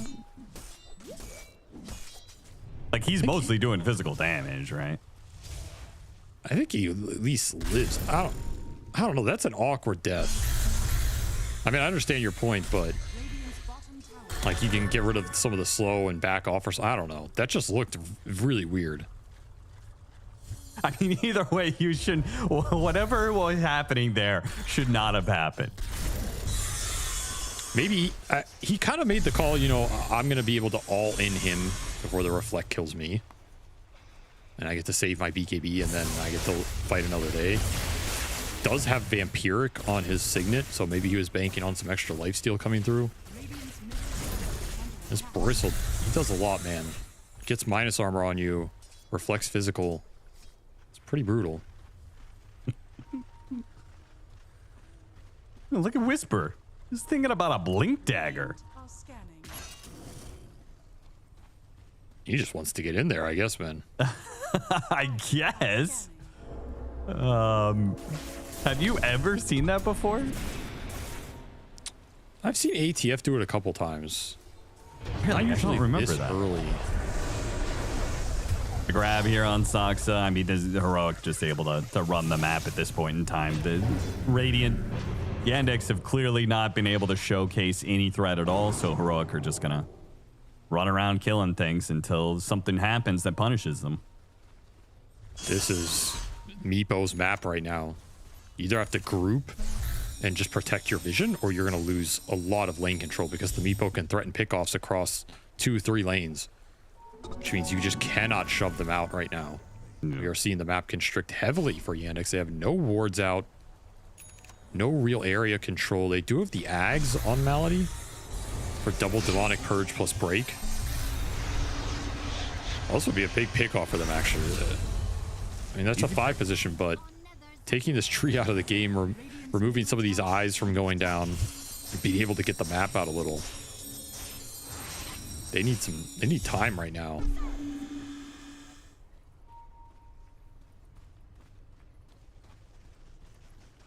If Meepo gets to Scotty, that to me is kind of the win zone for Heroic, so to say. Like that is the item where you want to win the game off of it and the Meepo strength.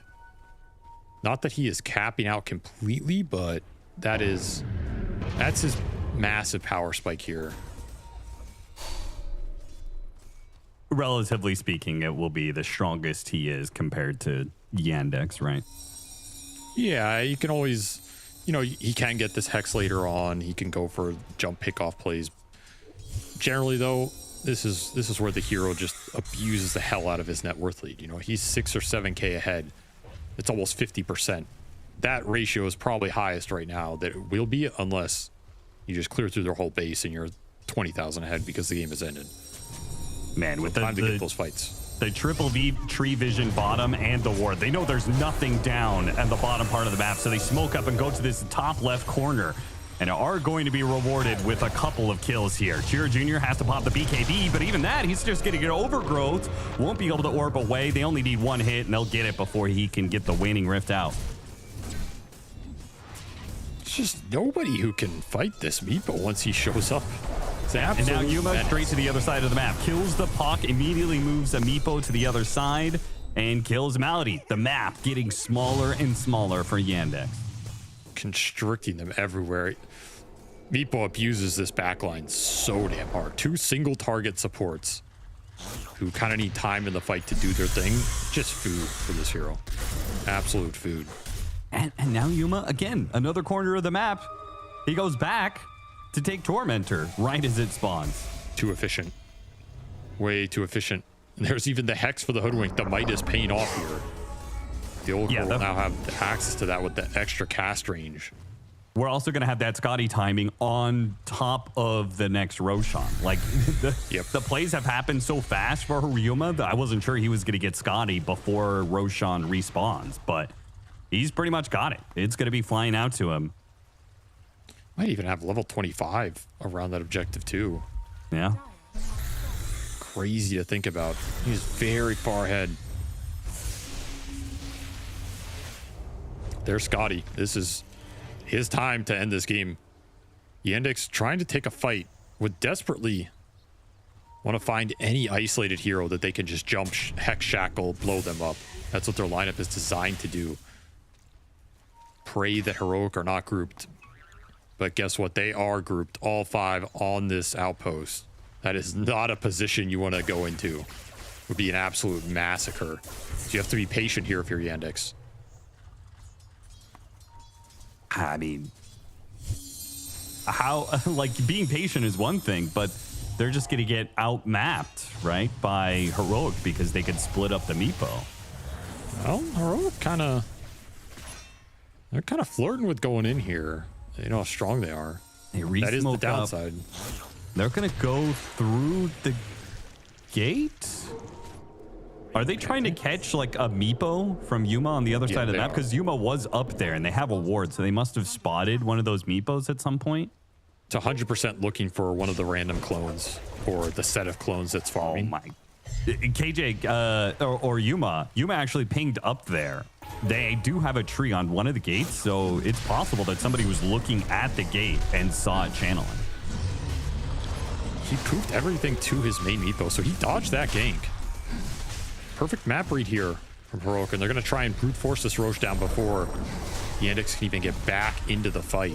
The smoke is going to break before Yandex can actually get here. Whisper blinking in, trying to stop any Blink Dagger initiations. Just let Yuma take the Roshan, get the Aegis, and now start the fight. Watson, early BKB has to be put in. Mega Meepo just in the nick of time. Keeps the Aegis intact for now. Malady is going to fall off of that one. Tai Lung gets silenced, gets purged. He's going to take a lot of damage here. Does have the BKB. So does Jira Jr. here. If he can track down Tai Lung at least, it would be something for Yandex to work off of, but nothing.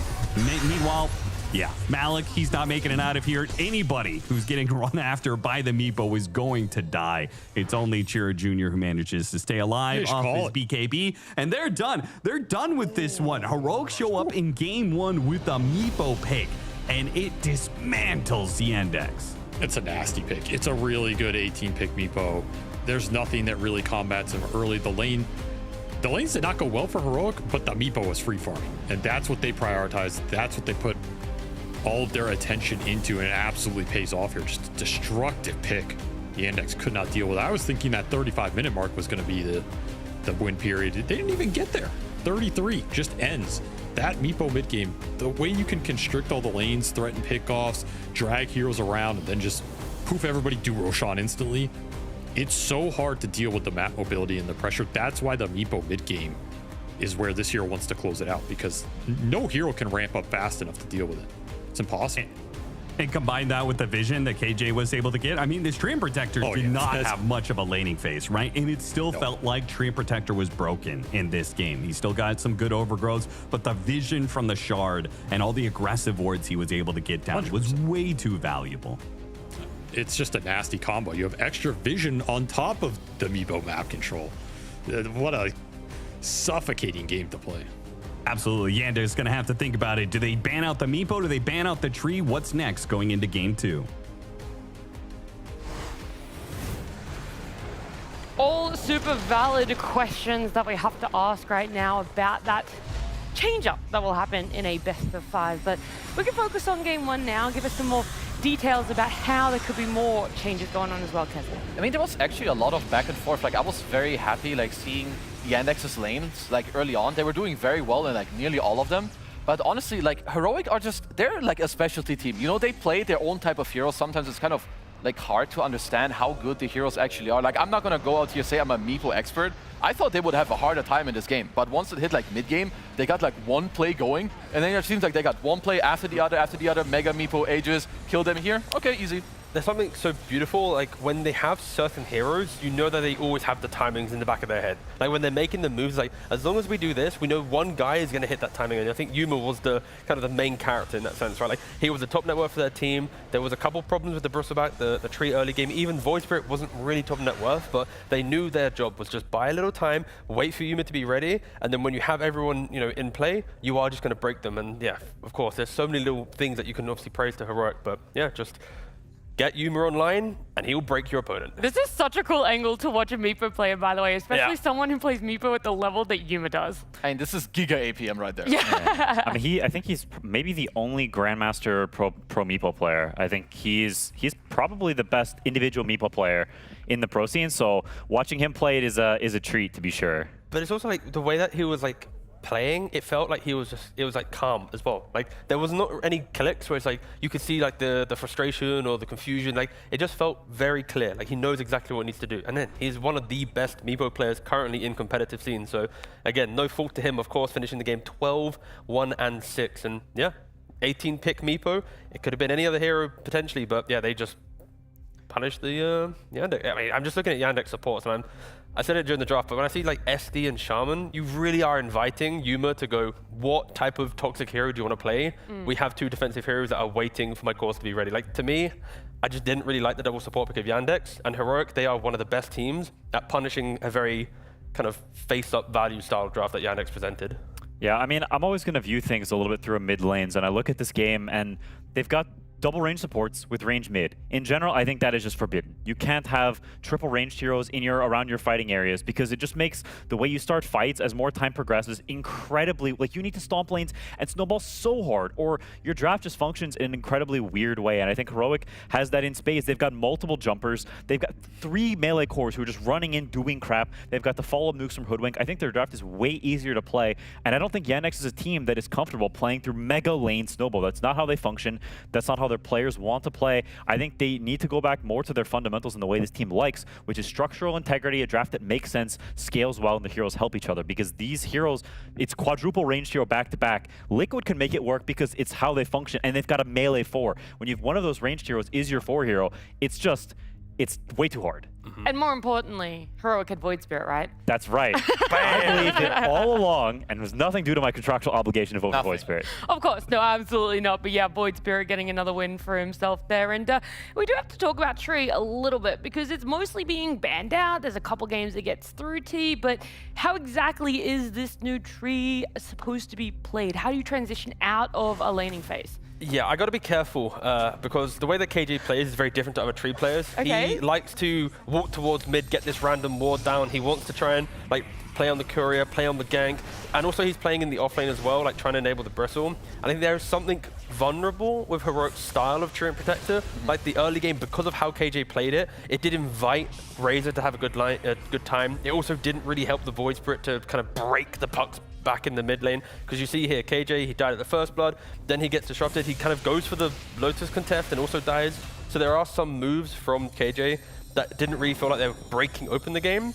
But in the back of my mind, I was like, I don't think it matters because I can see the Meepo getting online. I can see like the big picture for Heroic's draft, but if he doesn't die here, if he plays a cleaner game, if he ganks the puck, these are also motions that if slightly better, he will break the mid lane, he will break the couriers in the bot lane. Like I can see it being quite a volatile playstyle, but again, it didn't really punish Heroic because when you get into the game with his Jules purchase, he's finding on the map, he's finding the puck, getting the kill. So even though laning phase was a little questionable, his entry to the game, his itemization, the way that he was always looking for the next play made Meepo and the other heroes feel great. So again, something to note, the Tree in the laning phase, a little sus, but in the game, really, really good. I mean, like, he made up for it, I guess, like, later on, right? Like, finding all these plays and helping his team out. I will say you can tell, I think, a little bit with, like, Yandex's playstyle or, like, the way they execute the game that they do have a stand-in. I mean, you guys talk about their draft. You have, like, 4 range guys, then the one guy who, like, maybe has to use his body and his HP, like, really well. He's your stand-in. Maybe he wants to, like, farm a bit more. He's not fully ready. So you can definitely tell, I think there were some gameplay issues going on, I think, for Yandex, like, within the mid-game this time around. So I do hope that they can, like, kind of get it together. Obviously, it's a BO5. You can keep trying other things, make yourselves, like, comfortable. But this game, like, from the mid-game onwards, I don't think the game should be that hard. Like, for you playing Park, I think he had a good time early on. They did some other good stuff. So his game, like, faltering so much, I think that shouldn't happen in this game. Yeah, I agree. And I think a lot of it comes down to a couple of fights in sort of the middle of the game. I think they they just mess up in a very strange way. Their supports get started on. I think we have like it's just, you can't have your squishies getting gone on like that, right? You have a Timbersaw, you pick him as you're supposed to be your beefy boy that gets gone on first. When your backlines get sniped, and Puck is just sort of feeding kills. I totally agree. Like, I think this is a game where you farm up, where you get really fat, and you just are okay playing a more chill game when you get to the Shivas, because so then you can actually be more of a front line. I think we see it here where, yeah, they start on Shadow Shaman and SD. Both the backline supports, they both get started on, and then Yandex, it's very weird to me that they all come here and they take this fight after both the supports have gotten stunned on and died. To me, you just cut your losses, you leave everyone here, and I think that goes back to these gameplay problems of, hey, this is like a disconnect. Like, the way Yandex lost felt like a crumbling. Not like they were outplayed. They were outplayed, absolutely. Heroic played well. But Yandex also kind of just saw Meat Grinder, was like, yeah, that looks I'm going nice. in there. Yeah, Whoa. get me in there. Let's just keep going. There's a lot of power in this Meat Grinder right now. But that's the pressure of like the pre-20-minute Roshan, right? The idea of like, what if Heroic get the free Roshan and then they get the Tormentor as well? So in their heads, like, we need to contest it, but it needs to be like Puck using an orb or Timbersaw using a chakram. Like, it needs to be some like random poke, random vision, and then you might punish, you delay, you buy time. But like, the fact is they like just awkwardly stumble their way in. I feel like that play conceptually is good, but they need so much better execution. Like, being there is fine, but it needs to be a different hero in a different position throwing a different spell. So maybe it's not actually that good. Yeah, they kind of ran into Probably not that good. Yeah, I think I realized it's actually pretty bad. So basically, I just need like 2 other dudes to be there, the supports to not be listening to the calls, and then they might have a better chance. Better smokes, crosshair placement. Yeah, crosshair placement, yeah. Resolution, reinstall, yeah. But that clearly wasn't the only thing that kind of fell apart for Yandex. There must have been more leading up to it to be in that position to get caught out. Yeah, I mean, they even did like other good things beforehand. Like, I want to show one of the things that, you know, they actually did well in like the early to make him, because again, they did good stuff early on to like give themselves a lead. They had good lanes, but then later, like, they just go for like a play, and I think we have a clip ready where it's like, it's just not really connecting that nicely, really, with what they were doing. Because if janky, you know? Yeah, it's just like not really happening. Where it's like, if you look at Heroic, they just keep doing like nice things, but what you can see here is like Yandex, they doing really well in the early game. They do well in their lanes. They go to this offlane. They get a kill. They're making display happening. At the same time, like, you can look to mid. You already have Jiro Jr. who's like slowly walking there. You know, he starts touching Tailong. He's like, yo, I'm here. I'm gonna damage you down. You have the TP here from Watson. He comes in. Boom. You know, you go top. You get a kill there. You make a simultaneous play mid. You kill another dude. Like, from here on, you're building up the game nicely. You do it nicely. But then we saw this horrendous play later where it's like, you can use one puck to orb the Roche pit. Okay, they're not roshing. Farm. But instead, it's like one guy dies. You got that. Whoa, let's go, brother. I'm coming with you. Woo! Sorry, I had to do it. My bad. Sorry. I don't know. It's the 6th game of the day. I kind of lost track. Anyway, back to you. It feels like our panels. You know, one person does the bit, and then it's like all of us have to commit to it. That was Yandex's playstyle right there. Yes, ride and die together. You know, That's true. If one guy's gonna be a clown, we got to follow suit. Keep that up. Amen. Keep that up, T. Sure. What are we gonna talk about next, Nat? Believe that. I don't know. What do you want to talk about? Do you want to talk about some things that I want to Yandex- jump in, actually. Oh, I want to talk actually. about the items. Did you guys see what Theolicor bought? Yeah, my guy was cooking. I didn't. What did I he didn't- buy? Midas into Hex on Hoodwink. Oh. That's a base build, right? That's not base. No. I think that is base. That's an interview Hex question at is some cool. point. Midas is not base. No, so the thing is, he's playing against SD. I'm gonna try to give rationale. I don't know if it's good, but it is kind of base because someone else will do it. So you can buy defensive items against SD because he will purge it. So what you do instead, you go for the bigger item, the 8k gold item. So he buys Midas to then get the Hex for the people, for the puck. They can catch, bam, see you later. I fully agree. He got the W, so why are you talking? My guy knew Puck was OP. Yep. Midas is bad math item. That's my counter argument. Dude, you are he's a big hater of the Midas. You can run the numbers when his item pays off. Okay. Don't tell me if you know it's what? good or not. Instead of arguing with us, maybe there's someone else that you are much more familiar arguing with. Do you know who? I don't. It's Avery! Let's check in with our casters, Captain Avery. my Yes, gosh. right now. Holy Avery, retaliate moly. on the Quinn Callahan. Tell him he's wrong about his disbelief in the Midas. Quinn's been wrong about a lot of stuff. You know? Not this. There's a reason this guy retired. Like, this guy, you guys had a whole segment on Tai Lung. I have no doubt Quinn was scouting this guy, and that prompted the retirement. He's like, I'm out of here. This guy's too good. I don't want to be embarrassed in mid. Bro, you think I'm I going to was have to go scared? to jungle with Midas. Yeah, bro. It's going to be over. You are scared. You're getting cooked right now. You've been saying voice rate's bad for so long, and then Nisha crushes the game with Everybody it. has to Tai Lung flame crushes their the own game with heroes. it. Yeah, It gets buffed. I'm It just happens. saying. Look, these guys, you guys can definitely bicker. Avery, I love hearing your takes, especially about obviously Quinn's retirement. But Cap, I'd love to hear from you. How are you doing? What about I'm Quinn's doing retirement great. from How your are you, point Nat? of view? I'm doing really well, thanks. Good. I'm glad to hear it. How's Malta for you guys? Really windy, actually. It's been insanely windy. It is like to the point where the doors have like slight, this is such a niche story to tell right now. What are we doing? But there's like a little gap and it's so windy, it's like a howl that comes through the doors. It's actually insane. Last night was legit scary. Yeah. We're on the 4th floor and everyone's like shaking in their boots going to bed. So it's really good. Did you say it was giga windy? I think I would use the word giga, yeah. Actually, like I feel like I'm kind of missing out being remote on the experience. Quinn, could you maybe guide me with some sound effects of what the wind sounded like? Quinn's like, for some reason, Quinn's like a soundboard. Like for whatever reason, like anytime you mention some sort of noise, like Quinn just like has to make a sound effect for it. Well, look, we're gonna leave you with that one. I don't know whether it's a highlight or a low light of your days, but we will be back with you guys when the games continue back. Hap, Avery, thank you so much for joining us there. A lot of fun had with both of them, and of course, getting to roast Quinn a little bit I love. Who doesn't love doing that? That's so true. Okay, I thought someone was going to argue. I thought he was going to fight back, but there is no fighting back from Quinn on what is at stake here. But hopefully, there's a little bit of fight back in Yandex right now as a best of 5 is going to continue just after this break.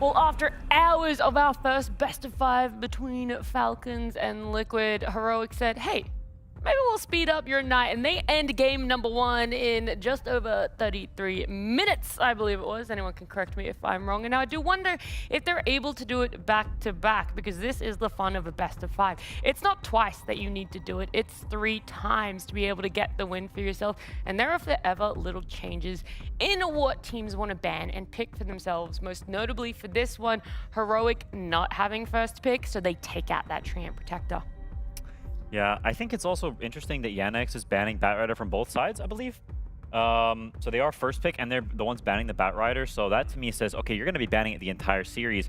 Every time you tick up one of these bans that's a permaban from both sides, that's a worry. Now, like, you meant banning the Razor from first pick as well.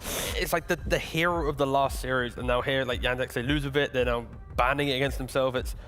I think it's quite scary when you're in that position. Like, you can't be doing this when you're this deep into a tournament. Like, normally if you can't play a hero, you learn how to play against it, you let other teams pick it, and then you just smash it, and then you go, look, your tournament meta is bad, right? So I am worried for Yandex having this this kind of logic so far, but again, we'll see where they want to go with the direction of their draft. Yeah, I mean, I agree with you guys, especially because of the Razor. I mean, they lost with it just now. It could be... I mean, the one thing we have to mention again is like maybe, you know, Malik being their stand-in, like maybe noticed he usually plays with them, he can play it. Maybe Malik hasn't been on the board. I don't know. You know, it happens that some people don't play it. Beastmaster is also through to the pool. Of course, you know, Yandex take the first pick Viper, so that's kind of the, I guess, the obvious one. But again, no respect at the moment towards Tailong's Beastmaster, or even Whisper's Beastmaster, to be fair. Yeah, I mean, Beast is pretty bad against Viper, I think. I would be... That's the one. What the heck? They've done this one before. Like on 9 against Viper? Yeah. Really? I don't remember if they won or lost the game, but I saw Tailong middle something against Viper middle. So. Yeah, they've played mid Enigma, they played offlane Enigma, they played 5 position Enigma. They are ready to put this hero into any role required to get it through the draft. It's just a weird response to Viper to me. Like, I think if you want to put something mid against Viper, I don't think it's Enigma. I think, if anything, Viper mid should be one of the better heroes against Enigma mid because you can just push the wave brain deadly, so you don't have to deal with these Eidolons outlast hitting you. So, to me, it's very heroic, right? We talked about they just sort of play their heroes and they jam them and they may make them look better than maybe another team would. So there is some respect there, but at the same time, I don't really get it. I mean, I would say, so they can flex the hero. I mean, I gained a little more, not respect, but like maybe the value of how they can play it. Like when KJ played at 5, not going to say Enigma 5 is good, but it's a lot about like the small things you can do. Stacking like 3 camps here, some guy farms it, you start playing the map against Viper. I do think there are some pros to it, and if you play it mid, I haven't played this matchup, but I would assume that Enigma should do good. And even if you split the waves, like you said, you just, you know, you split on the ground with your Nether Toxin, you just push it out. Enigma should at least, what, deny like maybe 2 creeps every wave? Probably depends a little bit on skill. I mean, Enigma mid is a broken laner, just straight up. Yeah. And so, if he's not, the thing is for Enigma mid, if you're not crushing the lane, then it kind of sucks, because his mid game is like weird if your tempo is not crazy. Well, now with the second phase bans, that Chikiro is taken out. That's not too much of a change-up. It was banned in the last game as well, just where we're seeing it banned. And Meepo, they definitely giving it that respect there. And so now, that's a ban put into that second phase where you wonder if this is against anyone else, what would have been deemed as more important? Yeah, I don't know. I feel like they kind of forgot about Tusk on Yandex. Like Heroic to open the phase with Tusk, then you have Tusk Enigma, you're keeping the flexibility alive a lot more with the Enigma. Like if it needs to go offlane, you've got one of the best 4 positions to utilize, because Tusk is such a great body at containing heroes for the Eidolons to do damage. But again, the recency of the Meepo in game 1 does force them to ban it here. This Meepo ban also worries me because I think Meepo is super bad against Viper. Like, Viper's like almost a hard counter in Meepo because you slow his attack speed to 0. He just can't hit you. Yeah. So the fact they ban it there, to me, is a fear ban and not a logic ban. And when you start doing fear bans, I get worried. Yeah. And then Heroic, they take the Tiny. Again, their win rate on 4 is positive. The win rate on mid is negative, but... Yeah, well, not negative, it's very, very bad. But yeah, and it's super trash. Super trash, yeah. But may as well be negative. Yeah. At least with Tiny, it's like you can still see the potential draft and okay. Yandex now going for double core picks. I mean, honestly, I don't mind it. I think Malik is gonna play some Mars teamfight hero regardless. He's like very experienced Mars player. So for me, you just pick him the Mars, you pick him as dude, and let him play it. Now the worry is you're gonna get Kez now. So that might become a problem. We've seen Mars get slaughtered by that hero in games before. So that is the potential drawback. Again, Kez is good against Mars just because you have just the good movement to keep dodging the spear. You also lane really well against him. You have good pressure, and then you don't really get stopped in your first 10 minutes. And that's kind of the big thing for Kez. Like, try and shut him down, stop his farm. Don't allow him to go Vlad's Deso or Battle Fury, whatever build he wants to go for. And now Heroic, they need to decide what's happening with the Tiny. Are they trying to flex the hero on 4 to mid? If so, then they are going to have to reveal a carry and a 5 position here. I mean, it's probably just... I would prefer if the Tiny is just the 4, and like you said, you keep the Enigma flex at least semi-open. Like, whether Tiny lanes with Enigma or ganks for Enigma if it's mid, I think either way you're pretty happy with that. So jamming in your Yuma here with the 5, I think would make a lot of sense. Yeah. Really? Ursa? I'm surprised. Like, Ursa into Viper's Ursa into Viper's a strange choice. The attack speed slow, the break. pretty much the kiting.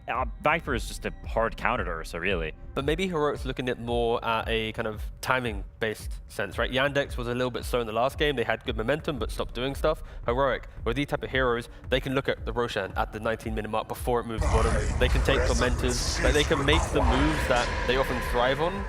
I mean, if they get that early lead. Yeah, I was about to say, when you see an Underlord come out, you figure out it's because they Yeah. don't feel comfortable leaving the Ursa in the pool. I mean, these guys have like some omega value on like, okay, this hero counters this guy, so if we pick him, we can take them together. Now they can take it to like counter us. They do love those memes. Yeah. I mean, I will say, like, because absolutely, like, playing Ursa into Viper isn't super easy. But I guess they can also play with the idea of, okay, you know, you go with your Ursa, if you get some toss back, you can play on like Enigma stays out, I jump in, when Viper shows himself, I just black hole him and you clap him out of the game. I mean, you got to play on the trust of your teammates, right? And Depends. In regard, this is not a rank game. This is a pro game. In defense of the team. Watson TA. It's a very good TA game. Yeah. Very, very good. Especially if you can shut down this Underlord in lane. Like, you look at Heroic's heroes, Enigma, quite farmy, very bad from behind. Ursa, quite farmy, bad from behind. Underlord, same boat. So Heroic, they need to do pretty well in these lanes, or suddenly you have TA traps everywhere. You have Viper with bots. You've got Mars teamfight. Like, there is a lot of threat. And I think playing from behind against Soxa is terrifying because that guy is the king of catch. So Heroic, I think they've already put themselves in a bit of a sticky situation. I am not super crazy about the heroes, so I feel they need to salvage things a little bit. It's all about the vision, right, for Yandex, like Quinn was mentioning. Hoodwink, breaking open to the game, you will just give life to everyone. Like Mars and Viper, they can feel clunky in the wrong hands, but because of the T and the Hoodwink, they should always, in theory, have a good game, right? It's always going to be the find the hero, get the hero. For Heroic, though, it's like, even though there's farm intensiveness on their heroes, if they do get their items based on Yandex not applying that pressure, they don't really care. Like, they can just walk in, there'll be a Crimson on Underlord, there's going to be, someone's going to be dying, sure, but then the rest of them will be doing great. Like, Enigma just has to black hole TA. Done. Fight technically should be over if there's one more jump with that. Yeah, I mean, the upside is, I think, Underlord is good against Mars, just in general. Like, you have Pipe, you have Giga tankiness against a hero that wants to win the fight quickly off of, like, the arena. He doesn't buy auras himself. So you've got auras versus no auras advantage right now, which in specific team fights can definitely be a thing. Like, Ursa, he will not man fight the Viper, but you can, like y'all said, he can play off jumps, he can also play off Pipe and kiting, and they can tank things a little bit. So they have some tools. Like, it's not completely black and white.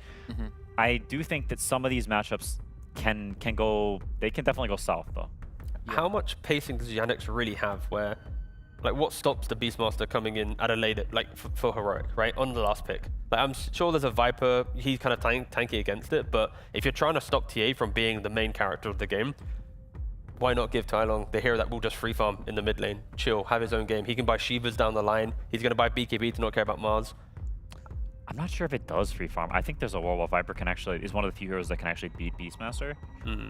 Because you can orb walk the boars, and then you can get spit as well. So if he ever tries to man up on you, just put spit on the ground. So he sort of has to keep playing the aggro pulling game and last hit with boars. Maybe a really proficient Beastmaster, which Tylon can, you can just play up the last hit game. That is very possible. I've never played this lane, to be honest, in recent history, so I'm not 100% sure. Yeah, I don't fully know yet where Heroic will take this. I just want to say that I like TA against Ursa quite a lot. I think like having any type of like Roach control, I think first of all is super nice against this hero. I think she also gives you like the permanent, stable, physical, like high damage throughout like the mid game. And Enigma right now, he's probably not the offlaner. Enigma does not enjoy TA. Like maybe if you lane against her with a tiny, okay, fine. You can like swing that matchup. But later, if you don't black hole this hero, she will destroy you within like 2 hits. Yeah. She just eats you alive. So, and it's also very hard to black hole against TA because there's traps everywhere, so they see you. And so you're trying to play up this one blink jump against a hero who can also just blink away at any time. With Pike, it's very, very obnoxious in the mid game.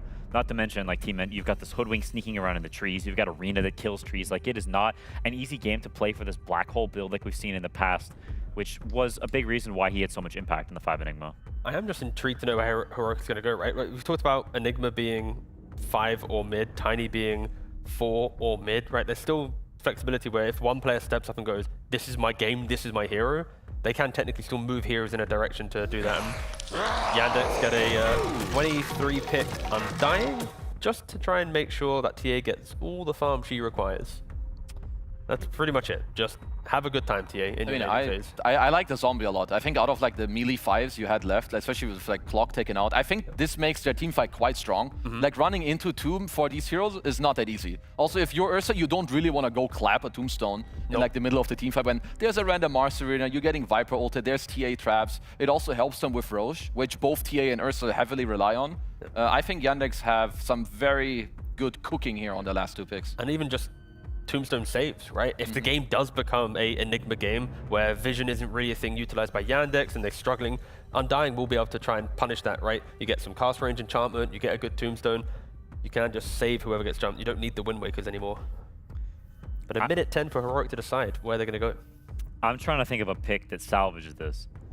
I mean, so it's 5 or mid that they can take, right? Like their Enigma will either go mid against this Viper or they pick a 5. Yeah, I mean, Enigma mid is just like hyper all in. I don't know, maybe it's good. It's not something I fully understand, if I'm totally honest. I feel like picking a new mid is good, but the issue is it's Viper. And Puck is already banned, which is one of the best ones. Sniper's banned. So a lot of the dudes that you would want are gone. I don't know what you're picking. I think if you're looking for a range mid, it's Lina, and you would have to suck it up that you play against Mars. I don't love it for the draft. So then maybe they're looking at a 5. It is Enigma mid. Wow. Okay. I mean, I'll be honest. I think Heroic is Omega outdrafted. I think it's the biggest outdraft of the night in either best of 5. I think the difference maker for me is if Tylung can surprise me on Enigma. How do you actually win this lane? Does it actually beat Viper? And then suddenly it changes the dynamic. They're actually able to make some space so they can get to their pipe.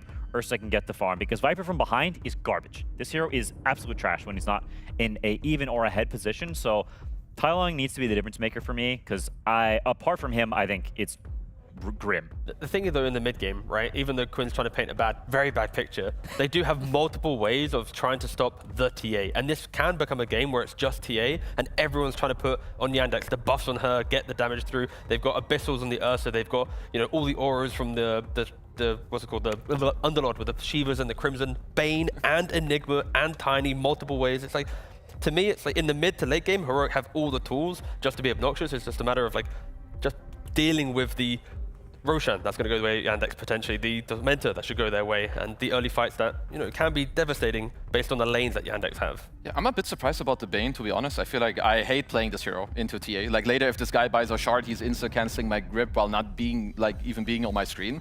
I think also, like, overall, to me, it comes a lot down to the Tylung and Theolicor, how much they can do. I agree with Quinn, maybe not to the same extent.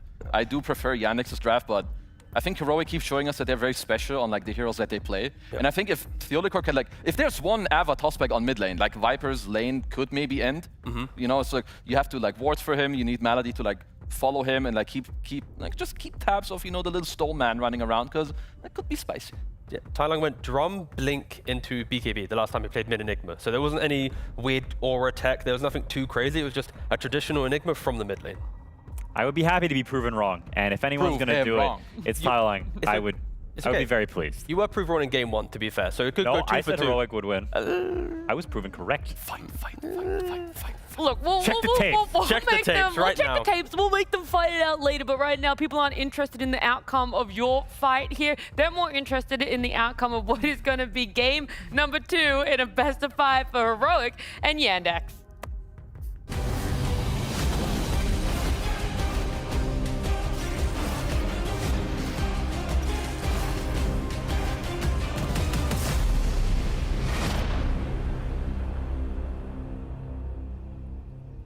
Is there such a thing as too much flex? Did Heroic get a little lost in the sauce here when it comes to the draft for game 2, Avery? Good to be this good. Maybe a little bit too much cooking here. They are doing this Enigma flex that they have done before, but they didn't do it with Tylung, right? This was mainly a Whisper mid thing that they were trying to abuse. It's a very difficult hero to execute mid. You have to be very proficient on the hero, CS super well, micro the Eidolon super well, and gain a big lane advantage that way to make the hero work. And then maybe this lineup can come together off of an insane 5-man ball. They have crazy 5-man ball potential around Roche with the tiny tossback. But I think Yandex have pretty much everything you want in a lineup. They have laning, they have team fight, they have jump stun, they have sustain, they have aura builders, and they have a Roche killer in this TA. They have ancient clearing, so it's going to be a tough draft to beat no matter what. Heroic are going to have to execute really cleanly here. We're already seeing Heroic trying to get the small advantages, stacking in mid, placing themselves just on the outside of the tower range to see when Yandex drop a mid ward. Yandex are not going to do so, going for a late smoke. Heroic will do the same, now getting a ward on the other side of the river, so Theolacor now knows that the ward has been placed. And considering the vision that they had earlier, probably on the right-hand side, though we'll see if they find it. Breaking on Yuma, but him being on the low ground, not going to walk into Malik and Saksa. Surely somebody gets picked off here. This is both these teams effectively smoke wrapped each other and found nothing. That's wild. If no one dies here, this is like one of the craziest pre-rune sequences that yields nothing I've seen in a long time. Well, it didn't yield absolutely nothing. Yandex got 3 bounty runes, and Heroic have yet to claim the one that's still sitting in the top river. So it's just chilling. Yeah. Nobody wants it. Sad bounty rune. They're still kind of flirting with each other down here. Still nothing happening. They're going to start trialing again. Heroic really trying to get these early shenanigans to work for them. Tri-laning into Undying does not work out very well, I must say. It definitely does not sound great. The setup, though, of Sleepwalk Nightmare into Tossback, like there is some serious repositioning going on here, trying to spear back Theo as he's running forward looking for a Tossback on something. Finally, Malady will commit. Okay, never mind. He canceled, almost went through the gate, and is now going to stick around. Top. I think he should. If he goes top, this Underlord gets 100% zoned in the 2v1. Gets a boots Undying. He will just decay him twice, chase him all over. He can even force the TP out if he wants to commit the blood grenade for the kill threat. I don't think some toss back there at bottom is enough to keep this Undying here versus what you would gain top right now, which is just instantaneous lane victory. So if I'm Baladi, I just instigate and I say, get whatever the hell you can bottom. I don't care about this lane anyway. It's a Mars hoodwink. They're just your stunners in the game. They don't need some crazy good start here. Yeah, fair. And finally he does make his way through and start attacking Whisper, and we'll see what the response is from Heroic. Meanwhile, it looks like Chiro Jr. is off to a good start in mid lane, 12-2 compared to 4-3 of Tai Long. Tai Long, who has only played 2 matches of mid Enigma prior to this. This is during the, I believe, PGL Wallachia qualifiers, and went 50-50 with it. So he's looking to break that tie one way or another. There's a big question mark on this game. The biggest is, will Tai Long perform on this hero? Should win the lane over time with level 2 and 3 Eidolons. I don't think there's anything Viper can really do about it. However, Viper maybe can just push the lane out with Nether Toxin and go farm jungles. So how effective will these Eidolons be? We will have to see. There's a nice little courier snipe. Tiny getting something done up here.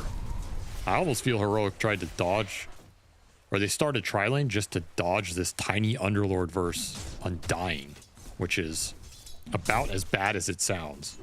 Yeah. This is one of the easiest lanes for Undying to play in the history of Undying lanes. Spear back on KJ. Bit of damage, nothing serious though. Theolacor has been running circles around, and he will finally claim the courier kill. He straight up did full-on loops trying to search for this courier. Watson was microing it pretty decently, but finally messed up. And Theolacor gets the disruption he was looking for. Getting work done up here for sure. Double courier snipe. That's money in the bank, especially against Undying, who you're never going to play the lane straight up against anyway.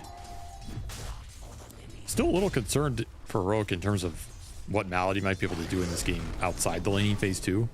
Like, he has very good targets to flesh Golem onto, drop the tombstone. Ursa needs to carry a heavy load here in the team fights. Dealing with tombstone, maybe bringing this guy down. Mid lane is starting to swing a little bit back towards this Enigma here. Still behind on CS, but he should start racking up some more denies. And you can't really just shove this out with Nether Toxin and not walk up if you're Chira Jr. That's just free denies for the Eidolon army. And as Tai Lung secures more and more of an advantage, ooh, KJ manages to make it over that cliff area. Still has a brain sap and wand charges here. He'll live a little bit longer, but finally does go down. And there's your first blood, man. So much action early on, chasing around 4 kills that are never happening. Finally, we get first blood. Some nice moves from KJ. Ultimately cannot save him, but it was a fancy death at least. It was. What do you do as Viper in this mid matchup, by the way? Like, now that the lane is fully in control for the Enigma, what do you just take creeps? Just chill? Just go jungle. Yeah. I think level 5, you can't contest Eidolons. You probably can't contest the level 2 ones. They're microed well. These you definitely cannot contest. You can't shove the wave with Nether Toxin. All the creeps get denied. So you pretty much just have to go jungle unless the lane gets pushed into you, and then you can come farm under the tower, which will prompt Tai Lung to potentially just start pushing this in and hitting the tower to try and make the Viper come back. And then you potentially gank him or kill him with the black hole timing. That's kind of the game those two are playing. Nightmare, nice double bushwhack. Avalanche on Malik, though, will still be some serious damage. Are they able to commit with the spear back? A lot of their damage is out the window now with the Ursa separated from the 2. Blood Grenade to slow down the 2 supports, and Malik and Saksa will manage to get away from the 3-man gank. Meanwhile, whatever this is going on. Some more courier killing, some creep pulling, Whisper trying to do anything. He doesn't even get the whole wave. That was just mis-executed. Well, at least he gets half of it. 6-minute power rune's also coming, so Mality's just going to stay around here. Try and help secure this a little bit. Well, can't secure it against Eidolons, and Tai Lung guesses correctly for the 50-50. So now he's got Eidolons and a shield rune. He also has drums done. So these Eidolons are a big threat. Mid-tower already at half HP.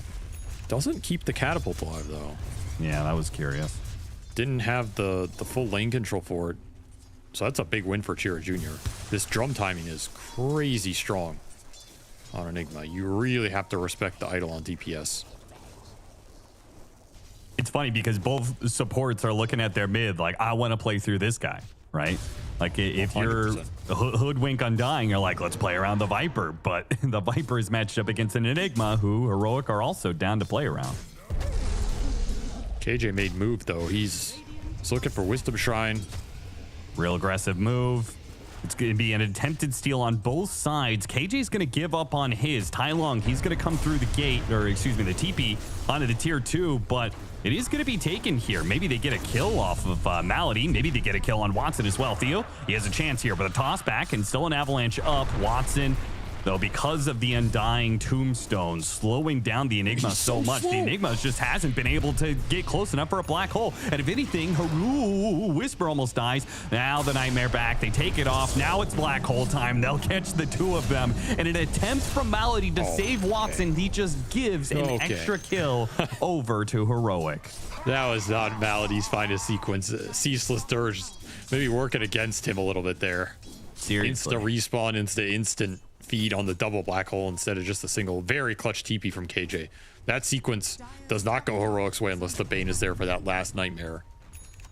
Tombstone really bothering Tai Lung on the chase down, but they do get the black hole connection on the biggest target in this game in the TA. As TP's coming in, and with Whisper already dead from Chira Jr. showing up with the Viper strike, and now the catch onto Tai Lung. This is chance for Yandex to strike back here.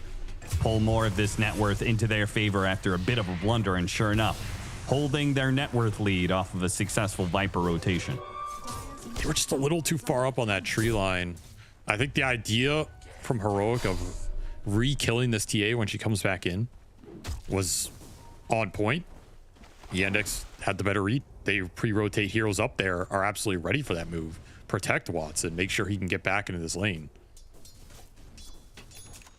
Nice counterplay from them as they'll kind of restabilize this lane. Now they have the boots of travel on the Viper, so it's pretty big for Chira Jr. and just for their overall map control. This Viper does not want to be stuck in a lane against Enigma. He'd rather join fights or TP into engagements that the Enigma joins and kind of counter kill him.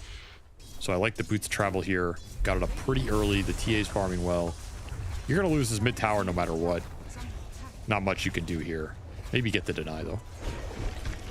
It's certainly on the table here. An extra kill on KJ would also be nice.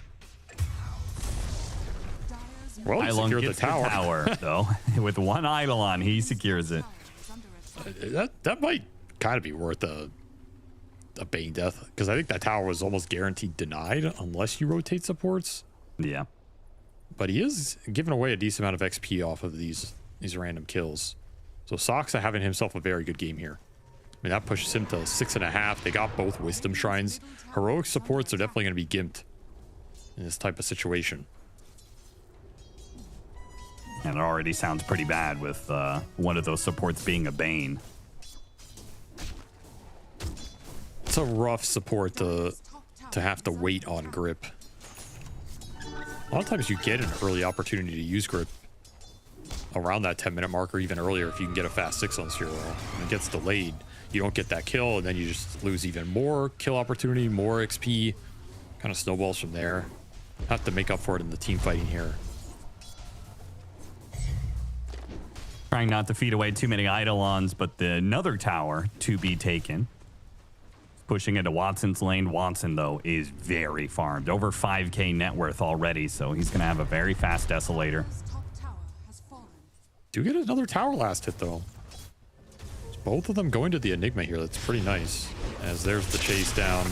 Trying to get the Nightmare up the high ground. Pulled back down by the Bushwhack. KJ not dead yet, though, with the Black Hole being used on Malik. A sharpshooter shot. KJ almost dies. 15 HP, but he survives. And now Kira Jr. tossed back in. I can't believe he actually died. He stuck around. Either way, it was a fantastic fight for Heroic. They get 2 core kills. They get a tombstone kill as well. This Enigma is beginning to show up. But they are just going all in on auras. Enigma is thinking about auras. Underlord's going to build auras. Yeah, he killed himself off of the corrosive skin by chucking that blood grenade. So he goes out valiantly. You know, Captain goes down with the ship here. Probably wanted to trip the base anyway.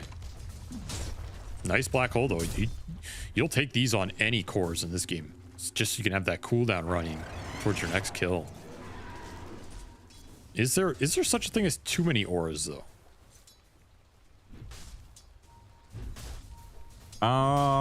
No, I don't think so. All right. I mean, when has that actually been a thing? It does put a lot of weight on Yuma's shoulders here to carry the DPS in the fights. Especially if Yandex get to some BKBs or a pipe of their own, you're very magic damage oriented between Underlord and Enigma. Yeah, some of it's pure, but the more auras you have, the better team fight you have. The better team fight you have, the better objective taking you have. You get the objectives, i.e. Roshan, you get the extra life for Yuma, you know. Then at that point, your auras are just stacking on stack, you know. The auras are already making the other auras more efficient. Now you're getting an extra life on your carry for those auras to play through. Boots of Bearing trying to get away from the Viper. Not quite fast enough. Sharpshooter does hit him from across the screen. Nobody wants to fight into this Viper, though. They're just going to make sure the Enigma gets out, but nobody else rotating from Heroic. Everybody else just down to farm. I would kind of want to see the Enigma go blink BKB here. Or maybe you can do some like slightly greedier Octarine build for cooldowns or something, but I think you will need to have the black hole presence in this game. There's no cancel to it here. So that's another factor Heroic can try and scale off of, and you can play off the tossbacks into the black hole. Kind of a nasty combo too. Because I think you are worried about scale in this game as Heroic. I think if all Yandex cores get 5 slotted in this game, it's a tough lineup to beat. They all just scale so well. And there's only so much damage as Ursa can do. You're playing into Viper with all the slows and the break. You're playing into TA, you have to get through a fraction. The Mars can spear you away, can drop an arena.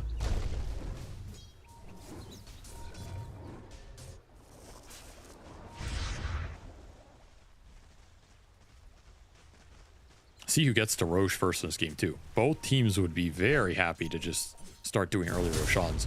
I think Heroic should be a little faster to it with the aura buildups. How quickly Ursa does it. But if Yandex get a good fight around middle, like mid-tier 1, the river area, they will absolutely just go in the pit with Undying TA. They will do it quickly as well. Yeah, I feel like with looking at these aura timings, like where the pipe is going to come in for Whisper, they should be able to do it on that 15 to 20 minute marker where Roshan's playing in the top pit. Feels like that should be very attainable for Heroic. I think that's when they will have to do it too. Like, there's no way you don't do it in that interval and you let it swing back bottom. Sure.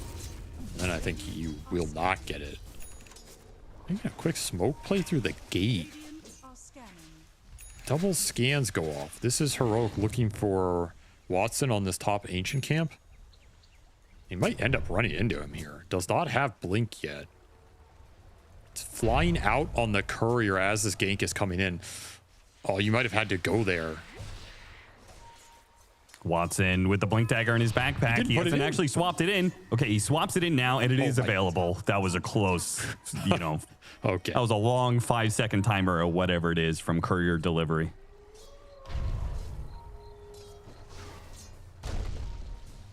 He's lucky that got patched in, you know. Yeah, seriously. That would have been on cooldown on one of the older patches. But no harm, no foul. Dodges that gank. There's some KJ annoyance in mid. Now it's Yandex's turn to try and go for a smoke gank through the gate. And this one will likely latch as they're going to run into Theo, who does not have a blink dagger. So that's going to be your first Deso charge for Watson. Nice little pickup for him. Maybe can even threaten this Roche. Just bring some attention to it right now. Get some traps around the area. If you can control some of the vision, it could dissuade Heroic from going for it super early here. Because that pipe is done. You have your Boots of Bearing, you have your Pipe Vanguard, you have your Ursa Battle Fury. The blinks are coming out for the Ursa and the Enigma shortly here. So that's kind of everything you need to force that early Roshan.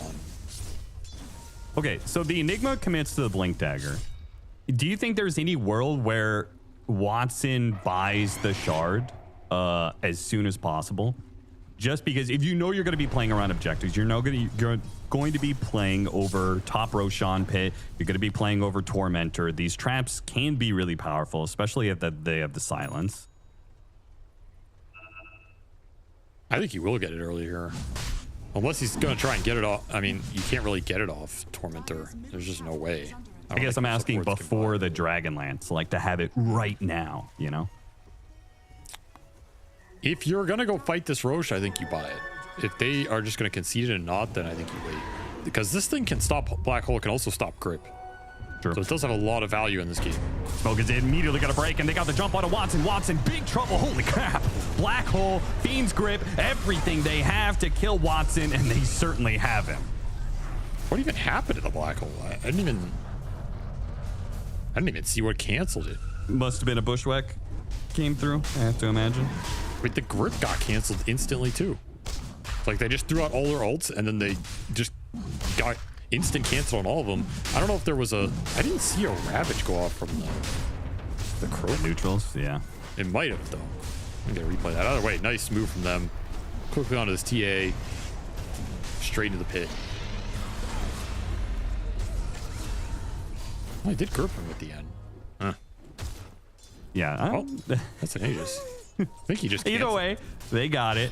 They got the Roche, and now KJ's trying to set up some pickoffs here. Boots of Travel TP in for the Viper, and KJ says, no, you don't jump, brother. Don't jump. It's not safe. This is a hard part of the map for Heroic to find any sort of action in.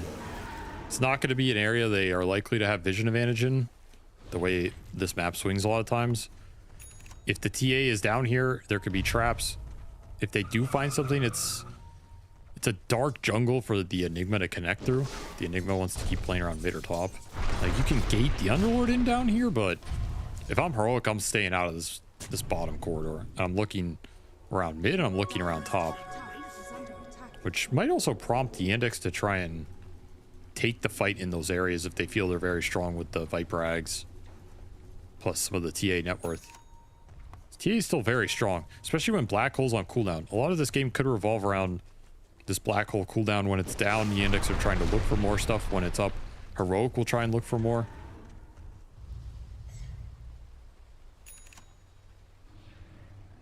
Here's a Crimson. Man, they're strong right now. They have Pipe, Crimson, Aegis, and almost completed the Tiny Blink. Somehow the Bane got a Blink before the Tiny. Respect, dog. Yeah, with 4 deaths compared to Theo Lacour's 1. Yeah, that's something. It goes to show how much Theo has been running around, not really accomplishing like that much, or at least, you know, hard impact. Maybe he's getting good information out and stuff like that, but there have been a lot of times where he's just kind of running around. He's level 9 though, so he has the full combo in line. All right, well, time to do Tormentor with this Aegis. Very unlikely that Yandex is going to fight you for it. So they do now have the Shard on Watson. He stuck to the timing. Dragonlance first, Shard afterwards. That was a nice little catch by the Bane. Nighttime vision. And absolutely no contest on this Tormentor now. Well, I guess the Ceaseless Dirge, you're instantly up, but... Spotted the TP in from Tai Lung. He instantly blinks out. Dodging the spear there. Malik a little off on the timing there. Wasn't sure how long that TP was channeling at the time. Watson trying to finish up the tower here. Is going to be tossed back. Though Tai Lung immediately got hit by the Yules there from Malik. Now the spear trying to catch Yuma. Yuma already with the Enrage. And with the Fiend's Grip on the other side, Watson. Once again, it seems simple for Heroic. They only have to focus on one hero. And that is just all-inning on Watson's Templar Assassin. Then everything else from there falls. If the Viper isn't the first point of contact for Yandex, their damage dealers are just getting run over, and the Viper is not dealing enough DPS to sway this fight. That was a really nice blink out from the Enigma. Otherwise, that fight becomes a disaster. And beautiful catches from KJ. He's taking this game over. Gets the Undying catch top. He goes mid. Gets a flank on that fight. Sleeps the Hoodwink while she's channeling ult. So no ult goes off from her. And then grips this TA. Full duration. Then he goes back top. Gets another pick off. I mean, it's basically 4 kills set up from this Brown Boots Blink Bane in the last minute across 2 lanes. Just perfect swinging across this map. And this Bane has a lot of threat behind him because of the Underlord global presence too. So I like how Heroic are playing this map right now. I think they're outplaying Yandex across the map, even though Yandex are farming more efficiently. A lot's going to come down to this next Roshan.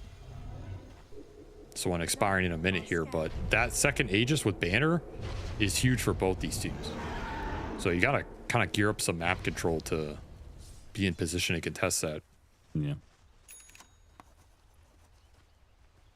Yuma BKB done as his Aegis is about to expire. Also got a easy Tormentor for Theo. Not that that Shard matters too much, but still some extra gold for the squad. Heroic now up 2K. They're closing in on some big items. I mean, they had the BKB on the Ursa, and they're going to have the BKB on the Enigma. So that's going to be Blink, BKB, Black Hole available here in the next minute or so.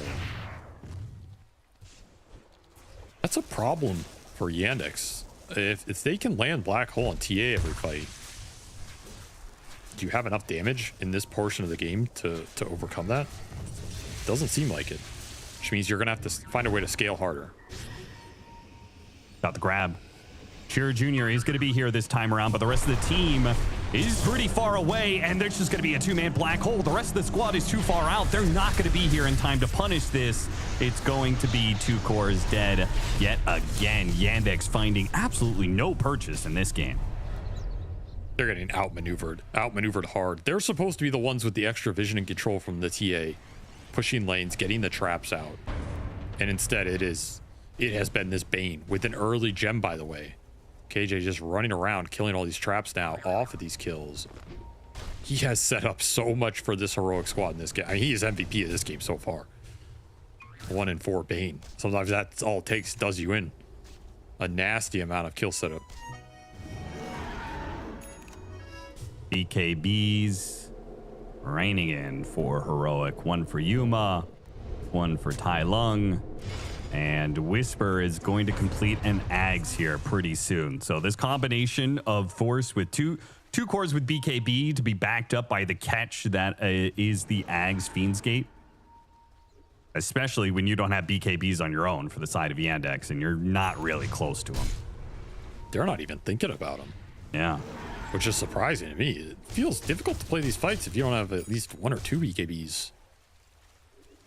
Soxa shadowing Yuma right now. They could potentially... Oh! Massive miscall there from Soxa and Malik. Whether that was going to be a Bushwhack leadoff or a Yule's Spear leadoff, either way, they have absolutely ruined that initiation, and Heroic clean house as a result. Not what they were hoping. That's a tough target no matter what. Yeah. He has Enrage, he has BKB. Are you even going to burst him there? You pretty much have to commit in your Viper and TA. And at that point, you are clumping really heavily. And again, you're clumping into the pit, into the Midnight Pulse, Firestorm without BKBs. That's going to be a tough go. They're almost better poking and insta-backing there. Heroic are just getting so much out of these fights.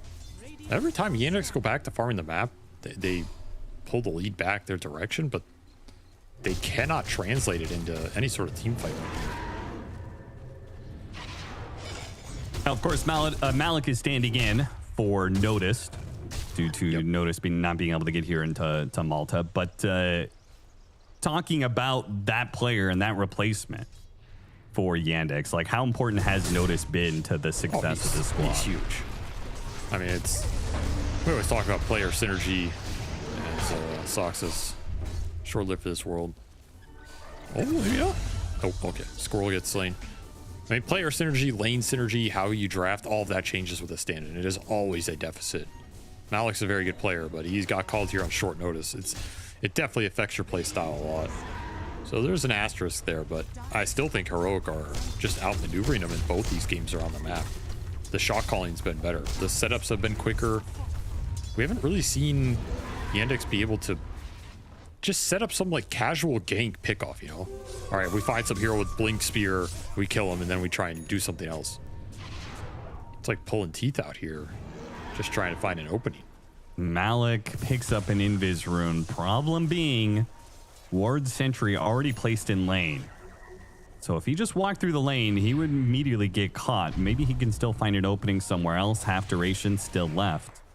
But it does look like Heroic are just going to back away, respecting this because they did see the rune being picked up in the bottom part of the map.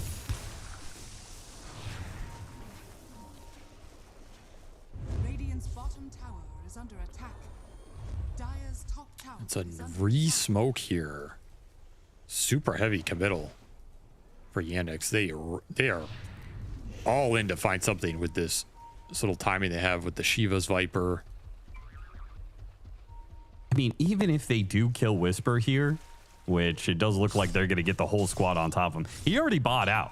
So he is not actually going to lose any gold for this. He has 163 gold in the bank. He already bought out his Ags, and now he's going to throw out a gate to see if his team can get here in time to be able to protect him. He's not going down easy. He gets through the gate. Now the three-man black hole. It's done. It's over. This fight is rough. Jared Jr. actually, maybe they didn't have that much damage to throw into that black hole. Yeah, they're all Despite alive. the huge grab with the tombstone out, nobody actually died inside of that one. With Whisper leaving and the Ursa not being able to do enough despite the Battle Fury and everything, they just pushed through it. They just stacked on top of the black hole, and who gives a damn? Where was the damage? This was one of the things I pointed out at the start of this game in terms of how are you scaling your damage sources against the Yandex. We saw it in this fight. Like, you land the black hole of your dreams off of heroes getting baited into Pit Firestorm, and you don't even win it. The Ursa's on top of the TA building stacks. He gets broken, and the tombstone save. Oh my god, what a tombstone save. And he's hitting the tombstone the entire time. He's not even hitting the other heroes for the Battle Fury hits.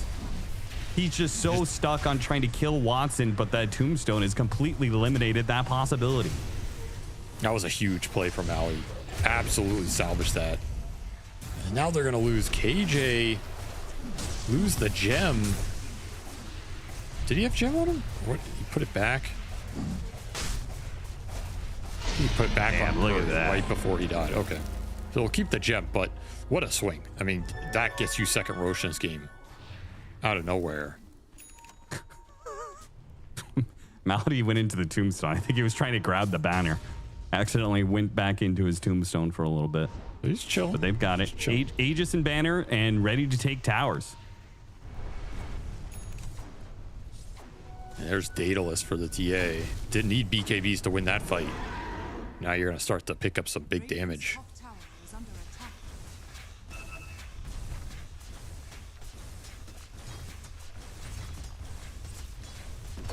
It's kind of crazy that it was a failed gank for Yandex that somehow gets them their best team fight win.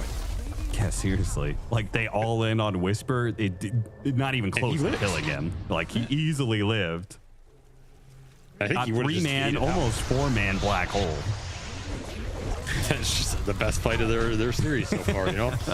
Who would have thought? Now they're just running the map. God damn. All right, well, Watson with a 1,000 damage crit ends the life of the Tiny, and Heroic have lost their net worth lead. All of a sudden, that game swinging back to a 50-50. Just like that. And now Heroic are going to have to find a way to scale a bit more here. Because you lost a bit of that momentum with your aura buildup. We saw the lack of damage come out in that fight, particularly with some of the sustain and saves from this Undying.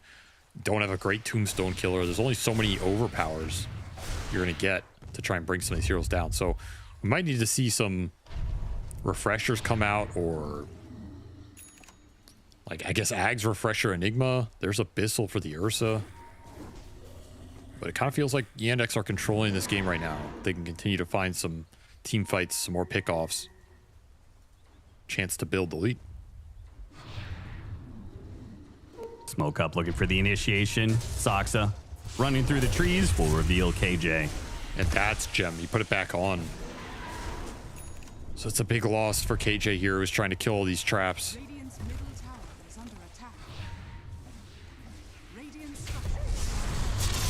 And now you're rapidly getting to a point. Quick little jump, takes out Soxa with a buyback on KJ. Whisper, he comes right into the middle of this one. They've got the Mars kind of stuck underneath this tier 2, while Ursa and the Tiny had to back out to bottom tier 2. So don't think that was quite the jump that Heroic was hoping it was going to be. It felt a little split.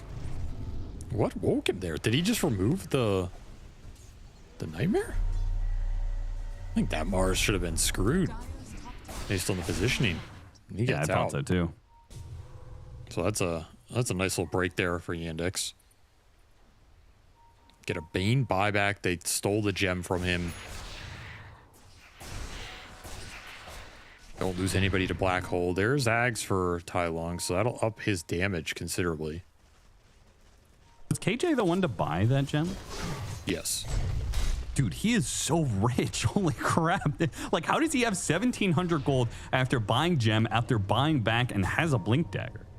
Brown boots will do that, man. Sometimes. I guess so. Just don't buy anything else. The gold saves up. I mean, he is the poorest hero in this game. I guess. Just doesn't look that bad. Yeah, well, if he still has this at the 50-minute mark, it'll start to look real bad. That's true. That's true. So that's all you need on Bane. You don't need much here. You must big courier. No way. Was that a low ground miss, or did he get off the shield in time?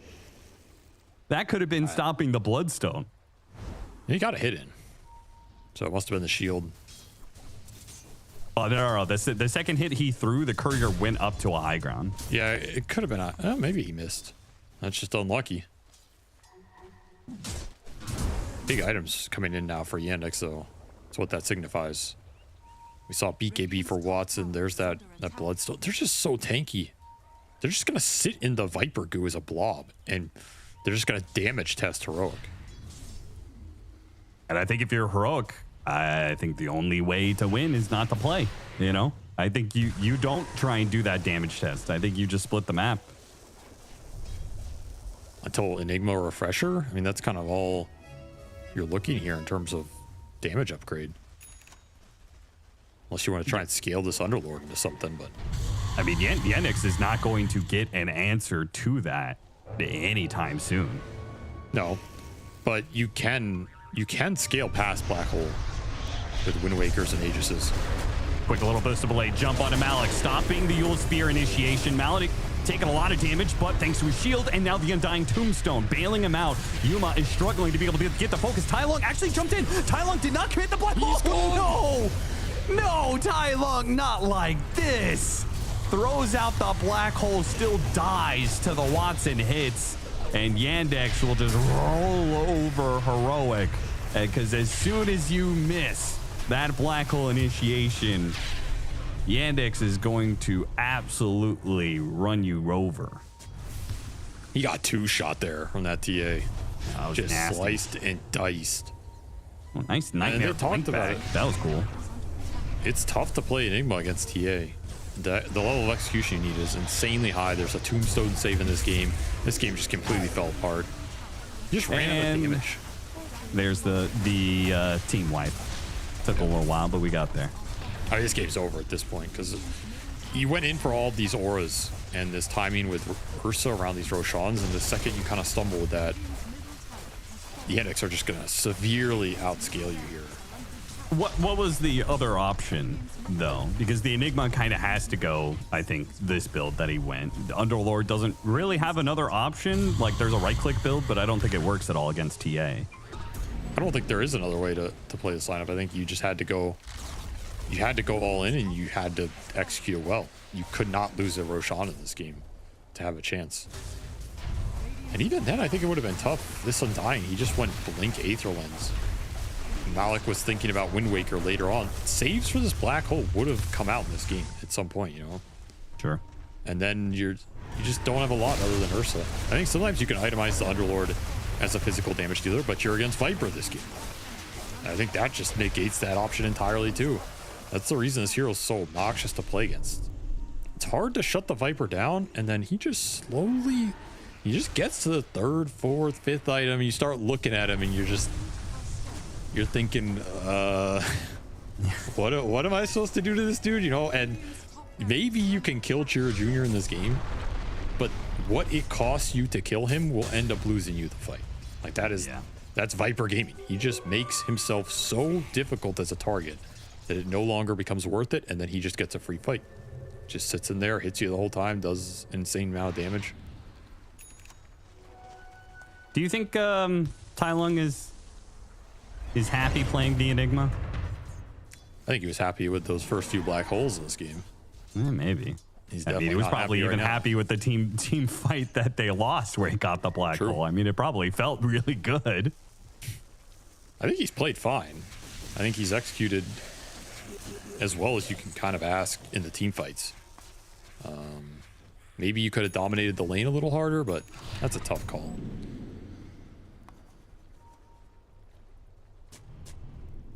Well, from one red item to another. First Bloodstone, now Heart. Chira Jr. is untouchable. He's got 4,000 HP. He's got a Rattle Cage. You take so much damage if you try and focus him down. He's got a heart, yeah. There's no way you can go on this Viper. You're just going to kill yourself trying. You have no break either in this lineup. Like, you just got to get Refresher Enigma and hope he can land some crazy double black hole sequence into that 3rd Roche. That's your prayer here if you're heroic. And again, if Yandex are thinking about that, they know that it's probably, you know, they're saying the only win condition for them is to land crazy black holes. So just itemize to survive, stop, or bail each other out of black hole, and we can't lose a fight. And they're correct in that. So every item from here on out is just going to be to deal with that. We saw Heart on the Viper, A on Disc on the Mars. The Tombstone saves are ready. There's another Yules on Soxa for some extra dodge, potentially Wind Waker later. And you can always just save buyback too. I mean, that is also something Yandex can think about is, well, we'll just save buyback. We'll go in the fight, you'll wipe us, and we'll all buy back and get Roche, and who cares, right? Sure.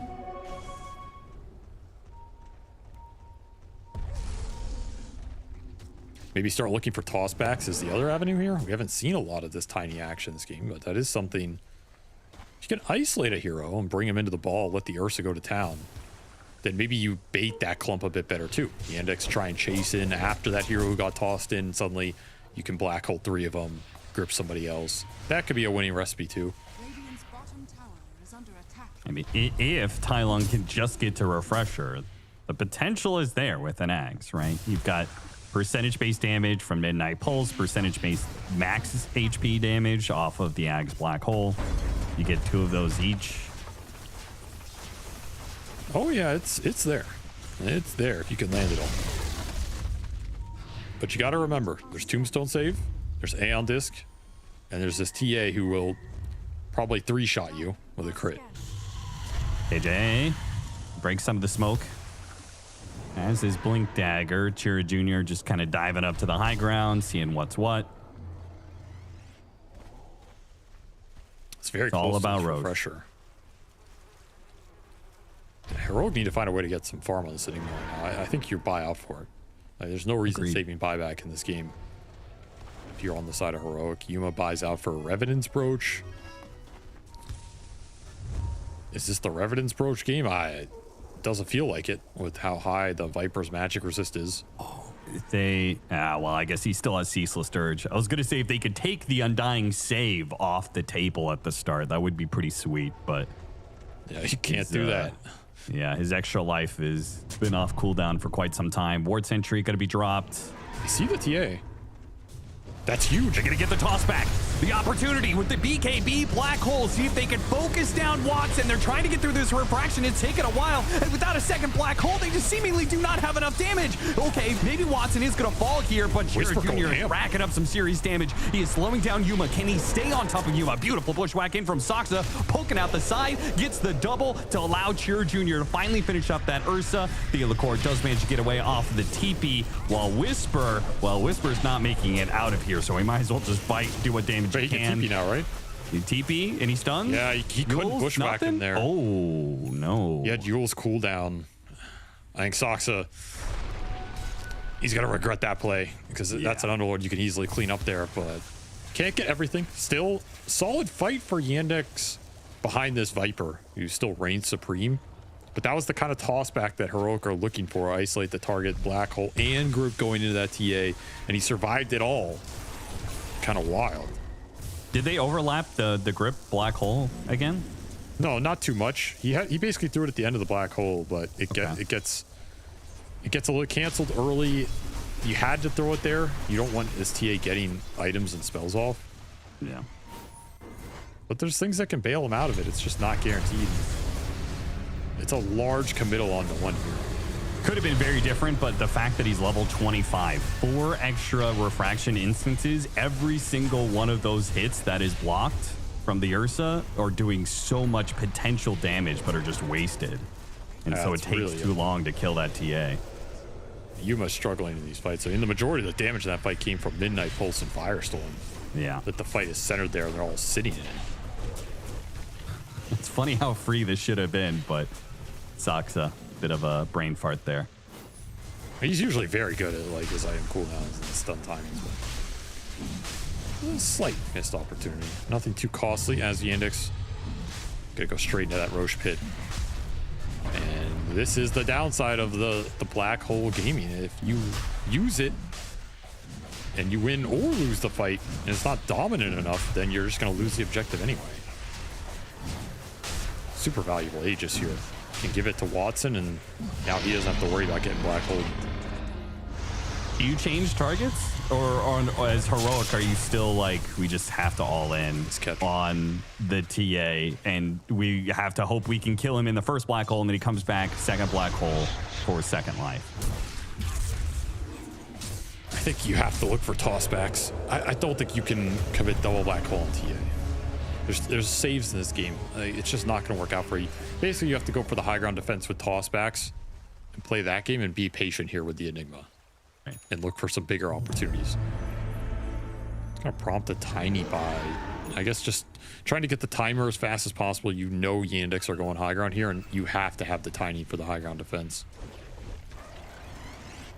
Hex picked up by the Hoodwink as well, by the way. Soxa, he is cooking with this cast range.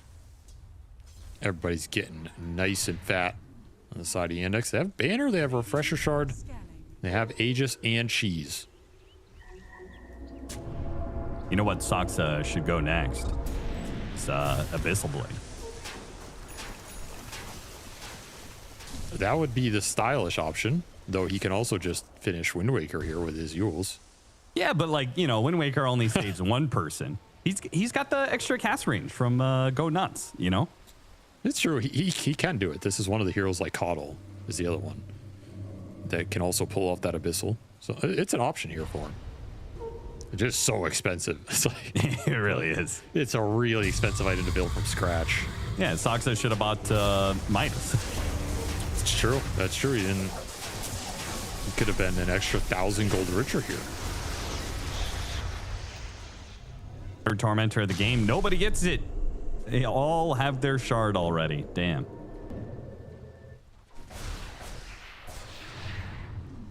The gold's more valuable though, so. Yeah, no doubt, no doubt. Definitely not sad about it.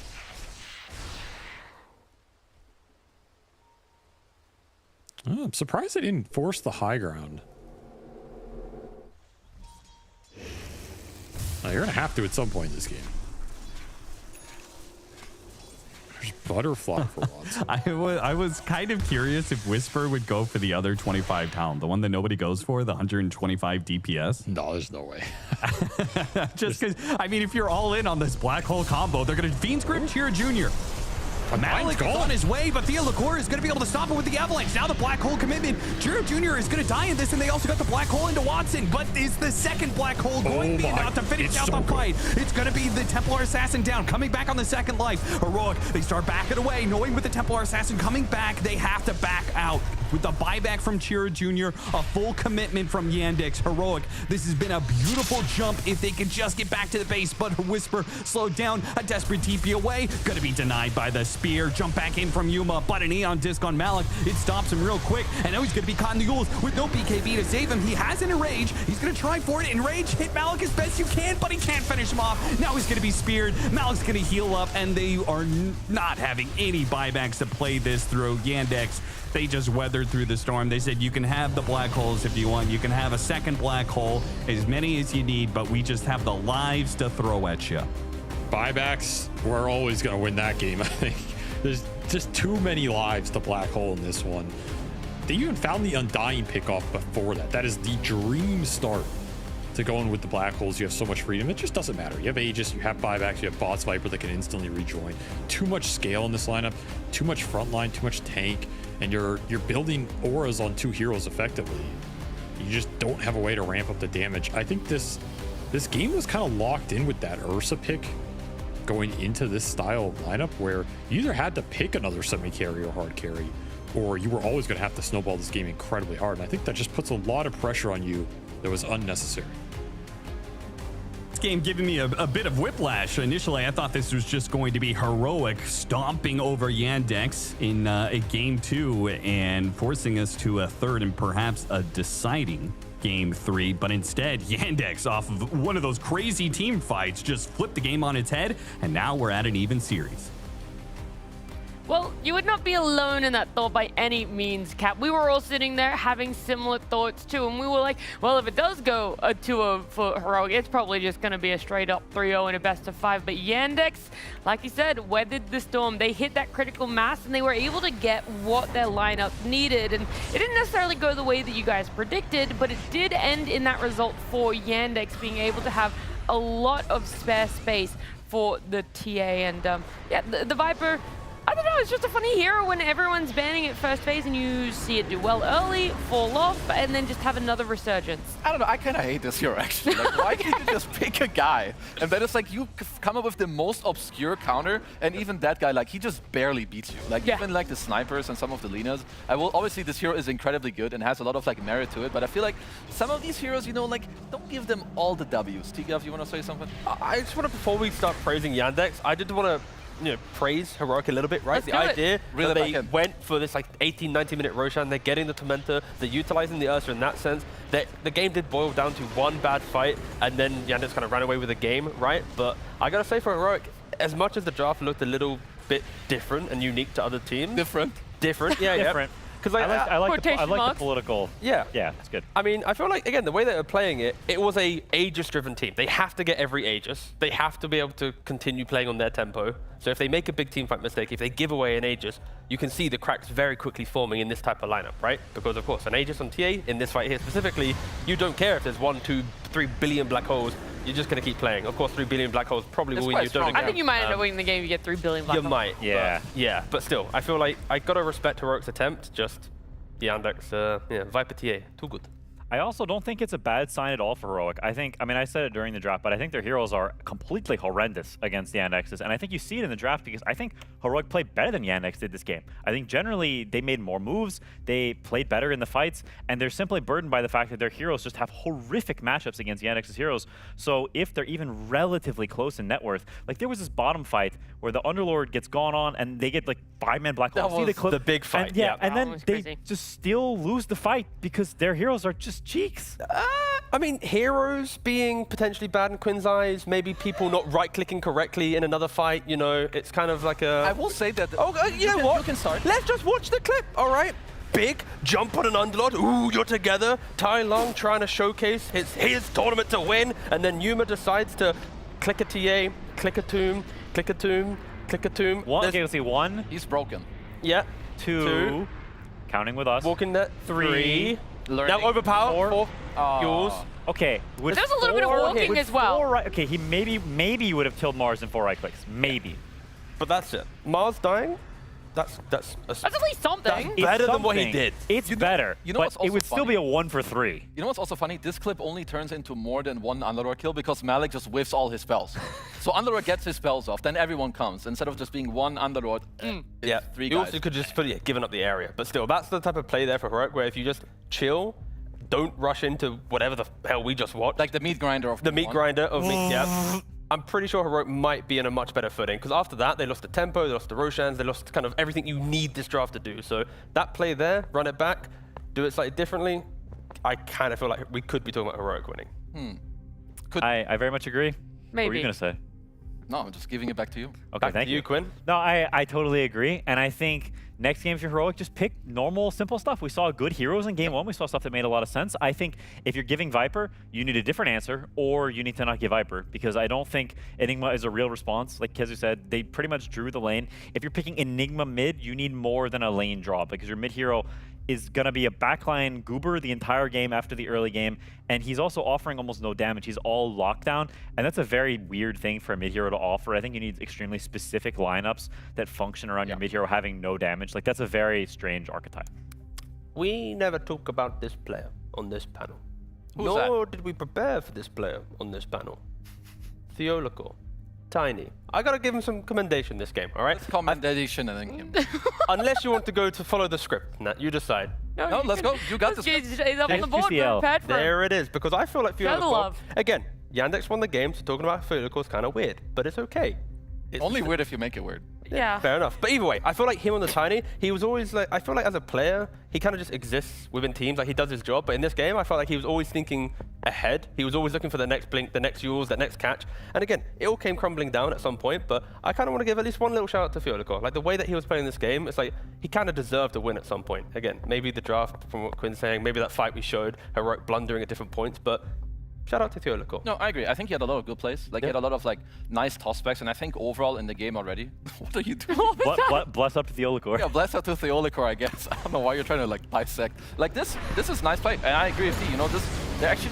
Because this is one of the best things, in my opinion, about Heroic. Like, you know, they're throwy, they do other stuff, but one of their best things is absolutely how they fight or how they engage into a fight, like how they smoke, their wraparounds they find. Because even here, they're down like 14, 15k, I believe, when the fight starts, but, you know, they get a toss back, they try to get, like, the correct black hole to then bring it back into the game. Obviously, it's hard at this point, because, yeah, I also think at some point there's, like, you have some Underlord, you have some Enigma, you have low damage, you need to play pretty perfect. The game's gone at that point, by the way. This game's cheap. Like, at that point, second Roche is gone. Second Roche. He stole my word. Yeah, I did. He did. Yeah. Yeah, I'm a fan of you. Of course I'll use your word. Is it like mimicry is the highest form of flattery? Something like that. Yeah, That's what he just did. Thank you. That's what I just did. Yep. And do you think Heroic should be copying what Yandex did in this game? No. Not the first 25 minutes. No, I don't think so. Stay I think true to My bad, yourself. guys. Sorry, I'll put that one back in the jar, all right? No, it's all good. That's a shit idea. No stupid questions. I think there were a lot of moves that Yandex had potential for that they did not do, and some moves that they You're talking did. about like the slower tempo nature of Yandex. Yeah, right? exactly. I think if you're gonna play slower, then you need to not force moves without the proper numbers, because there's some fights that they try to sort of make happen in a way that are just very, very strange. They're diving some tower with their highest net worth hero not there, or there's a fight where they're hitting the mid tower and TA just gets tossed back into tower. Like there's that no one was very weird. Everyone's missing and he just gets tossed back into tower. These moments, I think, are we can see it here. He's just hitting the tower.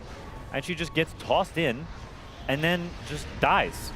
It's extremely peculiar. Ursa has Aegis? Double pointer. I give 1 point to point again. because we have Theo Liquor with the toss back. Super great. That's Should've true. won the Bless game. up. But secondary, Commendation. he wasn't even smoked. So technically this play shouldn't really happen. So what's an L, I think, for allowing this to happen? Like daytime tiny blink tossing you like that. It's minute 20. You're hitting the tier 1. Most important tower of the game, by the way. No, cannot hit like that. But what's made a couple L's, and 2 L's can make a W, and that's why Yandex won. That was pretty smooth. Bam! Oh, You come got on, wait. fucked. Bam, bam, boom. That camera. Yeah, anyway, we're talking about Heroic, and Yandex won the game, guys. So how do you want to pivot this and hype them up? You guys really hyped up Heroic because you're talking about the early part of the game. And now we want to talk about the point when a Yandex hit critical mass, when there was everything coming together, right? The TA has gotten enough farm. You're getting these great initiations from the Mars, which I think is maybe something we want to highlight a bit more because, again, the stand-in factor, whether people are aware of it or not, Yandex have Malik joining them. So not the normal off-laner and notice. He is a bit of a last-minute, come on, you want to come to Malta? Simply put, I'll come. I'll join. There it is. Blinky boy Malik. Give him a blink, give him a stun, and he's going to do his job. All right? No more razors. All right? Done. No more anything else. No more weird heroes. I want to see him on a initiating dude. He's going to sacrifice himself, open up the fight for Watson to do all his, shenanigans, the 13, 4, and 9s. And yeah, I think he's going to be able to be quite a reliable stand-in as we are going to show his player journey. Again, Malik, as a player, has had quite a kind of a weirder career, of course. He played on PSG Quest. He had 6 Tier 1 appearances. Best result being 5th. He joined Team Spirit as a stand-in when Collapse needed to take a break. Got 4th, 3rd, and 4th. And then he left Team Spirit. But then since departing from them, he's yet to really find any form in the Tier 1 scene because before and during Team Spirit, he had pretty notable results. Now he's played on 4 different teams, lost 8 closed qualifiers in Eastern Europe, and yet to really kind of ground himself as an Eastern European offlaner. Because I feel like on Spirit, he was on that path of like, he's going to be the next guy, and then he kind of disappeared. And that is why it was so important that right now getting him at a LAN here in the studio at Malta, we took some time to talk to him. Playing with the stand-in, I think it's okay because changing one player doesn't make us any different, so I think we are still the same. To be stand-in for Team Yandex, it's good. We played not much, but I know 2 of them, like Kazakh players, my close friends. We always hang out, and I know them very well. And about Sax and Chira Jr., it's like we found, how to say, common, each other's, how to say, we just get connected, that's all. And I think Saxa is a very experienced player, and he just I don't know, he's very experienced, and it was so easy to find, some communication, I would say. And it was easy for me. And I had experience for standing very bad, always losing, that's it. Oh, look, at least he was honest about it, whether that brought up good memories or not. At least he's gotten a W in game number 2 for himself. And, of course, having to slot in when you do stand in, you got Suxer as your position 4 when you're an offlaner. So definitely things aren't too hard. And he talks about it, they found some common ground. They were able to make things work for themselves. Yeah, and I think it's impressive resolve to come back from a game 1 and also a game 2 where you're down 6K, 7K gold. That's not something easy to do mentally. In a best of 5, it can feel like things are slipping away, like you're losing control, the enemy's outplaying you. But they were able to pull that back, and I think that's a great sign for them. I think they had some great itemization, whether it be the multiple Yules or the Aeon Disc on the Mars, the Blink Shard and the Undying. I think they understood the way they wanted to play this game, that they, the other team does lack damage, and we're going to play off the save, we're going to play off surviving, and playing that longer fight, letting our TA, letting Watson, the star of the show, do his thing. And so I think they understood things well. Malik played his part of that, symphony very well. He was the tuba going, brr, brr, and he tooted those toots very well. And I think that was a very key part of it. I think I look forward to this game 3 to see if Yandex can continue to clean things up, because while they did win that last game, it was a little messy. So let's get out the mop and bucket and swoopa and have a nicer game 3. Yeah, keep that up, Quinn. I think it's really good for especially Malik being the stand-in. When you come into this game 1, not good. You go into game 2, you get the comeback. I think it can kind of help you feel a little bit more free, because I think towards the mid to late game, I started seeing a lot of better things from Yandex. To me, I think Jiro Jr., his early game wasn't that good, but his mid to late game, quite good. Melody as well on the Undying. I think he had a very good game. They had a good lane. He overall was in the right place at the right time. Even when other people died first, he would clean up the fight or save the correct people. So Yandex, I'm ready to see another good game here. maybe they've loosened up a little bit. Getting that one win under their belt in a best of 5 might have just gotten the ball rolling for themselves. Gonna jump to a break on the other side. It continues with a Game 3 draft.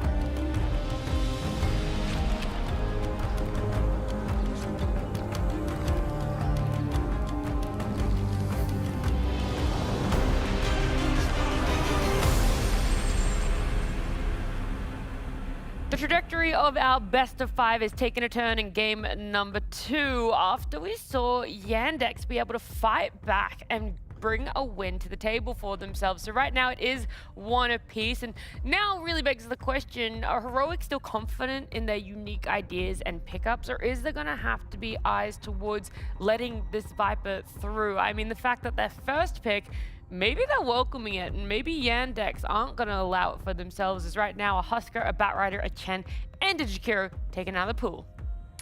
Yeah, so I think mirroring the bans from the first game, where Heroic was first pick so far, but the Mars is definitely different.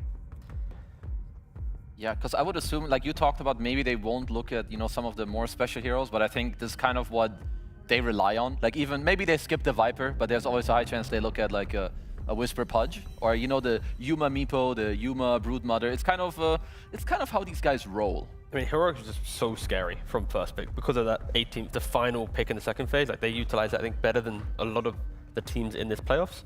Yandex, of course, banned at the Viper. They did it the same from the last position, but Heroic, they first picked Tree then there was a response from Razor. So now Tree's banned. Does that promote Razor and HEROIC.CET in mindset, or they just ignore the hero? I feel like they will definitely look at this Razor. They really like the hero. There's the Beastmaster, but it is first peg Beast overall against Yandex, who doesn't really prioritize it that highly. So I don't know if rushing it out the gate like that is what you want necessarily. I wouldn't love that. Yeah, I'm more okay with this. I feel like also they have played this, or at least remember like a time where Yuma played this quite a lot as well. So he's obviously quite experienced also playing carry Razor. Yep, is Miona carry Razor or mid to offlane Razor? Like they play it in all 3 core roles. Of course, mid and offlane is more aura buying frontline. Yeah, it's definitely a pick you're never really going to be sad about. And I think it's something that Heroic is more comfortable with than Yandex is. Like, while Watson is a very capable Razor player, it's not quite as hard of a character. Oh, interesting. Yeah. I forgot about this hero even existed. It was banned like every other game. It actually went ignored in game number 2. Neither side banned it or picked it up for themselves. Yeah. That was the other game. Shocking. I mean, this is. I mean, I think SF is generally good against Razor. You buy Pyke, you buy Silver Edge, you space him, you hit him. I think there's a lot of good things this matchup. And SF's also just a giga broken hero.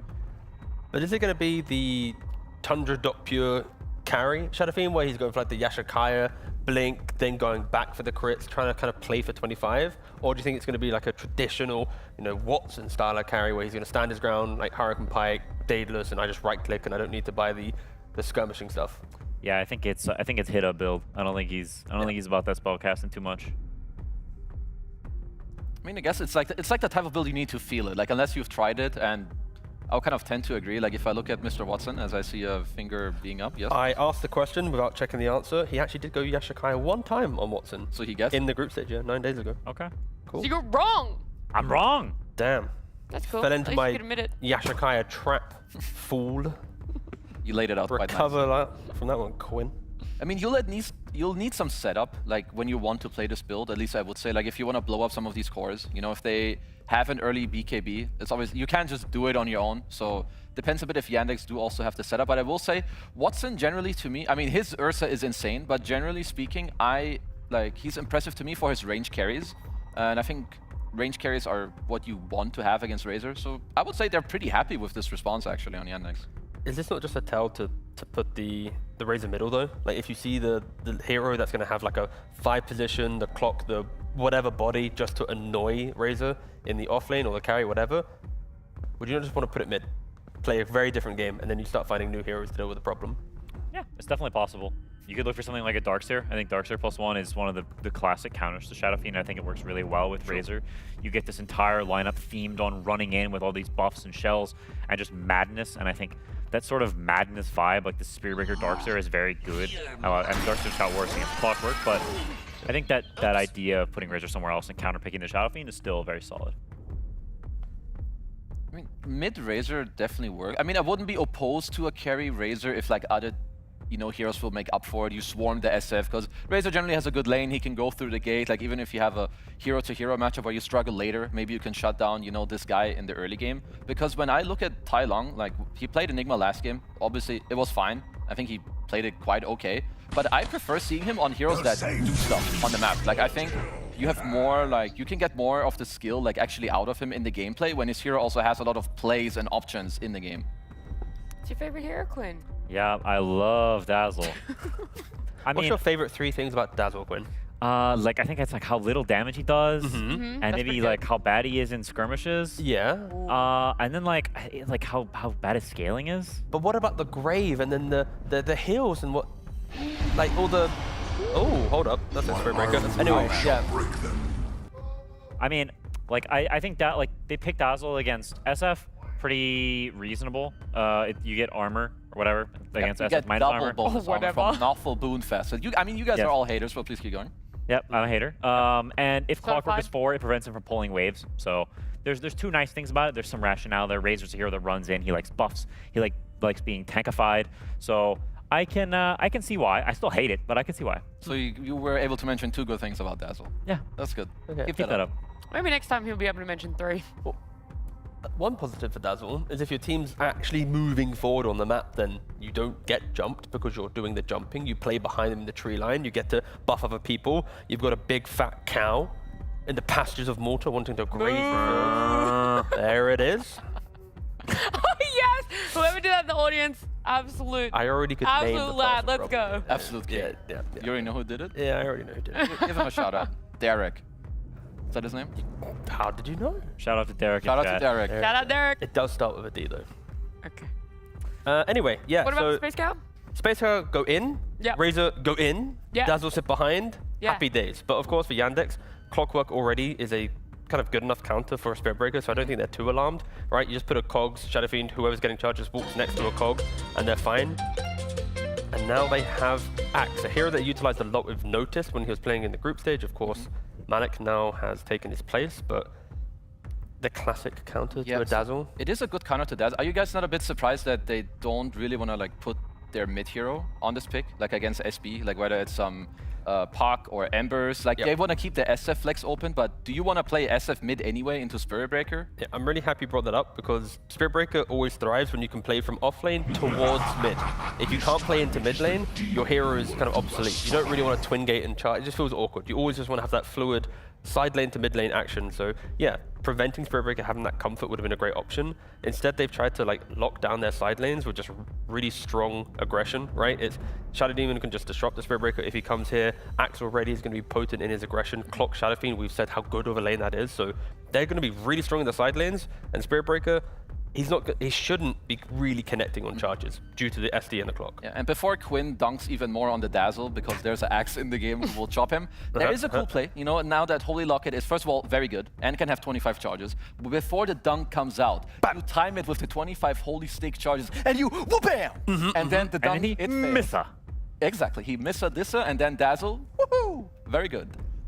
So true. watch out for this play, definitely coming out. He could also just press neck. Neck?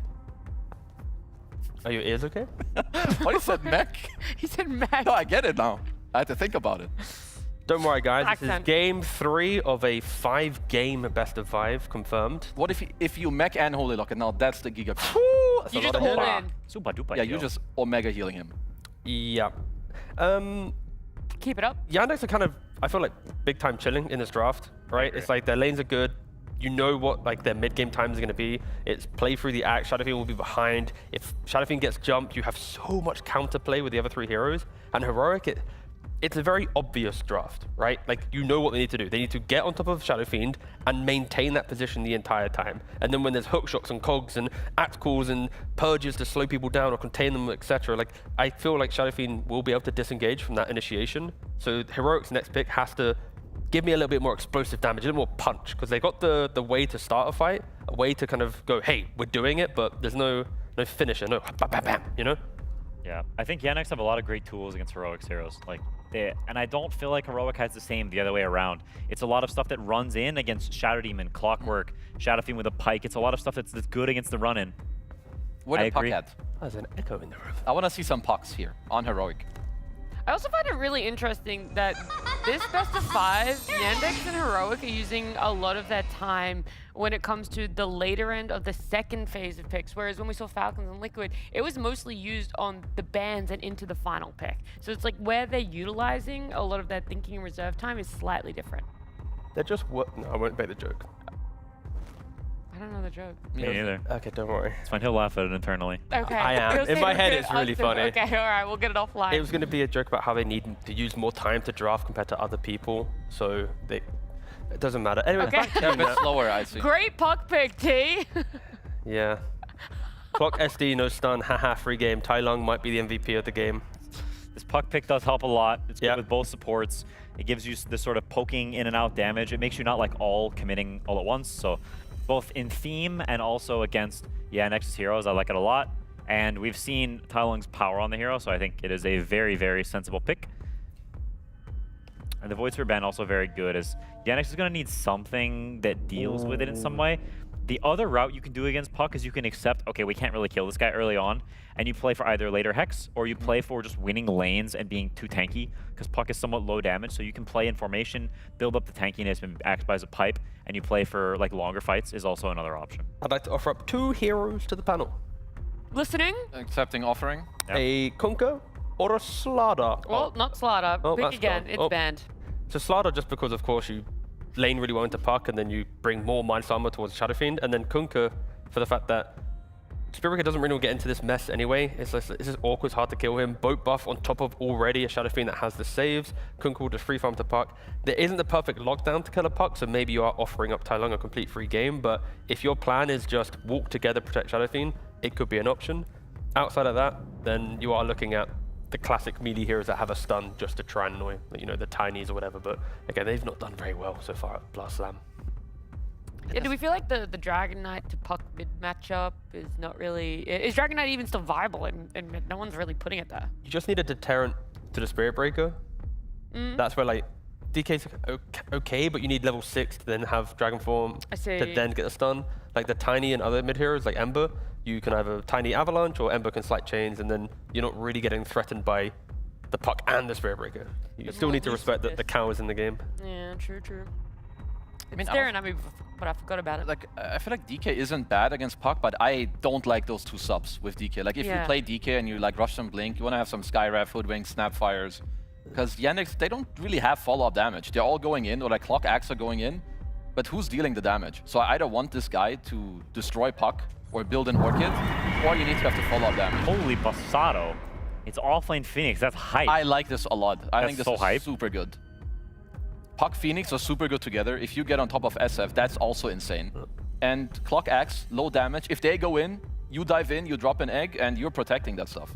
Yandex was about, you know, the stability of their lanes. Strong lanes, get into that farming pattern, and when they're ready, they make a move. And now Heroic, because of the Puck, because of the Phoenix, they've gone, if you want to be static and farmers, we will try and kill the side lanes, we will try and do this. Sure, they can't take Roshan at 19 minutes like they did last game. Sure, they can't take, you know, they can take Tormentor, of course, but it's more like that Roshan I think they've utilized really nicely in the last 2 games. But yeah, it's aggression, it's annoying. I think there's a slight timer on them to some degree, but they have the tools to try and break this map. And Yandex... Oh, no. Oh, they go for the Tiny! Into +3 Phoenix. Like, how? Why? Newbie.how? I think, I mean, we all know what we think about Tiny. And I agree. I think the Phoenix is awesome. I think it's super good against their heroes. My only question mark is how the lane goes. But if he does well in the lane, then I think he will be off to the races. And Whisper is also the single best core Phoenix in the world. He is a specialist on this hero. He has a tons of games on it. It's a hero he would pick even before it was good. And now that it is good, this is a great game for Phoenix. I think we might be in for the Whisper show. Are you ready for some Tiny trivia?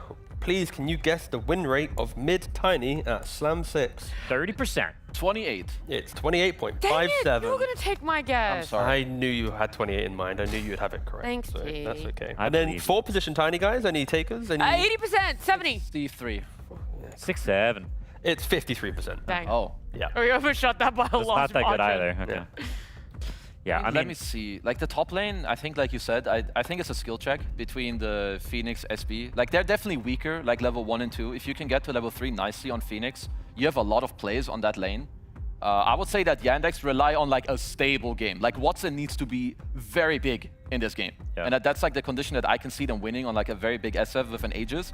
But overall, I really vibe with this Heroic draft. Yeah, like Puck Phoenix together, everyone's chilling, you're happy, you drop some eggs, easy. There's beautiful tempo to it. You know, the good execution, the consistent fighting, the helping each other out, but there is something scary about a Watson Shadow Fiend. You know, if you amp him up correctly, if you don't die to an egg plus coil combination, what really is there after that?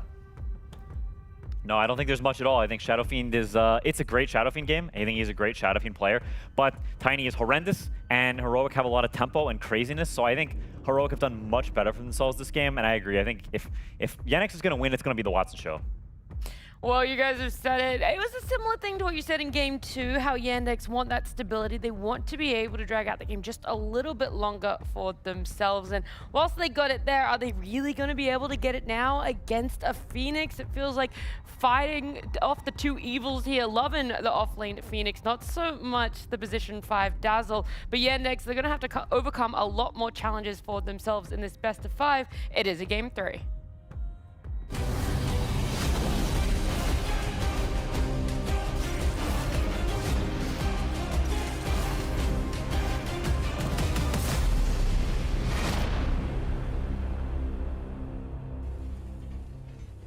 Quite the twist and turns that happened in the draft for Game 3. It started off with our analysts, in particular Quinn, hating on the Dazzle, loving the Phoenix pick, hating the Tiny pick. Avery, you agree with all that? Do you feel like Heroic got the better of these the last pick scenario with the Phoenix versus the Tiny? My emotions are spent. That was a roller coaster of a panel. I could not keep up with the volatility there.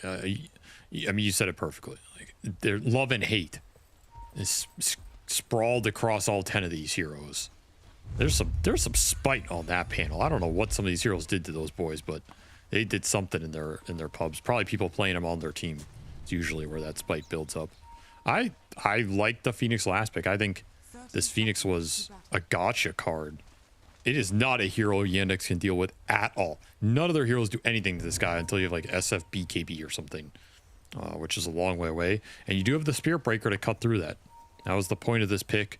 It is running into a lot of interference. So I have my doubts as how effective this breaker is going to be able to close the gap on the SF and mess with his BKB timing.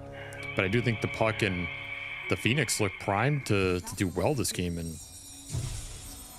Yandex are going to have a good laning phase. I'm not a fan of the mid-tiny, but if there is a game for it, I don't think this is that bad of a game. Theo, slow down. This might be, oh my God, leveling up Bulldoze alongside the boots, and it gets him out of there. He doesn't die. He doesn't give up first blood. It was all worth it, Avery. Boots first, level 1 Bulldoze, but it's Yuma who collects the first blood instead. All according to plan, I suppose. Not really. I mean, this will be a very weak level 1 for Heroic offlane, that's for sure. Phoenix, level 1, even if you get Fire Spirits, it's not very good. Theolacor with no ability that is useful in lane. Did get 3 bounty runes though. So yeah. 3 bounty runes plus first blood, it's kind of worth it here. You're probably going to pull the early waves on this lane anyway.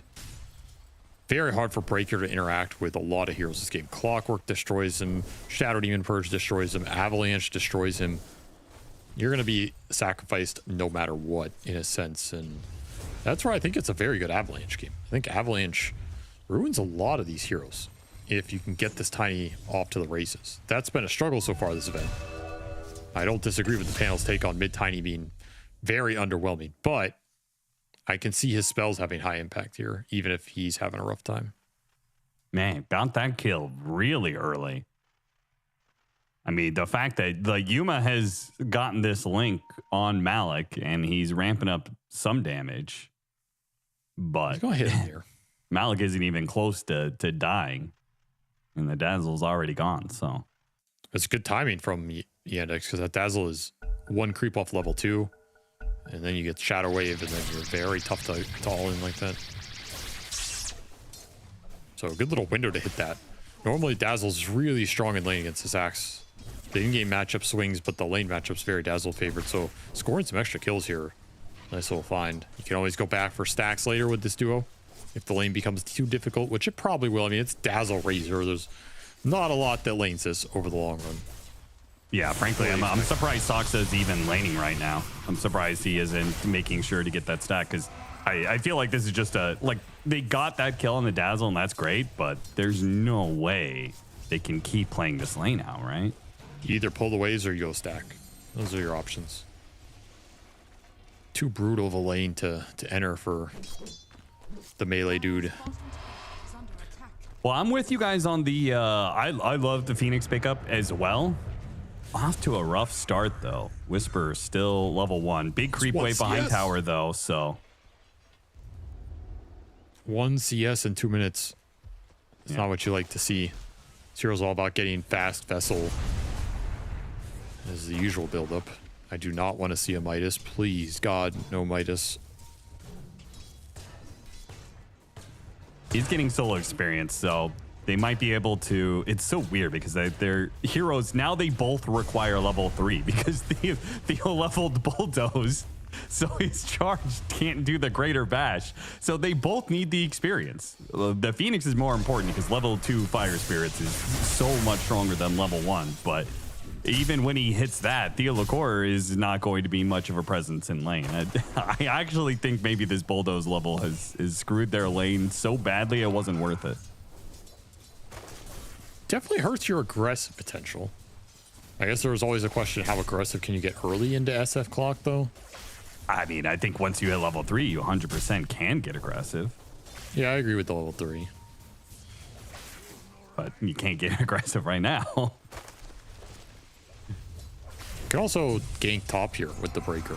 That's also some opportunity cost in this, where you could just TP top even, or gate, and just charge this SD or axe, and even if they disrupt you, that means you're getting poison touch on them. They're gonna have to TP out. Someone's getting linked. It's gonna be a rough time for them. Like, this is a very high pressure lane for Heroic if they bring other heroes up here. Yandex are just trying to survive and get what they can for Malik out of it. It's a charge on the Tiny right now. Not a hero you can ever really connect on, though he uses Avalanche. See the big damage. Boom. Got him. It's him for the 1.3 second stun. Is it enough? You got no bashes, Austin. Yeah, Tylug's sitting over there. Where's your bashes, brother? why aren't you bashing? Final orb to set it up, and Avalanche on 2 underneath tier 2. Okay, this is... I knew that was going to happen. He tips Theolacor. Oh my god, man. That was just too much. So was this worth the first blood? I think we can conclude it was not worth the first blood. No. But sometimes it's better to just die. Save your game. This charging the SF bottom. The clock showing mid does create an opening on this bottom lane. Might be able to take advantage of it here, even without the bash.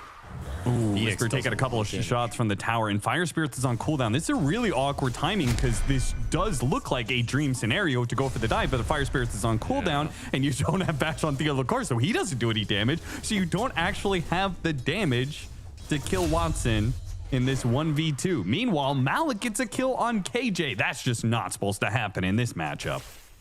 He even had Lotus on him too. Sox is just outplaying him up here. He is putting in mad work. Oh, Whisper in trouble. He's gonna try and do what damage he can. Maybe Watson actually dies here. It's gonna close call, but they do manage to get both of the kills out of this. He's back. He's level 4. He's back. Huge. He is ginormous. Absolutely griefed some of these early kills, but now he is styling. Oh, Yuma, this is a bold trade-off here. He was really chasing after Sox. Does get a good drain onto Malik. The both of them will get low. Neither one. And he got his courier. That was a full glove of haste on that SF courier bottom. A big kill for them. KJ just playing aggressive like he usually does. It's just not going to work out playing 1v2 on the side with Dazzle. You only play on the side as Dazzle if you're chasing people down with Poison Touch. But if you get caught in these 2-on-1s, it's mega awkward. This lane should have gone better for Heroic. So Yandex have extracted, at least in my opinion, more than expected off of this offlane for the Axe, which is nice for them. And this Tiny is doing super well mid. Highest net worth hero in the game, surprisingly. Though the CS would not reflect it. Charge after Watson. Malady not in a position to get a great cogs here. Now gets out the cogs. Fire Spirits on the 2 of them, though. Whisper, he's going to take out here, but he's going to get a lot of damage done. Both Watson and Malady are going to be low with the final commitment, though. Can they finish off these heroes? Oh, no, Watson. He turns around, hits him with the raise. He's not going to die. 5 HP. No way. What a beast. So many little things on this bottom lane could have gone different for Heroic. Oh, my God. Look at Malady making a run for the Wisdom Shrine. I don't think he gets it now. Yeah, Puck's going to TP. That's a regen rune Puck too, so wisely backs off. That's a huge win for Yandex in this bottom lane. Keep the SF alive. That's massive. I actually think they need to just give this to Whisper because this bottom lane has not gone well enough. They need to get Whisper to 6. Also, don't really know why he's alive and gets the experience for both these kills. It's fine. I feel like Whisper, he could have just insta-dove. Maybe he was like trying to get more information, and then he just ends up diving into the clockwork. Yeah, that's kind of worst case scenario for him. Like, Phoenix is fine against clock because you just Fire Spirit him and he can't hit the cogs, and it's pretty sad. But again, this lineup for Yandex is all about running interference for the SF. Dive trying to chase out the Malady. Cogs stops Whisper from his dive. They've got enough slowdown, though, that Whisper will be able to deliver the damage, and that kill will push him almost over the line to level 6. With the next creep wave, he'll have his egg finally. Meanwhile, Disruption, Chiro Jr. Avalanche up in a second here. Let's see if he can protect his Shadow Demon. Soxa so low, not dead yet. Tai Lung, now he's going to be in some trouble. Waning Rift up to the high ground. An orb jump away, but the poison will tick him out. Nice. Sox owned this early game. Yeah. Usually finding some clutch openings with the Shadow Demon. Usually not a super strong like level 1, 2, 3 hero, but Ice Storm got the charge on Malik. Malik looking in big trouble here. TP's going to come in though from Chiro Jr., who's any other hero they might have made that dive, but the mid Tiny is a beast. The toss back allows Culling Blade to land for Malik. Do we use egg bottom to get the return kill? Some more earn charges for Whisper against this tower. I think that was inevitable. Yeah. Egg is going to be incredibly strong in this game. I think every egg you should be looking for some sort of kill. And he is going to finish up Vessel here too. So this Phoenix is online. Not the smooth start he wanted in this game, but his hero is just so good here in the matchups. It's not going to matter in terms of what he can look for.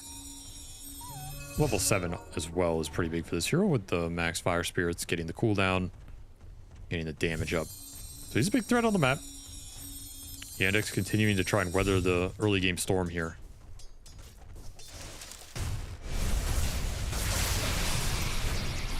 Soxa Disruption buying him a bit of time. Once again, he survives. I mean, despite the kill threat being there for both heroic side lanes, only 5 kills netted so far compared to the 9 of Yandex.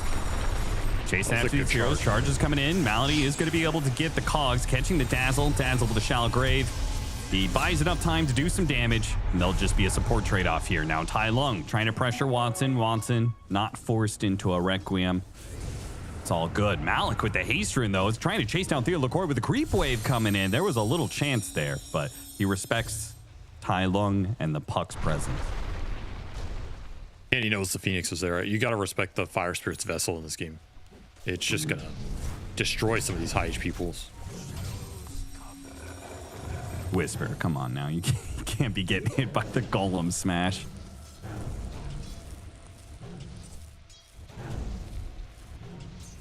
All right, egg up. Yandex need to find some support ultis here. Really important for their lineup being able to hold its own ground. They do have some ancient stacks, if someone can clear those. Might help Soxa get to his. Yeah, Malik went for the Helma Dom build, so he can do it, but it just takes a bit. And probably just wants to continue to farm other areas.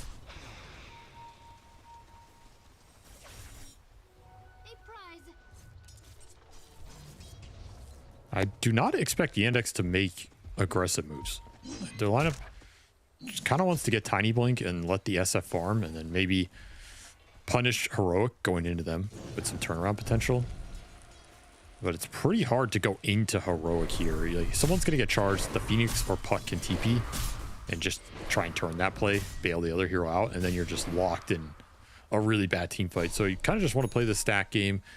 You know, get your helm up on the Axe, get some more items on the SF, let Heroic come into you, take some defensive fights. They've been pretty good about it so far early. And now they have Demonic Purge up. Still a bit of ways on the hook shot, but Demonic Purge is going to be a pretty nice tool against the Spirit Breaker and the Razor this game. Been looking at this Phoenix for a while with the Blink Dagger pickup on Chiro Jr. They were hoping Whisper would put himself out of position. Now they're going to try and chase after him. The smoke play. Always a risky target. It's tempting because he's low, but he can always maybe He has get 10 that egg stick off. charges. He's got a Healing Lotus. If he gets any of those things off, he will live, but instead 100-0'd as the Avalanche makes the chain stun impossible to get any of those things off. Coil on the top lane, chasing after offlaners on both sides. TP away, but that's going to be denied by the charge in from Theolocore. Heads up TP from him to secure that. Something to try and help this Puck start to make a presence in this game, but bigger kill for Yandex. Taking this Phoenix out. gives them a lot of operating room, and now they can get some decent damage on this tier 1. And back up here, the Phoenix TP's back in mid, but he's still not finding a lot here. Sometimes we can just see this Phoenix snowball out of control. This is being controlled pretty nicely here from Yandex. Oh, they blocked out his ancient camp too. Whisper's not happy. He would love to just have some charges connect and he can just dive in, Vessel, Fire Spirit Egg, and a hero. That's a kill every time. Oh yeah. And every team fight, as long as he gets Fire Spirits on the SF, it's probably a free egg. Yeah, pretty much. He is the only egg threat pretty much forever in this game, honestly. And even then, even if he gets BKB later, if you can egg, you zone some heroes. If the charge can connect on the SF, that's the big concern here for Yandex. You need these heroes to go in and create the wall that will not let this breaker punch through between the Clockwork, the Axe, the Demonic Purge. They need to maintain this gap between Razor, Breaker, Puck, and their big Shadow Fiend. Keep Watson healthy. It's the name of the game. Despite lacking in kills, because Heroic has the potential to do so much with these side lane duos that they've got, the threat they have to put down, does mean that Yandex is grouped up more. So the result is the net worth is pretty even. In fact, the win percent is even as well. But of course, if you guys disagree, if you think it's a little bit different than that, you can always check out Polymarket, the official prediction market for Blast Slam. And here comes that charge on Watson with the Deep River Ward. Dive onto the Razor is going to get that kill. They have to get this SF turnaround here. It's going to be a deep dive for it. The TPs are already coming in from Yandex. Watson, half HP, silenced up. Very likely to die here. Disruption goes out for a little bit. Can Whisper get off a good egg here? It's going to be cold. Oh, no, he dies and he gets dunked through. Oh, the SF finally goes down, but who gives a damn? Heroic got ruined as Chiro Jr. follows through off of Melody's hook shot with an avalanche that covered the entirety of Heroic. That cog setup was so damn beautiful in the end. It just clumps Heroic in there. If Whisper decided to pop the egg, he had a moment he could have popped it. But it didn't look as if he needed to. He was trying to hold it a little longer.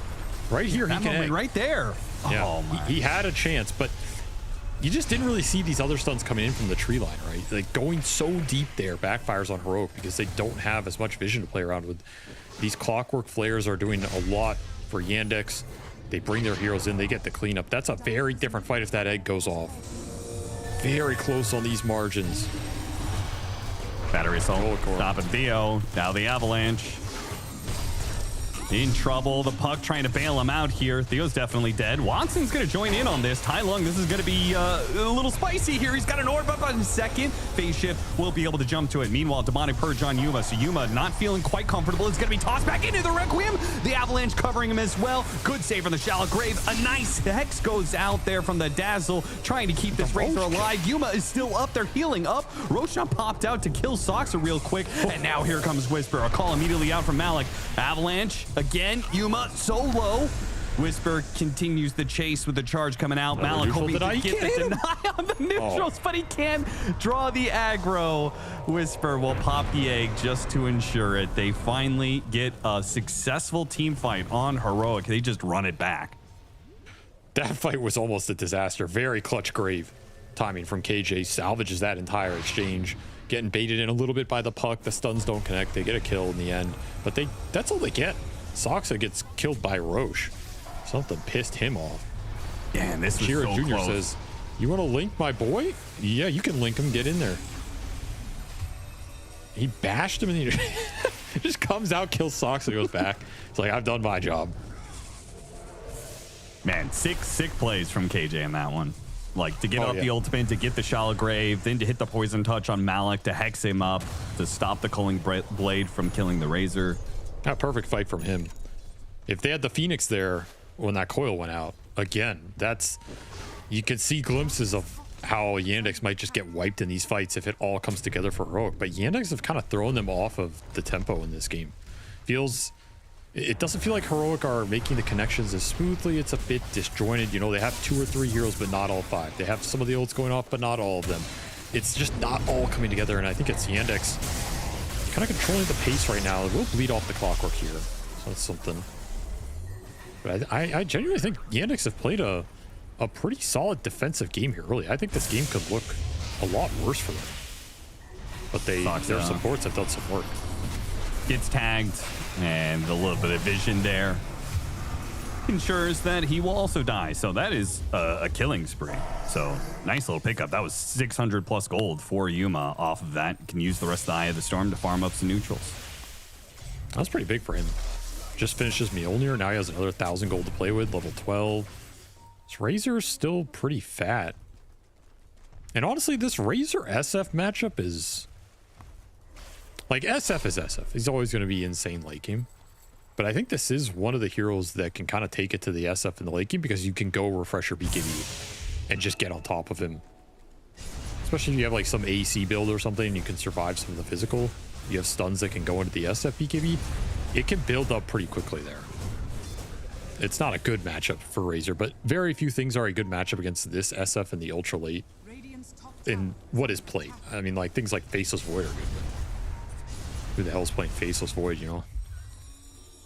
What do you mean? We've seen plenty of support. That's true. Faceless. OG play it. I mean, Chronosphere is good. I don't know about Time Zone. Maybe that's part of the issue. There's the pipe for the axe, so the aura online right now for Yandex, and they are just punching it. You know, you bring that up. Time Zone with SF sounds pretty sick, though. Cooldown reduction on those shadow raises. Oh, man. Combine that with the shard where you hit enemy heroes and it reduces the cooldown. Holy. Giga raise, as Kazu might say. The Giga raise gun. Now Tormentor. You do that, but with Rubik stolen. Wow, we've already seen that one. In under a time zone? I don't think we've seen that. Well, that is true, but with the Rubik one, you don't even necessarily need the time zone. Giga raise. Okay. Amp damage on this puck right now. Something worth mentioning if a fight breaks out. Oh my god, he has the Midas Q-tip. I'm done, dude. Get me out of here. Wait, who? Whisper. Oh. I knew he was gonna do this eventually in this game. This cannot be good. There is no way this is good. Third item, what is the point?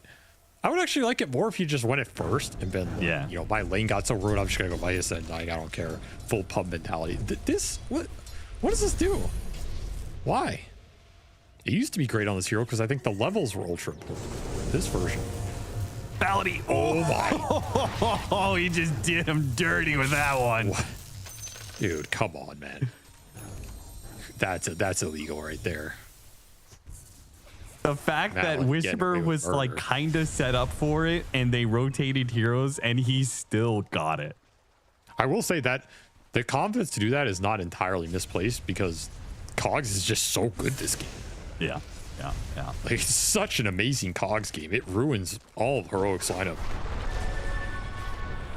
So I kind of understand going for that. Like, if you just get there first, you put the Cogs. Who actually gets into that shrine? It's only really Puck you're worried about. And there's no way Puck is going for that. Smart heads to play from Validity. This Puck does have an amp damage. 3-man smoke. If they spawn any of these heroes up here, somebody's going to die. Early cleanse here from Saksa, knowing that he's going to be targeted. And you would absolutely be right about that one. The Axe is now jumping into the middle of this one. This is getting really awkward. They're going to go after the Dazzle. Jira Jr. desperate TP away. Do they have the damage with the amp damage? They just barely have enough. Meanwhile, slowed down on both Malik and Saksa. They're going to try and run down both of them. Going after Saksa. The pipe will not save him. A double kill for Whisper. Man, he was tanky. I'll say that. Freaking Shadow Demon takes forever to kill. Yeah. Cleanse Solar Crest Pipe. They do save Egg, though. Worth mentioning as the BKB flies out for the Razor. Is this enough to force Roche? You don't do it really fast with this lineup. They want the extra kill here. A little tough to land. The Cogs instantly countered. No Spirit Breaker, no Phoenix. Nobody can get close to this man. No, you need BKBs. So no Roche. I mean, this is a pretty bad Roche lineup for Heroic. Kind of the downside of a fight like that. You're unable to capitalize objective-wise. But there is the Phoenix Midas. There is the team fight capitalization. He actually got it a little faster than I thought. This is not the worst timing.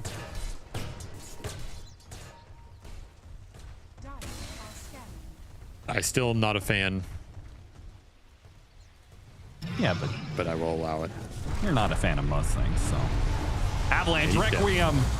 He's the not charge came through and it stopped the Requiem. They got off the egg and now it's trouble. They focused down the egg though. Not enough Fire Spirits out on these heroes. The Culling Blade to chop down the Spirit Breaker. Give him the extra movement speed to go after KJ. A third kill. It was a close call there for a second with a little tumble that Theo Lecor almost tripped up Yandex. But they get the execution. They get so much more than that. Both supports on top of the Phoenix death and just outside of the Roshan pit. It's kind of a crazy play to make. They were very close to SFBKB.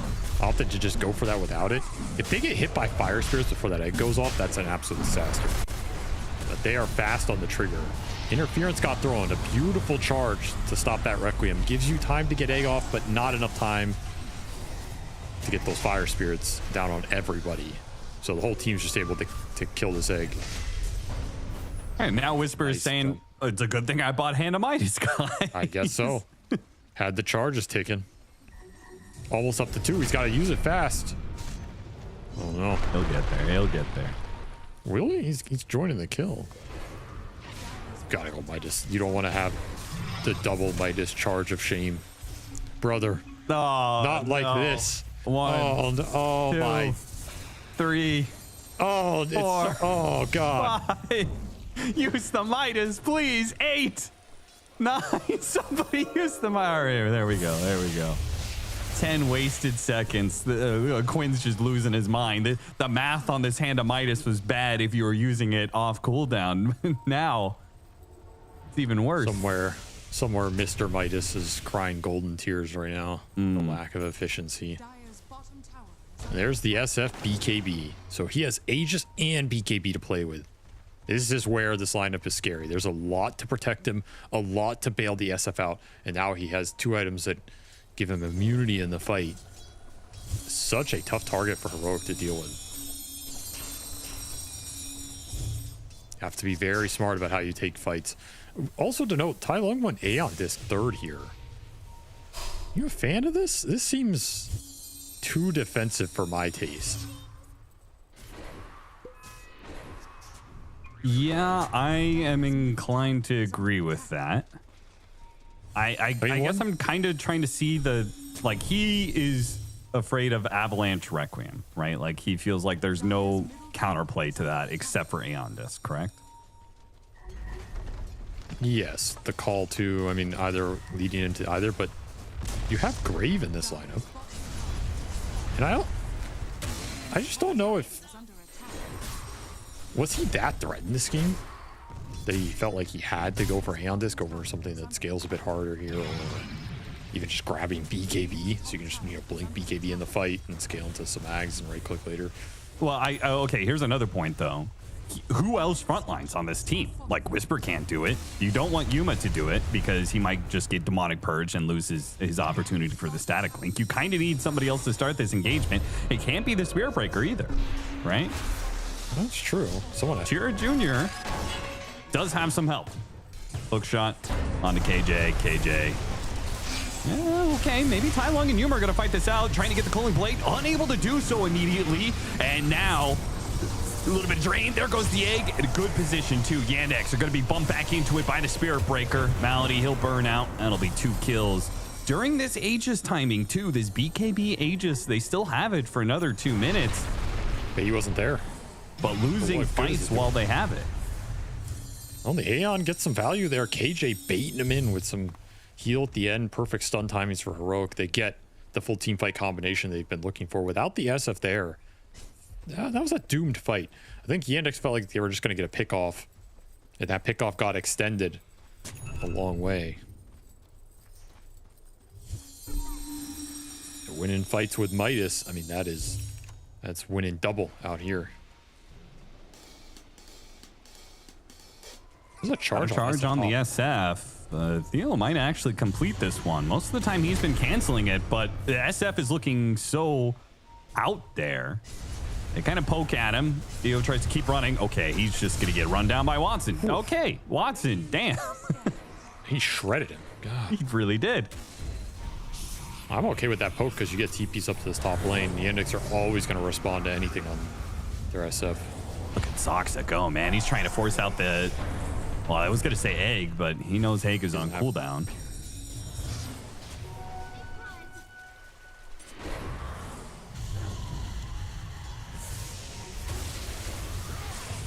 Got the call.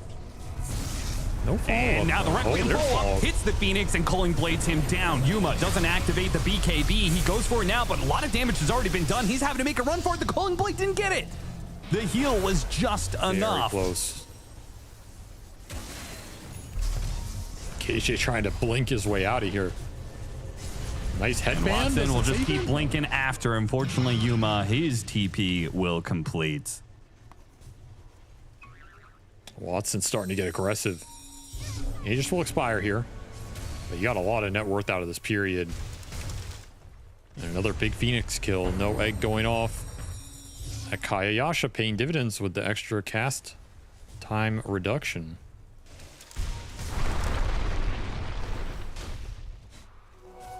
Does not feel as if Heroic are as strong as that net worth chart looks. Yeah. There's some weird thing going on in this game where they're still finding a lot of farm on their cores, but it just feels as if the Yandex get the jump and the SF goes in with Requiem, then the fight is going to be very one-sided unless you somehow bail the Phoenix out. But you got to remember, Grave is not a guaranteed bailout with Axe in this game either.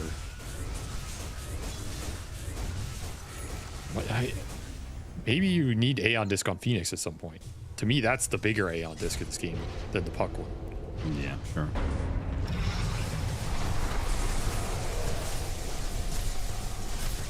$30-minute Tormentor. Silver Edge for the SF. Lotus Orb for the Axe. Might get caught retreating from Tormentor. Yeah, Theo seems like he wants to complete this. Blink backwards. Okay, never mind. Stop. Demonic Purge. The rest of the team not close enough to get any damage on them.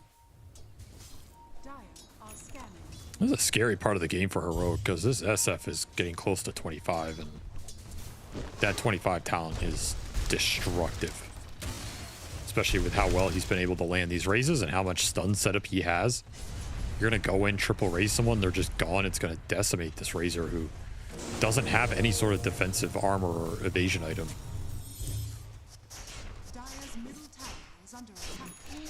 Heroic need to split push right now. Try and dodge this SF. Fight for the next Roshan. Can spawn in a minute here. Huge objective in this game. Here, Junior, a little off the mark. No, the hook shot will land in the mark. Watson got himself stuck, though, on that blink forward.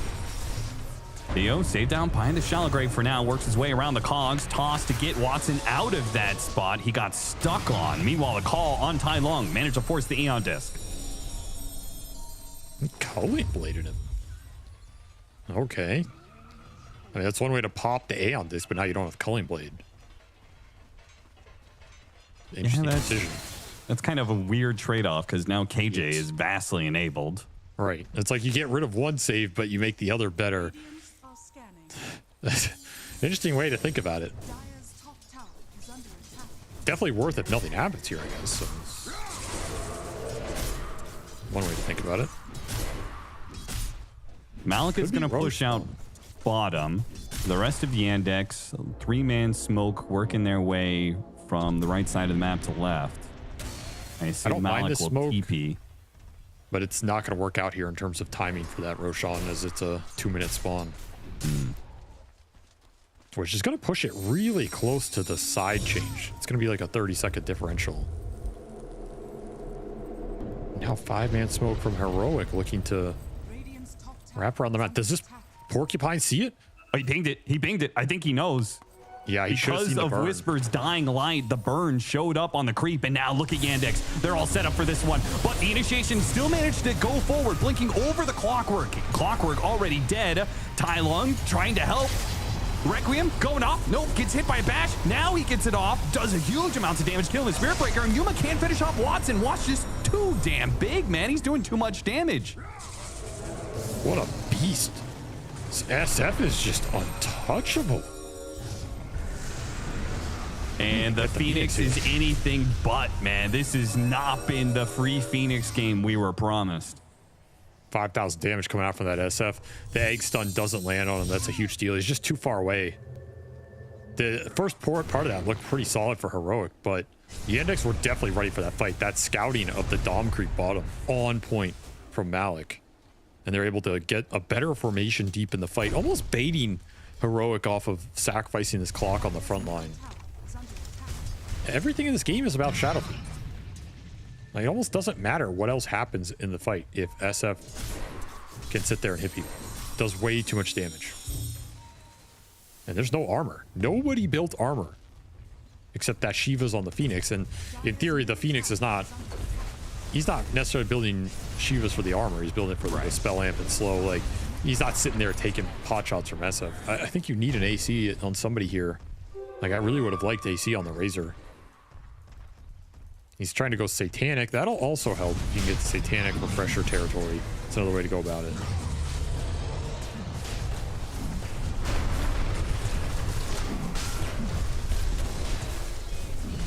Another Roche for Yandex.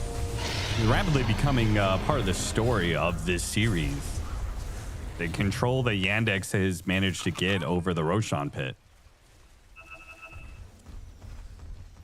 They've been winning it out consistently outside of that Meepo game. And this is Watson's time to strike. He is stacked. He's level 25, has that Shadow Rays talent. Aegis for 4.5 minutes here. Can do some serious damage in this interval. No direct answer for this guy. You've now got BKB on Whisper plus level 20. So he hits a spike of sorts, but it feels like everybody else. Tai Lung, he's good to go.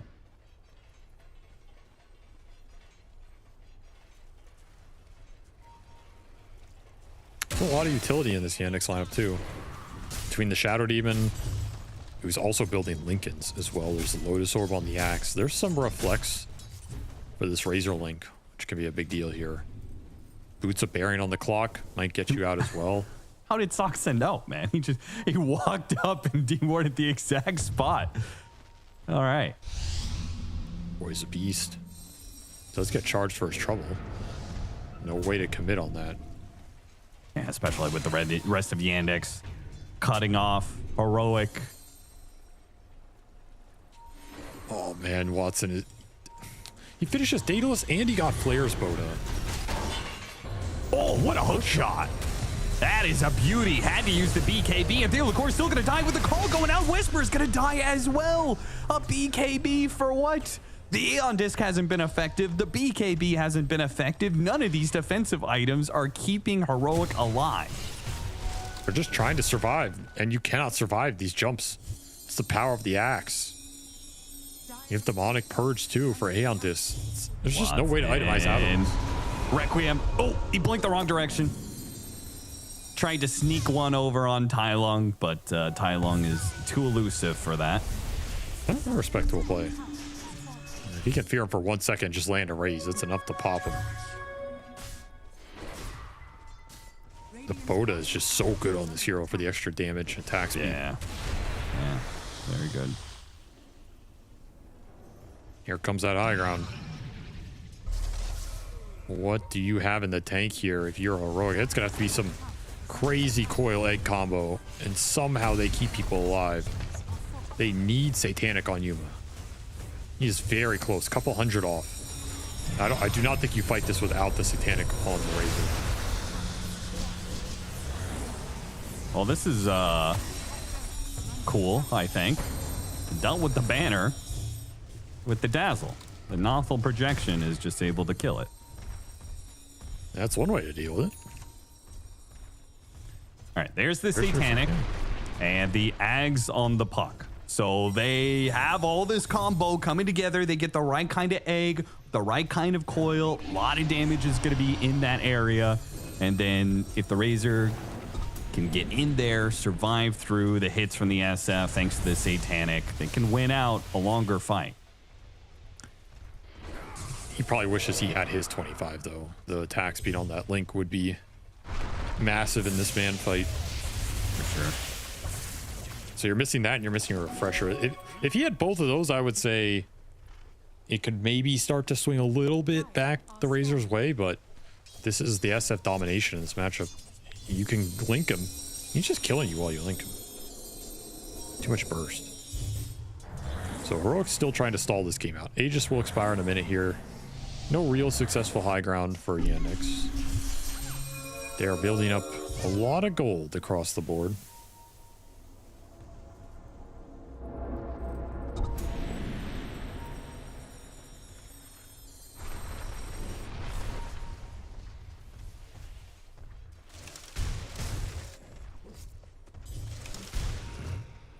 Is there any concern for Yandex's side that the SF, like they put a lot of eggs in the SF basket, that if they aren't able to win the game in this period of time, that the SF isn't able to, you know, kind of 1v5 it?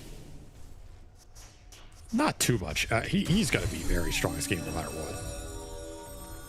Heroic have to execute it crazily good to bring him down in a fight.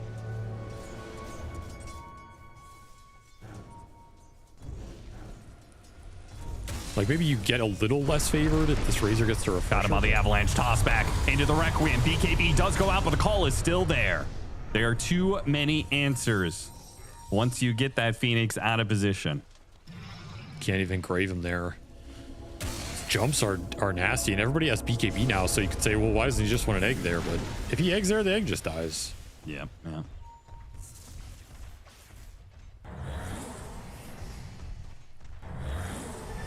Very disciplined jumps from Yandex. They are not giving a lot of turnaround potential. Committing the BKBs, committing the right spells, not letting anything go to chance.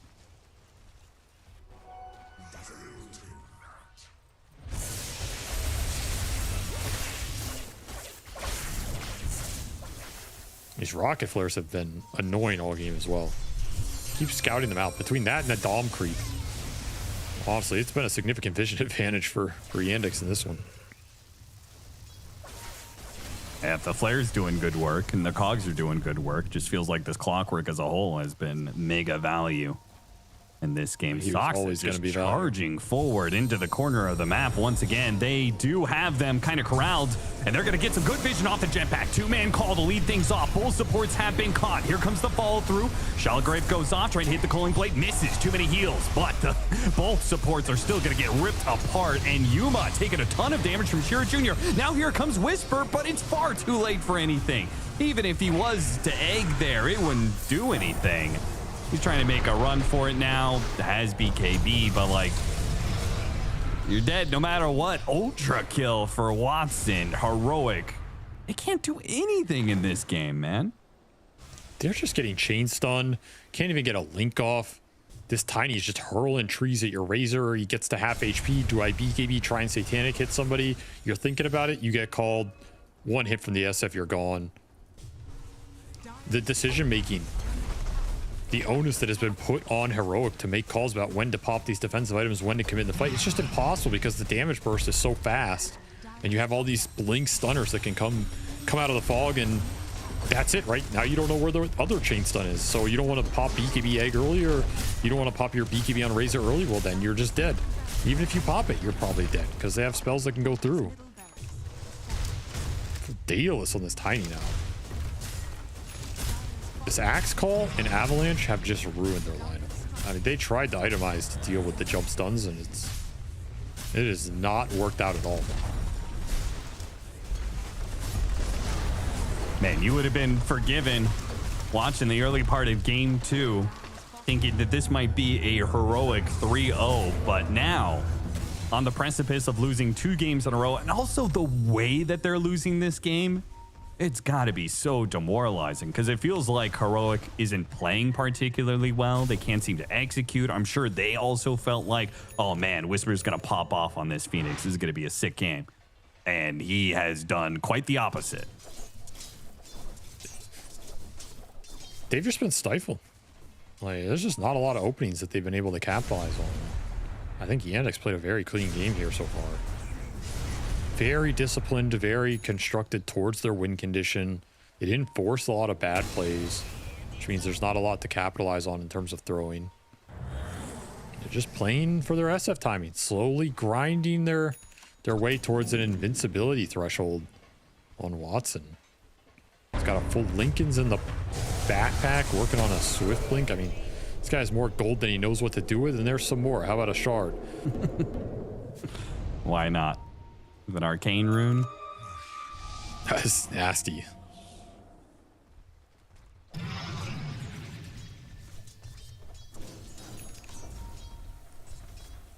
Nobody wants to mess with this swagger fiend right now. No, sir. No, sir. He's just swaggering in. Yo, what's up? Anybody home? Well, there's not going to be anybody out there. Well, Heroic are actually going to go for it. They're going to smoke out to try and contest Roshan. They've only got a very small window here with the Mega Creeps pushing in. They're already pushing through the bottom lane right now. Should give Yandex the heads up. You do level 25 on this puck with a Mjolnir axe. Coil on 2, There it goes. hit the avalanche. Aeon Disc is going to proc on Tai Lung. Requiem hit Yuma. Yuma in trouble. Yuma gone. Did not get off the BKB. As soon as that Razor is dead without much damage being done, the fight is over. 3 dead on the side, Heroic, and Mega Creeps are already hitting the tier 4s. Such a sick hook shot from Malady. Hook shots the Razor and he dies within 2 seconds, getting axe called into the SF damage. You had to be all in on that fight. And just not enough survivability in the tank. Gonna play off of buybacks. Damn, hero. Got the call. No chance for a Culling Blade with the kind of damage that Watson's putting out. Hero's at half HP, just gets chunked by a single crit. They're gonna respect these buys or they don't care? I'd say don't care. Yeah, don't care at all. What are you afraid of here? There's no egg. You got so many Lincoln Spheres and defensive items for this SF now. Full Wind Waker on Moloch. Got the call into the Dazzle. Great target. Goodness me. Okay. That Raze is doing some damage, man. 3/4 of his HP gone just like that. No egg to be afraid of, though. The Satanic off the shallow grave is doing a lot of work here. They're going to call GG while the Razor is still trying to win the fight. Yeah, I don't know if that was 100% over there, but I mean, I think that game is over, but that fight actually looked pretty good. You got some serious Sunray damage on the SF for once. Man, Heroic just got outmaneuvered in that first 25 minutes. Like, that game can snowball for them if they have a better laning phase, but it goes back to the first blood, the bulldoze on the breaker, how rough that early lane went for the Phoenix. All these little defensive plays from Yandex, particularly Soxa in that top lane. He found extra kills on the Dazzle in a very tough lane, built up the stacks as well for the Axe. He did a lot of little things right in the first 15 minutes to just buy time and set his team up for success, and then the second Watson's in control, you never let it go. Heroic, the 2 side lanes not going as well as they were supposed to, and another kind of quiet game for Tai Lung. Back-to-back games for Heroic, where they are probably feeling pretty demoralized going into this game 4. Well, it's not all doom and gloom for them. There is still that backup of a game 5. They can push it and make it go the distance, but right now it feels like nothing is really breaking Yandex. You guys said it, if they needed a stable game, they would get the win. Well, they got the win even though this was a very chaotic game. Yeah, I mean, Heroic, they picked the lineup that needs to go, all gas, no breaks, and they were lots and lots of breaks and very little gas. They kind of ran out of steam at some point after some messed up fights, and then it just felt like they have nothing left. Their heroes are very weird. They're weak against the dispels. The SD kicks in eventually with all the shard and all of his tools, and then it becomes a big problem. Yeah, I mean, Heroic kind of played where, you know, they're going to be, you say all gas going forward, but they kind of had like that crash test dummy where they're just going into a brick wall, then they just crumpled up into a South American massive meat it was awful. It was rough. They kind of went bleh into this game. It was rough. Yeah, they kind of lost themselves. It was rough. Yeah. Like when you just look at what Yandex did, I think they had like a lot of better plays, like just all around. Because when I look at like what Heroic were doing, I do think they were like caught slipping a bit. Like they were a bit slow on some of their moves here, and then because I expect like more from a lot of their lanes as well. Like even especially that, I think a lot of their lanes like didn't really go that nicely. Like even here, I feel like this for Heroic, they get the Clockwork kill, but then Spiritbreaker goes in, doesn't press BKB, gets stunned by the Tiny, then he ults on him to a Lotus Orb.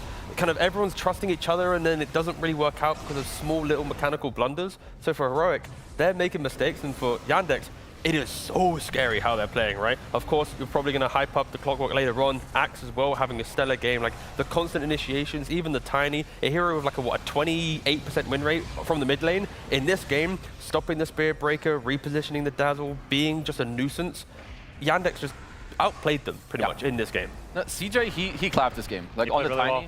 Like usually, you know, we don't see this hero do very well, but him together with Saksa, you know, you drop the Disseminate, you go and you get those insta kills. Like they did that very nice when it came to like the gameplay.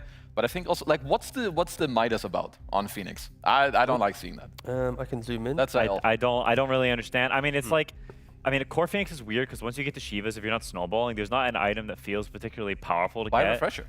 I mean, I don't think it's good. Buy But I'm just saying, Aghanims. after playing some Core Phoenix, that's how it feels. Is like, what's buying here that does that much? I agree, almost anything is better, but I can see why he's doing it because it feels like we can't fight them. We're not gonna be able to fight them for a long time. So I'm playing for like 7 items. Now, is that right? No, but I get where it's coming from. But this is where I think Heroic in the group stage, they were being critical on themselves for a lack of patience, what they were doing. And then you see some of the moves they're making, and it's like, we haven't seen these type of moves from Heroic in the, you know, the win against Tundra, in the win they had in this best of 5. And now we get to this game, I'm like, what's happening? We're kind of like taking 2 steps back. Like they're moving on a forward path, like they're improving, they're understanding each other, the drafts are getting better. In this game, like the draft feels weirder. The play feels like it's day 1 group stage Heroic. Like the inconsistency is shining again, and maybe it is the best of 5. Maybe it is being in a studio, having to play like this one series, this one lifeline, all that pressure hitting them, because it's not the progression that we were seeing from this team.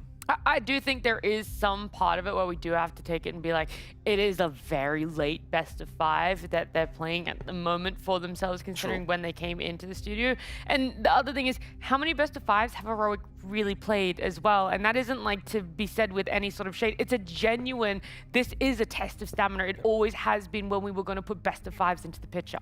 To be honest, though, I feel like that's a skill set. Like, sure, they haven't played that many. They played some qualifier ones, and that is definitely something to consider. But in terms of like exhaustion and things like that, like Yandex is in the same situation, and you knew that you were going to be playing after a best of 5. Like to me, that's part of the skill of the game is you prepare properly, you go to sleep late enough, you sleep a long amount of hours, you conserve energy, and you go into this thing knowing, like having the mental fortitude to play well. Because I agree with T that I think they are playing way worse than they did in the group stage. Their drafts make no sense sometimes, and a lot of their play is just like very, very messy. Like I think at the start of the series, Heroic looked like they were playing much better than Yandex. And for me, the script has flipped completely, and Yandex is playing considerably better, and Heroic looks like a bit lost. It feels like the narrative where it's like after a game win, some teams can get comfortable and they're not trying to evolve. Like in win, it's like, okay, we'll just do it again, go to the playbook. When you lose, you have to communicate all your faults, your mistakes, what went wrong, and like you really, really try hard to make sure the next game's better. So maybe they just got very comfortable with the win and going, you know what, we are a good team, we are going to progress in this playoffs, you know? So it is just a tale of 2 teams, but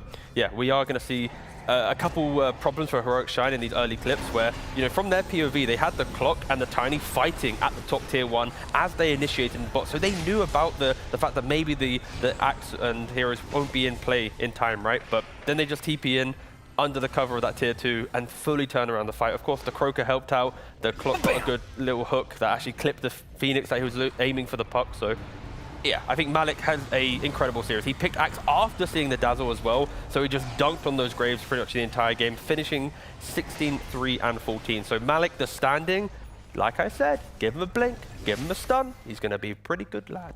No, I mean, that is definitely the formula, and I think Yandex, after that game one, they realized it, right? We talked about how we wanted to see their drafts change, and they have changed them, and massive kudos to them for that, for identifying the problem and adjusting properly for their own stuff. I don't even think it's so much countering Heroic's heroes as much as it is we're picking for our comfort, we're picking the stuff that makes sense. Like, their first 4 heroes, we said it, they look really nice together. They complement each other really well. They're just good, good solid heroes. They're going to play a good solid game, and I think that's what Yandex wants. Pick some nice stuff. Yeah, because I think also if you look at the drafts, you would expect Heroic to be the ones that like go together and like clump up. You have Offlane Phoenix, you have Spirit Breaker. But if you looked at the early game Yandex, Watson was in like every single move that they needed. Like he was on every single active rune where they needed him to be. If you looked at the stats later of Heroic, they have like double-digit deaths on Whisper, double-digit deaths on their Spirit Breaker as well. So I just feel like you're getting outplayed when traditionally when I look at this team, they're super good when they have a draft that can go together and fight. But this time around, I just feel like they didn't really make it happen. And then when they tried, there's like some misexecution. We saw it in T's clip. Suddenly Malik gets handed like an ultra kill, a quadruple dunk. Yeah, okay, now the game is actually hard. Yeah, it's I mean, it's a slippery slope. And I also like there's stuff like they pick Dazzle. We all know like this hero is kind of meh. Like they can argue for it, but he really like you pick it knowing they can counterpick it with Axe, right? Like even if you're a Dazzle advocate, I think this is too early to pick it because the hero does have counters. And you pick Spirit Breaker into clock. Like T is the Spirit Breaker accident. What am I saying? Expert. And he himself said it's a little sus against Clockwork. Don't take it personally. It's just late at night, all right? It's late at night, but I want to hype up someone else because we Mr. Yandex. I mean, do we want to hype him up first or what? Who are you going to hype up? And then I'll tell you if you have time to. It's Yandex Clockwork, my boy Malady. You guys watched after the interview he gave. He better be dunking on his team. Nah, he was styling in this game, Keju. Because he called 4 of these guys a potato. Now look at this guy. Bag of potatoes. He was a stack of potatoes, all right? I think it was bag, but yeah. Continue. A stack of potatoes. Because now if you look at this, look at my bro. He is owning every play. Down bottom, first play, Whisper, you know, he wants to start the game. Boom. He's there with the battery assault, cancels the dive. Second clip, he's there with the Whisper trying. Here again, a double hook. And in the clip you had earlier from T-Governor, he gets like a super hook. We don't know if it's intentional or what it was, but my look boy, at this one. Malady. Wait, where is he? Oh, the jetpack. He comes in with the jetpack. He comes in. He shows them everything. Look at this guy. Boss 5, my bro. Another clip. He don't stop. This guy, he don't miss. I mean, excellent clock from this guy. He is just knowing where he needs to be, how to punish Heroic. And that's the thing. You have a clock, you have an axe, you have multiple ways to disjoint them, and then you just got one little cow who can't press BKB. Disparity is clear. Game 4. Game 4 is just... I'm so sorry, I'm genuinely so overwhelmed by whatever just happened on this battle right there. We just saw a clock to great.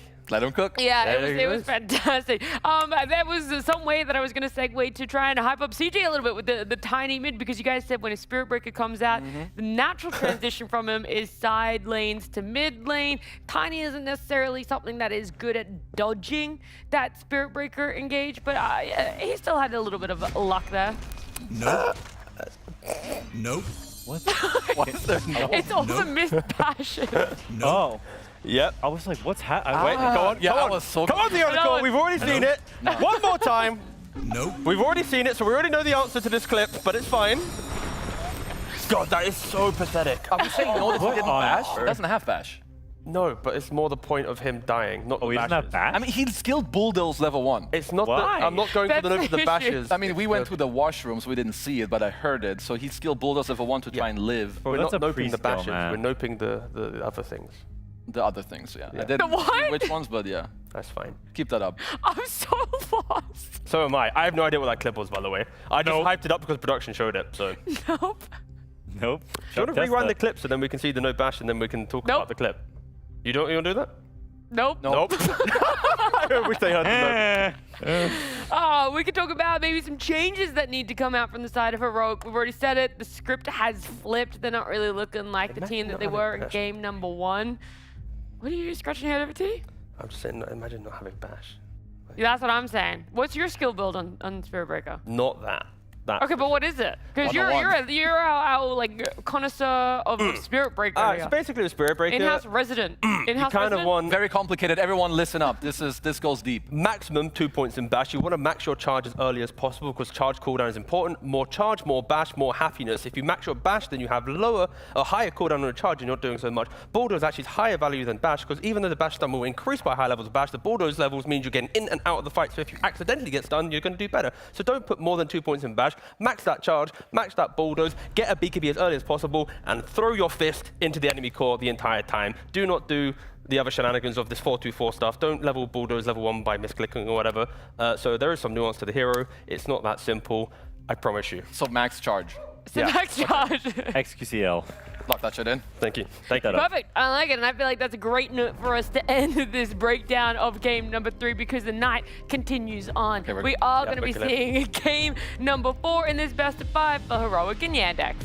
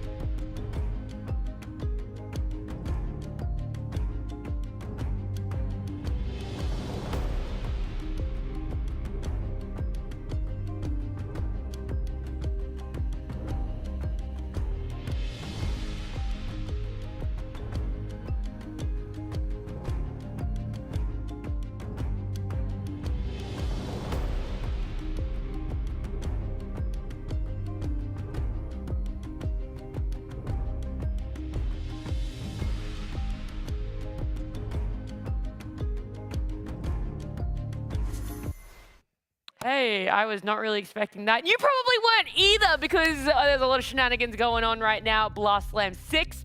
It is now our 4th game in our 2nd best of 5. After our first best of 5 went to 5 games. If I was to add that together really quickly, that would be 9, and that's quick maths. But we're not doing any more quick maths. Instead, we're going to do something way more fun.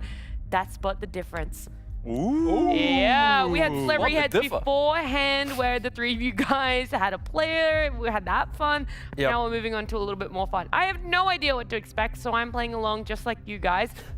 Production has put this all together for us. Thank you, production. I'm excited. Thank you, production. We love Thank you, production in chat, because they've put in so much effort. Of course, not just today, but over the past few days as well. And we're going to, wait, what? It's coming. Is it coming? Well, the Blast logo rotated at the wrong angle. Okay. I was like, is it? Odd one out. So there's an odd one out in all of these, and apparently it's really hard. And it could be anything. Well, so then it's Night Stalker's facing the wrong way. Okay. Is it that Night Stalker's facing the other way? Slaughter doesn't have legs. Couldn't it just be a super easy one and it's at Zeus's range, or is this one supposed to be hard? I genuinely. Yeah, maybe Zeus's range. Zeus's range. I'm gonna need production. I'm looking at Slaughter, no legs. Strength. Well, then Zeus is also the odd one out. Not correct. None of what we've said is correct. Yeah, this is. I'm trying to think if it's like a name thing. Zeus is taller than the rest of them. Is he? I feel like that might just this fake out on the model. I think that's a fake out too. Maybe we're getting faked out. It's Zeus is the only one with green in his. Slaughter has no legs. Slaughter has no legs. Slaughter has said no that legs. one. Okay. Do they not listen to you, T? I don't. Yeah, they don't. Did you say Slaughter has no legs? He said Slaughter has no legs. Clockwork is the only one with no exposed skin. Quinn has never played Clock competitively. Done. Ooh. That's probably true. He's played You were there about before. to contest him on that, weren't you? Well, guys, if we all pick one hero. I've never played Zeus. Wasn't asking. Good. Pick that up. Any hints? This seems tough. Yeah, can we get a hint, please, production? Huh? It's not Slaughter has no legs. I can't the hear. I'm audience not person right. shouted that Slaughter out. has no legs. It could be Slaughter I've has no already legs. said that, man. No. Come on. Okay, wait, hold. Huh? That's all right. We don't listen to T Night either. Stalker's the only hero. So the panel didn't listen. I the listened. audience didn't Don't say listen. the panel. Master's the Don't only say hero the with panel. summons. That's true. Hey guys, I think Slaughter might just doesn't have legs. Clockwork is wearing a helmet. No one else has a helmet. Okay. Beastmaster only hero with summons. He's also the only hero with face paint. Did we get a clue, Or by the way? I axes. took my earpiece out. Also, what was the clue? Okay, the clue is flying. Beastmaster is the Night only hero Stalker with has a wings. flying unit. Oh, is Slaughter the only one that doesn't have something with like a Z-axis movement? Because you got Okay, jetpack, sure. you got the. Oh, actually, his bird. taunt, he goes. Psh, psh, psh. So that's wrong. Didn't ask. Okay. Wait, it's about flying? Yeah, because you got the jump from Zeus. You got the flying apparently. from. Oh, so I mean, Night so it's Stalker? Slardar because Beastmaster has a flying hawk, jetpack, blah blah. That's what I'm saying. I know. I'm just trolling you. It has to be that, is it not? What else could it be? I mean, does Beastmaster have a ability that? I mean, he has a hawk that makes him fly. But does But he there's himself? flying. No, he doesn't fly. Does Slaughter? No, Outside I mean, of he the does taunt? the taunt, but like, Okay, so then is it Beastmaster if it's Beastmaster the, for if not it's the flying? Slaughter one? T Governor, what's your next comment? I want to copy it. I need I will refer to chat because we are on 5-minute delay, and I will hope someone in chat has the correct answer. We need at and least if you 3 do more get the minutes. answer correct, I will gift you a So sub. we were close with our. It has to be. something with vision. All these heroes, I guess Beast is the only hero that doesn't give vision? He only gives vision with his summons. Everyone else gives vision with spells. Sure. So Beastmaster. No, because the rocket flag gives you vision for a short time. Yeah, With but clock. we're saying Beastmaster is the only one that doesn't give vision. But his axes give vision. No one in chat's helping me. I don't fucking. And you have increased. Wait, are we on delay? Hold on, let me view- check. I don't think we are. Increased vision on Night Stalker when he flies. Okay, so Slaughter is the odd one out. I think it might be because he Can't has get the legs. flying vision or bigger vision. I don't know, I'm just reading Twitch But chat. neither can Beastmaster. With Bold? What? What did Why? the What are we talking production about? said? What do they We're do talking about to Slaughter get night vision? It's about night vision. flying vision because there's the rocket flare or the jetpack or whatever. Yeah, jetpack, nice soccer old suit. But Beastmaster doesn't have flying vision. With his... Slarda doesn't have an ability that gives flying vision. But neither does Beast. I read that from Twitch chat. Is that the That's where I correct get all answer? my information from too. Oh my god, I'm gonna give someone a sub in Twitch chat. Oh He my is god. correct. Right. Neither does Beast. Gift a sub. How does Beast have flying vision other than a one hawk flying gift. around? Okay, hold on. But that's it. Hold on. I'm paying. We did it. I'm paying £6.49 for this. We did it. Purchase. You're gifting that person a sub? Oh, I've got to log into. What's his name? Later. T doesn't remember Shout his out his password. name. I'm using my phone. We need to give him a shout out. Who's the Okay. guy? No, but I can't buy it on my iPad. Well, Don't maybe know. check the name before you shout it out. No, do I'm we, just do we gonna have time for a full second send one? it. Alright, Blast, Dota. Okay, we have time for a second one. All right, I'm locking in. You're good, because you guys just kind of copied T the whole time. Tried. Subscribe. I feel like I was No. pretty close with the Gift Mario jump from zero. Mario to- super duper jumper. One yeah. gift. That's it. Okay. Agree. Pay. You got Warlock, Enigma, Faceless Void, Disruptor, and Toy. Alright, guys, you got £6.50 in chat if you get it correct. Hurry up. Disruptor's the only ult that doesn't stun. Oh, one tap. Yep, sure. Enigma has no Enigma legs. has no legs. Oh my god, he's a genius. It's got to be that. It's got to be that. What else could it possibly Why is be? it taking so long? I'm trying to... Something to do with ultimate, so it's not that Well, that's what I was thinking, because I thought, is it Yeah, but circular? it's Is it because Faceless Void is the only one that has a rectangular, if you take his time zone? Warlock creates life. Yeah, Warlock's but the only none ultimate others create spawns. life because the tentacle is a part of the Tidehunter. Is it? I don't know. Does he not like summon the Kraken? Why is this Twitch? shit? I'm trying to give this. Hurry up!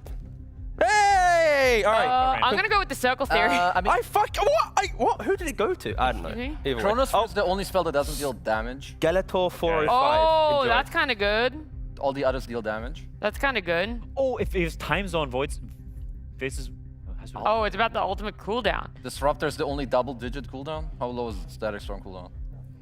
It's I don't double know. digit, maybe. It's close though. It's close. So what about the cooldown, other than double-digit? Is it the only one that's below a minute?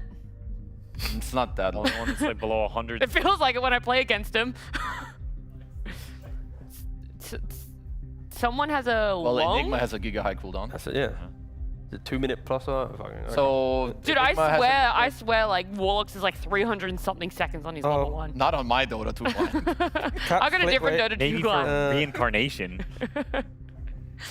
Disruptor, is it Disruptor? only Is is the- less than 2 minutes. It's the only one that's less than 2 Yeah. minutes in level 1. Yep. Is that correct? Is that correct? Oh That is my correct. Did Kat say god! that? £6.50 going towards Cap. Enjoy. Wow. Gift a sub. He should be a caster or something. He really knows Dota. Don't ask him about Beastmaster. Minus Okay. Only. It was the only ultimate at level 1 that's below 2 minutes. Gift a sub. So basically, Oh, whatever. oop, Keep one- that up. What I said, basically. All good. Okay. How'd you take gift the a sub 650? to someone? Press their name and press gift sub. I'm just gonna one tap buy it. No? Okay, alright. You press cap? No, Press I just. Cap. Yeah, no, But that's no, just no. clap, by All right, the well, way. while they're No, that's trying to before. figure it out, maybe you Oh, and I've I paid for it can again. talk about something more Not important, now. like, I don't know, the best of 5 heroic in the Oh Yandex are shit! playing. It didn't go. Yeah, to it's coming Cap. up soon. There's a draft. Oh well. Not yet. Do you have any coming. predictions for a draft? I think Heroic might pick some silly goose heroes and make me go monka think. And if they do that, then I think it's Without looking, can you predict who's going to be first pick? 50-50 Yandex. chance. He's so good. He knows what's happening in this best of 5. the You guys are 50-50. soon going to know what's I happening just in this paid draft. money for that segment.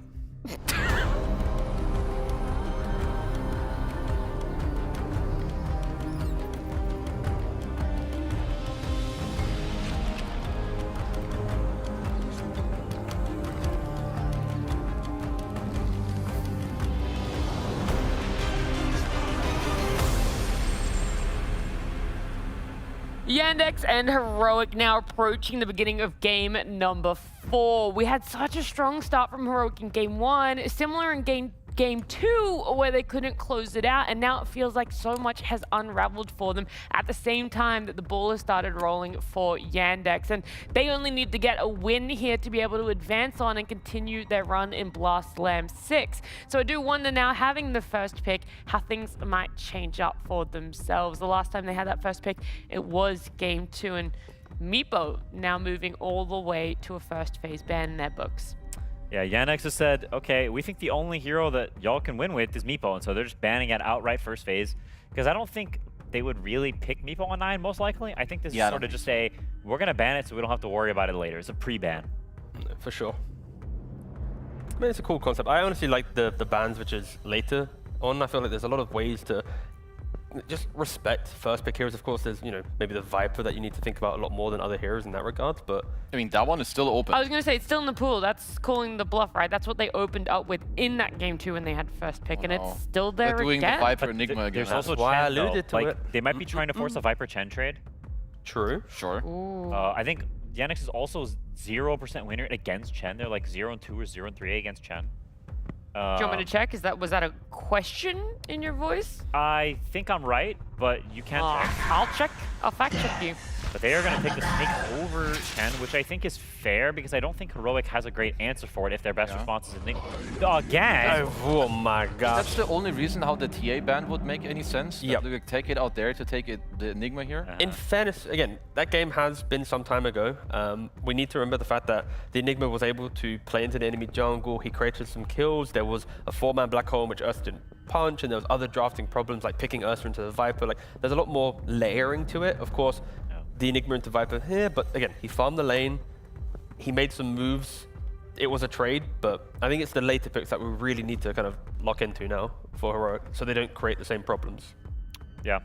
No, I think that that is definitely the case. Like, while this is weird, it's not the end of the world. Like, Heroic can very easily build a draft that makes a ton of sense with Enigma mid, even though I think it's strange. To me, I'm curious about the Chen, as Chen has gone unbanned so far. Nat has a point.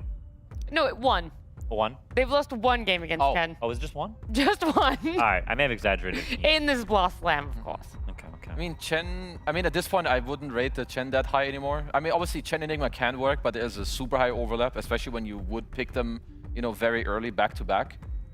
Something I could see for Heroic is also that the Enigma doesn't just straight up have to go mid. You can flex it. You could pick a puck if it's left open. It seems like one of the better matchups we have seen against Viper. Obviously, you don't beat the hero, but you get to play. Your Enigma can still flex between 1 and 3. Yeah. I would be super okay with it. Yeah, it's definitely not bad. I mean, I don't know, maybe Heroics lost faith in it because they just lost with it, but clearly not because they picked the Enigma again after they lost with it before, so they don't seem too deterred by losses. I could still see Yandex pick up Chen. I think Chen is very good with Viper. You get the auras with this already tanky guy. The difference with Viper, though, is he may be tanky, but he also dishes out a lot of damage. So he's like tanky in this weird sort of deceptive way where sometimes he dies insanely easy and other times he can never die, depending on if you have BKBs to actually hit him through the attack speed slow or if you can kill him early, because like we mentioned the last time they played this year, it is very bad from behind. In for Heroic out of phase, we could still just see one of, you know, their melee dudes with that just, they pair well with Enigma if you are to lane with it. They pair well if Enigma were to go mid and you can gank for the hero, whether it's your, you know, your Tiny, your Tusk. I think Clock maybe, I would say it's a little more volatile, like blindly out of phase. I mean, Heroic are one of the few teams that entertains Ancient Apparition. I'm not saying pick it out of phase, but maybe if they do take that Tusk, that Tiny, the Clock, the body, the Initiator, they can think about it, but no, they instead go for the Chen. Again, any auras, any resistances into Viper is going to help a lot. You can just kind of pick and choose the fights that you want. Even having creeps, the little Wild Wing Ripper, when you have the little pushback, just like dragging people away from the toxins and stuff, also can be a little bit cute in some of the fights. Enigma and Chen, so you definitely want stuff that can spray down all the summons because there will be a whole lot of garbage running in. Underlord, Kunkka already banned. Those are some of the big ones you think about. Don't just Tusk Gyrocopter here. Drinking Buddies Tusk with the Gyro. You then don't care, but I guess the problem with that logic is it's Enigma mid, so you're not really playing into the Eidolons, but in regards to what you described, that's where I go is version 1, but it might be a bit too basic. I mean, you can play Gyrocopter mid. You can do like some lane chasing. Like you can get real freaky with it if you want to. All right, I'm hearing you. I'm glad you can hear me. No, Gyro is good. I think that's one. It depends if you want to pick it here. I think you could also show subs. I think also like a Timber down the line on like 18 is potentially insane. Like all the summons just insta die. You have pure damage. Who else is there? There's like Melon Man, Mr. Tidehunter is also always very good. Melon Man's great. Against a lot of summons. Of course, I will prefer to have that come out on 18 if you're going to pick it here. You're just inviting an Ursa, unless you feel fine because you have Viper who's going to break him. Haha, saw it before. I mean, then for Yandex, it's you take the clock yourself, you can just run around the Chen. Even, I think Bounty was historically a pretty good, fun matchup into the Chen. You can then follow him throughout the jungle, be annoying, give the vision. But they do go for the Primal, which it is very hard to play Chen into that hero. You send your summons in, and it's just trample through, they're dead, and all right, cool, what aura is he providing anymore? No, it's good. And I like that they stick to giving Malik Blink Stun. Like, they could have looked for something like the Timber again, they could pick some more scaling hero, but I think screw that.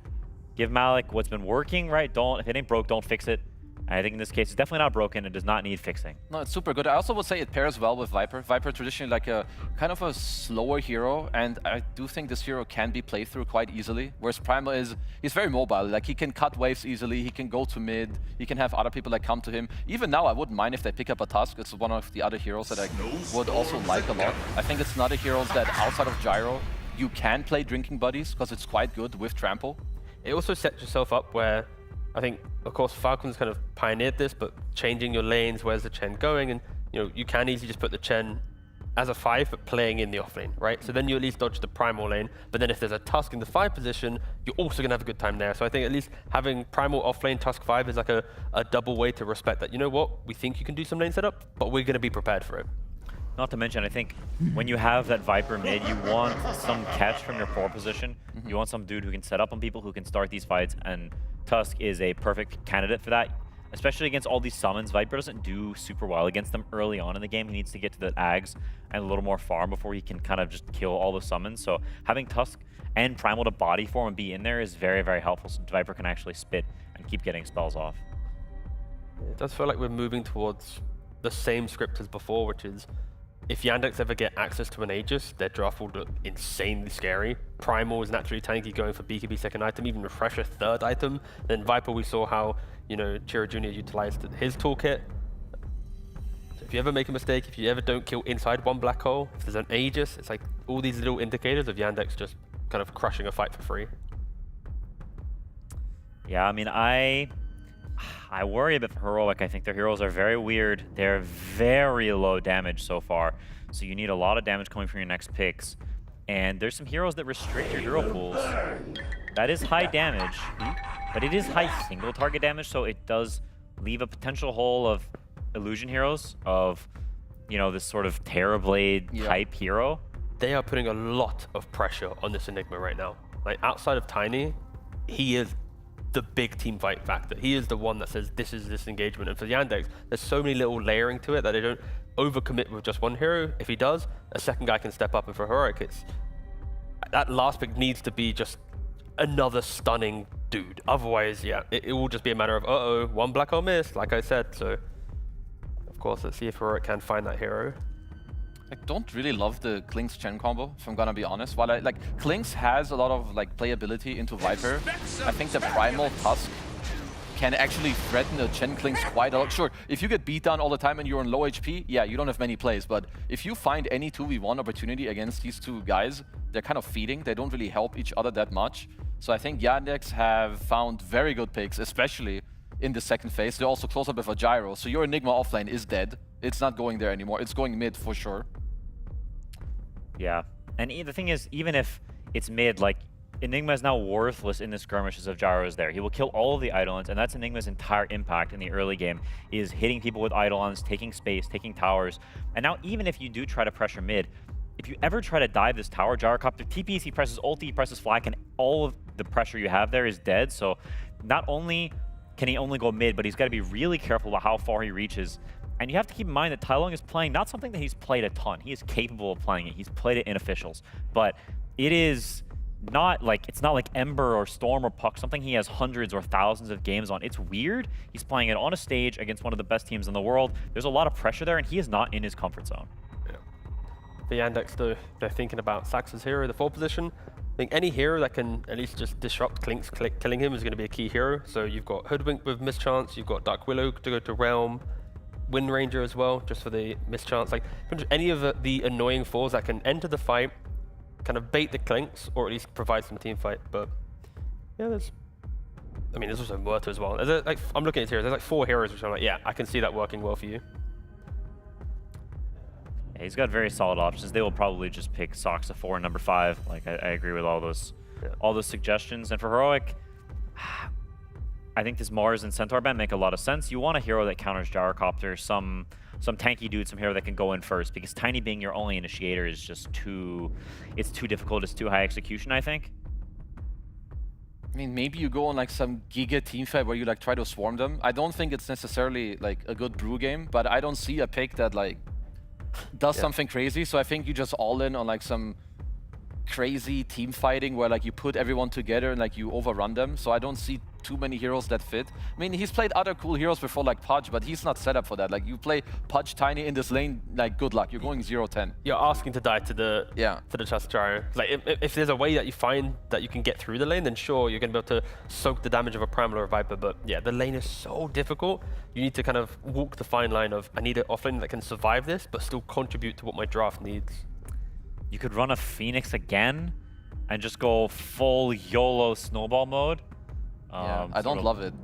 I mean, I don't love it either, but I'm not sure what fixes this here. Like, I feel like Heroic, once again, has put themselves in a hole. I feel like this draft has been very stubborn and cocky almost.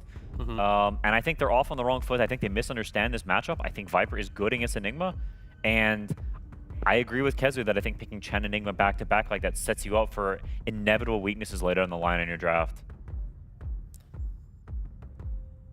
What else can you do? I mean, we can see first what Yandex throw out here just to, because then Heroic get a little more info. So it will be the Windranger 4.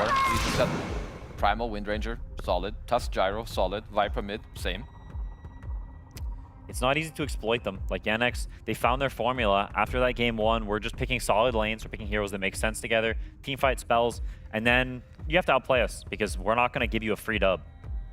And it's just like you kind of don't want to go to too big of cooldowns as well, so then you get another offlaner that has like a Magnus, for example, where then you can just RP the Gyro, keep him next to the Clinks, you kill him off, but there's a snowball save already, so it doesn't matter. And then now you have like Enigma in it. I'm trying to find like some X Factor Whisper hero that he can maybe, surprise us with to keep their best of 5 lives on the line. But yeah, it's offlane Tinker. Run it. Darkseer. It just feels like it's a hero to buy auras. The wall, I'm not going, wow, what a great wall game. Often you want to see it into certain specific heroes. Gyrocopter often is the hero that you pick into Darkseer because, again, getting a replica doesn't really mean much, but 5-man vacuum into Black Hole one time in the game, maybe? Huh? It's just like he has no good Surge partners, and his only good Shell buddy is Tiny. So to me, this offlane needs to go very well, and Tiny Darkseer needs to get kills and like snowball the game on their own, because those two are the heroes that work together the best. If Tiny's not in a kill, that hero is not dying. And so to me, this offlane has to be enabled because Tiny is the most important hero for them. He needs to be enabled so they can actually make moves and make things happen, because if this game is stale and chill and Yandex is farming, Heroic have like legit no chance, I think. It just reminds me a bit of the game we had earlier with the Enigma Underlord, where even though we didn't like it, they did well, but then eventually they have no damage. I think this is a little bit similar as well. Like, you're going to have Enigma Darks here. I like that Malady as well doesn't have the drinking buddies, actually. In this lane, this is a lane you want to abuse, not push in. You go tag team, you kill them, you play aggressive. For Heroic, I mean, Theolicor and Whisper, they have to go off in like the first 8 minutes. I mean, if they do go off, then you do create this like tempo that is so annoying to play into. But again, for Yandex, it just feels inevitable, right? It's like a BKB on Primal, and then you just kind of stand your ground, and then you might die to a Clinks, but if he's showing himself, then you have to hope that Malady's got the blink, and actually Malady just switched last minute to drinking buddies. So he has changed his mind as the game loads in. So tag team up until 2 seconds. He heard Kezu and went, don't push the lane, don't push the lane, don't push the lane. Because this top lane is so hard for Darkseer if you play it properly. If they're just drinking buddies off cooldown and push, Whisper will actually have a game. Yeah, I kind of agree. I think tag team, you can actually play behind the tower by yourself, and then when it's vulnerable, you have second point in Snowball, you get the kill. But again, we'll see how they want to play the lane. Maybe Malady wants to give the sack of potatoes a chance to win. Or he wants to join them. Maybe. He's embodying the potato. He is a potato. I think he's about to make mashed potatoes and eat it up all for himself.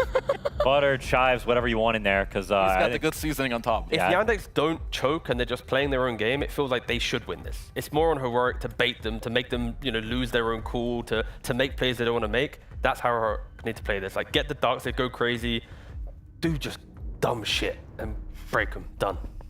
All right, they can go crazy. Apparently, they're allowed to add the butter and the chives to the mashed potatoes that it feels like it is inevitable out of my panelists here. They're really loving what Yandex has been able to do, not only in this game, but so far this series. So Heroic backs against the wall. This is their last chance to stay in not only this best of 5, but Blast Slam 4. Blast Slam 6, as it is game 4.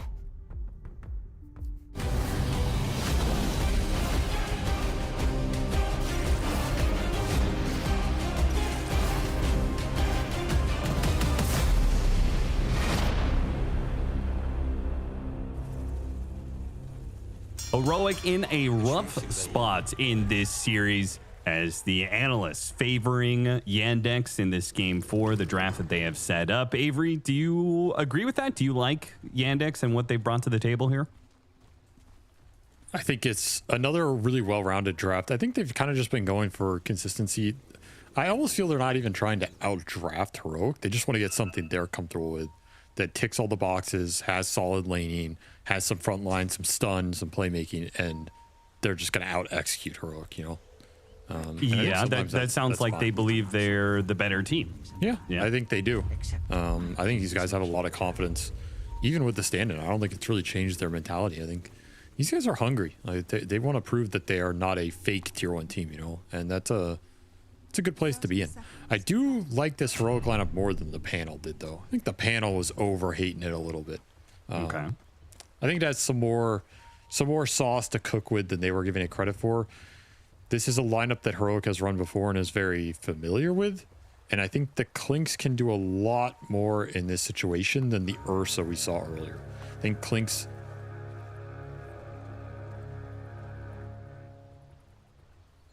He gives you some of that minus armor and like physical pierce that this Darkseer Enigma can lack.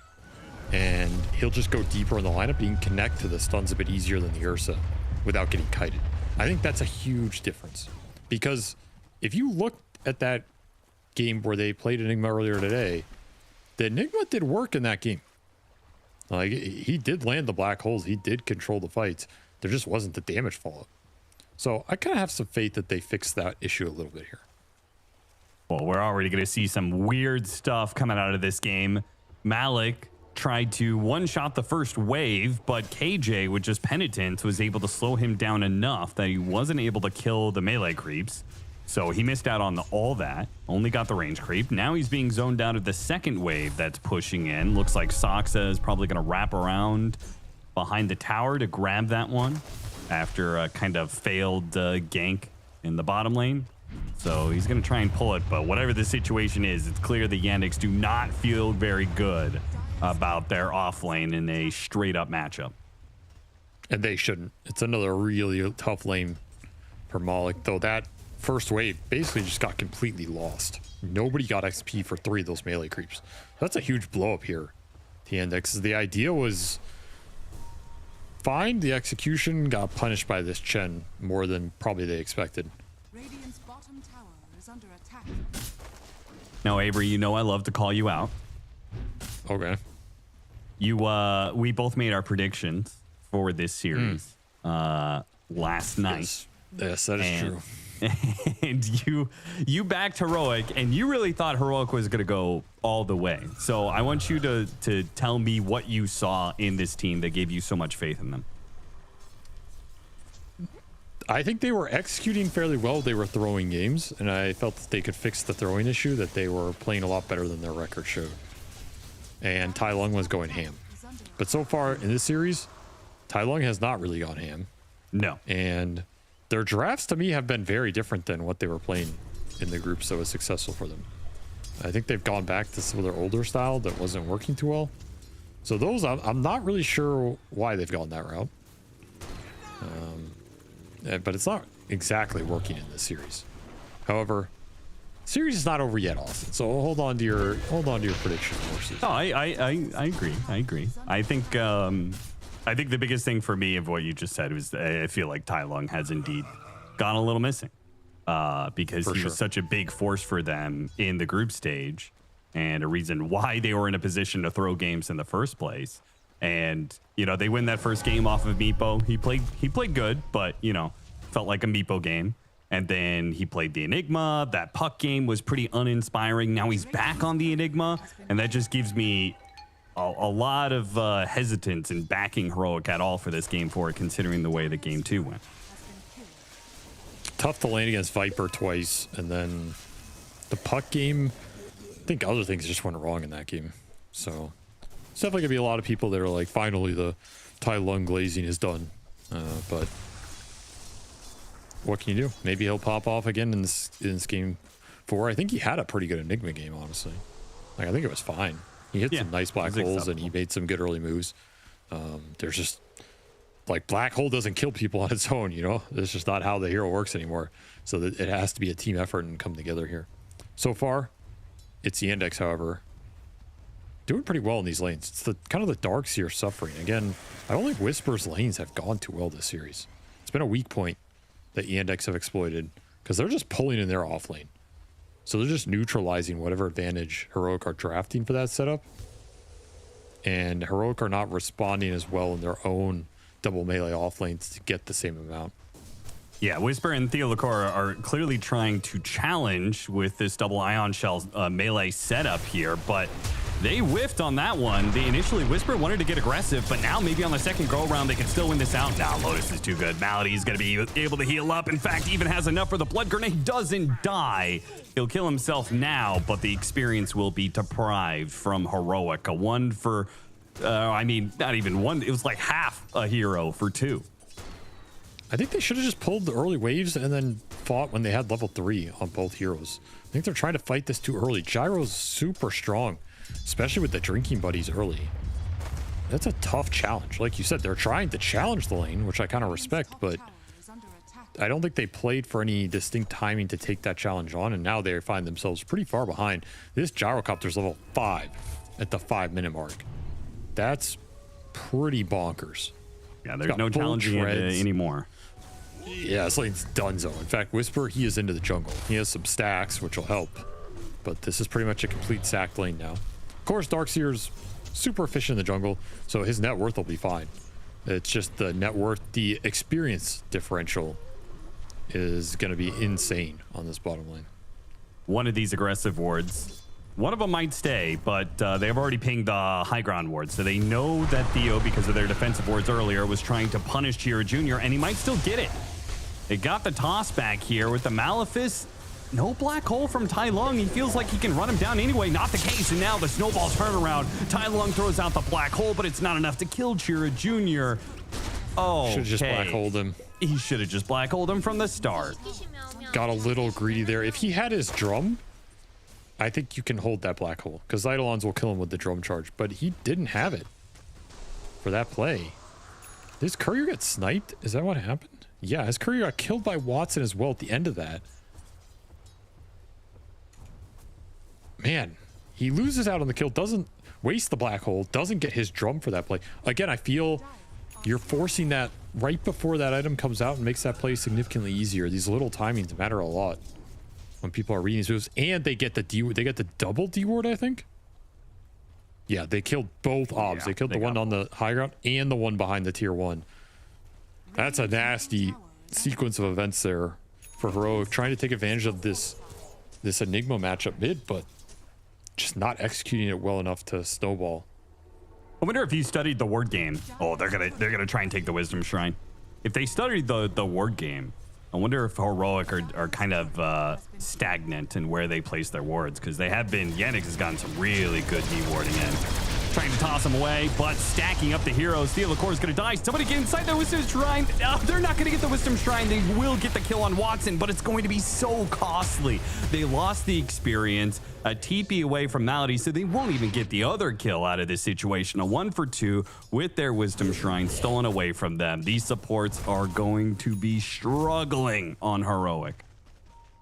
At least the Chen can jungle a bit to catch up, but this Tiny he is going to be sacrificed in this game. He's very far behind in terms of XP. We'll have to make it up with some kills later on. Nice kill for Yuma. Again, that gyro is really high level, so it's always nice to bring him down. Tough target to fight in these early skirmishes with Max Barrage. Yuma's gonna have to do some They're work. going to go for Yuma. Oh, got him on the shackle. Now Malik is going to follow it up.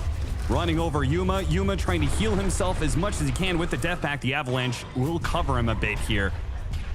A little bit of AoE hits, almost killed him. Power shot does not land, otherwise it would have been the kill on Yuma. But he slips away into the night. Now Tai Lung's gonna come in, but Yuma's too low. I mean, he does have a death pact if they want to risk it. There's no black hole here. Needs to wait for Eidolons 1 second. Crumbs pops out. Viola cord. He got some weird pathing on that tree line. The execution just feels clumsy here for Heroic. Yeah. Like, it's just so many little things adding up here. Still kind of okay in this game. Just need to find something with this next black hole. Again, another kind of defensive game for Yandex, where they're letting Heroic make these little moves and just stonewalling them. Not giving them good openings, getting the stacks up. There's Ancients being built by Soxa right now. So again, it's not, we're offensively looking for some play with Primal Beast. It's, we're just letting you fail a gank and we're stacking Ancients, and Malik's going to catch up that way.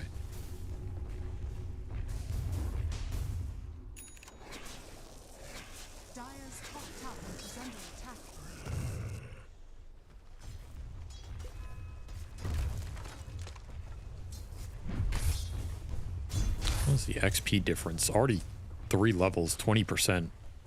A lot of it's got to be on this gyro. 8.25. It's huge. Dude, levels are just so good on this hero compared to a lot of carries, because you can just gate, you can fight early. Like, he uses the levels to gain more levels. You can farm stacks sooner in the game. This is a big threat. It is also a hero that can show up with Flak against Eidolons in some of these early fights and help clear them out a bit, which is nice. It's a lot of Enigma strength as these Eidolons with the drum charge behind them. Yeah, him and Tusk were to go through the gate right now. It might surprise Tai Lung, who's camping out here against the Primal Beast. He's been sitting up here a long time trying to land this black hole, but no cigar. Now a smoke under vision. It actually feels like as this series has gone on, Heroic is being read more and more.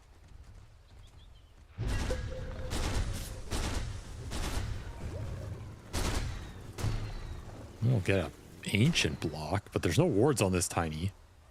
There's no mid tower to flank. Maybe you can find Viper here, but this feels like a wasted smoke.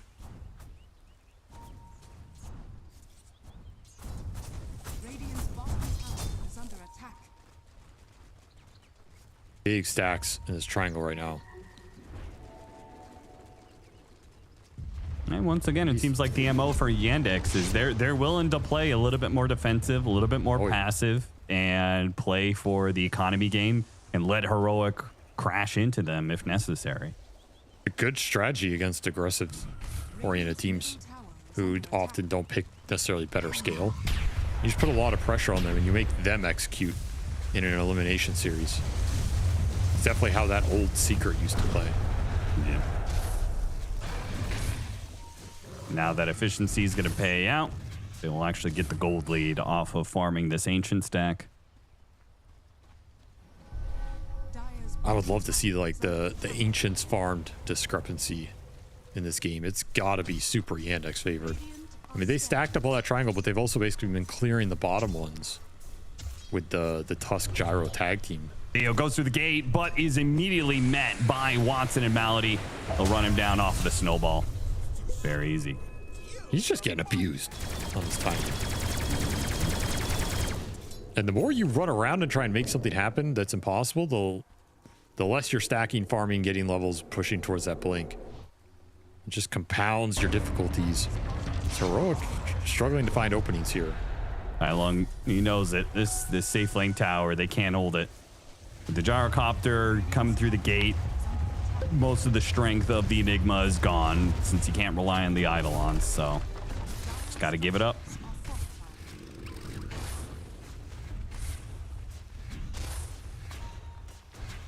The dewarding game from Yandex, it was strong this time around. Like, they really read these moves well, killed that early vision, and then without the early vision, It's a lot harder to get these little angles in the woods, get the toss backs, maybe gank the primal top. We saw Tai Lung. He's still looking for this black hole top. I feel like it's been like 5 minutes up here.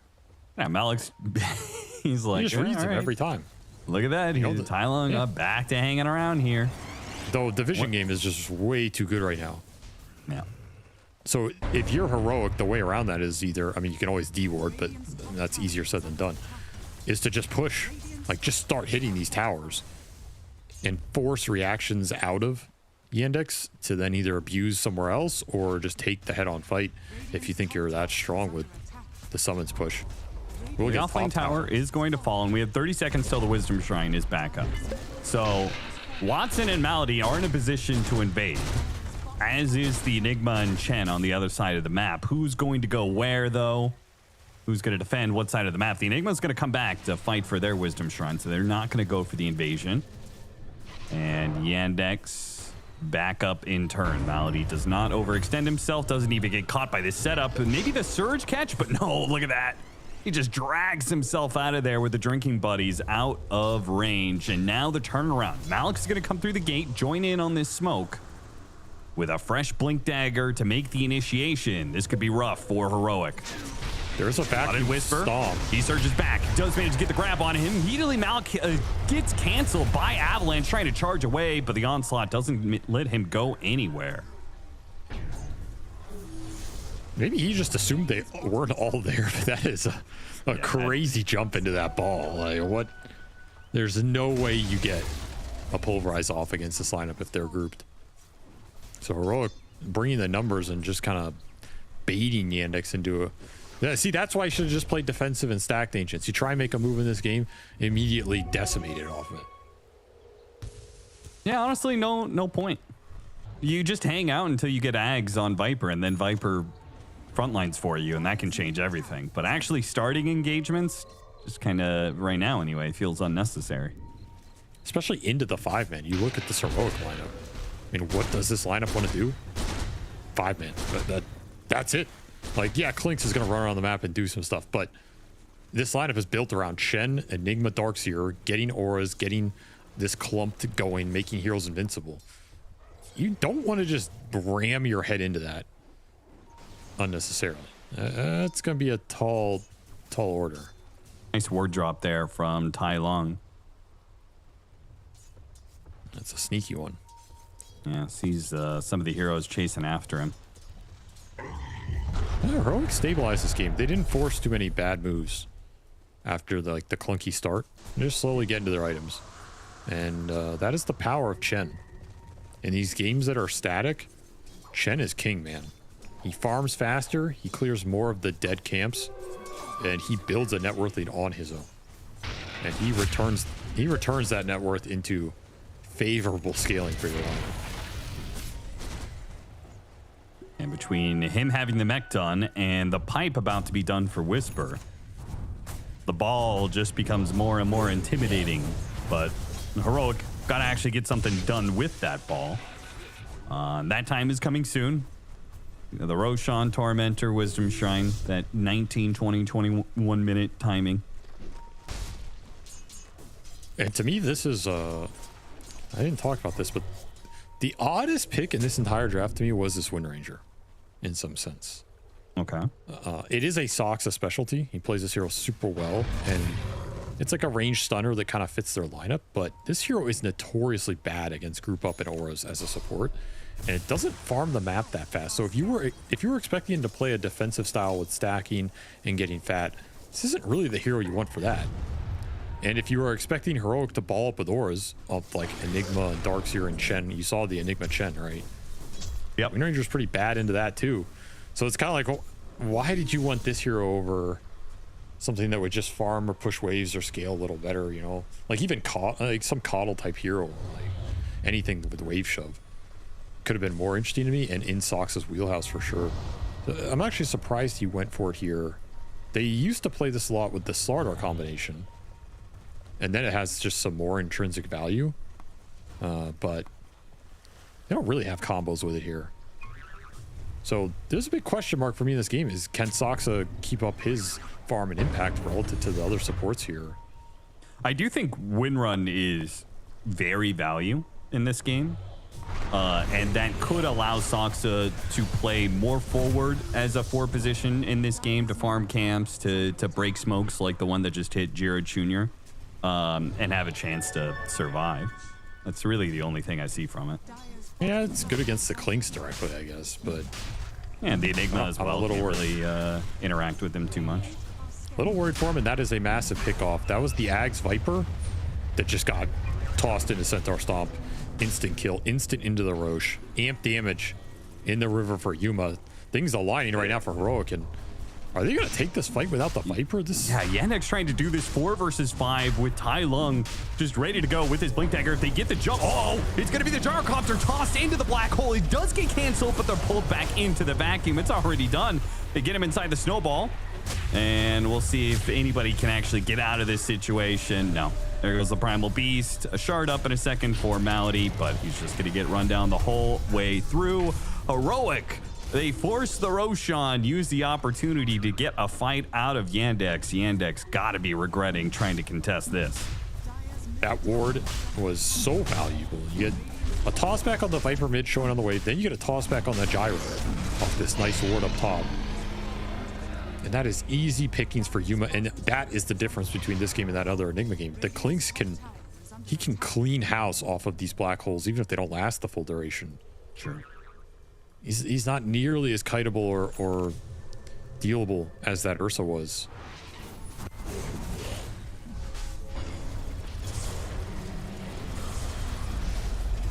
Very nice fight setup, and there's just too much sustain here. Like, look at how high everybody is in terms of HP in this fight. Hand of God. Back there's the Grease being finished. Yeah. What? I'm not even sure you can win that fight just numbers wise 5v5 at this point in the game if you're Yandex. I think they're underestimating the tankiness in this lineup right now. Don't they have a 0% win rate against Chen, by the way? Yeah. Just throwing that out there. Yeah. It does seem to be a problem for them. The problem that seemingly they have not fixed, as they get the team fight off of the Roshan. Then off of that Roshan, it turns 20 minutes. They take Tormentor. Instead of going for the Wisdom Shrine at 21, they are going to smoke through the gate and go to the other side here. Chip away at the tier 2, see if Yandex want to take another fight around this. I mean, it didn't work the first time around, but I guess they didn't have Viper, so Yandex, they think it's possible. Definitely way better odds with Viper and no black hole.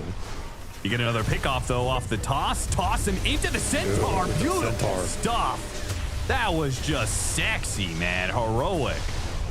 Put on a little bit of show there from Theolacor Whisper. That's the best bit of synergy I've seen from them the entire game. They've been taking advantage of this Centaur creep a lot. Yeah. And guess what? Black hole's up in 25 seconds now. Every time you bleed off these heroes, it helps that cooldown. Gonna grab on Theolacor as he tries once again to get a hero out of position. Will be punished heavily. BKB and a grab from Malik. They'll hold this tier 2 for now. Jumped the gun a little bit there. Maybe not expecting full BKB done on this Primal yet. But Malik's pretty farmed. Still gotta respect the net worth on these Yandex cores. Supports are falling behind, but Gyro is still super farmed. In fact, his BKB is also done. So this is a nice little BKB plus, you know, Viper Ags timing. Tankability just went up a lot here.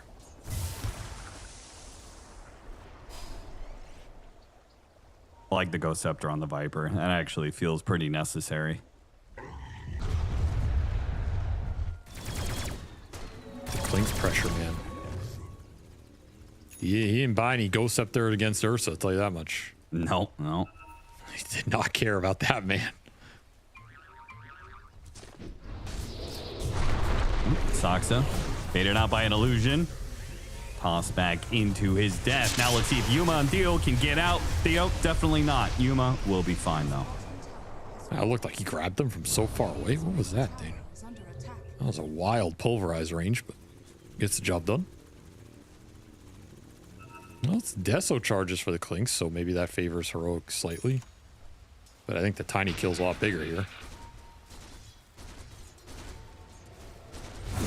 Can he kill Malady? Malady forced to snowball to the creep wave and nowhere to go from there, so. Clinks is applying a lot of map pressure right now. Yandex having trouble mapping out where Yuma's running. He's getting a lot of Deso charges, up to 16 already. Level 15. Oh, that's also super sick. He got the tier 2 mana item and it's unleashed as well, which Clinks has a hard time with mana.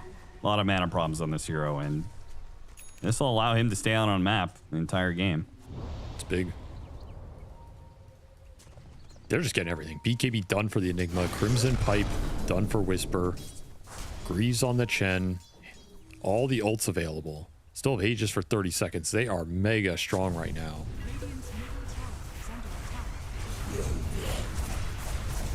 This is what Heroic wanted that other Enigma game to look like in the mid game. They just never got the ball rolling. Here they are. They are rolling the ball. See if they can keep it up. Yandex try and split the map. Yeah, and Yandex do have that possibility, right? With the Primal Beast and what he can do with the Rock Throw with the Ferocity AoE bonus, right? He can cut waves without even showing. Then you've got, we've already talked about how Soxa, not the best at clearing out lanes, but he can at least play pretty far forward and be a nuisance with win run. Malady, though, at least it wasn't his cores getting caught here. That is yet another Deso charge, up to 18 bonus damage. Put that sentry, saw the ward, knew he was screwed.